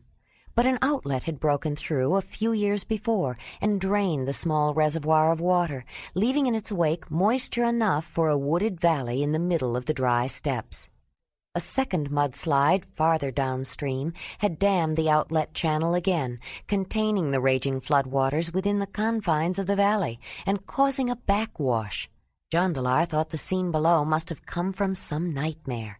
He could hardly believe what he had seen. The entire valley was a wild, turbulent, frenzied slurry of mud and rocks, sloshing back and forth, churning brush and whole trees torn out by their roots and splintered by the battering. No living thing could have survived in that place, and he shuddered to think what would have happened if Ayla hadn't wakened and insisted that they leave. He doubted if they would have made it to safety without the horses. He glanced around. They were both standing with heads down, feet apart, looking as exhausted as he thought they must be.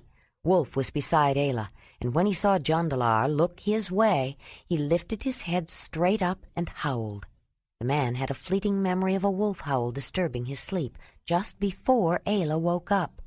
Another lightning bolt flashed, and at the sound of thunder he felt Ayla shiver violently in his arms. They were not out of danger yet.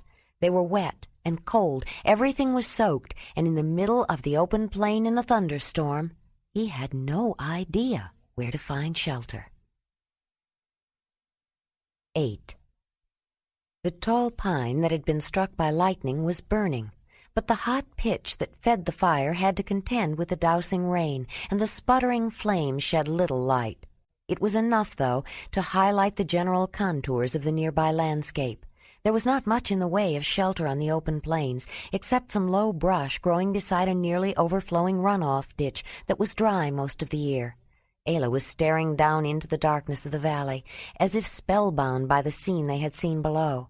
While she stood there, the rain began coming down harder again, sluicing over them, drenching their already soaked clothing, and finally winning out over the struggling fire in the tree. "Ayla, come on," Jondalar said. "We've got to find some shelter and get out of this rain. You're cold. We're both cold and wet." She stared for a moment longer, then shuddered. "We were down there." She looked up at him. "Jondalar, we would have died if we'd been caught in that." "But we got out in time. Now we need to find shelter. If we don't find some place to warm up, it won't matter that we got out of the valley." He picked up Racer's lead rope and started toward the brush. Ayla signaled Winnie and followed, with Wolf at her side. When they reached the ditch, they noticed that the low bushes led to a thicker stand of higher brush, almost low trees, farther back from the valley on the steppes, and they headed for that. They pushed their way into the center of the dense growth of sallow. The ground around the slender, many-stemmed bases of the silvery green willow brush was wet, and rain still filtered in through the narrow leaves, but not quite as hard. They cleared woody stems out of a small pocket, then removed the pack baskets from the horses. Jondalar pulled out the heavy bundle of wet tent and shook it out. Ayla grabbed the poles and set them around the inside of the brush pocket, then helped spread the skins of the tent, still tied to the ground cover over them. It was a haphazard construction, but for now they just wanted shelter from the rain. They brought their pack baskets and other things into the makeshift shelter, tore leaves off the trees to line the wet ground, and spread out their damp sleeping furs. Then they took off their outer clothes, helped each other wring out the soaked leather, and draped them on branches. Finally, shivering hard, they huddled down and pulled their sleeping furs around them. Wolf came in and shook himself vigorously, spraying water, but everything was so wet that it hardly mattered.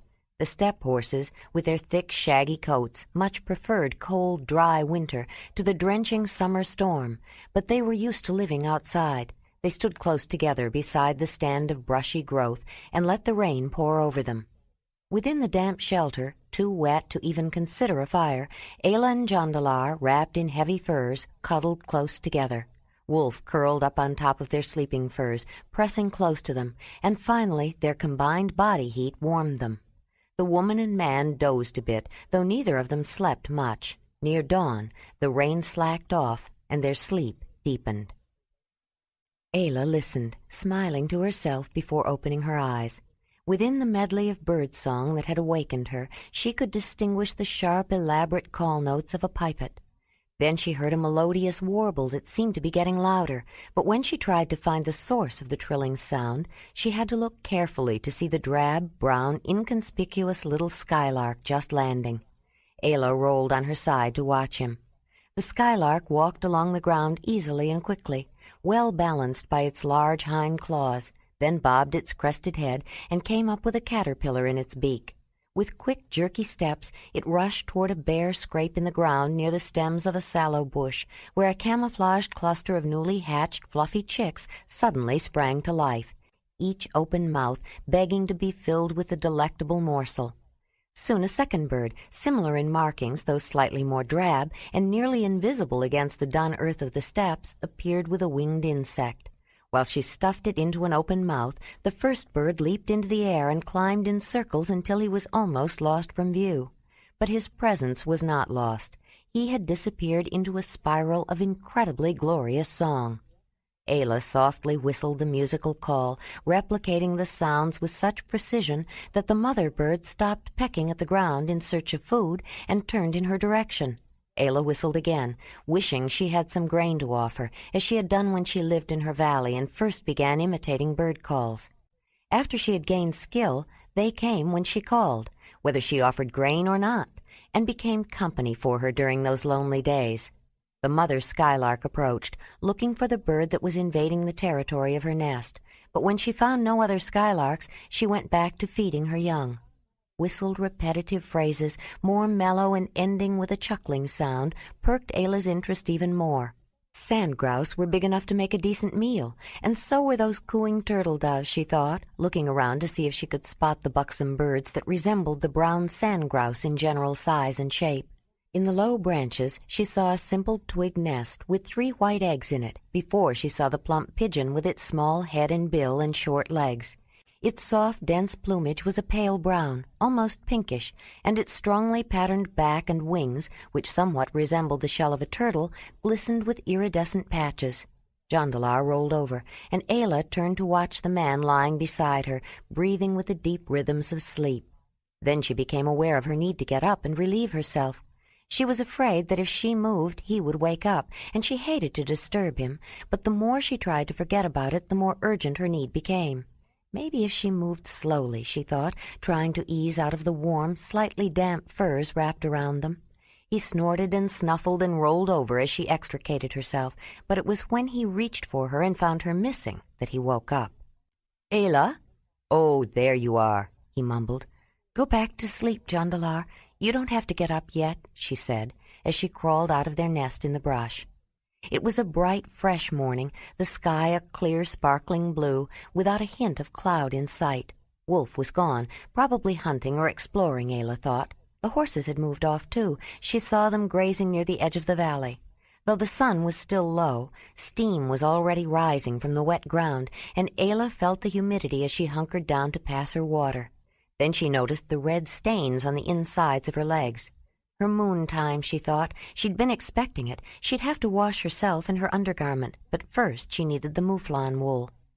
The runoff ditch was only half full, but the streamlet flowing through it was clear. She leaned over and rinsed her hands, drank several cupped handfuls of the cool running liquid, and then hurried back to their sleeping place. Jondalar was up, and he smiled when she made her way into their shelter within the sallow brush to get one of her pack baskets. She pulled it out in the open and began rummaging through it. Jondalar brought both of his baskets out with him, then went back for the rest of their things. He wanted to see how much damage had been done by the soaking rains. Wolf came loping back just then and went straight to Ayla. "You're looking satisfied with yourself," she said, roughing up his neck fur, so thick and full it was almost a mane. When she stopped, he jumped up on her, putting his muddy paws on her chest, nearly at the level of her shoulders. He caught her by surprise, almost knocking her down, but she recovered her balance. "Wolf, look at this mud," she said, as he reached to lick her throat and face, and then, with a low, rumbling growl, he opened his mouth and took her jaw in his teeth. But for all his impressive canine armaments, his action was as restrained and gentle as if he'd been handling a new puppy. No tooth broke skin. They hardly made an impression on it. She buried both her hands in his ruff again, pushed his head back, and looked at the devotion in his wolfish eyes with as much affection as he showed her. Then she grabbed his jaw with her teeth and gave him the same kind of growling, gentle love bite back. "Now get down, Wolf. Look at the mess you've made of me. I'm going to have to wash this, too." She brushed off the loose, sleeveless leather tunic she wore over the short leggings that had been used as undergarments. "If I didn't know better, Ayla, I could almost be frightened for you when he does that," Jondalar said. "He's gotten so big, and he is a hunter. He could kill someone." "You don't have to worry about Wolf when he does that. That's the way wolves greet each other and show their love. I think he's glad we woke up in time to get out of the valley, too." "Have you looked down there?" "Not yet." "Wolf, get away from there," she said, pushing him away when he began to sniff between her legs. "It's my moon time." She looked aside and flushed slightly. "I came to get my wool, and I haven't had the chance to look." While Ayla attended to her personal needs, washing herself and her clothes in the little stream, tying on the straps that held the wool in place, and getting something else to wear, Jondalar walked toward the edge of the valley to pass his water and looked down. There was no sign of a campsite or of any place there could be one. The natural basin of the valley was partially filled with water, and the logs and trees and other floating debris were bobbing and dipping as the agitated water continued to rise. The small river that fed it was still blocked at the outlet and still creating backwash, though it was not sloshing with the sweeping back and forth movement of the night before. Ayla quietly moved beside Jondalar, who had been staring intently at the valley and thinking. He looked up when he felt her presence. "This valley must get narrow downstream, and something must be blocking the river," he said. "Probably rocks or a mudslide. It's holding the water in. Maybe that's why it was so green down there. It may have done it before." "The flash flood alone would have washed us away if it had caught us," Ayla said. "My valley used to flood every spring, and that was bad enough, but this—" She could find no words to express her thought, and she unconsciously finished her sentence with the motions of clan sign language that to her conveyed more strongly and precisely her feelings of dismay and relief. Jondalar understood. He, too, was at a loss for words and shared her feelings. They both stood silently watching the movement below. Then Ayla noticed his forehead nodding with concentration and concern. Finally he spoke. "If the mudslide, or whatever it is, gives way too quickly, that water washing downstream will be very dangerous. I hope there are no people that way," he said. "It won't be any more dangerous than it was last night," Ayla said. "Will it?" "Last night it was raining, so people might expect something like a flood, but if this breaks through without the warning of a rainstorm, it could catch people by surprise, and that would be devastating," he explained. Ayla nodded, then said, "But if people are using this river, wouldn't they notice that it had stopped flowing and try to find out why?" He turned to face her. "But what about us, Ayla? We're traveling, and we wouldn't have any way of knowing that a river had stopped running. We could be downstream of something like this sometime, and we wouldn't have any warning." Ayla turned back to look at the water in the valley and didn't answer immediately. "You're right, Jondalar," she said then.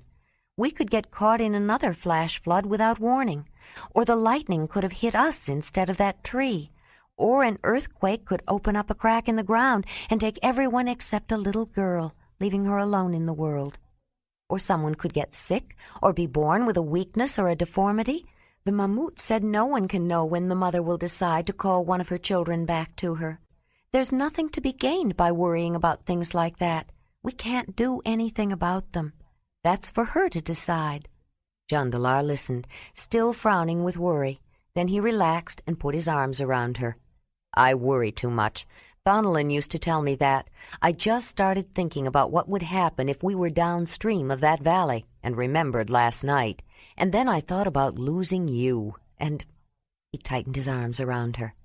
Ayla, I don't know what I would do if I ever lost you, he said, with sudden fervor, holding her to him. I'm not sure I'd want to go on living. She felt a tinge of worry at his strong reaction. I hope you would go on living, Jondalar, and find someone else to love. If anything ever happened to you, a piece of me, of my spirit, would be gone with you because I love you. But I would go on living, and a piece of your spirit would always be living with me. It wouldn't be easy to find someone else to love. I didn't think I'd ever find you. I don't know if I'd even want to look, Jondalar said. They started back, walking together. Ayla was quiet for a while, thinking, then said, I wonder if that's what happens when you love someone and that person loves you back. I wonder if you exchange pieces of each other's spirit. Maybe that's why it hurts so much to lose someone you love. She paused, then continued. It's like the men of the clan. They are hunting brothers, and they exchange a piece of each other's spirit, particularly when one saves the other's life. It's not easy to go on living when a piece of your spirit is missing, and each hunter knows a piece of himself will go to the next world if the other goes, so he will watch and protect his brother, do almost anything to save his life. She stopped and looked up at him. Do you think we have exchanged pieces of our spirits, Jondalar? We are hunting partners, aren't we? And you once saved my life, but you are much more than a hunting brother, he said, smiling at the idea. I love you. I understand now why Thonolin didn't want to go on living when Jatamio died. Sometimes I think he was searching for a way into the next world, so he could find them, Jatamio and the baby who was never born. But if anything ever happened to me, I wouldn't want you to follow me to any spirit world. I'd want you to stay right here and find someone else, Ayla said with conviction. She didn't like all his talk about next worlds. She wasn't sure what some other world after this one would be like, or even, deep in her heart, if one really existed. What she did know was that to get to any next world, you had to die in this one, and she didn't want to hear about Jondalar dying, either before or after she did. Thinking about worlds of the spirit led to other random thoughts. Maybe that's what happens when you get old, she said. If you exchange pieces of your spirit with people you love after you've lost a lot of them, so many pieces of your spirit have gone with them to the next world that there's not enough left to keep you alive in this world. It's like a hole inside of you that keeps getting bigger, so you want to go to the next world where most of your spirit and your loved ones are.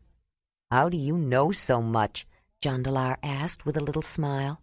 For all her lack of knowledge of the world of the spirits, her ingenuous and spontaneous observations made sense to him in a way, and displayed a genuine and thoughtful intelligence, though he had no way of knowing if there was any merit in the ideas. If Zelendani were there, he could ask her, he thought. Then suddenly he realized they were going home, and he would be able to ask her some day soon. I lost pieces of my spirit when I was a little girl, and the people I was born to were taken by the earthquake. Then Isa took a piece when she died, and Kreb, and so did Rydag. Even though he isn't dead, even Dirk has a piece of me, of my spirit, that I will never see. Your brother took a piece of you with him, didn't he? Yes, Jondalar said. He did. I will always miss him, and always hurt about it. Sometimes I think it was my fault, and I would have done anything to save him. I don't think there is anything you could have done, Jondalar. The mother wanted him, and it is for her to decide, not for someone to search for a way to the next world. When they got back to the tall sallow brush where they had spent the night, they began going through their belongings. Almost everything was at least damp, and many things were still very wet. They untied the swollen knots that still tied the ground cover to the upper-shaped part of the tent, and, each taking an end and twisting in opposite directions, tried to wring the pieces out. But too much twisting put a strain on the stitching. When they decided to erect the tent to begin letting it dry out, they discovered they had lost some of the tent poles. They spread the ground cover out over the brush, and then checked their outer clothes, which were also still quite wet. Objects that were in the pack baskets had fared a little better. Many things were damp, but would probably dry soon enough if they had a warm, dry place to air them out. The open steps would be fine during the day, but that's when they needed to travel, and it could get damp and cool on the ground at night. They did not look forward to sleeping in a wet tent. "I think it's time for some hot tea," Ayla said, feeling discouraged. It was already later than usual.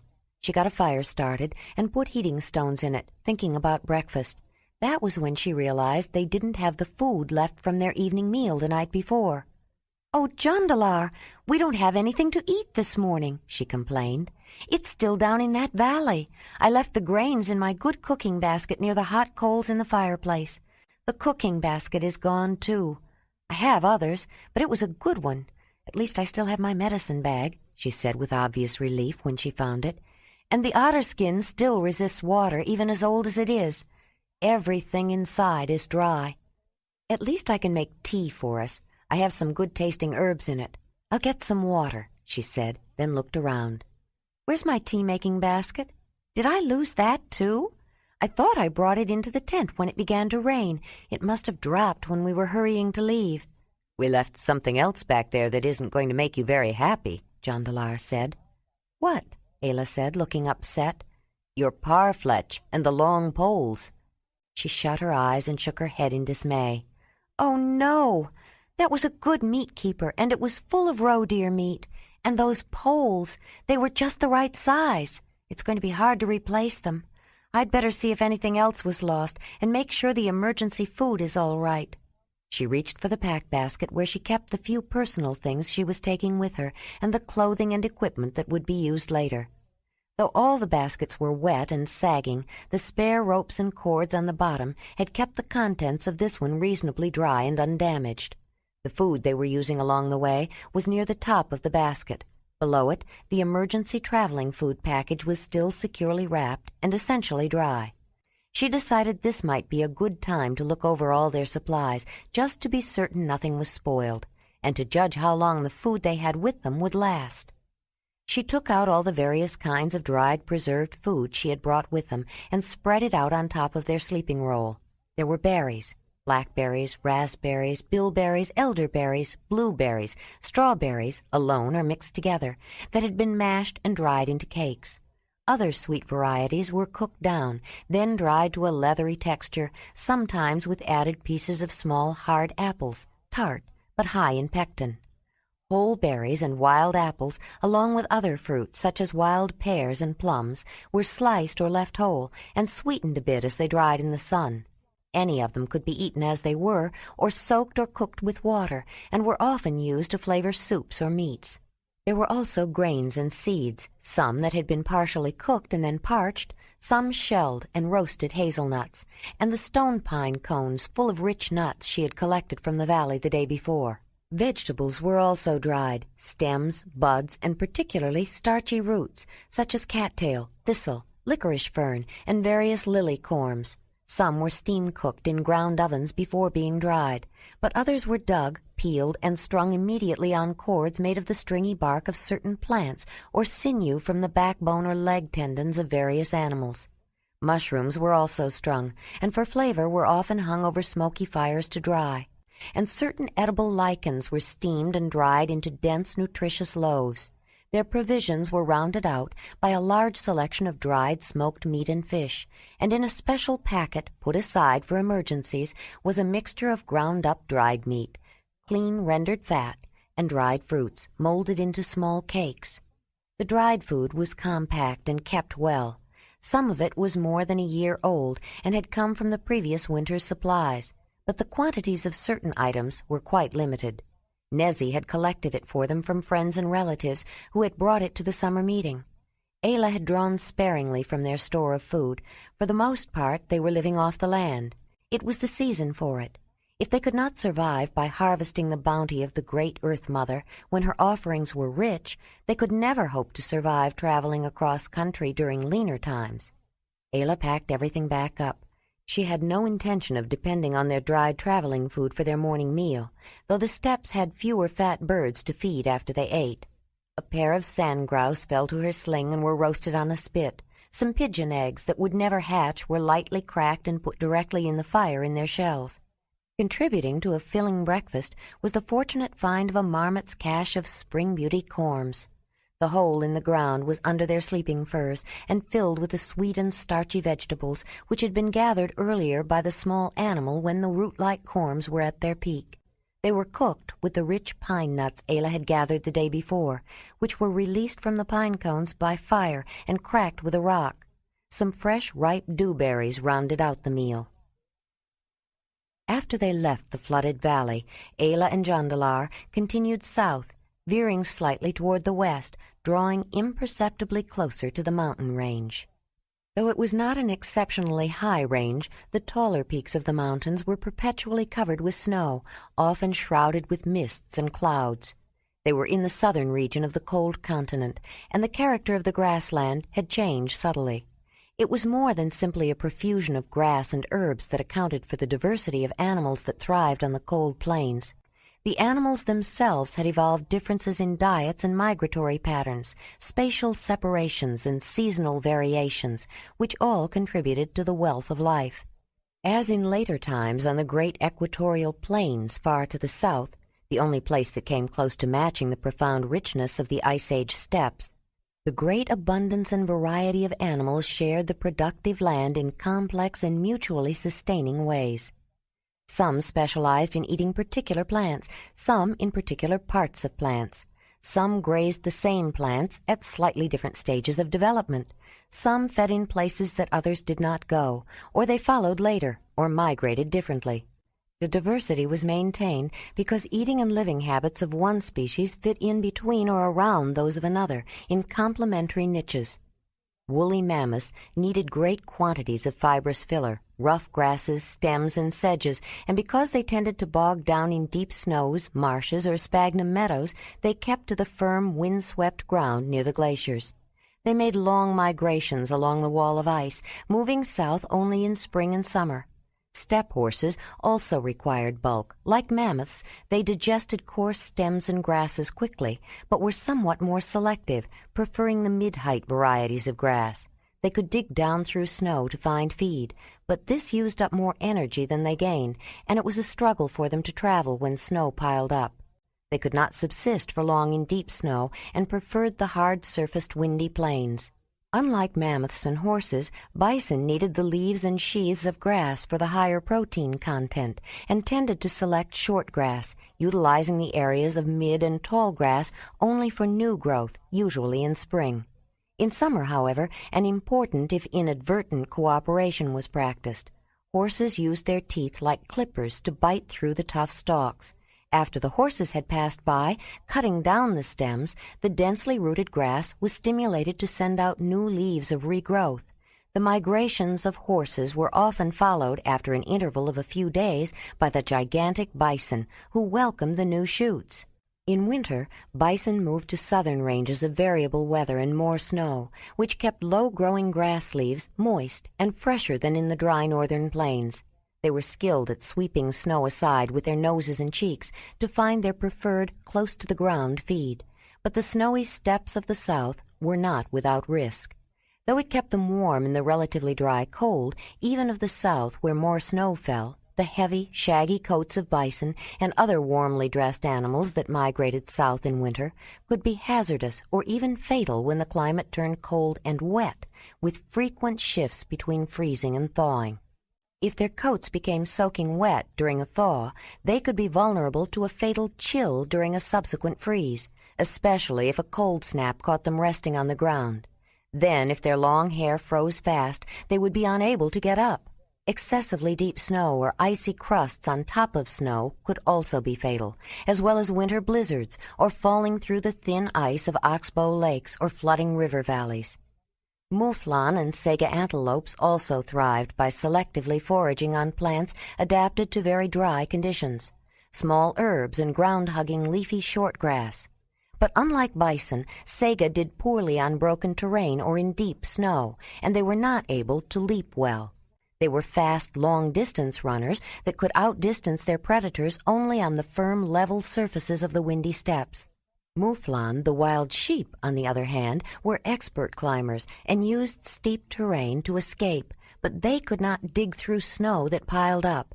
They preferred the wind-blown, rocky high ground. The goat-like species related to mouflon, chamois and ibex, divided their range by altitude, or by differences of terrain and landscape, with the wild goat antelope, ibex, taking the highest ground, with the steepest crags, followed at slightly lower elevations by the smaller and very nimble chamois, with the mouflon below them. But they were all found in rough terrain of even the lowest levels of the arid steppes, since they were adapted to cold so long as it was dry.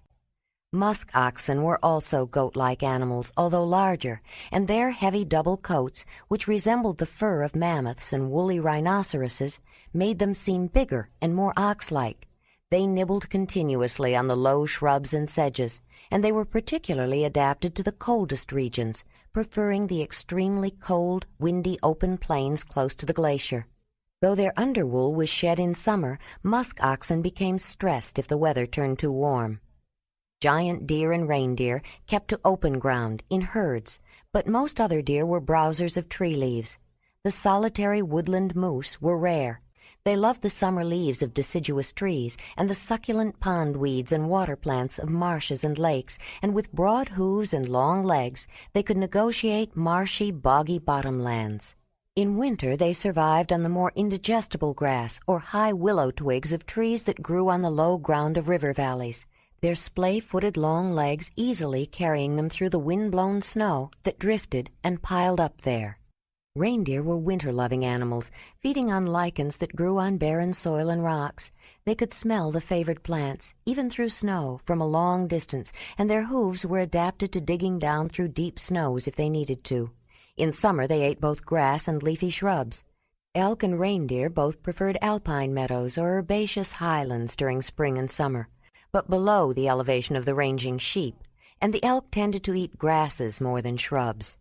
Asses and onagers invariably preferred the arid higher hills, while bison ranged a bit lower, though they generally climbed higher than horses, which had a broader choice of terrain than mammoths or rhinoceroses. Those primal plains with their complex and diverse grasslands sustained in great multitudes a fantastic mixture of animals. No single place on a later Earth did more than approximate parts of it. The dry, cold environment of high mountains could not compare, though there were similarities. Mountain-dwelling sheep, goats, and antelopes extended their range to the lower ground then, but large herds of plains animals could not exist in the steep, rocky terrain of high mountains when the climate of the lowlands changed. The soggy and fragile northern bogs were not the same. They were too wet for much grass to grow, and their stinting acid soils caused plants to develop toxins to avoid being grazed by the multitudes, which would destroy such delicate, slow-growing flora. The varieties were limited and offered poor nutrients for the diversity of large herding animals. There was not sufficient feed, and only those with wide, splaying hooves, like reindeer, could live there. Huge creatures of great weight with large, stumpy legs, or fast runners with narrow, dainty hooves, became mired in the soft, wet land. They needed firm, dry, solid ground. Later, the grassy plains of warmer, more temperate regions developed distinct bands of more limited vegetation, controlled by temperature and climate. They offered too little diversity in summer and too much snow in winter. Snow also bogged down animals that required firm ground, and it was difficult for many to push aside to reach food. Deer could live in woods where the snow was deep, but only because they browsed leaves and twig tips from trees that grew above the snow. Reindeer could dig through snow to reach the lichen on which they fed in winter. Bison and aurochs subsisted, but they were reduced in size, no longer reaching their full potential. Other animals, such as horses, decreased in number as their preferred environment shrunk. It was the unique combination of all the many elements of the Ice Age steppes that fostered the magnificent multitudes, and each was essential, including the bitter cold, the withering winds, and the ice itself. And when the vast glaciers shrank back to polar regions and disappeared from the lower latitudes, so too did the great herds and gigantic animals become dwarfed or disappear entirely from a land that had changed, a land that could no longer sustain them. While they traveled, the missing parflech and long poles preyed on Ayla's mind. They were more than useful. They might be necessary during the long trip ahead. She wanted to replace them, but it would take more than an overnight stop, and she knew Jondalar was anxious to keep moving. Jondalar, however, was not happy about the wet tent, nor the thought of depending on it for shelter. Besides, it wasn't good for wet skins to be folded up and packed together so tight. It could make them rot. They needed to be spread out to dry, and the hides would probably need to be worked as they were drying to keep them pliable, in spite of the smoking they had received when the leather was made. That would take more than a day, he was sure. In the afternoon, they approached the deep trench of another large river, which separated the plain from the mountains. From their vantage point on the plateau of the open steppes, above the broad valley with its wide, swiftly flowing waterway, they could see the terrain on the other side. The foothills across the river were fractured with many dry ravines and gullies, the ravages of flooding, as well as many more running tributaries. It was a major river, channeling a good proportion of the runoff, which drained the eastern face of the mountains into the inland sea. As they rounded the shoulder of the steppe plateau and rode down the slope, Ayla was reminded of the territory around the lion camp, though the more broken landscape across the river was different. But on this side she saw the same kind of deep-cut gullies carved out of the lowest soil by rain and melting snow, and high grass drying into standing hay. On the floodplain below, isolated larch and pine trees were scattered among leafy shrubs, and stands of cattails, tall phragmite reeds, and bulrushes marked the river's edge. When they reached the river, they stopped. This was a major watercourse, wide and deep, and swollen from the recent rains. They were not at all sure how they were going to get across. It was going to take some planning. "It's too bad we don't have a bull boat," Ayla said, thinking of the skin-covered round boats the lion camp had used to cross the river near their lodge. "You're right. I think we're going to need some kind of a boat to get across this without getting everything all wet. I'm not sure why, but I don't remember having so much trouble crossing rivers when Thonelin and I were traveling. We just piled our gear on a couple of logs and swam across," Jondalar said. "But I guess we didn't have as much. Only a back frame for each of us. That's all we could carry. With the horses, we can take more with us, but then we have more to worry about." As they rode downstream, looking over the situation, Ayla noticed a stand of tall, slender birches growing near the water. The place had such a familiar feeling that she half expected to see the long, semi-subterranean earth lodge of the lion camp tucked into the side of the slope at the back of a river terrace, with grass growing out of the sides, a rounded top, and the perfectly symmetrical arched entrance that had so surprised her when she first saw it. But when she actually saw such an arch, it gave her an eerie, spine-tingling shock. "Jondalar, look!" He looked up the slope where she was pointing. There he saw not just one, but several perfectly symmetrical archways, each an entrance to a circular, dome-shaped structure.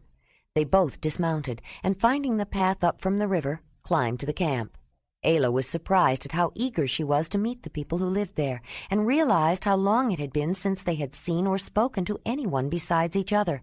But the place was empty, and planted in the ground between the two curved mammoth tusks, whose tips were joined together at the top, forming the arched entrance to one of the dwellings, was a small carved ivory figure of a female, with ample breasts and hips. "They must be gone," Jondalar said. "They left a Danyi to guard each lodge." "They're probably hunting or at a summer meeting or visiting," Ayla said, feeling real disappointment that there were no people. "That's too bad. I was looking forward to seeing someone." She turned to go. "Wait, Ayla, where are you going?" "Back to the river?" She looked puzzled. "But this is perfect," he said. "We can stay here." "They left a Mutoy, a Danyi, to guard their lodges. The spirit of the mother is protecting them. We can't stay here and disturb her spirit. It will bring us bad luck," she said, knowing full well that he knew it. We can stay if we need to. We just can't take anything we don't need. That's always understood. Ayla, we need shelter. Our tent is soaked. We have to give it a chance to dry out. While we're waiting, we can go hunting. If we get the right kind of animal, we can use the hide to make a bull boat to cross the river." Ayla's frown slowly changed to an enlightened smile as she grasped his meaning and realized the implications. They did need a few days to recover from their near disaster and replace some of their losses. "Maybe we can get enough hide to make a new parfleche, too," she said. "Once it's cleaned and dehaired, rawhide doesn't take that long to set up, not any longer than it takes to dry meat. It just has to be stretched and left to get hard." She glanced down toward the river. "And look at those birches down there. I think I could make good poles out of some of those. Jondalar, you're right. We need to stay here for a few days. The mother will understand, and we could leave some dry meat for the people who live here to thank them for the use of their camp, if we're lucky with our hunting. Which lodge should we stay in?" "The Mammoth Hearth. That's where visitors usually stay." "Do you think there is a Mammoth Hearth? I mean, do you think this is a Mamutoi camp?" Ayla asked. "I don't know. It's not one big earth lodge that everyone lives in like Lion Camp," Jondalar said, looking at the group of 7 round dwellings covered with a smooth layer of hardened earth and river clay. Rather than a single large multifamily longhouse like the one they had lived in during the winter, this place had several smaller dwellings clustered together. But the purpose was the same. It was a settlement, a community of more or less related families. "No, it's like Wolf Camp, where the summer meeting was," Ayla said, stopping in front of the entrance of one of the small dwellings, still a bit reluctant to push the heavy drape aside and enter the home of strangers without being invited, in spite of generally understood customs that had developed out of a mutual necessity for the sake of survival in time of need. "Some of the younger people at the summer meeting thought the big lodges were old-fashioned," Jondalar said. "They liked the idea of an individual lodge for just 1 or 2 families." "You mean they wanted to live by themselves? Just one lodge with 1 or 2 families for a winter camp?" Ayla asked. "No," he said. "No one wanted to live alone all winter. You never see just one of these small lodges by itself. There are always at least 5 or 6, sometimes more. That was the idea. The people I talked to thought it was easier to build a smaller lodge for a new family or 2 than to crowd into one big lodge until they had to build another.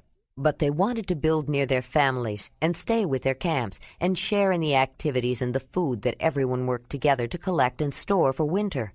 He pushed aside the heavy skin hanging from the joined tusks that formed the entrance, ducked under it, and stepped inside. Ayla stood back, holding up the drape to shed some light. "What do you think, Ayla? Does it look like a Mamutoi lodge?" "It could be. It's hard to tell. Remember that Sangaya camp we stopped at on the way to the summer meeting? It wasn't very different from a Mamutoi camp. Their customs may have been a little different, but they were like the Mammoth Hunters in many ways. Mamut said even the funeral ceremony was very similar. He thought they were once related to Mamutoi. I did notice the patterns of their decorations were not the same, though." She paused, trying to think of other differences. "And some of their clothes, like that beautiful shoulder blanket made out of mammoth and other wools on the girl who had died. But even Mamutoi camps have different patterns. Nezzy always knew what camp someone was from just by the small changes in the style and shape of the patterns on their tunics, even when I couldn't see very much difference at all." With the light coming in from the entrance, the main supporting construction was plain to see. The lodge was not framed with wood, although a few of the birch poles were strategically placed. It had been built out of mammoth bones. The large, sturdy bones of the huge beasts were the most abundant and accessible building material available on the essentially treeless steppes. Most of the mammoth bones used for building material did not come from animals that had been hunted and killed for that purpose. They were from animals that had died of natural causes, gathered from wherever they happened to fall on the steppes, or, most often, from accumulated piles that had been swept up by flooding rivers and deposited at certain bends or barriers in the river like driftwood. Permanent winter shelters were often built on river terraces near such piles because mammoth bones and tusks were heavy. It usually took several individuals to lift a single bone, and no one wanted to carry them very far. The total weight of the mammoth bones that were used to construct one small dwelling was 2,000 or 3,000 pounds or more. Building such shelters was not the activity of a single family, but a community effort directed by someone with knowledge and experience and organized by someone with the ability to persuade others to help. The place they called a camp was a settled village, and the people who lived there were not nomadic followers of the itinerant game, but essentially sedentary hunters and gatherers. The camp might be left vacant for a while in the summer when the inhabitants went to hunt or gather produce, which was brought back and kept in nearby storage pits, or to visit family and friends from other villages to trade gossip and goods. But it was a permanent home site. "I don't think this one is the Mammoth Hearth, or whatever that hearth is called here," Jondalar said, letting the drape fall behind him. It raised a cloud of dust. Ayla straightened the small female figure, whose feet were purposely only a suggestion, leaving the legs in a peg-like shape that had been pushed into the ground to stand guard in front of the entrance. Then followed Jondalar to the next lodge. "This one is probably either the leader's lodge or the Mammoth's, maybe both," Jondalar said. Ayla noticed that it was slightly larger, and the woman figure in front was somewhat more elaborate, and she nodded agreement. "A Mammoth, I think, if they are Mammutoi, or people like them. Both the head woman and the head man of the lion camp had hearths that were smaller than Mammoth's, but his was used for visitors, and by everyone for gathering." They both stood at the entrance, holding up the drape, waiting for their eyes to adjust to the dimmer light within. But two small lights continued to glow.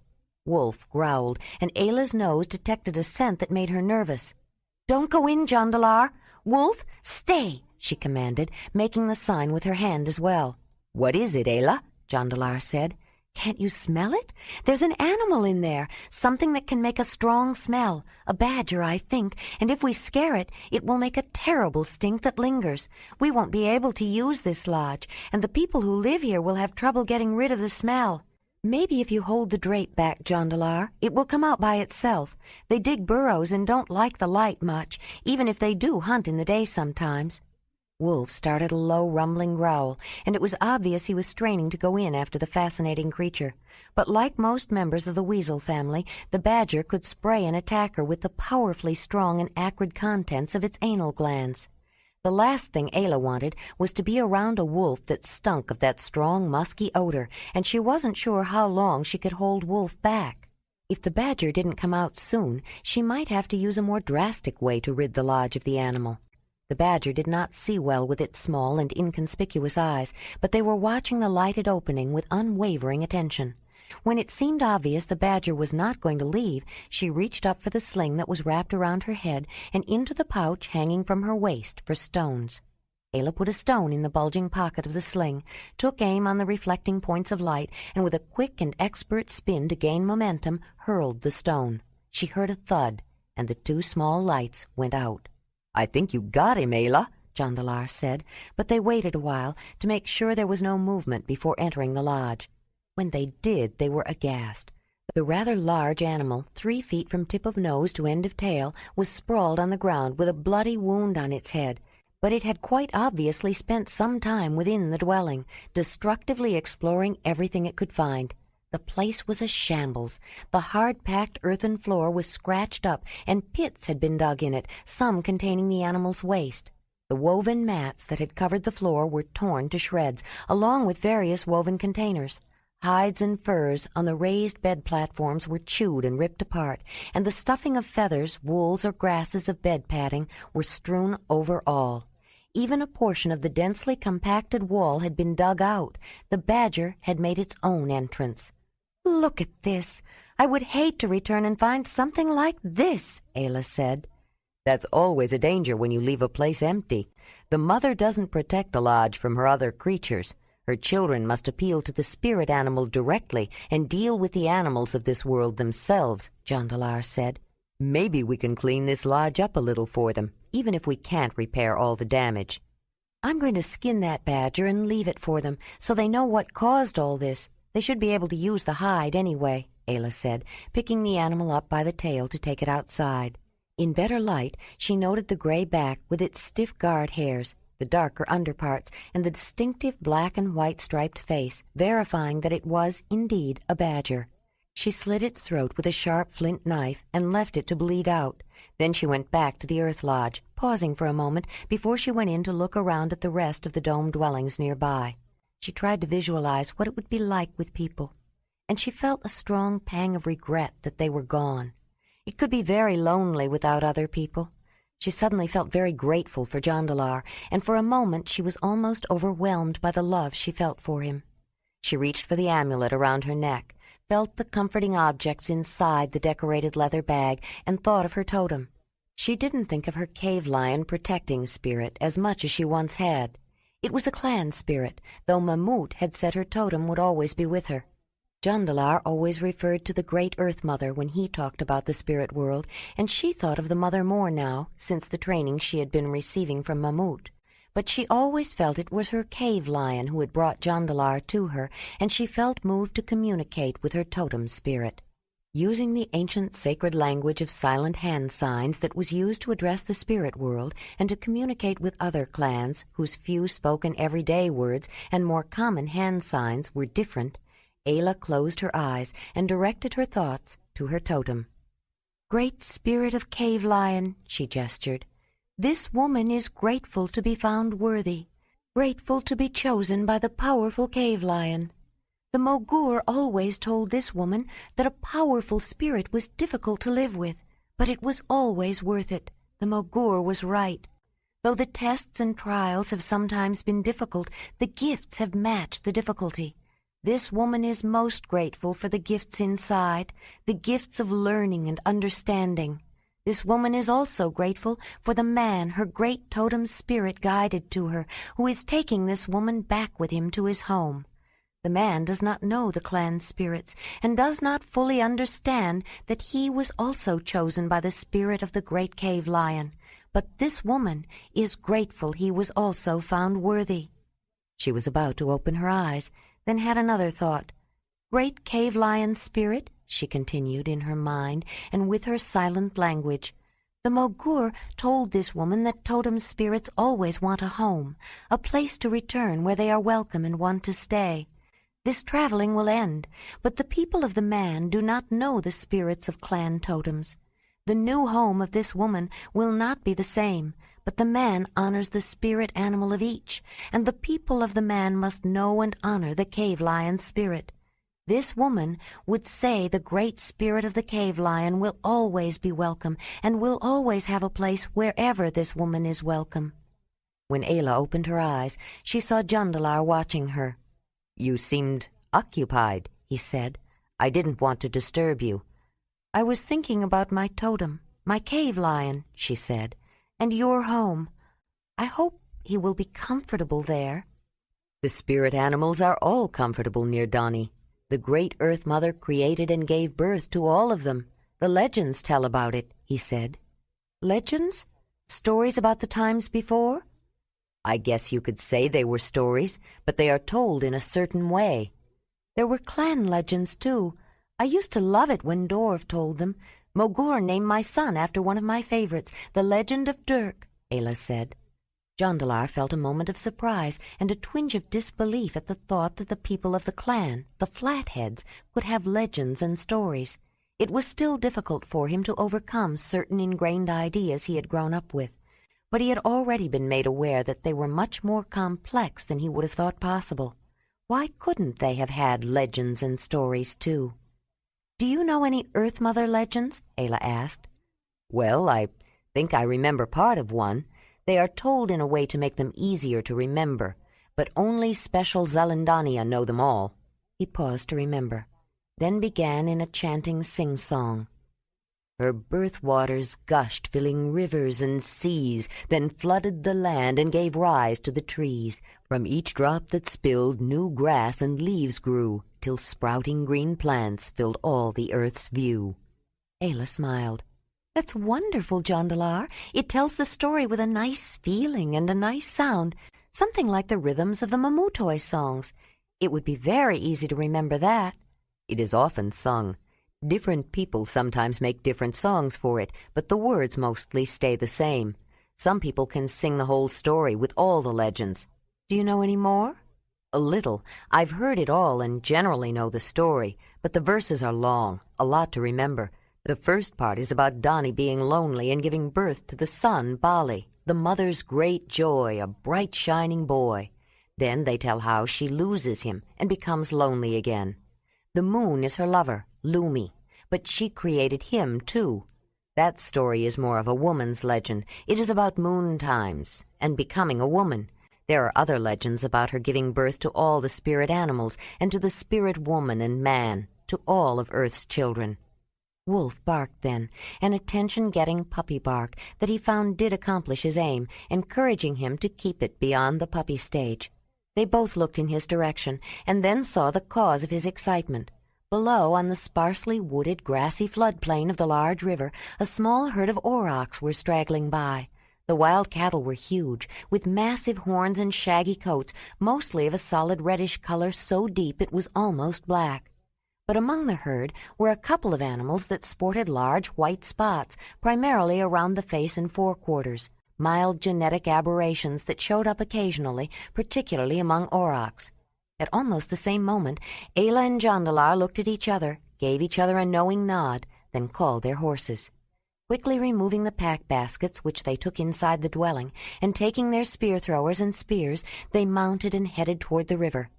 As they neared the grazing herd, Jondalar stopped to study the situation and decide upon the best approach. Ayla halted as well, following his lead. She knew carnivorous animals, particularly the smaller ones, although animals as large as lynx and the massively powerful cave hyena had been among her prey, and a lion had once lived with her, and now a wolf. But she was not as familiar with the grazers and browsers that were normally hunted for food. Though she had found her own ways to hunt them when she lived alone, Jondalar had grown up hunting them and had much more experience. Perhaps because she had been in a mood to communicate with her totem and the world of the spirits, Ayla was in a strange state of mind as she watched the herd. It seemed almost too coincidental that just when they had decided that the mother would not object if they stayed a few days to replenish their losses and hunt for an animal with a sturdy hide and plenty of meat, suddenly a herd of aurochs should appear. Ayla wondered if it was a sign from the mother, or maybe from her totem, that they had been guided there. It was not so unusual, however. All through the year, especially during the warmer seasons, various animals, in herds or singly, migrated through the gallery forests and lush grasslands of large river valleys. At any particular site along a major river, it was usual to see some type of animal wander along at least every few days, and in certain seasons whole processions passed by daily. This time it happened to be a herd of wild cattle, exactly the right kind of animal for their needs, though several other species would also have served. "Ayla, do you see that big cow over there?" Jondalar asked. "The one with the white on its face and across the left shoulder." "Yes," she said. "I think we should try for her," Jondalar said. "She's full grown, but from the size of her horns she doesn't look too old, and she's off by herself." Ayla felt a chill of recognition. Now she was convinced it was a sign. Jondalar had chosen the unusual animal, the one with the white spots.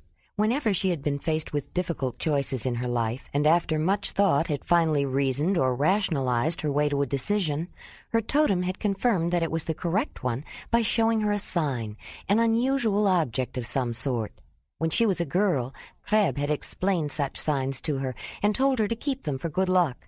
Most of the small objects that she carried in the decorated pouch around her neck were signs from her totem. The sudden appearance of the aurochs herd, after they had made their decision to stay, and Jondalar's decision to hunt the unusual one, seemed strangely akin to signs from a totem. Though their decision to stay at this camp had not been an agonizingly personal one, it was an important one that had required serious thought. This was the permanent winter home of a group of people who had invoked the power of the mother to guard it in their absence. While the needs of survival did allow a passing stranger to use it in case of necessity, it had to be with legitimate reason. One did not incur the possible wrath of the mother lightly. The earth was richly populated with living creatures. In their travels they had seen uncounted numbers of a great variety of animals, but few people. In a world so empty of human life, there was comfort in the thought that an invisible realm of spirits was aware of their existence, cared about their actions, and perhaps directed their steps. Even a stern or inimical spirit who cared enough to demand certain actions of appeasement was better than the heartless disregard of a harsh and indifferent world in which their lives were entirely in their own hands, with no one else to turn to in time of need, not even their thoughts. Ayla had come to the conclusion that if their hunt was successful, it would mean that it was all right for them to use the camp, but if they failed, they would have to go. They had been shown the sign, the unusual animal, and to gain good luck they must keep a part of it. If they could not, if their hunt was unsuccessful, it would mean bad luck, a sign that the mother did not want them to stay, and that they should leave immediately. The young woman wondered what the outcome would be. 9. Jondalar studied the disposition of the aurochs herd along the river. The cattle were spread out between the bottom of the slope and the edge of the water among various small pastures of rich green grass, which were interspersed with brush and trees. The spotted cow was alone in a small lea, with a dense stand of birch and alder brush at one end separating her from several other members of the herd. The brush continued along the base of the slope, giving way to clumps of sedge and sharp-leaved reeds on wet, low ground at the other end, which led into a marshy inlet choked with tall phragmite reeds and cattails. He turned to Ayla and pointed toward the marsh. "If you ride along the river past those reeds and cattails, and I come up on her through that opening in the alder brush, we'll have her between us and can ride her down." Ayla looked over the situation and nodded agreement. Then she dismounted.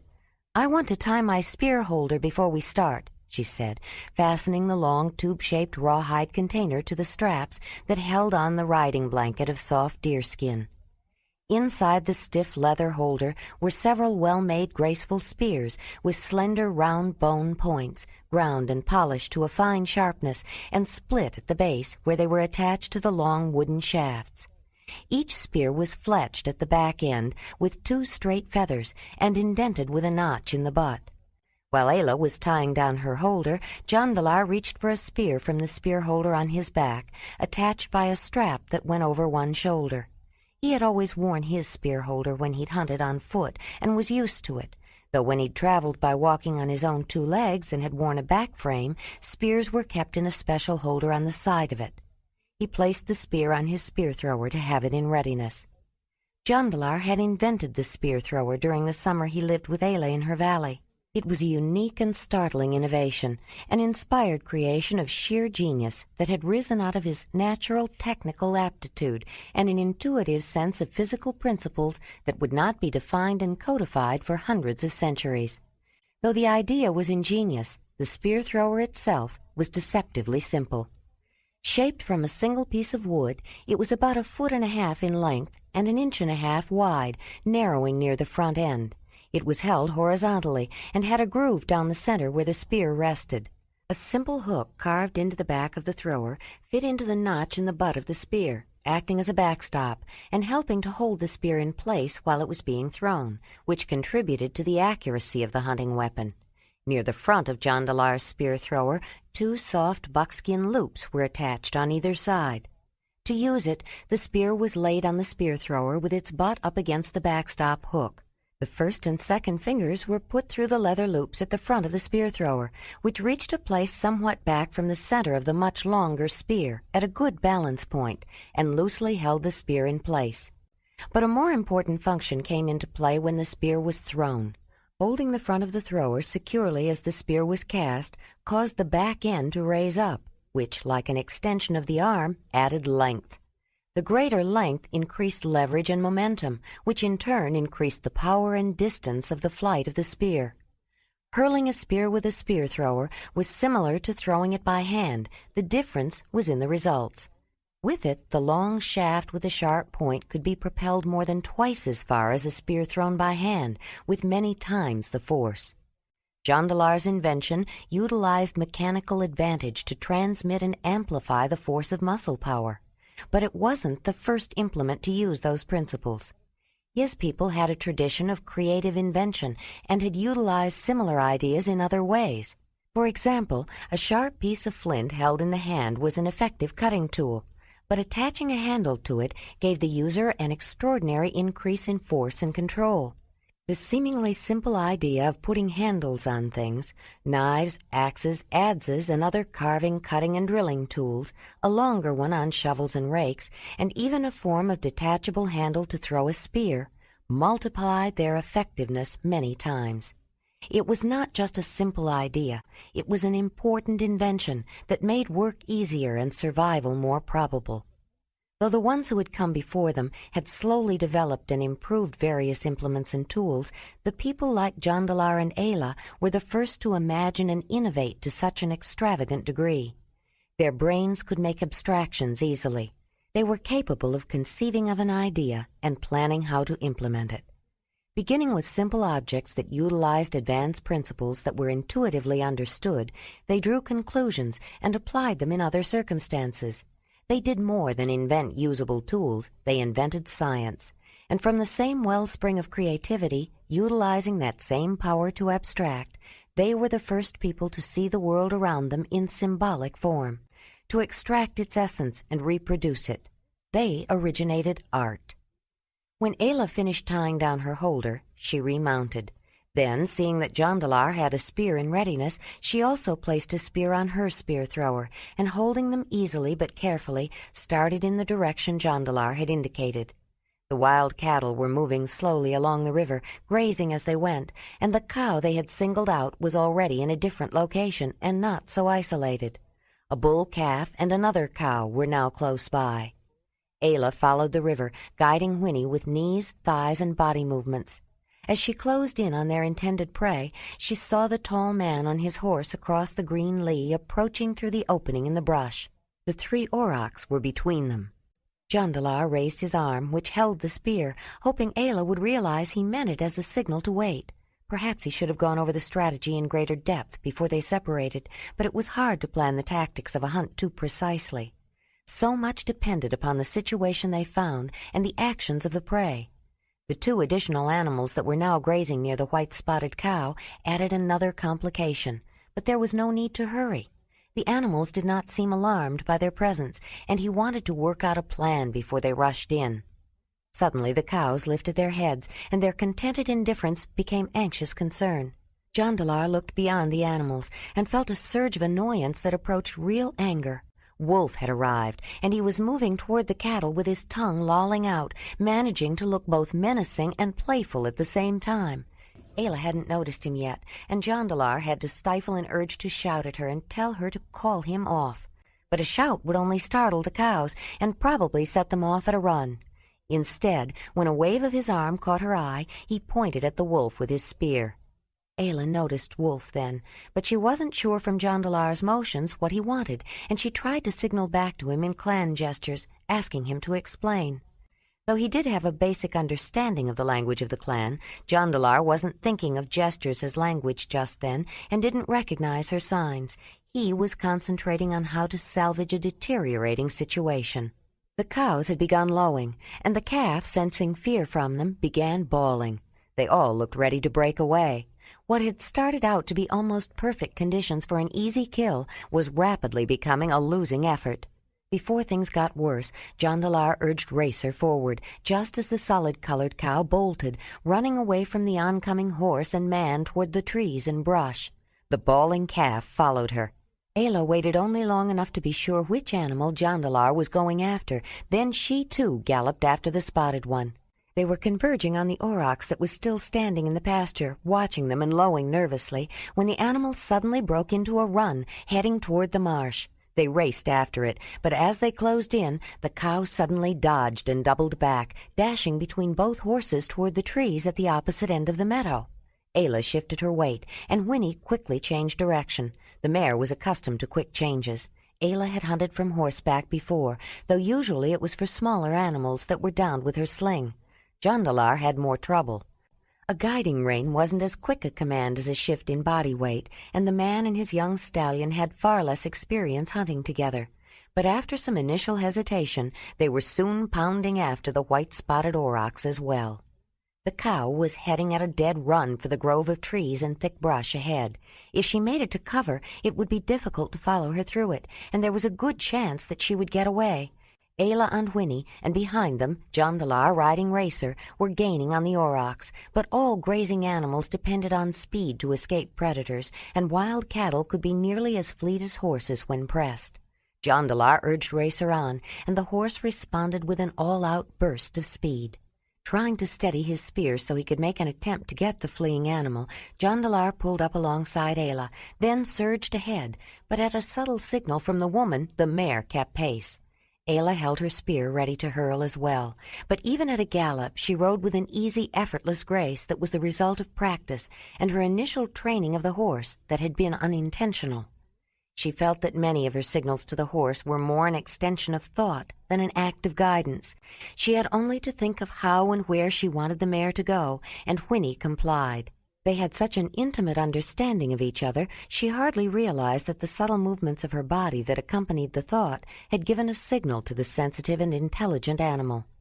As Ayla was taking aim with her spear, suddenly Wolf was racing alongside the fleeing cow. The aurochs was distracted by the more familiar predator, and it veered to the side, slowing its stride. Wolf leaped at the huge aurochs, and the great spotted cow turned to fend off the four-legged predator with large, sharp horns. The wolf fell back, then sprang again, and trying to find any vulnerable place, clamped down on the soft, exposed nose with sharp teeth and strong jaws. The huge cow bellowed, raised her head, lifting Wolf off the ground, and shook him, trying to rid herself of the cause of her pain. Dangling like a limp fur bag, the dazed young canine held on. Jondalar had been quick to see the change of pace, and he was prepared to take advantage of it. He raced toward them at a gallop and hurled his spear with great force from close quarters. The sharp bone point pierced the heaving sides, sliding in deeply between ribs to vital inner organs. Ayla was just behind him, and her spear found its mark a moment later, entering at an angle just behind the rib cage on the opposite side, penetrating deep. Wolf hung on to the cow's nose until she dropped to the ground. With the weight of the large wolf pulling her down, she fell heavily on her side, breaking Jondalar's spear. "But he was a help," Ayla said. "He did stop the cow before she reached the trees." The man and woman strained to roll the huge aurochs over to expose its underside, stepping over the thick blood that had pooled below the deep cut Jondalar had made in its throat. "If he hadn't started chasing her when he did, that cow probably wouldn't have started running until we were almost on top of her. It would have been an easy kill," Jondalar said. He picked up the shaft of his broken spear, then threw it down again, thinking he might have been able to save it if Wolf hadn't pulled the cow over on it. It took a lot of work to make a good spear. "You can't be sure of that. That cow was quick to dodge us, and a fast runner, too. Those cows weren't bothered by us at all until Wolf came. I tried to tell you to call him away, but I didn't want to shout and drive them off." "I didn't know what you wanted. Why didn't you tell me in clan signs? I kept asking you, but you weren't paying attention," Ayla said. Clan signs, Jondalar thought. It hadn't occurred to him that she was using clan language. That would be a good way to signal. Then he shook his head. "I doubt if it would have done any good," he said. "He probably wouldn't have stopped even if you had tried to call him." "Maybe not, but I think Wolf could learn to be a help. He already helps me flush small game. Baby learned to hunt with me. He was a good hunting partner." "If a cave lion can learn to hunt with people, Wolf could too," Ayla said, feeling defensive about him. After all, they had killed the aurochs, and Wolf did help. Jondalar thought Ayla's judgment of the skills a wolf was capable of learning was unrealistic, but there was no point in arguing with her.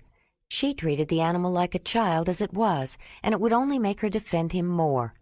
"Well, we'd better gut this cow before it starts to swell, and we'll have to skin it out here and divide it into pieces so we can pack it up to the camp," Jondalar said, and then another problem occurred to him. "But what are we going to do about that wolf?" "What about Wolf?" Ayla asked. "If we cut that aurochs into pieces and carry part of it up to the camp, he'll be able to eat the meat left here," the man said, his irritation rising. "And when we come back here to get more, he'll be able to get to the meat we brought up to the camp. One of us would have to stay here to watch it, and the other will have to stay there. But then, how do we bring any more back up there? We're going to have to set up a tent here to dry the meat instead of using the lodge at camp, just because of Wolf." He was exasperated with the problems he perceived the wolf to be causing, and was not thinking clearly. But but he made Ayla angry. Maybe Wolf would go after the meat if she wasn't there, but he wouldn't touch it as long as she was with him. She would just make sure Wolf stayed with her. He wasn't that much of a problem. Why was Jondalar picking on him so much? She started to answer him, then changed her mind and whistled for Winnie. With a smooth bound she mounted, then turned back to Jondalar. "Don't worry about it. I'll get that cow up to the camp," she said, as she rode away, calling Wolf to her. She rode hard back to the earth lodge, jumped down, and hurried inside, and came out with a stone axe with a short handle, one Jondalar had made for her. Then she mounted again and urged Winnie toward the birch woods. Jondalar watched her ride up and saw her coming back down and go into the woods, wondering what she was planning.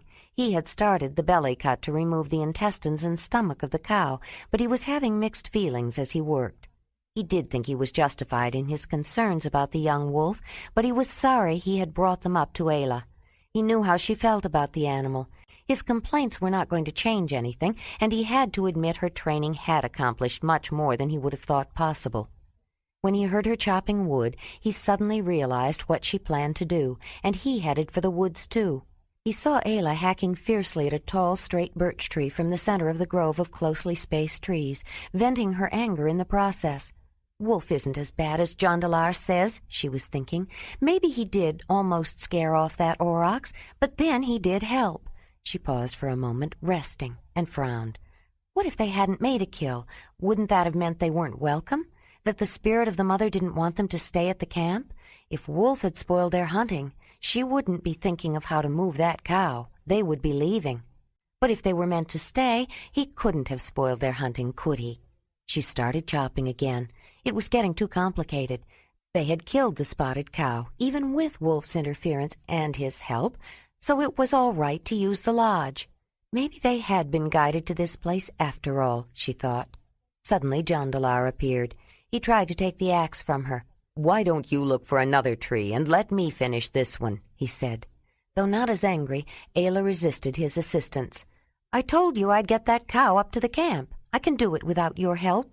"I know you can, the same way you brought me to your cave in the valley. But with both of us, you'll have your new poles much faster," he said, then added, "And yes, I have to admit you are right. Wolf did help." She stopped in mid-stroke and looked up at him. His brow revealed his earnest concern, but his expressive blue eyes showed mixed feelings. Though she didn't understand his misgivings about Wolf, the powerful love he felt for her showed in his eyes, too. She felt drawn to those eyes, to the sheer male magnetism of his closeness, to the fascination that he didn't fully realize he had or know the strength of, and felt her resistance evaporate. "But you're right, too," she said, feeling a little contrite. "He did make them run before we were ready, and he might have spoiled the hunt." Jondalar's frown vanished in a relieved smile. "So we're both right," he said. She smiled back, and the next moment they were in each other's arms, and his mouth found hers. They clung together, relieved that their argument was over, wanting to cancel out the distance that had come between them with physical closeness. When they stopped expressing their fervent relief, but still stood with their arms around each other, Ayla said, "I do think Wolf could learn to help us hunt. We just have to teach him." "I don't know. Maybe. But since he's going to be traveling with us, I think you should teach him as much as he'll learn. If nothing else, maybe you can train him not to interfere when we're hunting," he said. "You should help, too, so he'll mind both of us." "I doubt that he'll pay attention to me," he said.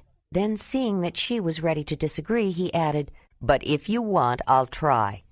He took the stone axe from her and decided to bring up another idea she had raised. "You said something about using clan signs when we don't want to shout. That could be useful." As Ayla went to look for another tree of the right shape and size, she was smiling. Jondalar examined the tree she had been working on to see how much more chopping it would need.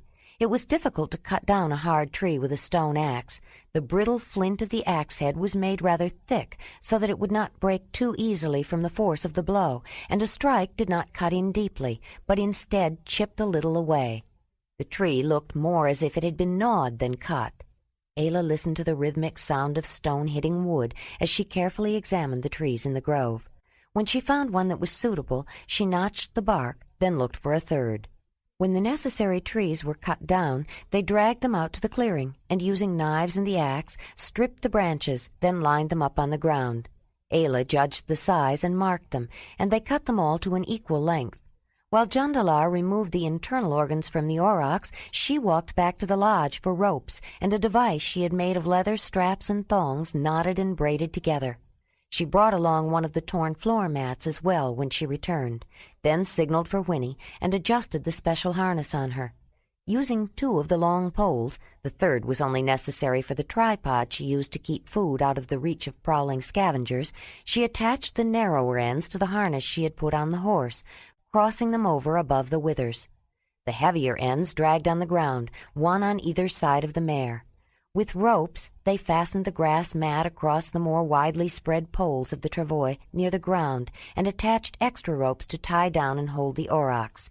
Looking at the size of the huge cow, Ayla began to wonder if perhaps it would be too much even for the strong steppe horse. The man and woman both strained to get the aurochs on the travois. The mat offered only minimal support, but by tying the animal directly to the poles, it did not drag on the ground. After their efforts, Ayla was even more concerned that the load would be too much for Winnie, and she almost changed her mind. Jondalar had already removed the stomach, intestines, and other organs. Perhaps they should skin it out right there and cut it into more manageable pieces. She didn't feel the need to show him that she could bring it up to the camp alone anymore, but since it was already loaded on the travois, she decided to have Winnie give it a try. If Ayla was surprised when the horse began to pull the heavy load over the rough terrain, Jondalar was even more so. The aurochs was bigger and heavier than Winnie, and it was a strain. But with only 2 points dragging and most of the weight borne by the poles resting on the ground, the load was manageable. The slope was more difficult, but the sturdy horse of the steppes accomplished even that effort. On the uneven ground of any natural surface, the travois was by far the most efficient conveyance to transport loads. The device was Ayla's invention, the result of need, opportunity, and an intuitive leap. Living alone with no one to help her, she often found herself with the need to move things that were too heavy for her to carry or drag alone, such as a whole, full-grown animal, and usually had to break them down into smaller pieces, and then had to think of some way to protect what was left behind from scavengers. Her unique opportunity was the mare she had raised, and the chance to utilize the strength of a horse to help her. But her special advantage was a brain that could recognize a possibility and devise the means. Once they reached the earth lodge, Ayla and Jondalar untied the aurochs, and after words and hugs of thanks and praise, they led the horse back down to get the animal's innards. They, too, were useful. When they reached the clearing, Jondalar picked up his broken spear. The front of the shaft had snapped off. The point was still embedded in the carcass, but the long, straight back section was still whole. Perhaps he could find a use for it, he thought, taking it with him. Back at the camp, they removed Winnie's harness. Wolf was nosing around the inner organs. Intestines were a favorite of his. Ayla hesitated a moment. If she'd had need, she could have used them for several purposes, from fat storage to waterproofing. But it wasn't possible to take much more than they already had with them. Why did it seem, she thought, that just because they had horses and were able to take more with them, they needed more? She recalled that when she left the clan and was traveling on foot, she carried everything she needed in a pack basket on her back. It was true that their tent was much more comfortable than the low hide shelter she had used then, and they did have changes of clothes and winter ones that they weren't using, and more food and utensils, and she'd never be able to carry everything in a pack basket now, she realized. She threw the useful, though presently unnecessary, intestines to Wolf, and she and Jondalar turned to butchering the wild beef. After making several strategic cuts, together they began to pull off the hide, a process that was more efficient than skinning it with a knife. They only used a sharp implement to sever a few points of attachment.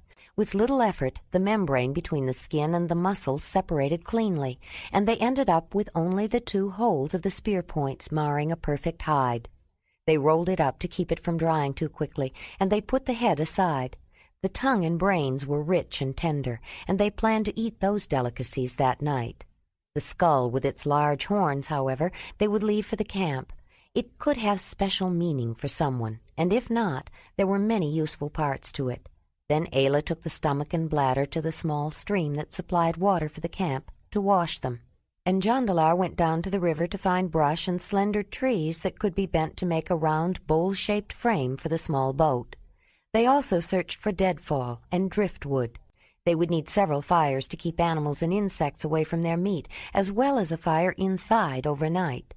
They worked until it was nearly dark, dividing the cow into large segments, then cutting the meat into small, tongue-shaped pieces and hanging them to dry over makeshift racks made of brushwood, but they still didn't finish.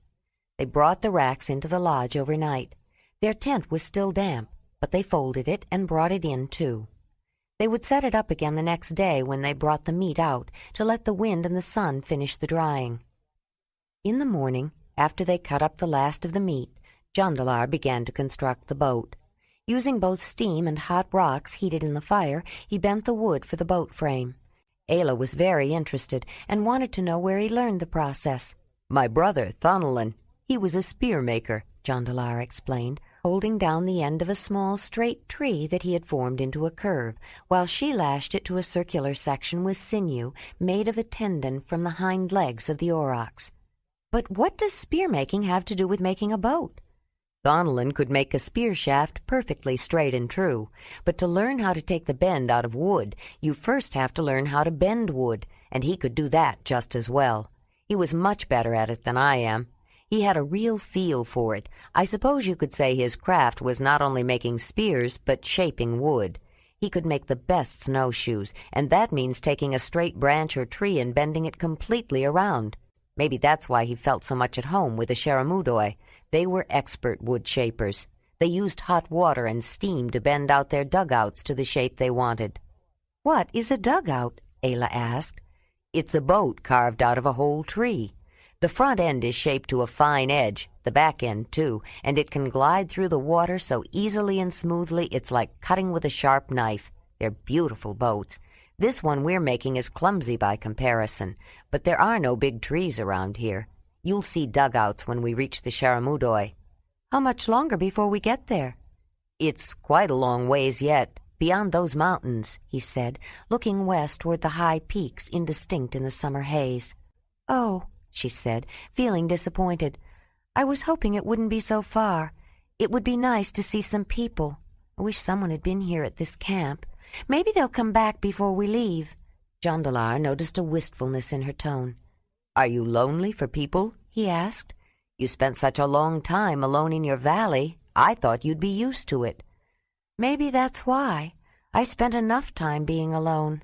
I don't mind it for a while. Sometimes I like it, but we haven't seen any people for so long.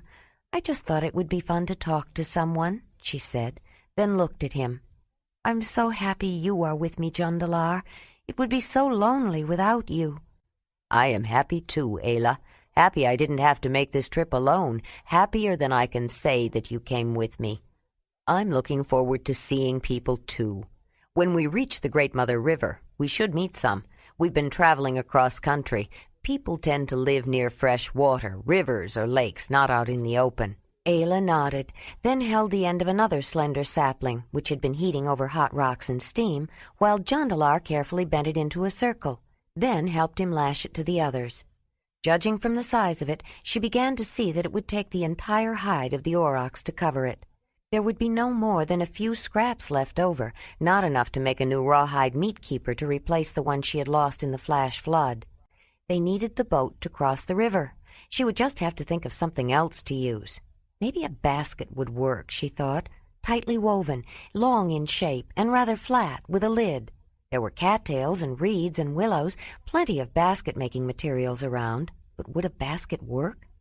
The problem with carrying freshly killed meat was that blood continued to seep out, and no matter how tightly woven, it would eventually leak through a basket. That was why thick, hard rawhide worked so well. It absorbed the blood, but slowly, and didn't leak, and after a period of use, it could be washed and re-dried. She needed something that would do the same thing. She'd have to think about it. The problem of replacing her parflech stayed on her mind, and when the frame was finished and they left it to wait for the sinew to dry hard and firm, Ayla headed down to the river to collect some basket-making materials. Jondalar went with her, but only as far as the birch woods. Since he was all set up for shaping wood, he decided to make some new spears to replace those that had been lost or broken. Waimez had given him some good flint before he left, roughed out and pre-shaped so that new points could be made easily. He had made the bone-pointed spears before they left the summer meeting to show how they were done. They were typical of the kind his people used, but he had learned how to make the flint-tipped mamutoi spears as well, and because he was a skilled flint knapper, they were faster for him to make than shaping and smoothing bone points. In the afternoon, Ayla started to make a special meat-keeping basket. When she lived in the valley, she had spent many long winter nights easing her loneliness by making baskets and mats, among other things, and she had become very quick and adept at weaving. She could almost make a basket in the dark, and her new carrying container for meat was finished before she went to bed. It was made extremely well. She had thought carefully about the shape and size, materials and tightness of weave, but she wasn't quite satisfied with it. She went out in the darkening twilight to change her absorbent wool and wash the piece she was wearing in the small stream. She put it near the fire to dry, but out of Jondalar's sight. Then, without quite looking at him, she lay down in their sleeping furs beside him. Women of the clan were taught to avoid men as much as possible when they bled, and never to look at them directly.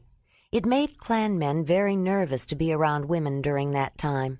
It had surprised her that Jondalar had no qualms about it, but she still felt uncomfortable, and she took pains to be discreet in caring for herself. Jondalar had always been considerate of her during her moon times, sensing her disquiet, but once she was in bed, he leaned over to kiss her. Though she kept her eyes closed, she responded with warmth, and when he rolled over on his back again and they were lying side by side, watching the play of firelight on the walls and ceilings of the comfortable structure, they talked, though she was careful not to look at him. "I'd like to coat that hide after it's mounted on the frame," he said. "If I boil up the hooves and scraps of hide and some bones together with water for a long time, it will make a very thick and sticky kind of broth that dries hard. Do we have something that I can use to cook that in?" "I'm sure we can think of something. Does it have to cook long?" "Yes, it does need to cook down, to thicken." "Then it might be best to cook it directly over the fire, like a soup, maybe a piece of hide. We'll have to watch it and keep adding water, but as long as it stays wet, it won't burn. Wait, what about the stomach of that aurochs? I've been keeping water in it so it wouldn't dry out, and to have it handy for cooking and washing, but it would make a good cooking bag," Ayla said. "I don't think so," Jondalar said. "We don't want to keep adding water. We want it to get thick." "Then I suppose a good watertight basket and hot stones might be best. I can make one in the morning," Ayla said, but as she lay quietly, her mind wouldn't let her sleep. She kept thinking that there was a better way to boil down the mixture Jondalar wanted to make. She just could not quite think of it. She was nearly asleep when it came to her. "Jondalar, now I remember." He, too, was dozing off, but was jerked awake. "Huh? What's wrong?" "Nothing's wrong. I just remembered how Nezzy rendered out fat, and I think it would be the best way to cook your thick stuff. You dig a shallow hole in the ground in the shape of a bowl and line it with a piece of hide. There should be a big enough piece left from the aurochs for that. Break up some bones and scatter them over the bottom. Then put in the water and the hooves and whatever else you want. You can boil it for as long as we keep heating stones, and the little pieces of bone will keep the hot stones from actually touching the leather, so it won't burn through." "Good, Ayla. That's what we'll do," Jondalar said, still half asleep. He rolled over and was soon snoring. But there was still something else on Ayla's mind that kept her awake. She had planned to leave the aurochs' stomach for the people of the camp to use as a water bag when they left, but it needed to be kept wet. Once it dried out, it got stiff and would not go back to its original, pliable, nearly waterproof condition. Even if she filled it with water, it would eventually seep out and evaporate away, and she didn't know when the people would return. Suddenly it came to her. She almost called out again, but muffled it in time. He was sleeping, and she didn't want to wake him. She would let the stomach dry out and use it to line her new meat keeper, shaping it while it was still wet to fit exactly. As she fell asleep in the darkened lodge, Ayla felt pleased that she had thought of a way to replace the very necessary item that had been lost. During the next few days, while the meat dried, they were both busy. They finished the bowl boat and coated it with the glue Jondalar made by boiling down the hooves, bone, and hide scraps. While it was drying, Ayla made baskets for the meat they were leaving as a gift for the people of the camp, for cooking to replace those she had lost, and for gathering, some of which she planned to leave behind. She gathered vegetable produce and medicinal herbs daily, drying some to take with them. Jondalar accompanied her one day to look for something to make into paddles for the boat. Shortly after they started out, he was pleased to find the skull of a giant deer that had died before the large palmate antlers were shed, giving him two of equal size. Though it was early, he stayed out with Ayla for the rest of the morning. He was learning to identify certain foods himself, and in the process he was beginning to understand how much Ayla really knew. Her knowledge of plants and her memory for their uses were incredible. When they returned to the camp, Jondalar trimmed the tines off the broad antlers and attached them to sturdy, rather short poles, making entirely serviceable paddles. The next day, he decided to use the wood-shaping apparatus he had set up to bend the wood for the boat frame to straighten shafts for new spears. Shaping and smoothing them took most of the next couple of days, even with the special tools he had with him carried in a roll of leather tied with thongs. But while he was working, every time he passed by the side of the earth lodge where he had thrown it, Jondalar noticed the truncated spear shaft he had brought up from the valley and felt a flush of annoyance. It was a shame that there wasn't a way to salvage that straight shaft, short of making a cropped and unbalanced spear out of it. Any of the spears he was working so hard to make could break just as easily. When he was satisfied that the spears would fly true, he used yet another tool, a narrow flint blade with a chisel-like tip hafted to an antler tine handle, to hollow out a deep notch in the thicker butt ends of the shafts. Then, from the prepared flint nodules he had with him, Jondalar napped new blades and attached them to the spear shafts with a thick glue he had made as a coating for the boat, and fresh sinew. The tough tendon shrank as it dried, making a strong, solid bond. He finished by affixing pairs of long feathers found near the river from the numerous white-tailed eagles, falcons, and black kites that lived in the region, feeding on the abundance of sussex and other small rodents. They had set up a target, using a thick, grass-tufted bed pad that the badger had torn up and made worthless. Patched with scraps from the aurochs, it absorbed the force of a throw without damage to the spears. Both Jondalar and Ayla practiced a little every day. Ayla did it to maintain her accuracy, but Jondalar was experimenting with different lengths of shaft and sizes of point to see which would work best with a spear thrower. When his new spears were finished and dried, he and Ayla took them to the target area to try them out with a spear thrower and choose which ones each wanted. Though they were both very adept with the hunting weapon, some of their practice casts inevitably went wide of the mark and missed the cushioned target, usually landing harmlessly on the ground.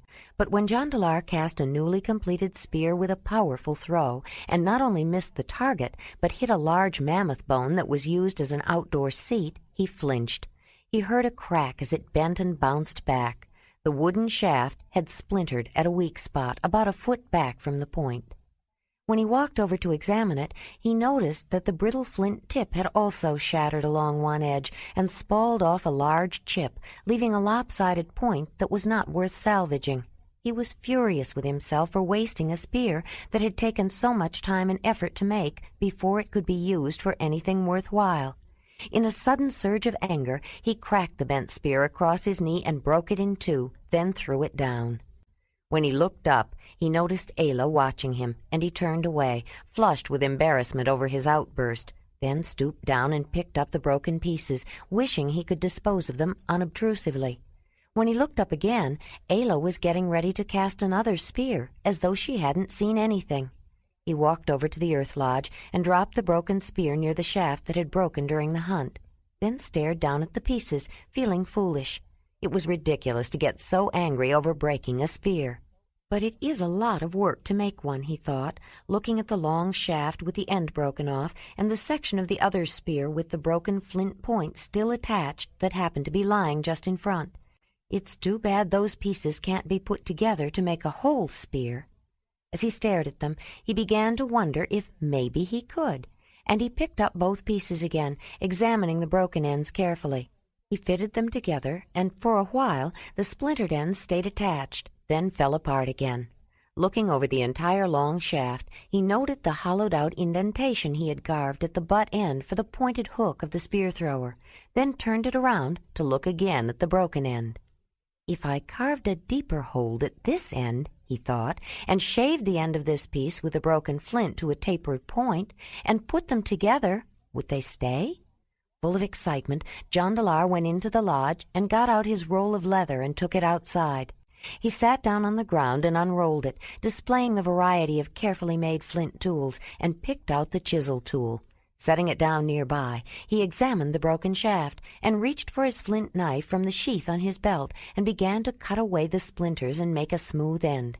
Ayla had stopped practicing with her spear thrower and put it and her spears in the holder that she had adapted to wear across her back over one shoulder, the way Jondalar did. She was walking back toward the lodge, carrying some plants she had dug up, when he came striding toward her with a big smile on his face. "Look, Ayla," he said, holding up the spear. The piece with the broken point still attached was fitted into the top end of the long spear shaft. "I fixed it. Now I'm going to see if it works." She followed him back to the practice target and watched him set the spear on the thrower, pull back, and take aim, then hurl the spear with great force. The long missile hit the target, then bounced back, but when Jondalar went to check, he found that the broken point attached to the small tapered shaft was embedded firmly in the target. With the impact, the long shaft had come loose and bounced back, but when he went to inspect it, he found it was undamaged. The two-part spear had worked. "Ayla, do you realize what this means?" Jondalar was nearly shouting with excitement. "I'm not sure," she said.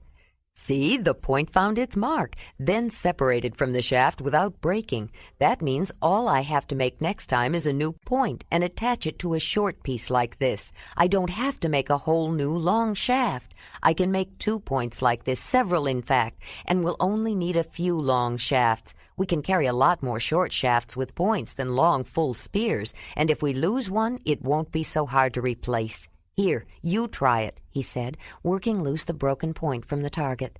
Ayla looked it over. "I'm not very good at making a long spear shaft straight, and my points are not as beautiful as yours," she said. "But even I could make one of these, I think." She was as excited as Jondalar. On the day before they planned to leave, they checked over their repairs of the damage caused by the badger, placed the skin of the animal in a way that they hoped would make it obvious that it was the cause of the mess, and put out their gifts. The basket of dried meat was hung from a mammoth bone rafter to make it difficult for any other prowling animal to find. Ayla displayed other baskets and hung several bunches of dried medicinal herbs and food plants as well, particularly those that were commonly used by the Mamutoi. Jondalar left the owner of the lodge an especially well-made spear. They also mounted the partly dried skull of the aurochs cow, with its huge horns, on a pole outside the lodge, so that scavengers could not get to it either. The horns and other bony parts of the skull were useful, and it was a way of explaining what kind of meat was in the basket. The young wolf and the horses seemed to sense an impending change. Wolf bounded around them, full of excitement and energy, and the horses were restless, with Racer living up to his name, breaking into short, fast-breaking dashes, and Whinny staying closer to the camp, watching for Ayla and nickering when she saw her. Before they went to bed, they packed everything except their sleeping rolls and breakfast essentials, including the dry tent, though it was harder to fold and fit into the pack basket. The hides had been smoked before the skins were made into a tent, so that even after a thorough soaking they would remain reasonably pliable, but the portable shelter was still somewhat stiff. It would become more flexible again with use. On their last night in the comfort of the lodge, Ayla watched the flickering light of the dying fire playing across the walls of the substantial shelter, feeling her emotions flicker across her mind with a similar play of brightness and shadow. She was eager to be on their way again, but sorry to be leaving a place that, in the short time they had been there, had come to feel like home, except there were no people. In the past few days, she had caught herself looking up at the crest of the slope, hoping to see the people who lived at the camp returning before they had to leave.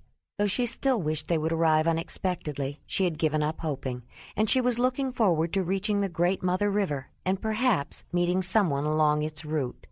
She loved Jondalar, but she was lonely for people, for women and children and elders, for laughing and talking and sharing with others of her kind. But she didn't want to think much beyond the next day or the next camp of people. She didn't want to think about Jondalar's people or how long they still had to travel before they reached his home, and she didn't want to think about how they were going to cross that large, fast river with only a small, round boat. Jondalar lay awake as well, worried about their journey and eager to be moving again, though he did think their stay had been very worthwhile. Their tent was dry. They had replenished their meat and replaced necessary equipment that had been lost or damaged, and he was excited about the development of the two-part spear. He was glad he had the bowl boat, but even with it, he was worried about crossing the river. It was a large waterway, wide and swift. They were probably not very far from the sea, and it was not likely to get smaller. Anything could happen. He would be glad when they reached the other side. 10. Ayla woke often during the night, and her eyes were open as the first morning glow crept in through the smoke hole and sent its faint illuminating fingers into the tenebrious crannies to disperse the dark and bring the hidden shapes out of the concealing shadows.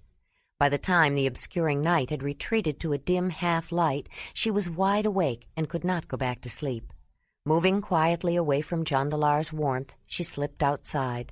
The night chill enveloped her bare skin, and with its cooling hint of the massive layers of ice to the north, clothed her with goose flesh. Looking out across the misty river valley, she saw the vague formations of the still unlighted land on the opposite side, silhouetted against the glowing sky. She wished they were already over there. Rough, warm fur brushed against her leg. Absently, she patted the head and scratched the ruff of the wolf who had appeared beside her. He sniffed the air, and finding something interesting, raced off down the slope. She looked for the horses, and made out the yellowish coat of the mare grazing in one of the grassy leas near the water. The dark brown horse was not visible, but she was sure he was nearby. Shivering, she walked through the damp grass toward the small creek and sensed the rising of the sun in the east. She watched the western sky shade from glowing gray to pastel blue, with a scattering of pink clouds, reflecting the glory of the morning sun hidden behind the crest of the slope. Ayla was tempted to walk up and see the rising sun, but she was stopped by a glint of dazzling brilliance from the other direction. Though the gully-scarred slopes across the river were still wrapped in a somber gray gloom, the mountains to the west, bathed in the clear light of the new day's sun, stood out in vivid relief, etched with such perfect detail that it seemed she could reach out and touch them. Crowning the low southern range, a glittering tiara sparkled from the icy tips. She watched the slowly changing patterns with wonder, held by the magnificence of the backside of the sunrise. By the time she reached the little stream of clear water that was racing and skipping down the slope, the morning chill had burned off. She put down the water bag she had taken from the lodge, and checking her wool, was glad to see that her moon time seemed to be over.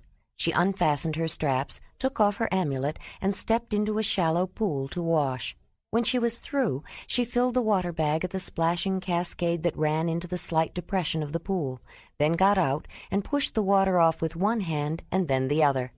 Putting her amulet back on and picking up the washed wool and her straps, she hurried back. Jondalar was knotting a tie around their rolled-up sleeping furs when she stepped down into the semi-subterranean earth lodge. He looked up and smiled.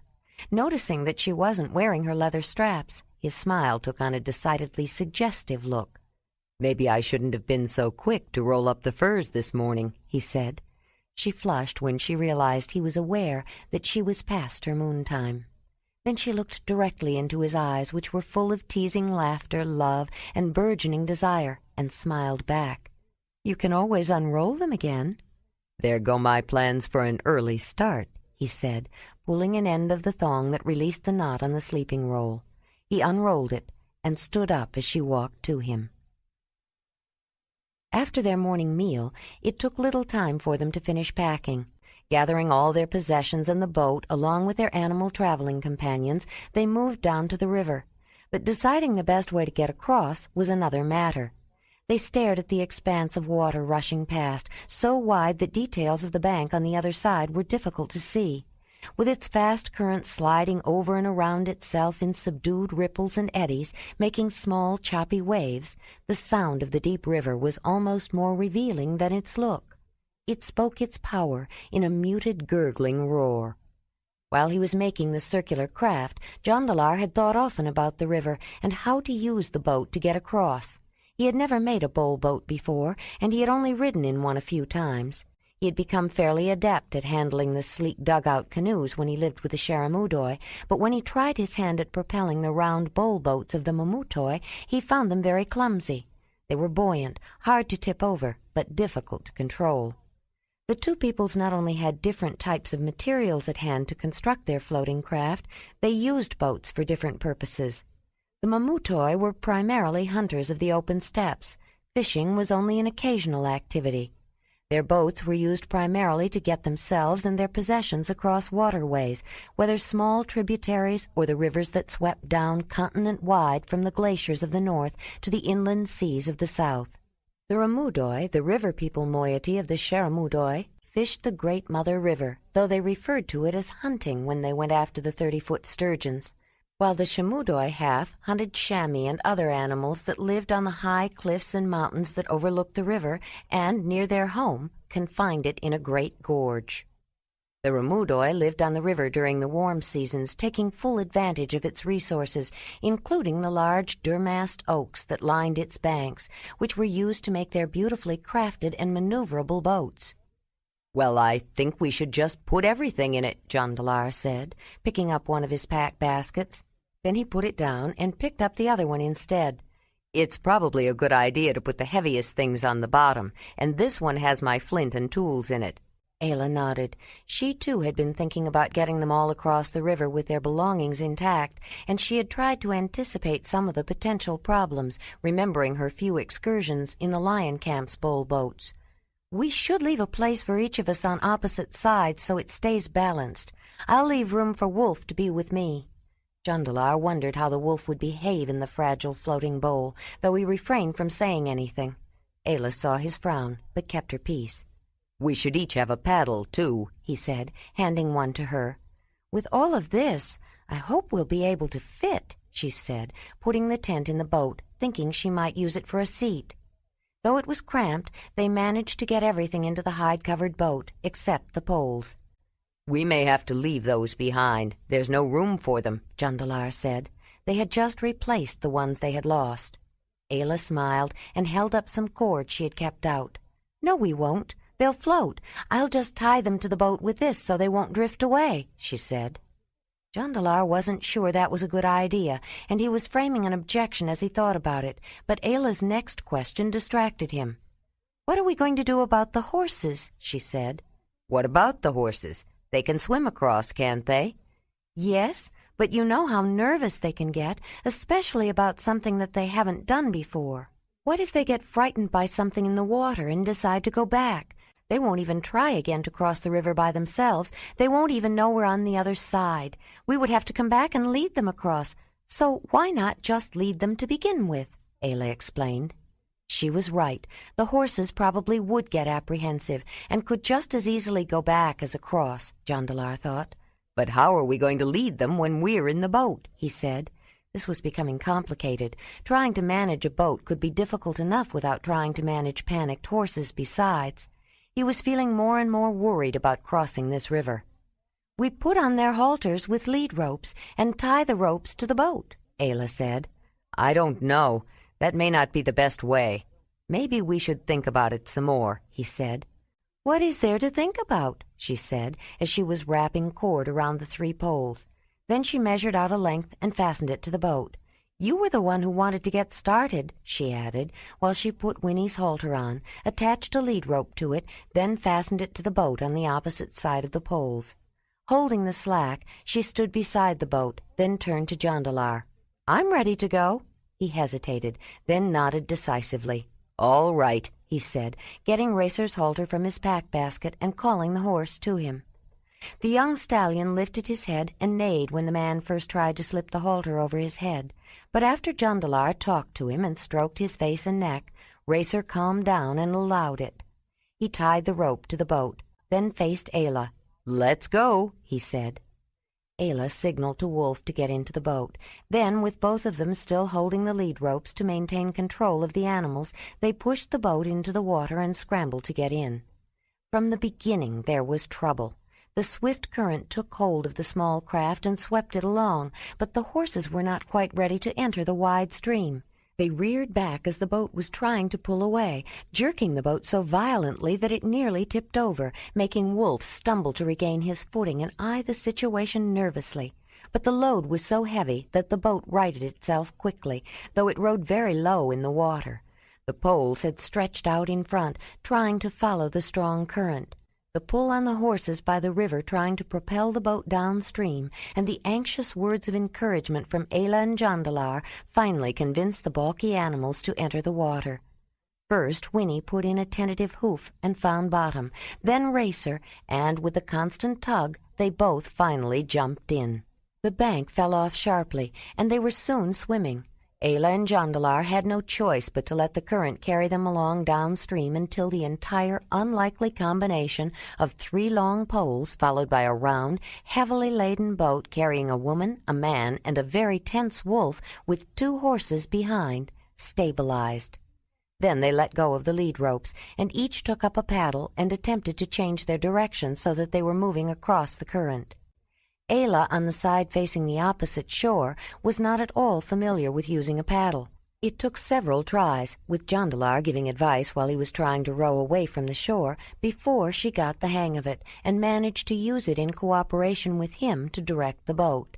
Even then it was slow going, with the long poles in front and the horses behind, eyes rolling with fear as they were involuntarily pulled along by the current. They did begin to make progress in crossing the river, though they were traveling much faster downstream. But ahead, the large, swift waterway, surging down the gradual decline of the land on its way to the sea, was making a sharp curve toward the east. A back current, eddying off a projecting sand spit of the near shore, caught the poles that were racing along in front of the boat. The long shafts of birch, free-floating except for the cords that held them, turned back around and hit the hide-covered boat with a hard bump near Jondalar, making him fear that it had caused a hole. It jarred everyone aboard, and gave a spin to the small round bowl boat, which jerked on the lead ropes of the horses. The horses whinnied in panic, swallowing mouthfuls of water, and tried desperately to swim away, but the relentless current pulling the boat to which they were tied inexorably pulled them along.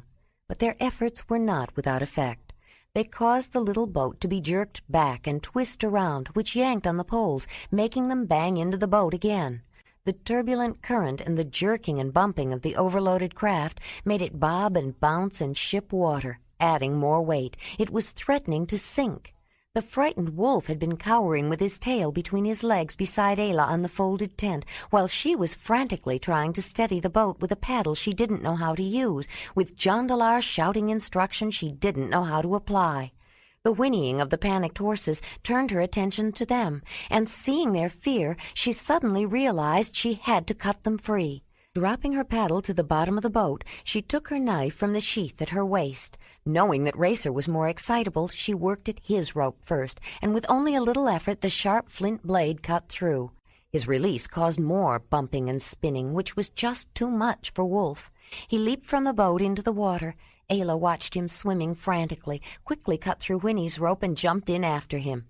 "Ayla!" Jondalar screamed, but he was jerked around again as the suddenly released and lighter-weight boat started rotating and crashing into the poles. When he looked up, Ayla was trying to tread water, encouraging the wolf who was swimming toward her. Winnie and beyond her, Racer were headed for the far shore, and the current was taking him even faster downstream, away from Ayla. She glanced back and caught one last glimpse of Jondalar and the boat as it rounded the bend of the river, and felt a heart-stopping moment of fear that she would never see him again. The thought flashed through her mind that she should not have left the boat, but she had little time to worry about it just then. The wolf was coming to her, struggling against the current. She took a few strokes toward him, but when she reached him, he tried to put his paws on her shoulders and lick her face, and in his eagerness he dunked her under the water. She came up sputtering, hugged him with one arm, and looked for the horses. The mare was swimming for the shore, pulling away from her. She took a deep breath and whistled, loud and long. The horse pricked up her ears and turned toward the sound. Ayla whistled again, and the horse altered direction and tried to swim to her as she reached out toward Winnie with strong strokes. Ayla was a good swimmer, going generally with the current, though at a diagonal across it. It nevertheless took some effort to reach the wet, shaggy animal. When she did, she almost cried with relief. The wolf reached them soon after, but he kept on going. Ayla rested for a moment, holding on to Winnie's neck, and only then noticed how cold the water was. She saw the rope trailing in the water, attached to the halter Winnie still wore, and it occurred to her how dangerous it could be for the horse if the rope got tangled in some floating debris. The woman spent a few moments trying to unfasten the knot, but it was swollen tight, and her fingers were stiff with cold. She took a deep breath and started swimming again, not wanting to put an added burden on the horse and hoping the exercise would help warm her. When they finally gained the far shore, Ayla stumbled out of the water, exhausted and shivering, and fell to the ground. The wolf and the horse were little better. They both shook themselves, spraying water everywhere. Then Wolf dropped down, breathing hard. Winnie's shaggy coat was heavy even in summer, though it would be much thicker in winter when the dense underfur grew in. She stood with her feet spraddled and her body quivering, her head hanging down and her ears drooping. But the summer sun was high, and the day had warmed, and once she had rested, Ayla stopped shivering. She stood up, looking for Racer, sure that if they had made it across, the stallion would have too. She whistled her call for Winnie first, since Racer usually came along whenever she whistled for his dam. Then she made Jondalar's call whistle for him, and she suddenly felt a stab of worry about the man. Had he made it across the river in that flimsy little boat? And if he had, where was he? She whistled again, hoping the man would hear and respond. But she wasn't unhappy when the dark brown stallion came galloping into view, still wearing the halter, with a short length of lead rope hanging from it. "Racer," she called out, "you did make it. I knew you would." Winnie greeted him with a welcoming nicker, and Wolf with enthusiastic puppy barks that worked their way into a full-throated howl. Racer responded with loud neighs, which Ayla was sure contained a sound of relief at finding his familiar friends. When he reached them, Racer touched noses with Wolf, then stood near his dam with his head over her neck, drawing comfort after the frightening river crossing. Ayla joined them and gave him a hug, then patted and stroked him before removing his halter. He was so used to the device that it didn't seem to bother him, and it did not interfere with his grazing. But Ayla thought the dangling rope could create problems, and she knew she wouldn't like to wear something like that all the time. She then took Winnie's halter off and tucked them both into the waist thong of her tunic. She thought about removing her wet clothes, but she felt the need to hurry, and they were drying on her. "Well, we've found Racer. Now it's time to find Jondalar," she said aloud. The wolf looked at her expectantly, and she directed her comments at him. "Wolf, let's find Jondalar." She mounted Winnie and started off downstream. After many spins, turns, and bumps, the small, round, hide-covered boat, with Jondalar's assistance, was calmly following the current again, this time with the 3 poles trailing behind. Then, with a single paddle and considerable effort, he began to propel the small craft across the large river. He discovered that the 3 trailing poles tended to stabilize the floating bowl, keeping it from rotating and making it easier to control. All the while, as he worked his way toward the land that was slipping past, he was berating himself for not jumping into the river after Ayla. But it had happened so fast. Before he knew it, she was out of the boat, and he was being carried away on the swift stream. It was pointless to jump into the river after she was out of sight. He couldn't have swum back to her against the current, and they would lose the boat and everything in it. He tried to console himself with the knowledge that she was a strong swimmer, but his concern caused him to increase his efforts to get across the river. When he finally reached the opposite shore, far downstream of their starting point, and felt the bottom grate against the rocky beach that jutted out from the inside corner of a bend, he breathed a ragged sigh. Then he climbed out and dragged the heavily loaded small boat up on the shore and sank down, giving in to his exhaustion. After a few moments, though, he stood up and started walking back along the river in search of Ayla. He stayed close to the water, and when he came to a small tributary stream that was adding its measure to the river, he just waded through it. But some time later, when he reached another river of more than respectable size, he hesitated. This was not a river that could be waded, and if he attempted to swim across so close to the major watercourse, he'd be swept into it. He'd have to walk upstream beside the smaller river until he found a more suitable place to attempt a crossing. Ayla, riding on Whinny, reached the same river not long after, and she also headed upstream for a distance. But a decision about where to cross on horseback required different considerations. She didn't go nearly as far as Jondalar did before she turned her horse into the water. Racer and Wolf followed behind, and with only a short swim across the middle, they were soon across. Ayla started down toward the large river, but looking back, she saw Wolf heading the other way. "Come on, Wolf, this way," she called. She whistled impatiently, then signaled Whinny to continue. The canine hesitated, started toward her, then went back again before he finally followed her. When she reached the large river, she turned downstream and urged the mare to a gallop. Ayla's heart beat faster when she thought she saw a round bowl-shaped object on a rocky beach ahead. "Jondalar! Jondalar!" she shouted, racing toward it at full speed. She jumped down before her horse came to a full stop and rushed toward the boat. She looked inside it and then around the beach. Everything seemed to be there, including the 3 poles. Everything except Jondalar. "Here's the boat, but I can't find Jondalar," she said aloud. She heard Wolf yip as if in response. "Why can't I find Jondalar? Where is he? Did the boat float here by itself? Didn't he make it across?" Then it struck her. Maybe he went looking for me, she thought. But if I was coming down the river and he was going upstream, how did we miss each other? "The river!" she almost shouted. Wolf yipped again. Suddenly she recalled his hesitation after they had crossed the large tributary. "Wolf!" she called. The large 4-legged animal ran toward her and jumped up, putting his paws on her shoulders. She grabbed the thick fur of his neck and with both hands looked at his long muzzle and intelligent eyes and remembered the young, weak boy who had reminded her so much of her son. Rydag had sent Wolf to look for her once, and he had traveled across a long distance to find her. She knew he could find Jondalar if she could only make him understand what she wanted. "Wolf, find Jondalar," she said. He jumped down and began sniffing around the boat, then started back the way they had come, upstream. Jondalar had been waist-high in water, carefully picking his way across the smaller river, when he thought he heard a faint bird whistle that sounded somehow familiar and impatient. He stopped and closed his eyes, trying to place it, then shook his head, not even sure if he'd actually heard it, and continued across. When he reached the other side and started walking toward the major river, he couldn't stop thinking about it. Finally his worry about finding Ayla began to push it out of his mind, though it kept nagging at him. He'd been walking for quite a while in his wet clothes, knowing that Ayla was wet too, when it occurred to him that he perhaps should have taken the tent, or at least something for shelter. It was getting late, and anything could have happened to her. She might even be hurt. The thought made him scan the water, the bank, and the vegetation nearby more carefully. Suddenly he heard the whistle again, this time much louder and closer, followed by a yip, yip, yip, and then a full-blown wolf howl and the sound of hoofbeats. Turning around, he broke into a great welcoming smile as he saw the wolf coming straight for him, with Racer close behind, and best of all, there was Ayla riding Whinny. Wolf jumped up on the man, put his huge paws on Jondalar's chest, and reached up to lick his jaw. The tall man grabbed his ruff, as he'd seen Ayla do, and then gave the 4-legged beast a hug. Then he pushed the wolf away as Ayla raced up on the horse, jumped down, and ran to him.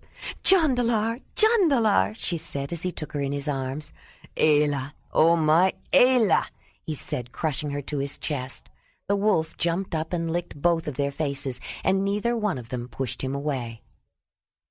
The large river, which the 2 riders, along with the horses and the wolf, had crossed, emptied into the brackish inland body of water that the Mamutoi called Barren Sea, just north of the huge delta of the Great Mother River.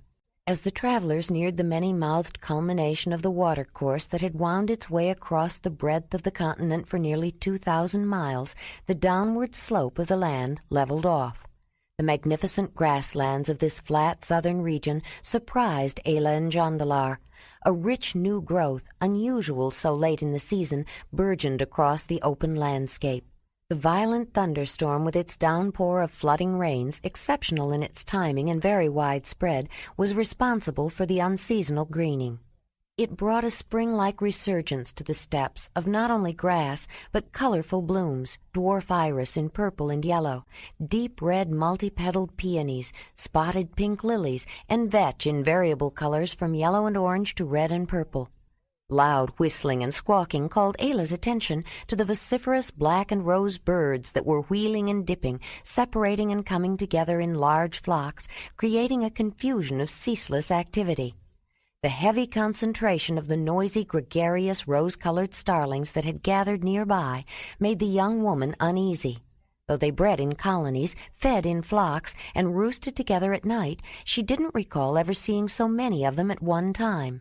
She noticed kestrels and other birds were also congregating. The noise was growing louder, with a strident humming undercurrent of expectation. Then she noticed a large, dark cloud, though strangely, except for that one cloud, the sky was clear. It seemed to be moving closer, riding on the wind. Suddenly the great horde of starlings became even more agitated. "Jondalar," she called to the man who had ridden ahead of her, "look at that strange cloud." The man looked, then stopped as Ayla pulled abreast again. While they watched, the cloud grew visibly larger, or perhaps closer. "I don't think that's a rain cloud," Jondalar said. "I don't think it is either, but what else could it be?" Ayla said. She had an unaccountable desire to seek shelter of some kind. "Do you think we should put up the tent and wait it out?" "I'd rather keep going. Maybe we can outdistance it if we hurry," Jondalar said. They urged the horses to a faster gait across the green field, but both the birds and the strange cloud outpaced them. The strident noise rose in intensity, overpowering even the raucous starlings. Suddenly Ayla felt something hit her arm. "What was that?" she said, but even before she got the words out she was hit again and again. Something landed on Whinny, then bounced away, but more came. When she looked at Jondalar riding just ahead of her, she saw more of the flying, jumping things. One landed just in front of her, and in the moment before it got away, she slapped her hand on it. She picked it up carefully to look at it more closely. It was an insect, about the length of her middle finger, thick-bodied with long rear legs. It looked like a large grasshopper, but it wasn't a drab green color that would blend easily into the background, like the one she had seen jumping through dry grass. This insect was striking for its brightly colored stripes of black, yellow, and orange. The difference was wrought by the rain. During the season that was normally dry, they were grasshoppers, shy, solitary creatures who could abide others of their kind only long enough to mate. But a remarkable change took place after the hard rainstorm. With the growth of tender new grass, the females took advantage of the abundance of food by laying many more eggs, and many more larvae survived. As the grasshopper population grew, surprising changes took place. The young grasshoppers developed startling new colors, and they began to seek out each other's company. They were no longer grasshoppers. They had become locusts. Soon large bands of brightly colored locusts joined with other bands, and when they exhausted their local food supply, the locusts took to the air in masses. A swarm of 5 billion was not uncommon, easily covering 60 square miles and eating 80,000 tons of vegetation in a single night. As the leading edge of the cloud of locusts began dropping down to feed on the new green grass, Ayla and Jondalar were engulfed by the insects swarming all around them, hitting and bouncing off them and their horses. It wasn't hard to urge Whinny and Racer to a gallop. It would have been all but impossible to restrain them. As they raced at top speed, pelted by the deluge of locusts, Ayla tried to look for Wolf, but the air was thick with flying, bouncing, hopping, leaping insects. She whistled as loud as she could, hoping he would hear above the strident roar. She almost ran into a rose-colored starling as it swooped down and caught a locust right in front of her face. Then she realized why the birds had gathered in such large numbers. They were drawn to the immense food supply, whose bold colors were easy to see. But the sharp contrasts that attracted the birds also enabled the locusts to locate each other when they needed to fly to new feeding grounds, and even the huge flocks of birds did little to reduce the swarms of locusts as long as the vegetation remained abundant enough to support the new generations. Only when the rain stopped and the grasslands returned to their normal dry condition that could feed only small numbers would the locusts become well-camouflaged, innocuous grasshoppers again. The wolf found them shortly after they left the swarm behind. By the time the voracious insects were settled on the ground for the night, Ayla and Jondalar were camped far away. When they started out the next morning, they headed north again and slightly east, toward a high hill to get a view above the flat landscape that might give them some idea of the distance to the Great Mother River. Just beyond the crest of the hill, they saw the edge of the area that had been visited by the cloud of locusts, the swarming mass blown by the strong winds toward the sea. They were overwhelmed by the devastation. The beautiful spring-like countryside, full of bright flowers and new grass, was gone, stripped clean. As far as they could see, the land was denuded. Not a leaf, not a blade of grass, not a single hint of green dressed the bare soil. Every bit of vegetation had been devoured by the ravenous horde. The only signs of life were some starlings searching out the last few locusts that had fallen behind. The earth had been ravaged, laid open, and left indecently exposed. Yet she would recover from this indignity brought on by creatures of her own making in their natural cycles of life, and from hidden root and wind-blown seed she would clothe herself in green once again. When the woman and man looked the other way, they were greeted with an entirely different vista, one that set their pulses racing. Toward the east, a vast expanse of water glinted in the sun. It was barren sea. As she looked, Ayla realized that it was the same sea she had known in her childhood. At the southern end of a peninsula that jutted down from the north into that great body of water was the cave where she had lived with Brun's clan when she was young. Living with the people of the clan had often been difficult. Still, she had many happy memories of her childhood, although thoughts of the son she had been forced to leave behind inevitably saddened her.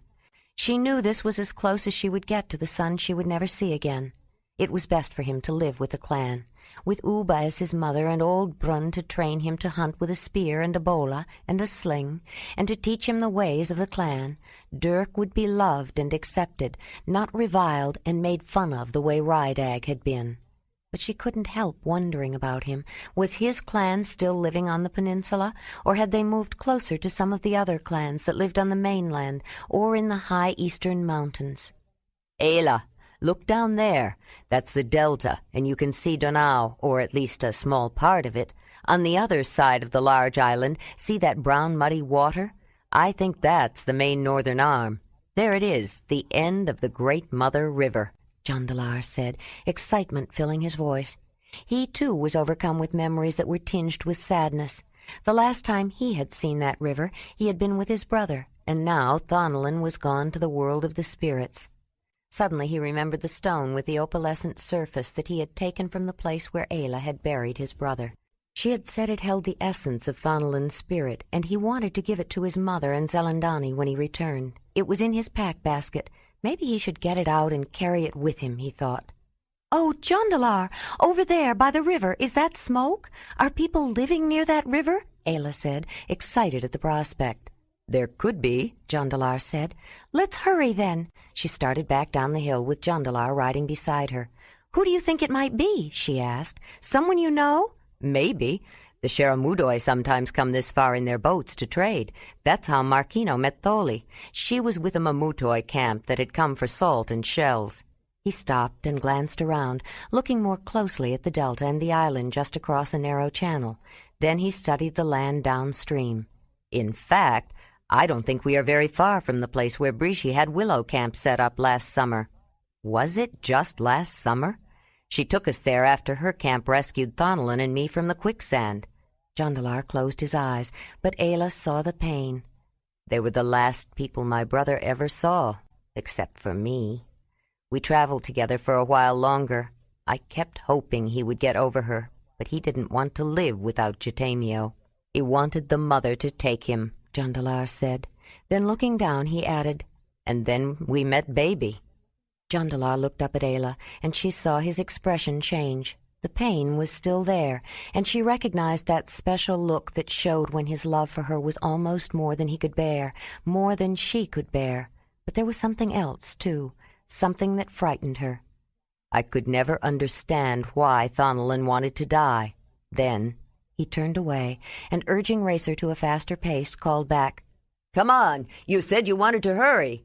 Ayla signaled Winnie to a fast run, trying to be more careful, and she trailed behind the man on the galloping stallion who was racing toward the river.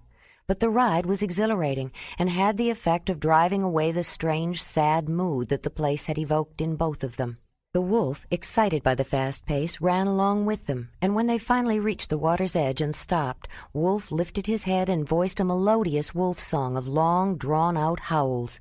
Ayla and Jondalar looked at each other and smiled, both thinking it was an appropriate way to announce that they had arrived at the river that would be their companion for the greater part of the rest of their journey. "Is this it? Have we reached the Great Mother River?" Ayla said, her eyes sparkling. "Yes, this is it," Jondalar said, then looked toward the west, upstream. He did not want to dampen Ayla's excitement at reaching the river, but he knew how far they had yet to go. They would have to retrace his steps all the way back across the breadth of the continent to the plateau glacier that covered the highland at the headwaters of the extensive river, and then beyond, almost to the great water at the edge of the earth, far to the west. Along its winding 1,800-mile course, Donau, the river of Dani, the great earth mother of the Zelendanyi, swelled with the waters of more than 300 tributaries, the drainage of 2 glaciered mountain chains, and acquired a burden of sediment. Often splitting into many channels as she meandered across the flatter stretches of her length, the great waterway transported the prodigious accumulation of silt suspended within her voluminous spill. But before reaching the end of her course, the fine, gritty soil settled out into an immense fan-shaped deposit, a mud-clogged wilderness of low islands and banks, surrounded by shallow lakes and winding streams, as though the Great Mother of Rivers was so exhausted from her long journey that she dropped her heavy load of silt just short of her destination, then staggered slowly to the sea. The broad delta they had reached, twice as long as it was wide, began many miles from the sea. The river, too full to be held within a single channel in the flat plain between the ancient massif of raised bedrock to the east and the gentle rolling hills that dropped gradually from the mountains to the west, divided into 4 main arms, each taking a different direction. Channels interlaced the diverging arms, creating a labyrinth of meandering streams that spread out to form numerous lakes and lagoons. Great expanses of reed beds surrounded firm land that ranged from bare sandy spits to large islands, complete with forests and steppes, populated by aurochs and deer and their predators. "Where was that smoke coming from?" Ayla asked. "There must be a camp nearby." "I think it might have been from that big island we saw downstream there across the channel," Jondalar said, pointing in the general direction.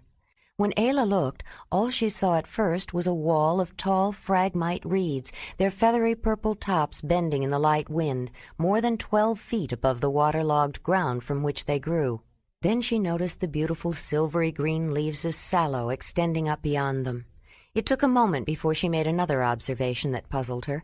Sallow was usually a shrub that grew so close to the water that its roots were often flooded in wet seasons. It resembled certain willows, but sallows never grew to the height of trees. Could she be mistaken? Could these be willow trees? She seldom made a mistake like that. They started downstream, and when they were opposite the island, they headed into the channel. Ayla looked back to make sure the dragging poles of the travois, with the bowl boat lashed between them, were not snagged. Then she checked that the crossed ends in front moved freely as the poles floated up behind the mare. When they were repacking, getting ready to leave the large river behind, they originally planned to leave the boat. It had served its purpose in getting them and their things across, but after all the work it had taken to make it, even though the crossing had not gone exactly as they had planned, they both hated to abandon the small round boat. Ayla was the one who thought about fastening it to the poles, even though it meant Winnie would have to wear the harness and drag it constantly. But it was Jondalar who realized that it would actually make crossing rivers easier. They could load up the boat with their gear so it wouldn't get wet, but rather than trying to lead the horses across with a rope fastened to a boat, Winnie could swim across at her own pace, pulling an easy, floating load. When they tried it out on the next river they had to cross, they even found it unnecessary to unharness her. There was a tendency for the current to drag at the boat and poles, which worried Ayla, especially after the way Winnie and Racer had panicked when they were being pulled into a situation on the other river over which they had no control. She decided to redesign the leather straps of the harness so that she could cut it loose in an instant if it seemed to endanger her mare. But the horse compensated for the tug of the stream and accepted the burden with little trouble. Ayla had taken the time to let the horse get familiar with the new idea, and Whinny was used to the travois and trusted the woman. But the large open bowl was a container that invited filling. They started using it to carry wood, dry dung, and other materials for burning that they picked up along the way for the evening fire, and sometimes they left their pack baskets in the boat after crossing water. There had been several streams of various sizes that had found their way to the inland sea, and Jondalar knew that many tributaries would cut across their path as they continued their journey, traveling beside the Great Mother River. As they waded into the clear water of the outside channel of the delta, the stallion shied and whinnied nervously. Racer was uneasy about Rivers since his frightening adventure, but Jondalar had been very patient about guiding the sensitive young animal across the smaller waterways they had met, and the horse was overcoming his fear. It pleased the man, since many more rivers would have to be crossed before they reached his home. The water was slow-moving, but so transparent that they could see fish swimming among the water plants. After making their way through the tall reeds, they gained the long, narrow island. Wolf was the first to reach the tongue of land. He shook himself vigorously, then ran up the sloping shore of hard-packed wet sand mixed with clay, which led to a bordering woods of beautiful silver-green sallows grown to the size of trees. "I knew it," Ayla said. "What did you know?" Jondalar said, smiling at her satisfied expression. "These trees are just like those bushes we slept in that night it rained so hard. I thought they were sallows, but I've never seen any the size of trees before. Sallows are usually bushes, but these could be willows." They dismounted and led the horses into the cool, airy woods. Walking in silence, they noticed the shadows of the leaves swaying in the light breeze, dappling the rich, grassy, sunlit ground cover. And through the light open woodland they saw aurochs grazing in the distance. They were downwind, and when the wild cattle caught their scent, the animals moved away rapidly. "They've been hunted by people," Jondalar thought. The horses clipped off mouthfuls of the green fodder with their front teeth as well, while they moved through the delightful wooded land, prompting Ayla to stop and begin untying Whinny's harness. "Why are you stopping here?" Jondalar asked. "The horses want to graze. I thought we might stop for a while." Jondalar looked worried. "I think we should go a little farther. I'm sure there are people on this island, and I'd like to know who they are before we stop." Ayla smiled. "That's right. You did say this was where the smoke was coming from. It's so beautiful here, I almost forgot." The terrain had been gradually rising in elevation, and farther inland, alders, poplars, and white willows began to appear in the sallow woods, lending variation to the light grayish-green foliage. Later, a few firs and an ancient variety of pines that had existed in that region as long as the mountains themselves added a background of deeper green to the mosaic, with larch contributing a lighter shade, all highlighted by the greenish-gold tufts of ripening steppe grasses waving in the wind. Ivy climbed up tree trunks, while liana hung down from branches of the denser forest canopy, and the sunlit glen's prostrate shrubs of pubescent oak and taller hazel brush played their tone against the living landscape. The island rose no more than 25 feet above the water, then leveled out into a long field that was a steppeland in miniature, with fescues and feather grasses turning gold in the sun. They crossed the narrow width of the island and looked down a far more precipitous slope of sand dunes, anchored with beach grass, sea holly, and sea kale. The sandy slopes led to a deeply curved inlet, almost a lagoon, outlined with tall purple-topped reeds, mixed in with cattails and bulrushes, and many varieties of smaller aquatic plants. On the inlet, the water-lily pads were so thick that the water was hardly visible, and perched on them were uncountable numbers of herons. Beyond the island was a wide, muddy brown channel, the northernmost arm of the great river. Close to the end of the island, they watched a stream of clear water enter the main channel, and Ayla was amazed to see the two currents, one transparent, one brown with silt, running next to each other, with a distinct division of color. Eventually, though, the brown water dominated as the main channel muddied the clear stream. "Look at that, Jondalar," Ayla said, pointing to the sharp definition of the parallel running waters. "That's how you know when you're on the Great Mother River. That arm will take you directly to the sea," he said. "But look over there." Beyond a grove of trees, off to the side of the inlet, a thin stream of smoke reached for the sky. Ayla smiled with anticipation, but Jondalar had reservations as they headed for the smoke. If that was smoke from a fireplace, why hadn't they seen anyone? The people must have seen them by now. Why hadn't they come to greet them? Jondalar shortened the rope he was using to lead Racer and patted his neck reassuringly. When they saw the outline of a conical tent, Ayla knew they had arrived at a camp, and she wondered what people these were. They could even be Mamutoi, she thought as she signaled Winnie to follow close. Then she noticed Wolf standing in his defensive posture, and she whistled the signal she had taught him. He retreated to her side as they entered the small encampment.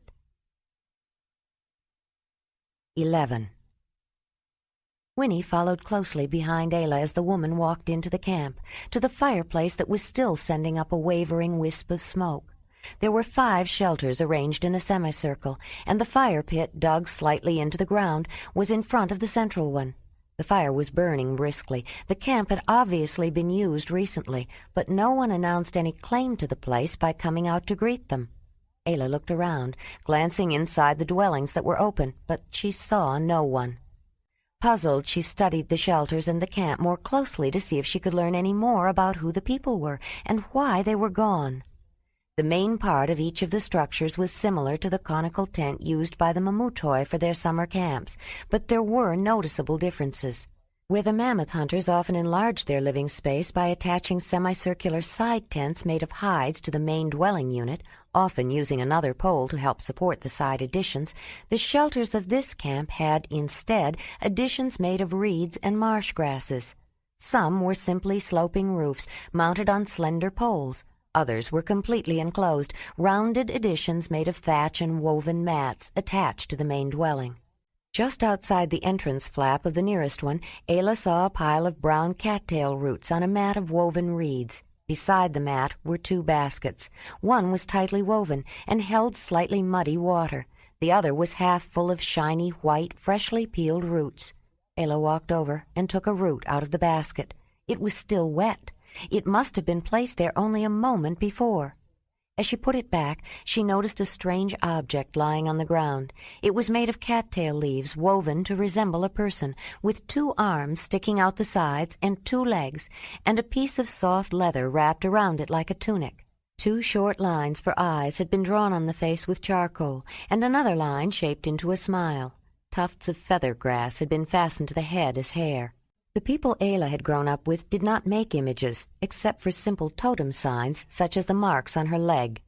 She had been deeply scratched by a cave lion as a small girl, leaving her left thigh scarred with 4 straight lines. A similar mark was used by the clan to indicate a cave lion totem. That was why Kreb had been so sure that the cave lion was her totem, in spite of the fact that it was considered a male totem. The spirit of the cave lion had chosen her and marked her himself and would therefore protect her. Other clan totems were indicated in similar ways, with simple signs often derived from the movements or gestures of their sign language. But the first truly representative image she had ever seen was the rough sketch of an animal Jondalar had drawn on a piece of leather used for a target, and she was puzzled at first by the object on the ground. Then, with a flash of recognition, she knew what it was. She had never had a doll when she was growing up, but she recalled similar objects that Mamutoi children played with and realized it was a child's plaything. It was suddenly obvious to Ayla that a woman had been sitting there with her child only moments before. Now she was gone, and she must have left in a great hurry, since she had abandoned her food and had not even taken her child's toy with her. Why would she leave in such a hurry? Ayla turned and saw Jondalar, still holding Racer's lead rope, bent down on one knee amidst a scattering of flint chips, and examining a piece of the stone he had noticed. He looked up. "Someone ruined a very good point with a badly made final stroke. It should have been just a tap, but it landed off the mark, and too hard. As though the napper was suddenly interrupted. And here's the hammerstone. It was just dropped." The nicks on the hard oval stone indicated its long use, and the experienced flint knapper found it difficult to imagine anyone dropping and leaving a favored tool.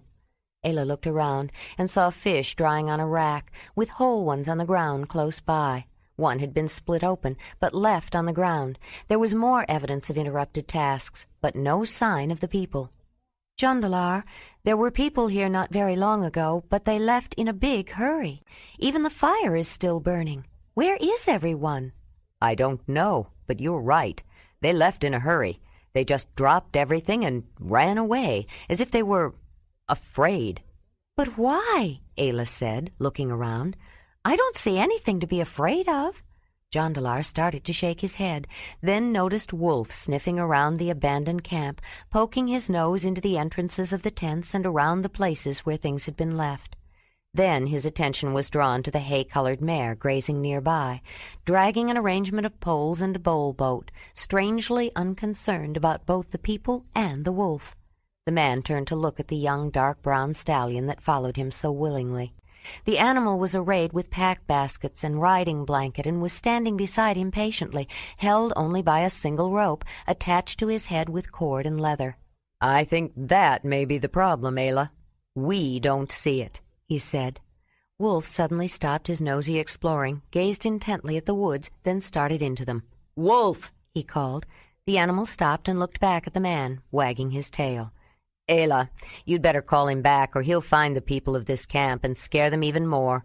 She whistled, and he ran to her. She fondled his ruff, but was frowning at Jondalar. "Are you saying we scare them? That they ran away because they were afraid of us?" "Remember Feathergrass Camp? The way they acted when they saw us? Think how we must seem to people when they first see us, Ayla. We are traveling with 2 horses and a wolf.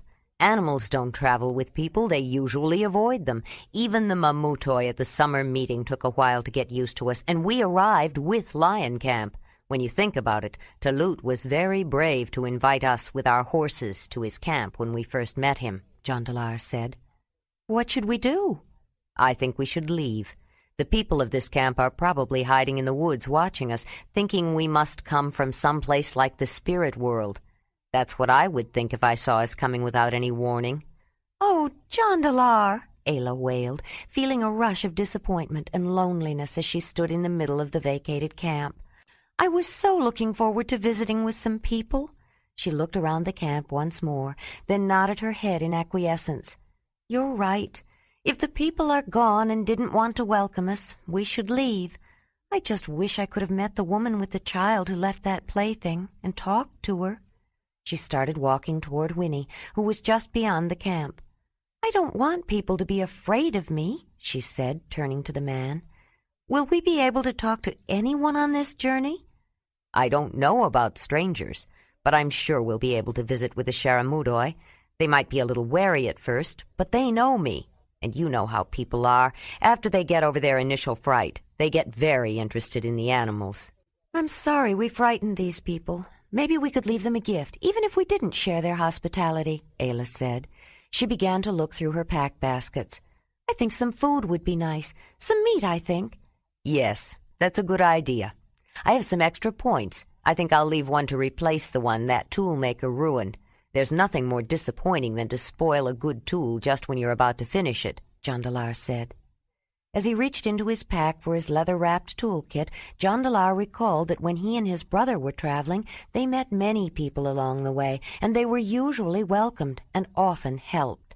There had even been a couple of occasions when their lives had been saved by strangers. But if people were going to be afraid of them because of their animal companions, what would happen if Ayla and he ever needed help? They left the camp and climbed back up the sandy dunes to the level field at the top of the long, narrow island, stopping when they reached the grass. They looked down at the thin column of smoke from the camp and the brown, silty river below, its noticeable current heading for the broad blue expanse of barren sea. With unspoken assent, they both mounted and turned east to get a better and a last look at the great inland sea. When they reached the eastern tip of the island, though still within the banks of the river, they were so close to the choppy waters of the sea that they could watch its waves washing sandbars with briny foam. Ayla looked out across the water and thought she could almost see the outline of a peninsula.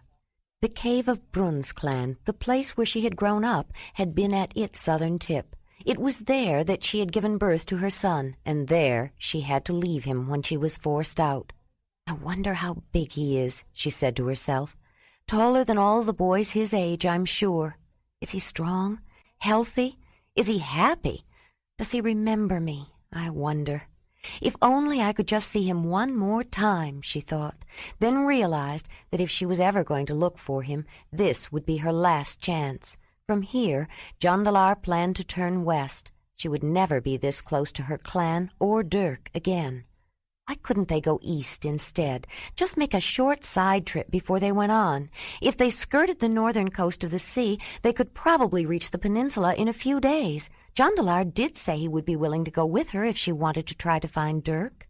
Ayla, look! I didn't know there were seals in Barren Sea. I haven't seen those animals since I was a youngster and went on a trek with Willamar, Jondalar said, his voice full of excitement and longing. He took both Thonolin and me to see the great waters, and then the people who live near the edge of the earth took us north on a boat. Have you seen them before? Ayla looked toward the sea, but closer in where he was pointing. Several dark, sleek, streamlined creatures with light gray underbellies were humping clumsily along a sandbar that had formed behind some nearly submerged rocks. While they watched, most of the seals dived back into the water, chasing a school of fish. They watched heads bobbing up while the last of them, smaller and younger, dove into the sea again. Then they were gone, disappearing as quickly as they had come. Only from a distance, Ayla said, during the cold season. They liked the floating ice offshore. Brun's clan didn't hunt them. No one could reach them, though Brun once told about a time he saw some on the rocks near a sea cave. Some people thought they were winter water spirits, not animals at all. But I saw little ones on the ice once, and I didn't think water spirits had babies. I never knew where they went in the summer. They must have come here. When we get home, I'll take you to see the great waters, Ayla. You won't believe it. This is a large sea, much bigger than any lakes I've ever seen, and salty, I'm told, but it's nothing compared to the great waters. That's like the sky. No one has ever reached the other side. Ayla heard the eagerness in Jondalar's voice, and she sensed his yearning to be home. She knew he wouldn't hesitate to go with her to look for Brun's clan and her son if she told him that she wanted to, because he loved her. But she loved him, too, and knew that he would be unhappy about the delay. She looked at the great sweep of water, then closed her eyes, trying to hold back tears. She wouldn't know where to look for the clan anyway, she thought, and it wasn't Brun's clan any more. It was Braud's clan now, and she would not be welcome. Braud had cursed her with death. She was dead to them all, a spirit. If she and Jondalar had frightened the camp on this island because of the animals and their seemingly supernatural ability to control them, how much more would they scare the clan, including Uba and Dirk? To them she would be returning from the spirit world, and the companionable animals would be proof of it. They believed a spirit who came back from the land of the dead came to do them harm. But once she turned west, it would be final. From this time on, for the rest of her life, Dirk would be no more than a memory. There would be no hope of ever seeing him again. That was the choice she had to make. She thought she had made it long ago. She didn't know the pain would be still so sharp. Turning her head so Jondalar would not see the tears that filled her eyes as she stared at the deep blue expanse of water, Ayla said a silent goodbye to her son for the last time. A fresh stab of grief filled her, and she knew she would carry the ache in her heart with her forever. They turned their backs on the sea and started walking through the waist-high steppe grass of the large island, giving the horses a rest and time to graze. The sun was high in the sky, bright and hot. Shimmering heat waves rose up from the dusty ground, bringing the warm aroma of earth and growing things. On the treeless plain atop the long, narrow strip of land, they moved within the shade of their grass hats, but the evaporation of the surrounding river channels made the air humid, and beads of sweat trickled down their dusty skin. They were grateful for the occasional cool breath from the sea, a fitful breeze filled with the rich scent of the life within its deep waters. Ayla stopped and unwound her leather sling from her head and tucked it into her waistband, not wanting it to get too damp. She replaced it with a rolled piece of soft leather, similar to the one Jondalar wore, bound across her forehead and tied in the back to absorb the moisture that dripped from her forehead. When she continued, she noticed a dull greenish grasshopper spring up, then drop back down and hide in its camouflaged disguise. Then she saw another. More of them chirked sporadically, bringing to mind the swarming locusts. but here they were just one of a variety of insects, like the butterflies flicking their bright colors in a quivery dance across the tops of the fescue, and the harmless drone fly that resembled a stinging honeybee hovering over a buttercup. Though the raised field was much smaller, it had the familiar feeling of the dry steppes, but when they came to the other end of the island and looked out, they were astonished by the vast, strange, wet world of the massive delta. To the north, on their right, was the mainland, beyond a fringe of river brush, a grassland of muted greenish gold. But to the south and west, spreading all the way to the horizon, and in the distance seeming as solid and substantial as the land, was the marshy outlet of the great river. It was an extensive bed of rich green reeds, swaying in a motion as constant as the sea with the gusty rhythm of the wind, broken only by occasional trees casting shadows across the waving green and the winding paths of open waterways. As they moved down the slope through the open woods, Ayla became aware of the birds, more varieties than she had ever seen in one place before, some of them unfamiliar. Crows, cuckoos, starlings, and turtle-doves each called to their kind in distinctive voices. A swallow, chased by a falcon, swooped and twisted, then dived into the reeds. High-flying black kites and ground-skimming marsh harriers searched for dead or dying fish. Small warblers and flycatchers flitted from thicket to tall tree, while tiny stints, redstarts, and shrikes darted from branch to branch.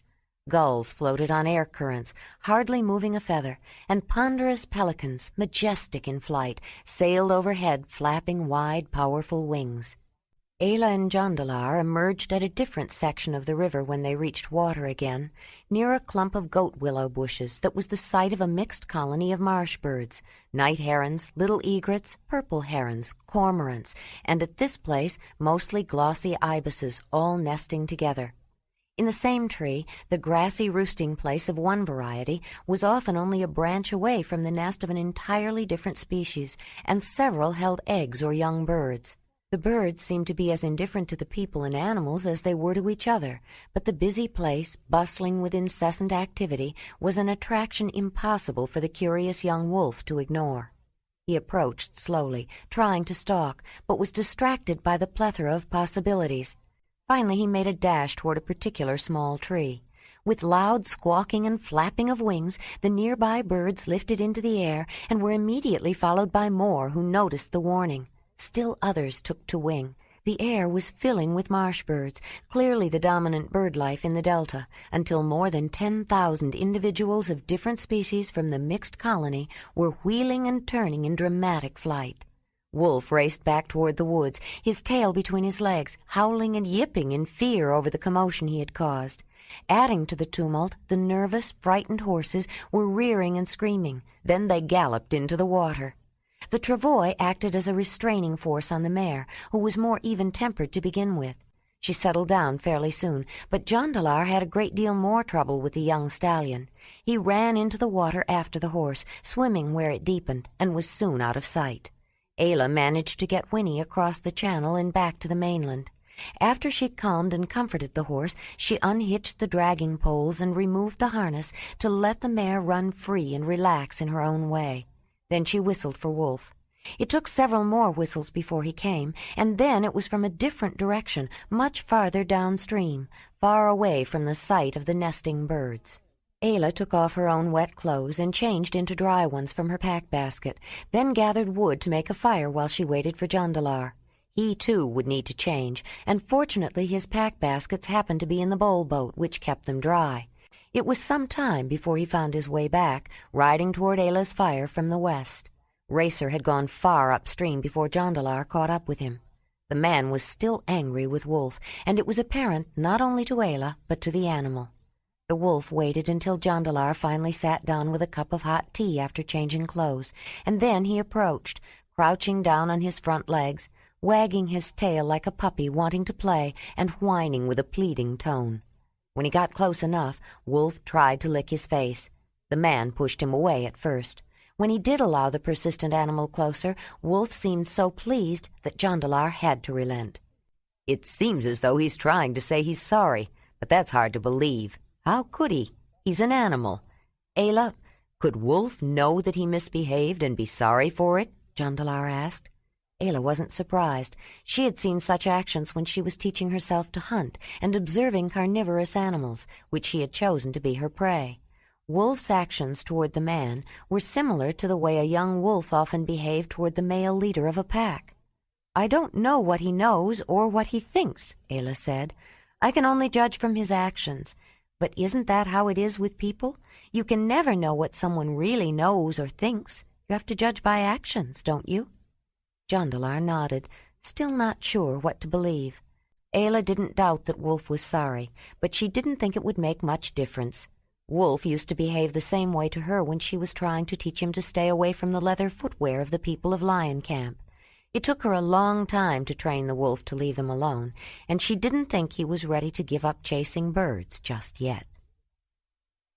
The sun was skimming the craggy high peaks at the southern end of the long chain of mountains to the west, lending a glittering sparkle to the icy facets.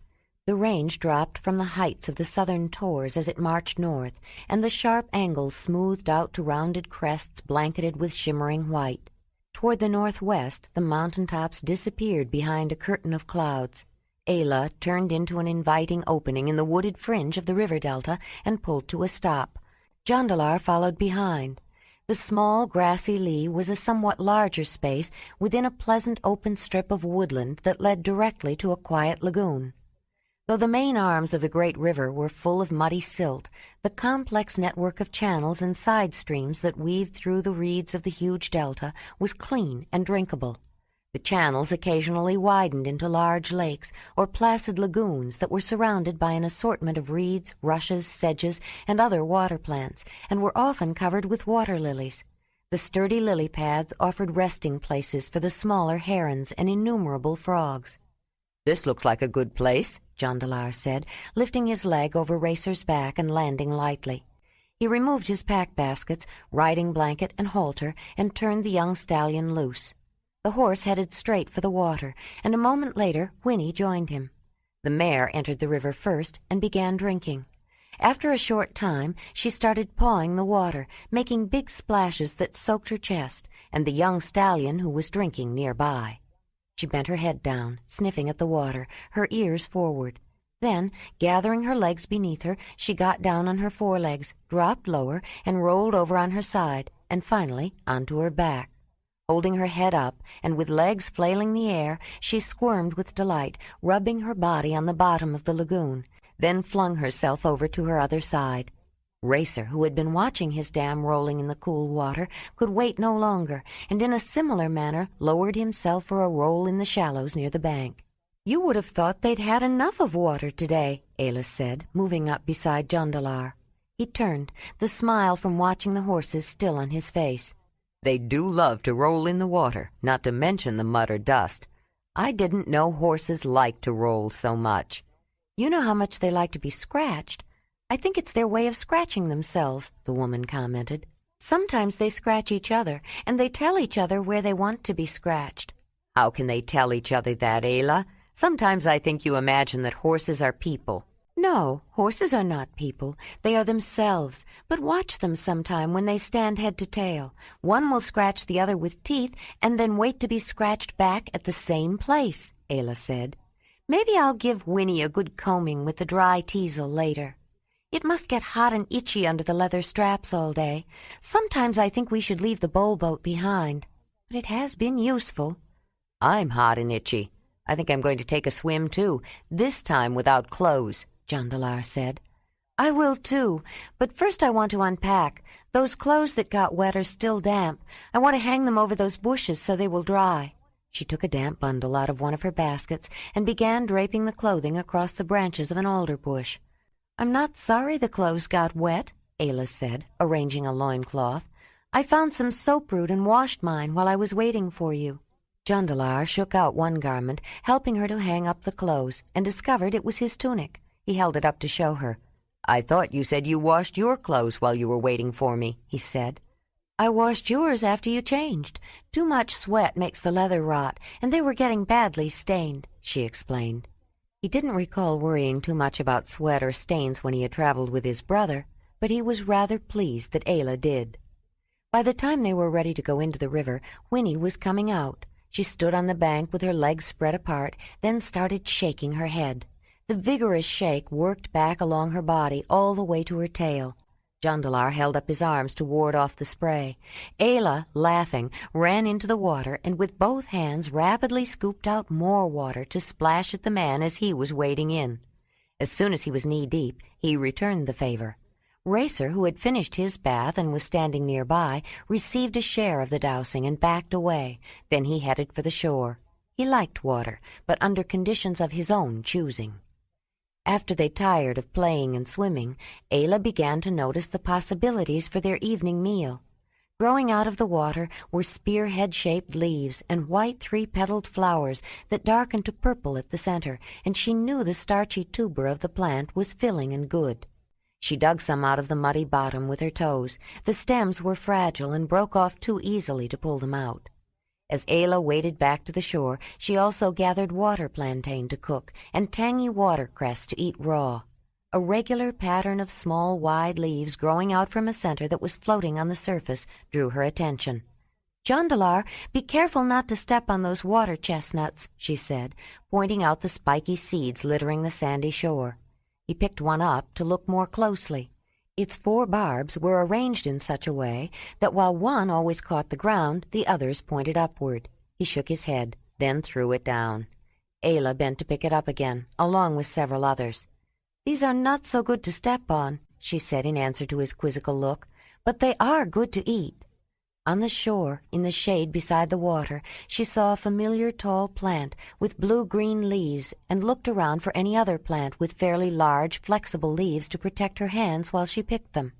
Though she would have to exercise care while they were fresh, the stinging nettle leaves would be delicious when cooked.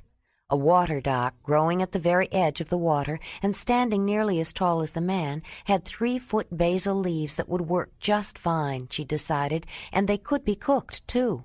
Nearby there was also coltsfoot and several kinds of fern that had flavorful roots. The delta offered an abundance of foods.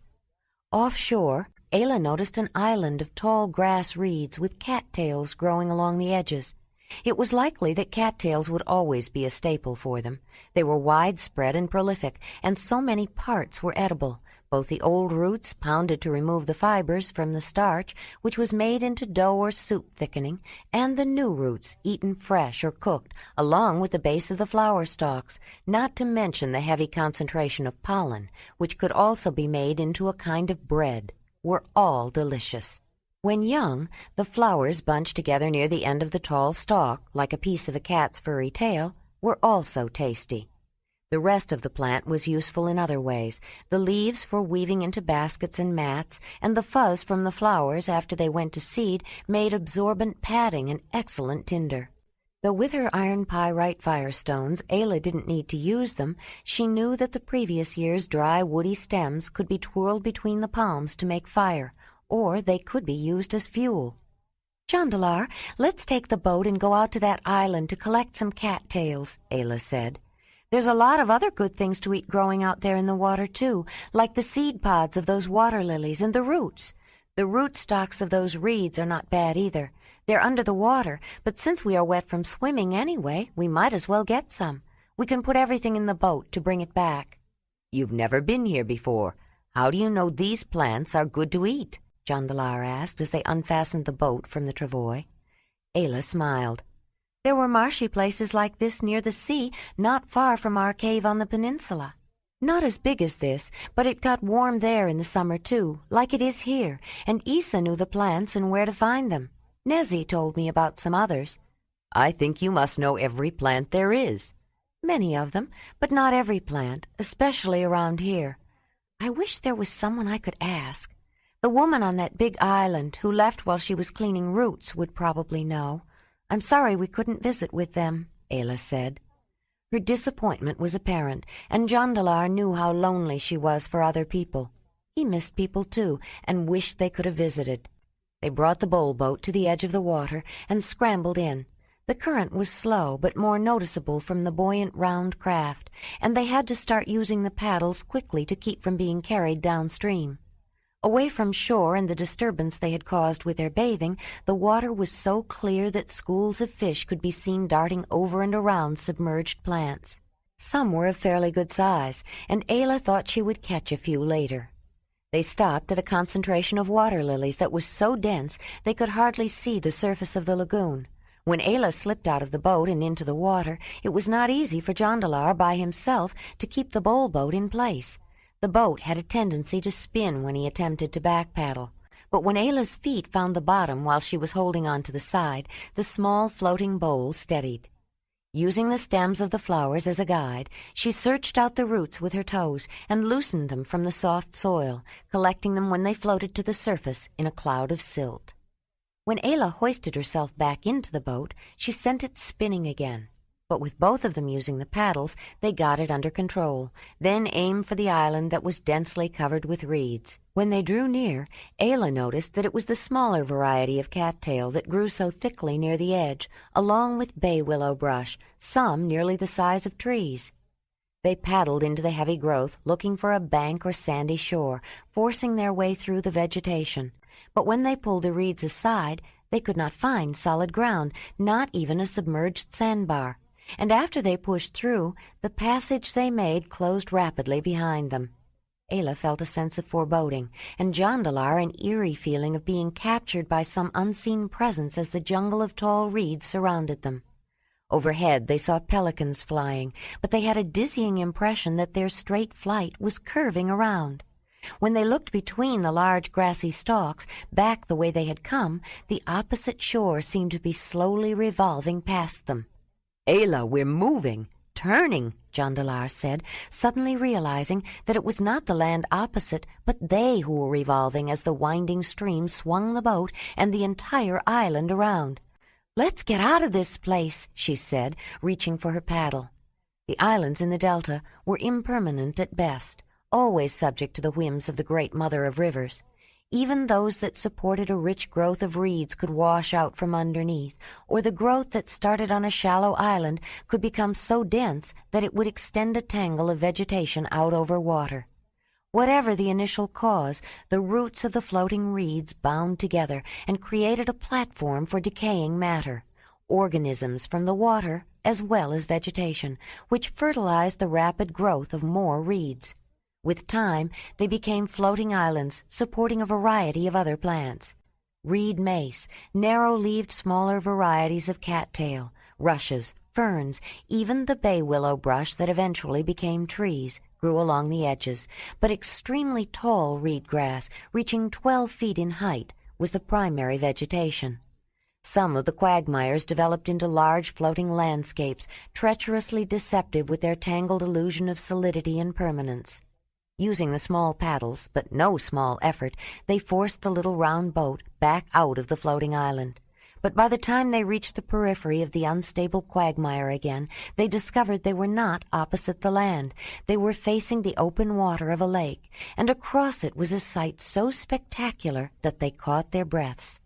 Outlined against the background of dark green was a dense concentration of white pelicans. Hundreds upon thousands of them, packed together, standing, sitting, lying on tussocky nests of floating reeds. Above, more of the huge colony were flying at many levels, as though the nesting grounds were too full, and they were coasting on their great wings waiting for a space. Primarily white, with a slight wash of pink and wings edged by dark gray flight feathers, the large birds with their long beaks and sagging throat pouches were tending pods of fuzzy pelican chicks. The noisy young birds hissed and grunted. The adults responded with deep, hoarse cries, and in such great numbers that the combination was deafening. Partially concealed by reeds, Ayla and Jondalar watched the huge breeding colony, fascinated. Hearing a deep grunting cry, they looked up as a low-flying pelican, coming in for a landing, sailed by overhead on wings that spanned 10 feet. It reached a spot near the middle of the lake, then folded back its wings and dropped like a rock, hitting the water with a splash in a clumsy, ungainly landing. Not far away, another pelican with wings outstretched was rushing across the open expanse of water, trying to lift itself into flight. Ayla began to understand why they chose to nest on the lake. They needed a great deal of space to raise themselves into the air, though once up, their flight was artfully graceful. Jondalar tapped her arm and pointed toward the shallow water near the island, where several of the large birds were swimming abreast, moving forward slowly. Ayla watched for a while, then smiled at the man. Every few moments the whole row of pelicans simultaneously dipped their heads into the water, and then, all together, as though on command, lifted them out, dripping water from their great long bills. A few, but not all of them, had caught some of the fish they were herding. The next time others might feed, but all continued to move and dip, perfectly synchronized with each other. Single pairs of another variety of pelican, with somewhat different markings and earlier hatched, more mature young, nested at the edges of the large colony. Within and around the compact aggregation, other species of water birds were also nesting and breeding. Cormorants, grebes, and a variety of ducks, including white-eyed and red-crested pochards and ordinary mallards. The marsh teemed with a profusion of birds, all hunting and eating the countless fish. The entire vast delta was an extravagant, ostentatious demonstration of natural abundance, a wealth of life flaunted without shame. Unspoiled, undamaged, ruled by her own natural law, and subject only to her own will, and the great void whence she sprang, the great Mother Earth took pleasure in creating and sustaining life in all its prolific diversity. But pillaged by a plundering dominion, raped of her resources, despoiled by unchecked pollution, and befouled by excess and corruption, her fecund ability to create and sustain could be undone. Though rendered sterile by destructive subjugation, her great productive fertility exhausted, the final irony would still be hers. Even barren and stripped, the destitute mother possessed the power to destroy what she had wrought. Dominion cannot be imposed. Her riches cannot be taken without seeking her consent, wooing her cooperation, and respecting her needs. Her will to life cannot be suppressed without paying the ultimate penalty. Without her, the presumptuous life she created could not survive. Though Ayla could have watched the pelicans for much longer, she finally began to pull up some of the cattails and put them into the boat, since that was the reason they had come. Then they started paddling back around the mass of floating reeds. When they came in sight of land again, they were much closer to their camp. As soon as they appeared, they were greeted by a long, drawn-out howl, full of tones of distress. After his hunting foray, Wolf had followed their scent and found their camp with no trouble.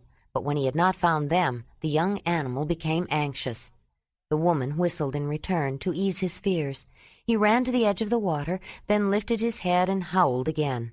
When he stopped, he sniffed their tracks, ran back and forth on the bank, then plunged in and started swimming toward them. As he neared, he veered away from the boat and headed for the mass of floating reeds, mistaking it for an island. Wolf tried to reach the non-existent shore just as Ayla and Jondalar had done, but splashed and struggled between the reeds, finding no firm land. Finally, he swam back to the boat. With difficulty, the man and the woman grabbed the waterlogged coat of the animal and hauled him into the skin-covered bowl. Wolf was so excited and relieved that he jumped up on Ayla and licked her face, and then did the same to Jondalar. When he finally settled down, he stood in the middle of the boat and shook himself, then howled again. To their surprise, they heard an answering wolf howl, then a few yips, and another reply. They were surrounded by another series of wolf howls, this time sounding very close. Ayla and Jondalar stared at each other with a chill of apprehension as they sat naked in the small boat and listened to the howls of a pack that came not from the shore across the water, but from the insubstantial floating island. "How can there be wolves there?" Jondalar said. "That is not an island. There is no land, not even a shifting sandbar." Maybe they weren't really wolves at all, Jondalar thought, shuddering. Maybe they were something else. Looking carefully between the reed stalks in the direction of the last wolf call, Ayla caught a glimpse of wolf fur and 2 yellow eyes watching her.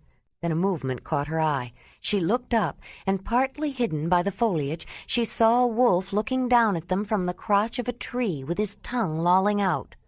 Wolves didn't climb trees. At least no wolf she ever saw climbed a tree, and she had watched many wolves. She tapped Jondalar and pointed. He saw the animal and caught his breath. It looked like a real wolf, but how did it get up in the tree? "Jondalar," she whispered, "let's go. I don't like this island that is not an island, with wolves that can climb trees and walk on land where there is none." The man felt just as edgy. They quickly paddled back across the channel. When they were close to shore, Wolf jumped out of the boat. They climbed out, quickly dragged the small craft up on the dry land, then got their spears and spear throwers. Both horses were facing the direction of the floating island, their ears pricked forward, tension communicated in their stance. Normally, wolves were shy and did not bother them, especially since the mixed sense of horses, humans, and another wolf presented an unfamiliar picture. But they weren't sure about these wolves. Were they ordinary, real wolves or something unnatural?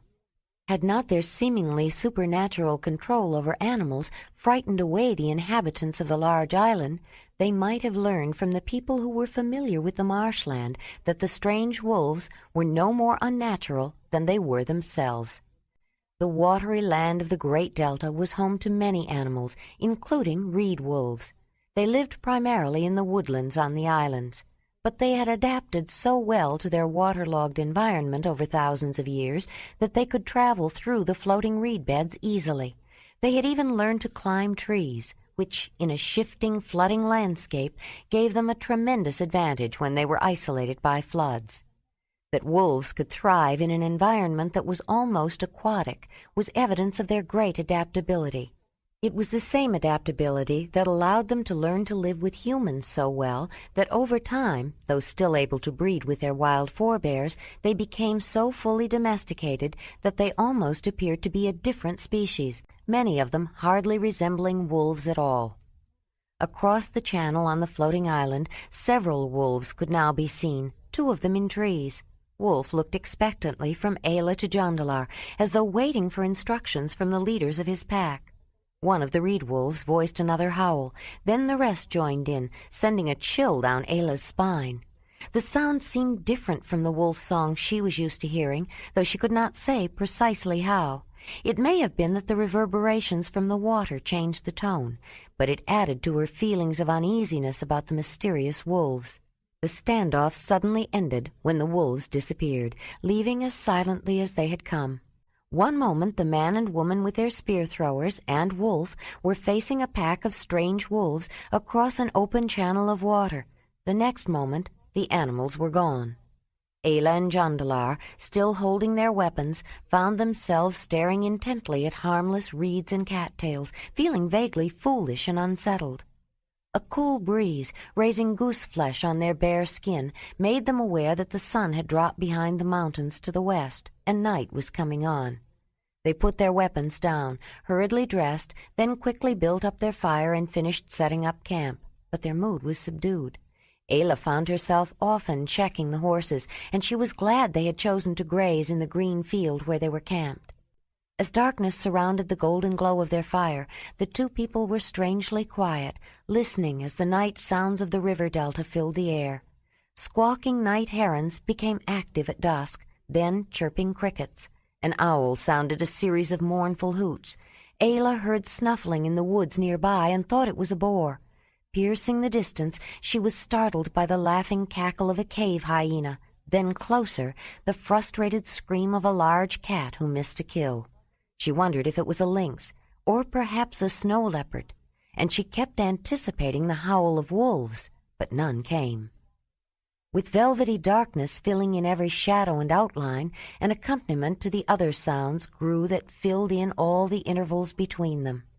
From every channel and riverbank, lake and lily-pad-covered lagoon, a chorus of frogs serenaded their unseen audience. The deep bass voices of marsh and edible frogs developed the tone of the amphibian choir, while fire-bellied toads added their honging bell-like melody. In counterpoint were the fluty trills of variegated toads blended with the gentle croon of spadefoot toads, all set to the cadence of the tree frog's sharp correct, correct, correct. By the time Ayla and Jondalar got into their bedroll, the incessant song of the frogs had faded into the background of familiar sounds, but the anticipated wolf howls, when they finally were heard in the distance, still gave Ayla chills. Wolf sat up and answered their call. "I wonder if he misses a wolf pack," Jondalar said, putting his arm around Ayla. She cuddled against him, glad for his warmth and closeness. I don't know, but I worry sometimes. Baby left me to find his mate, but male lions always leave their home territories to look for mates from another pride. Do you think Racer will want to leave us? The man asked. Winnie did for a while and lived with a herd. I'm not sure how the other mares took to her, but she came back after her stallion died. Not all male horses live with female herds. Each herd only chooses one, and then he has to fight off the other males.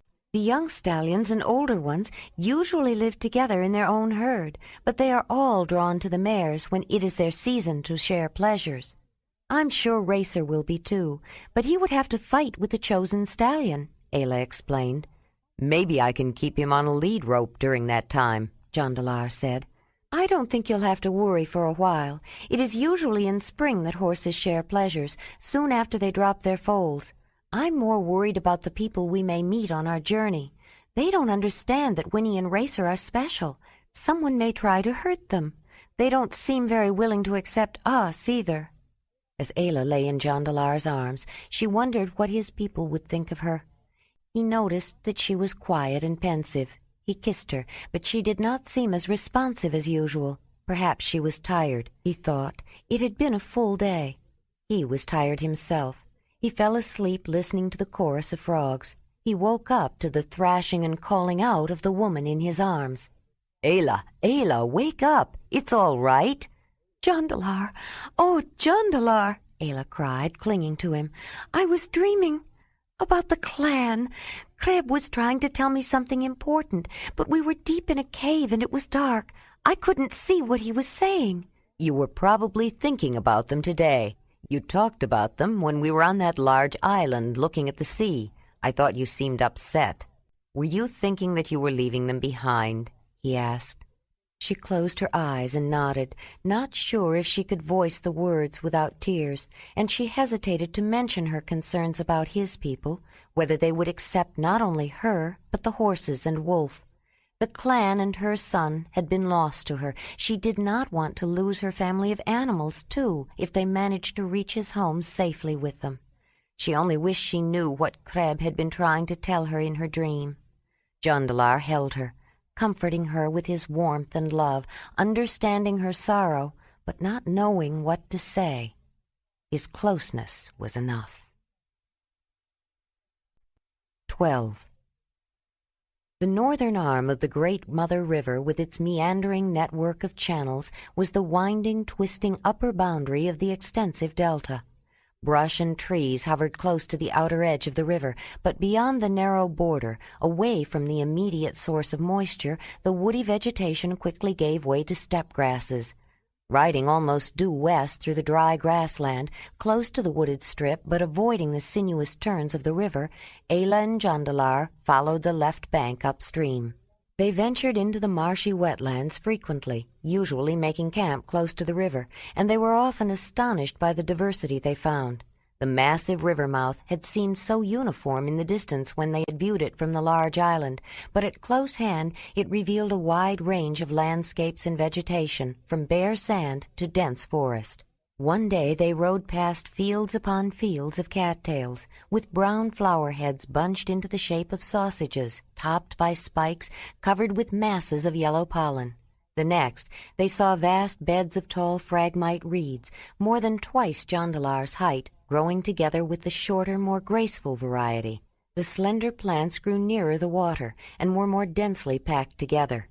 The islands formed by the deposition of suspended silt, usually long, narrow tongues of land made up of sand and clay, were buffeted by the waters of the surging river and the conflicting currents of the sea.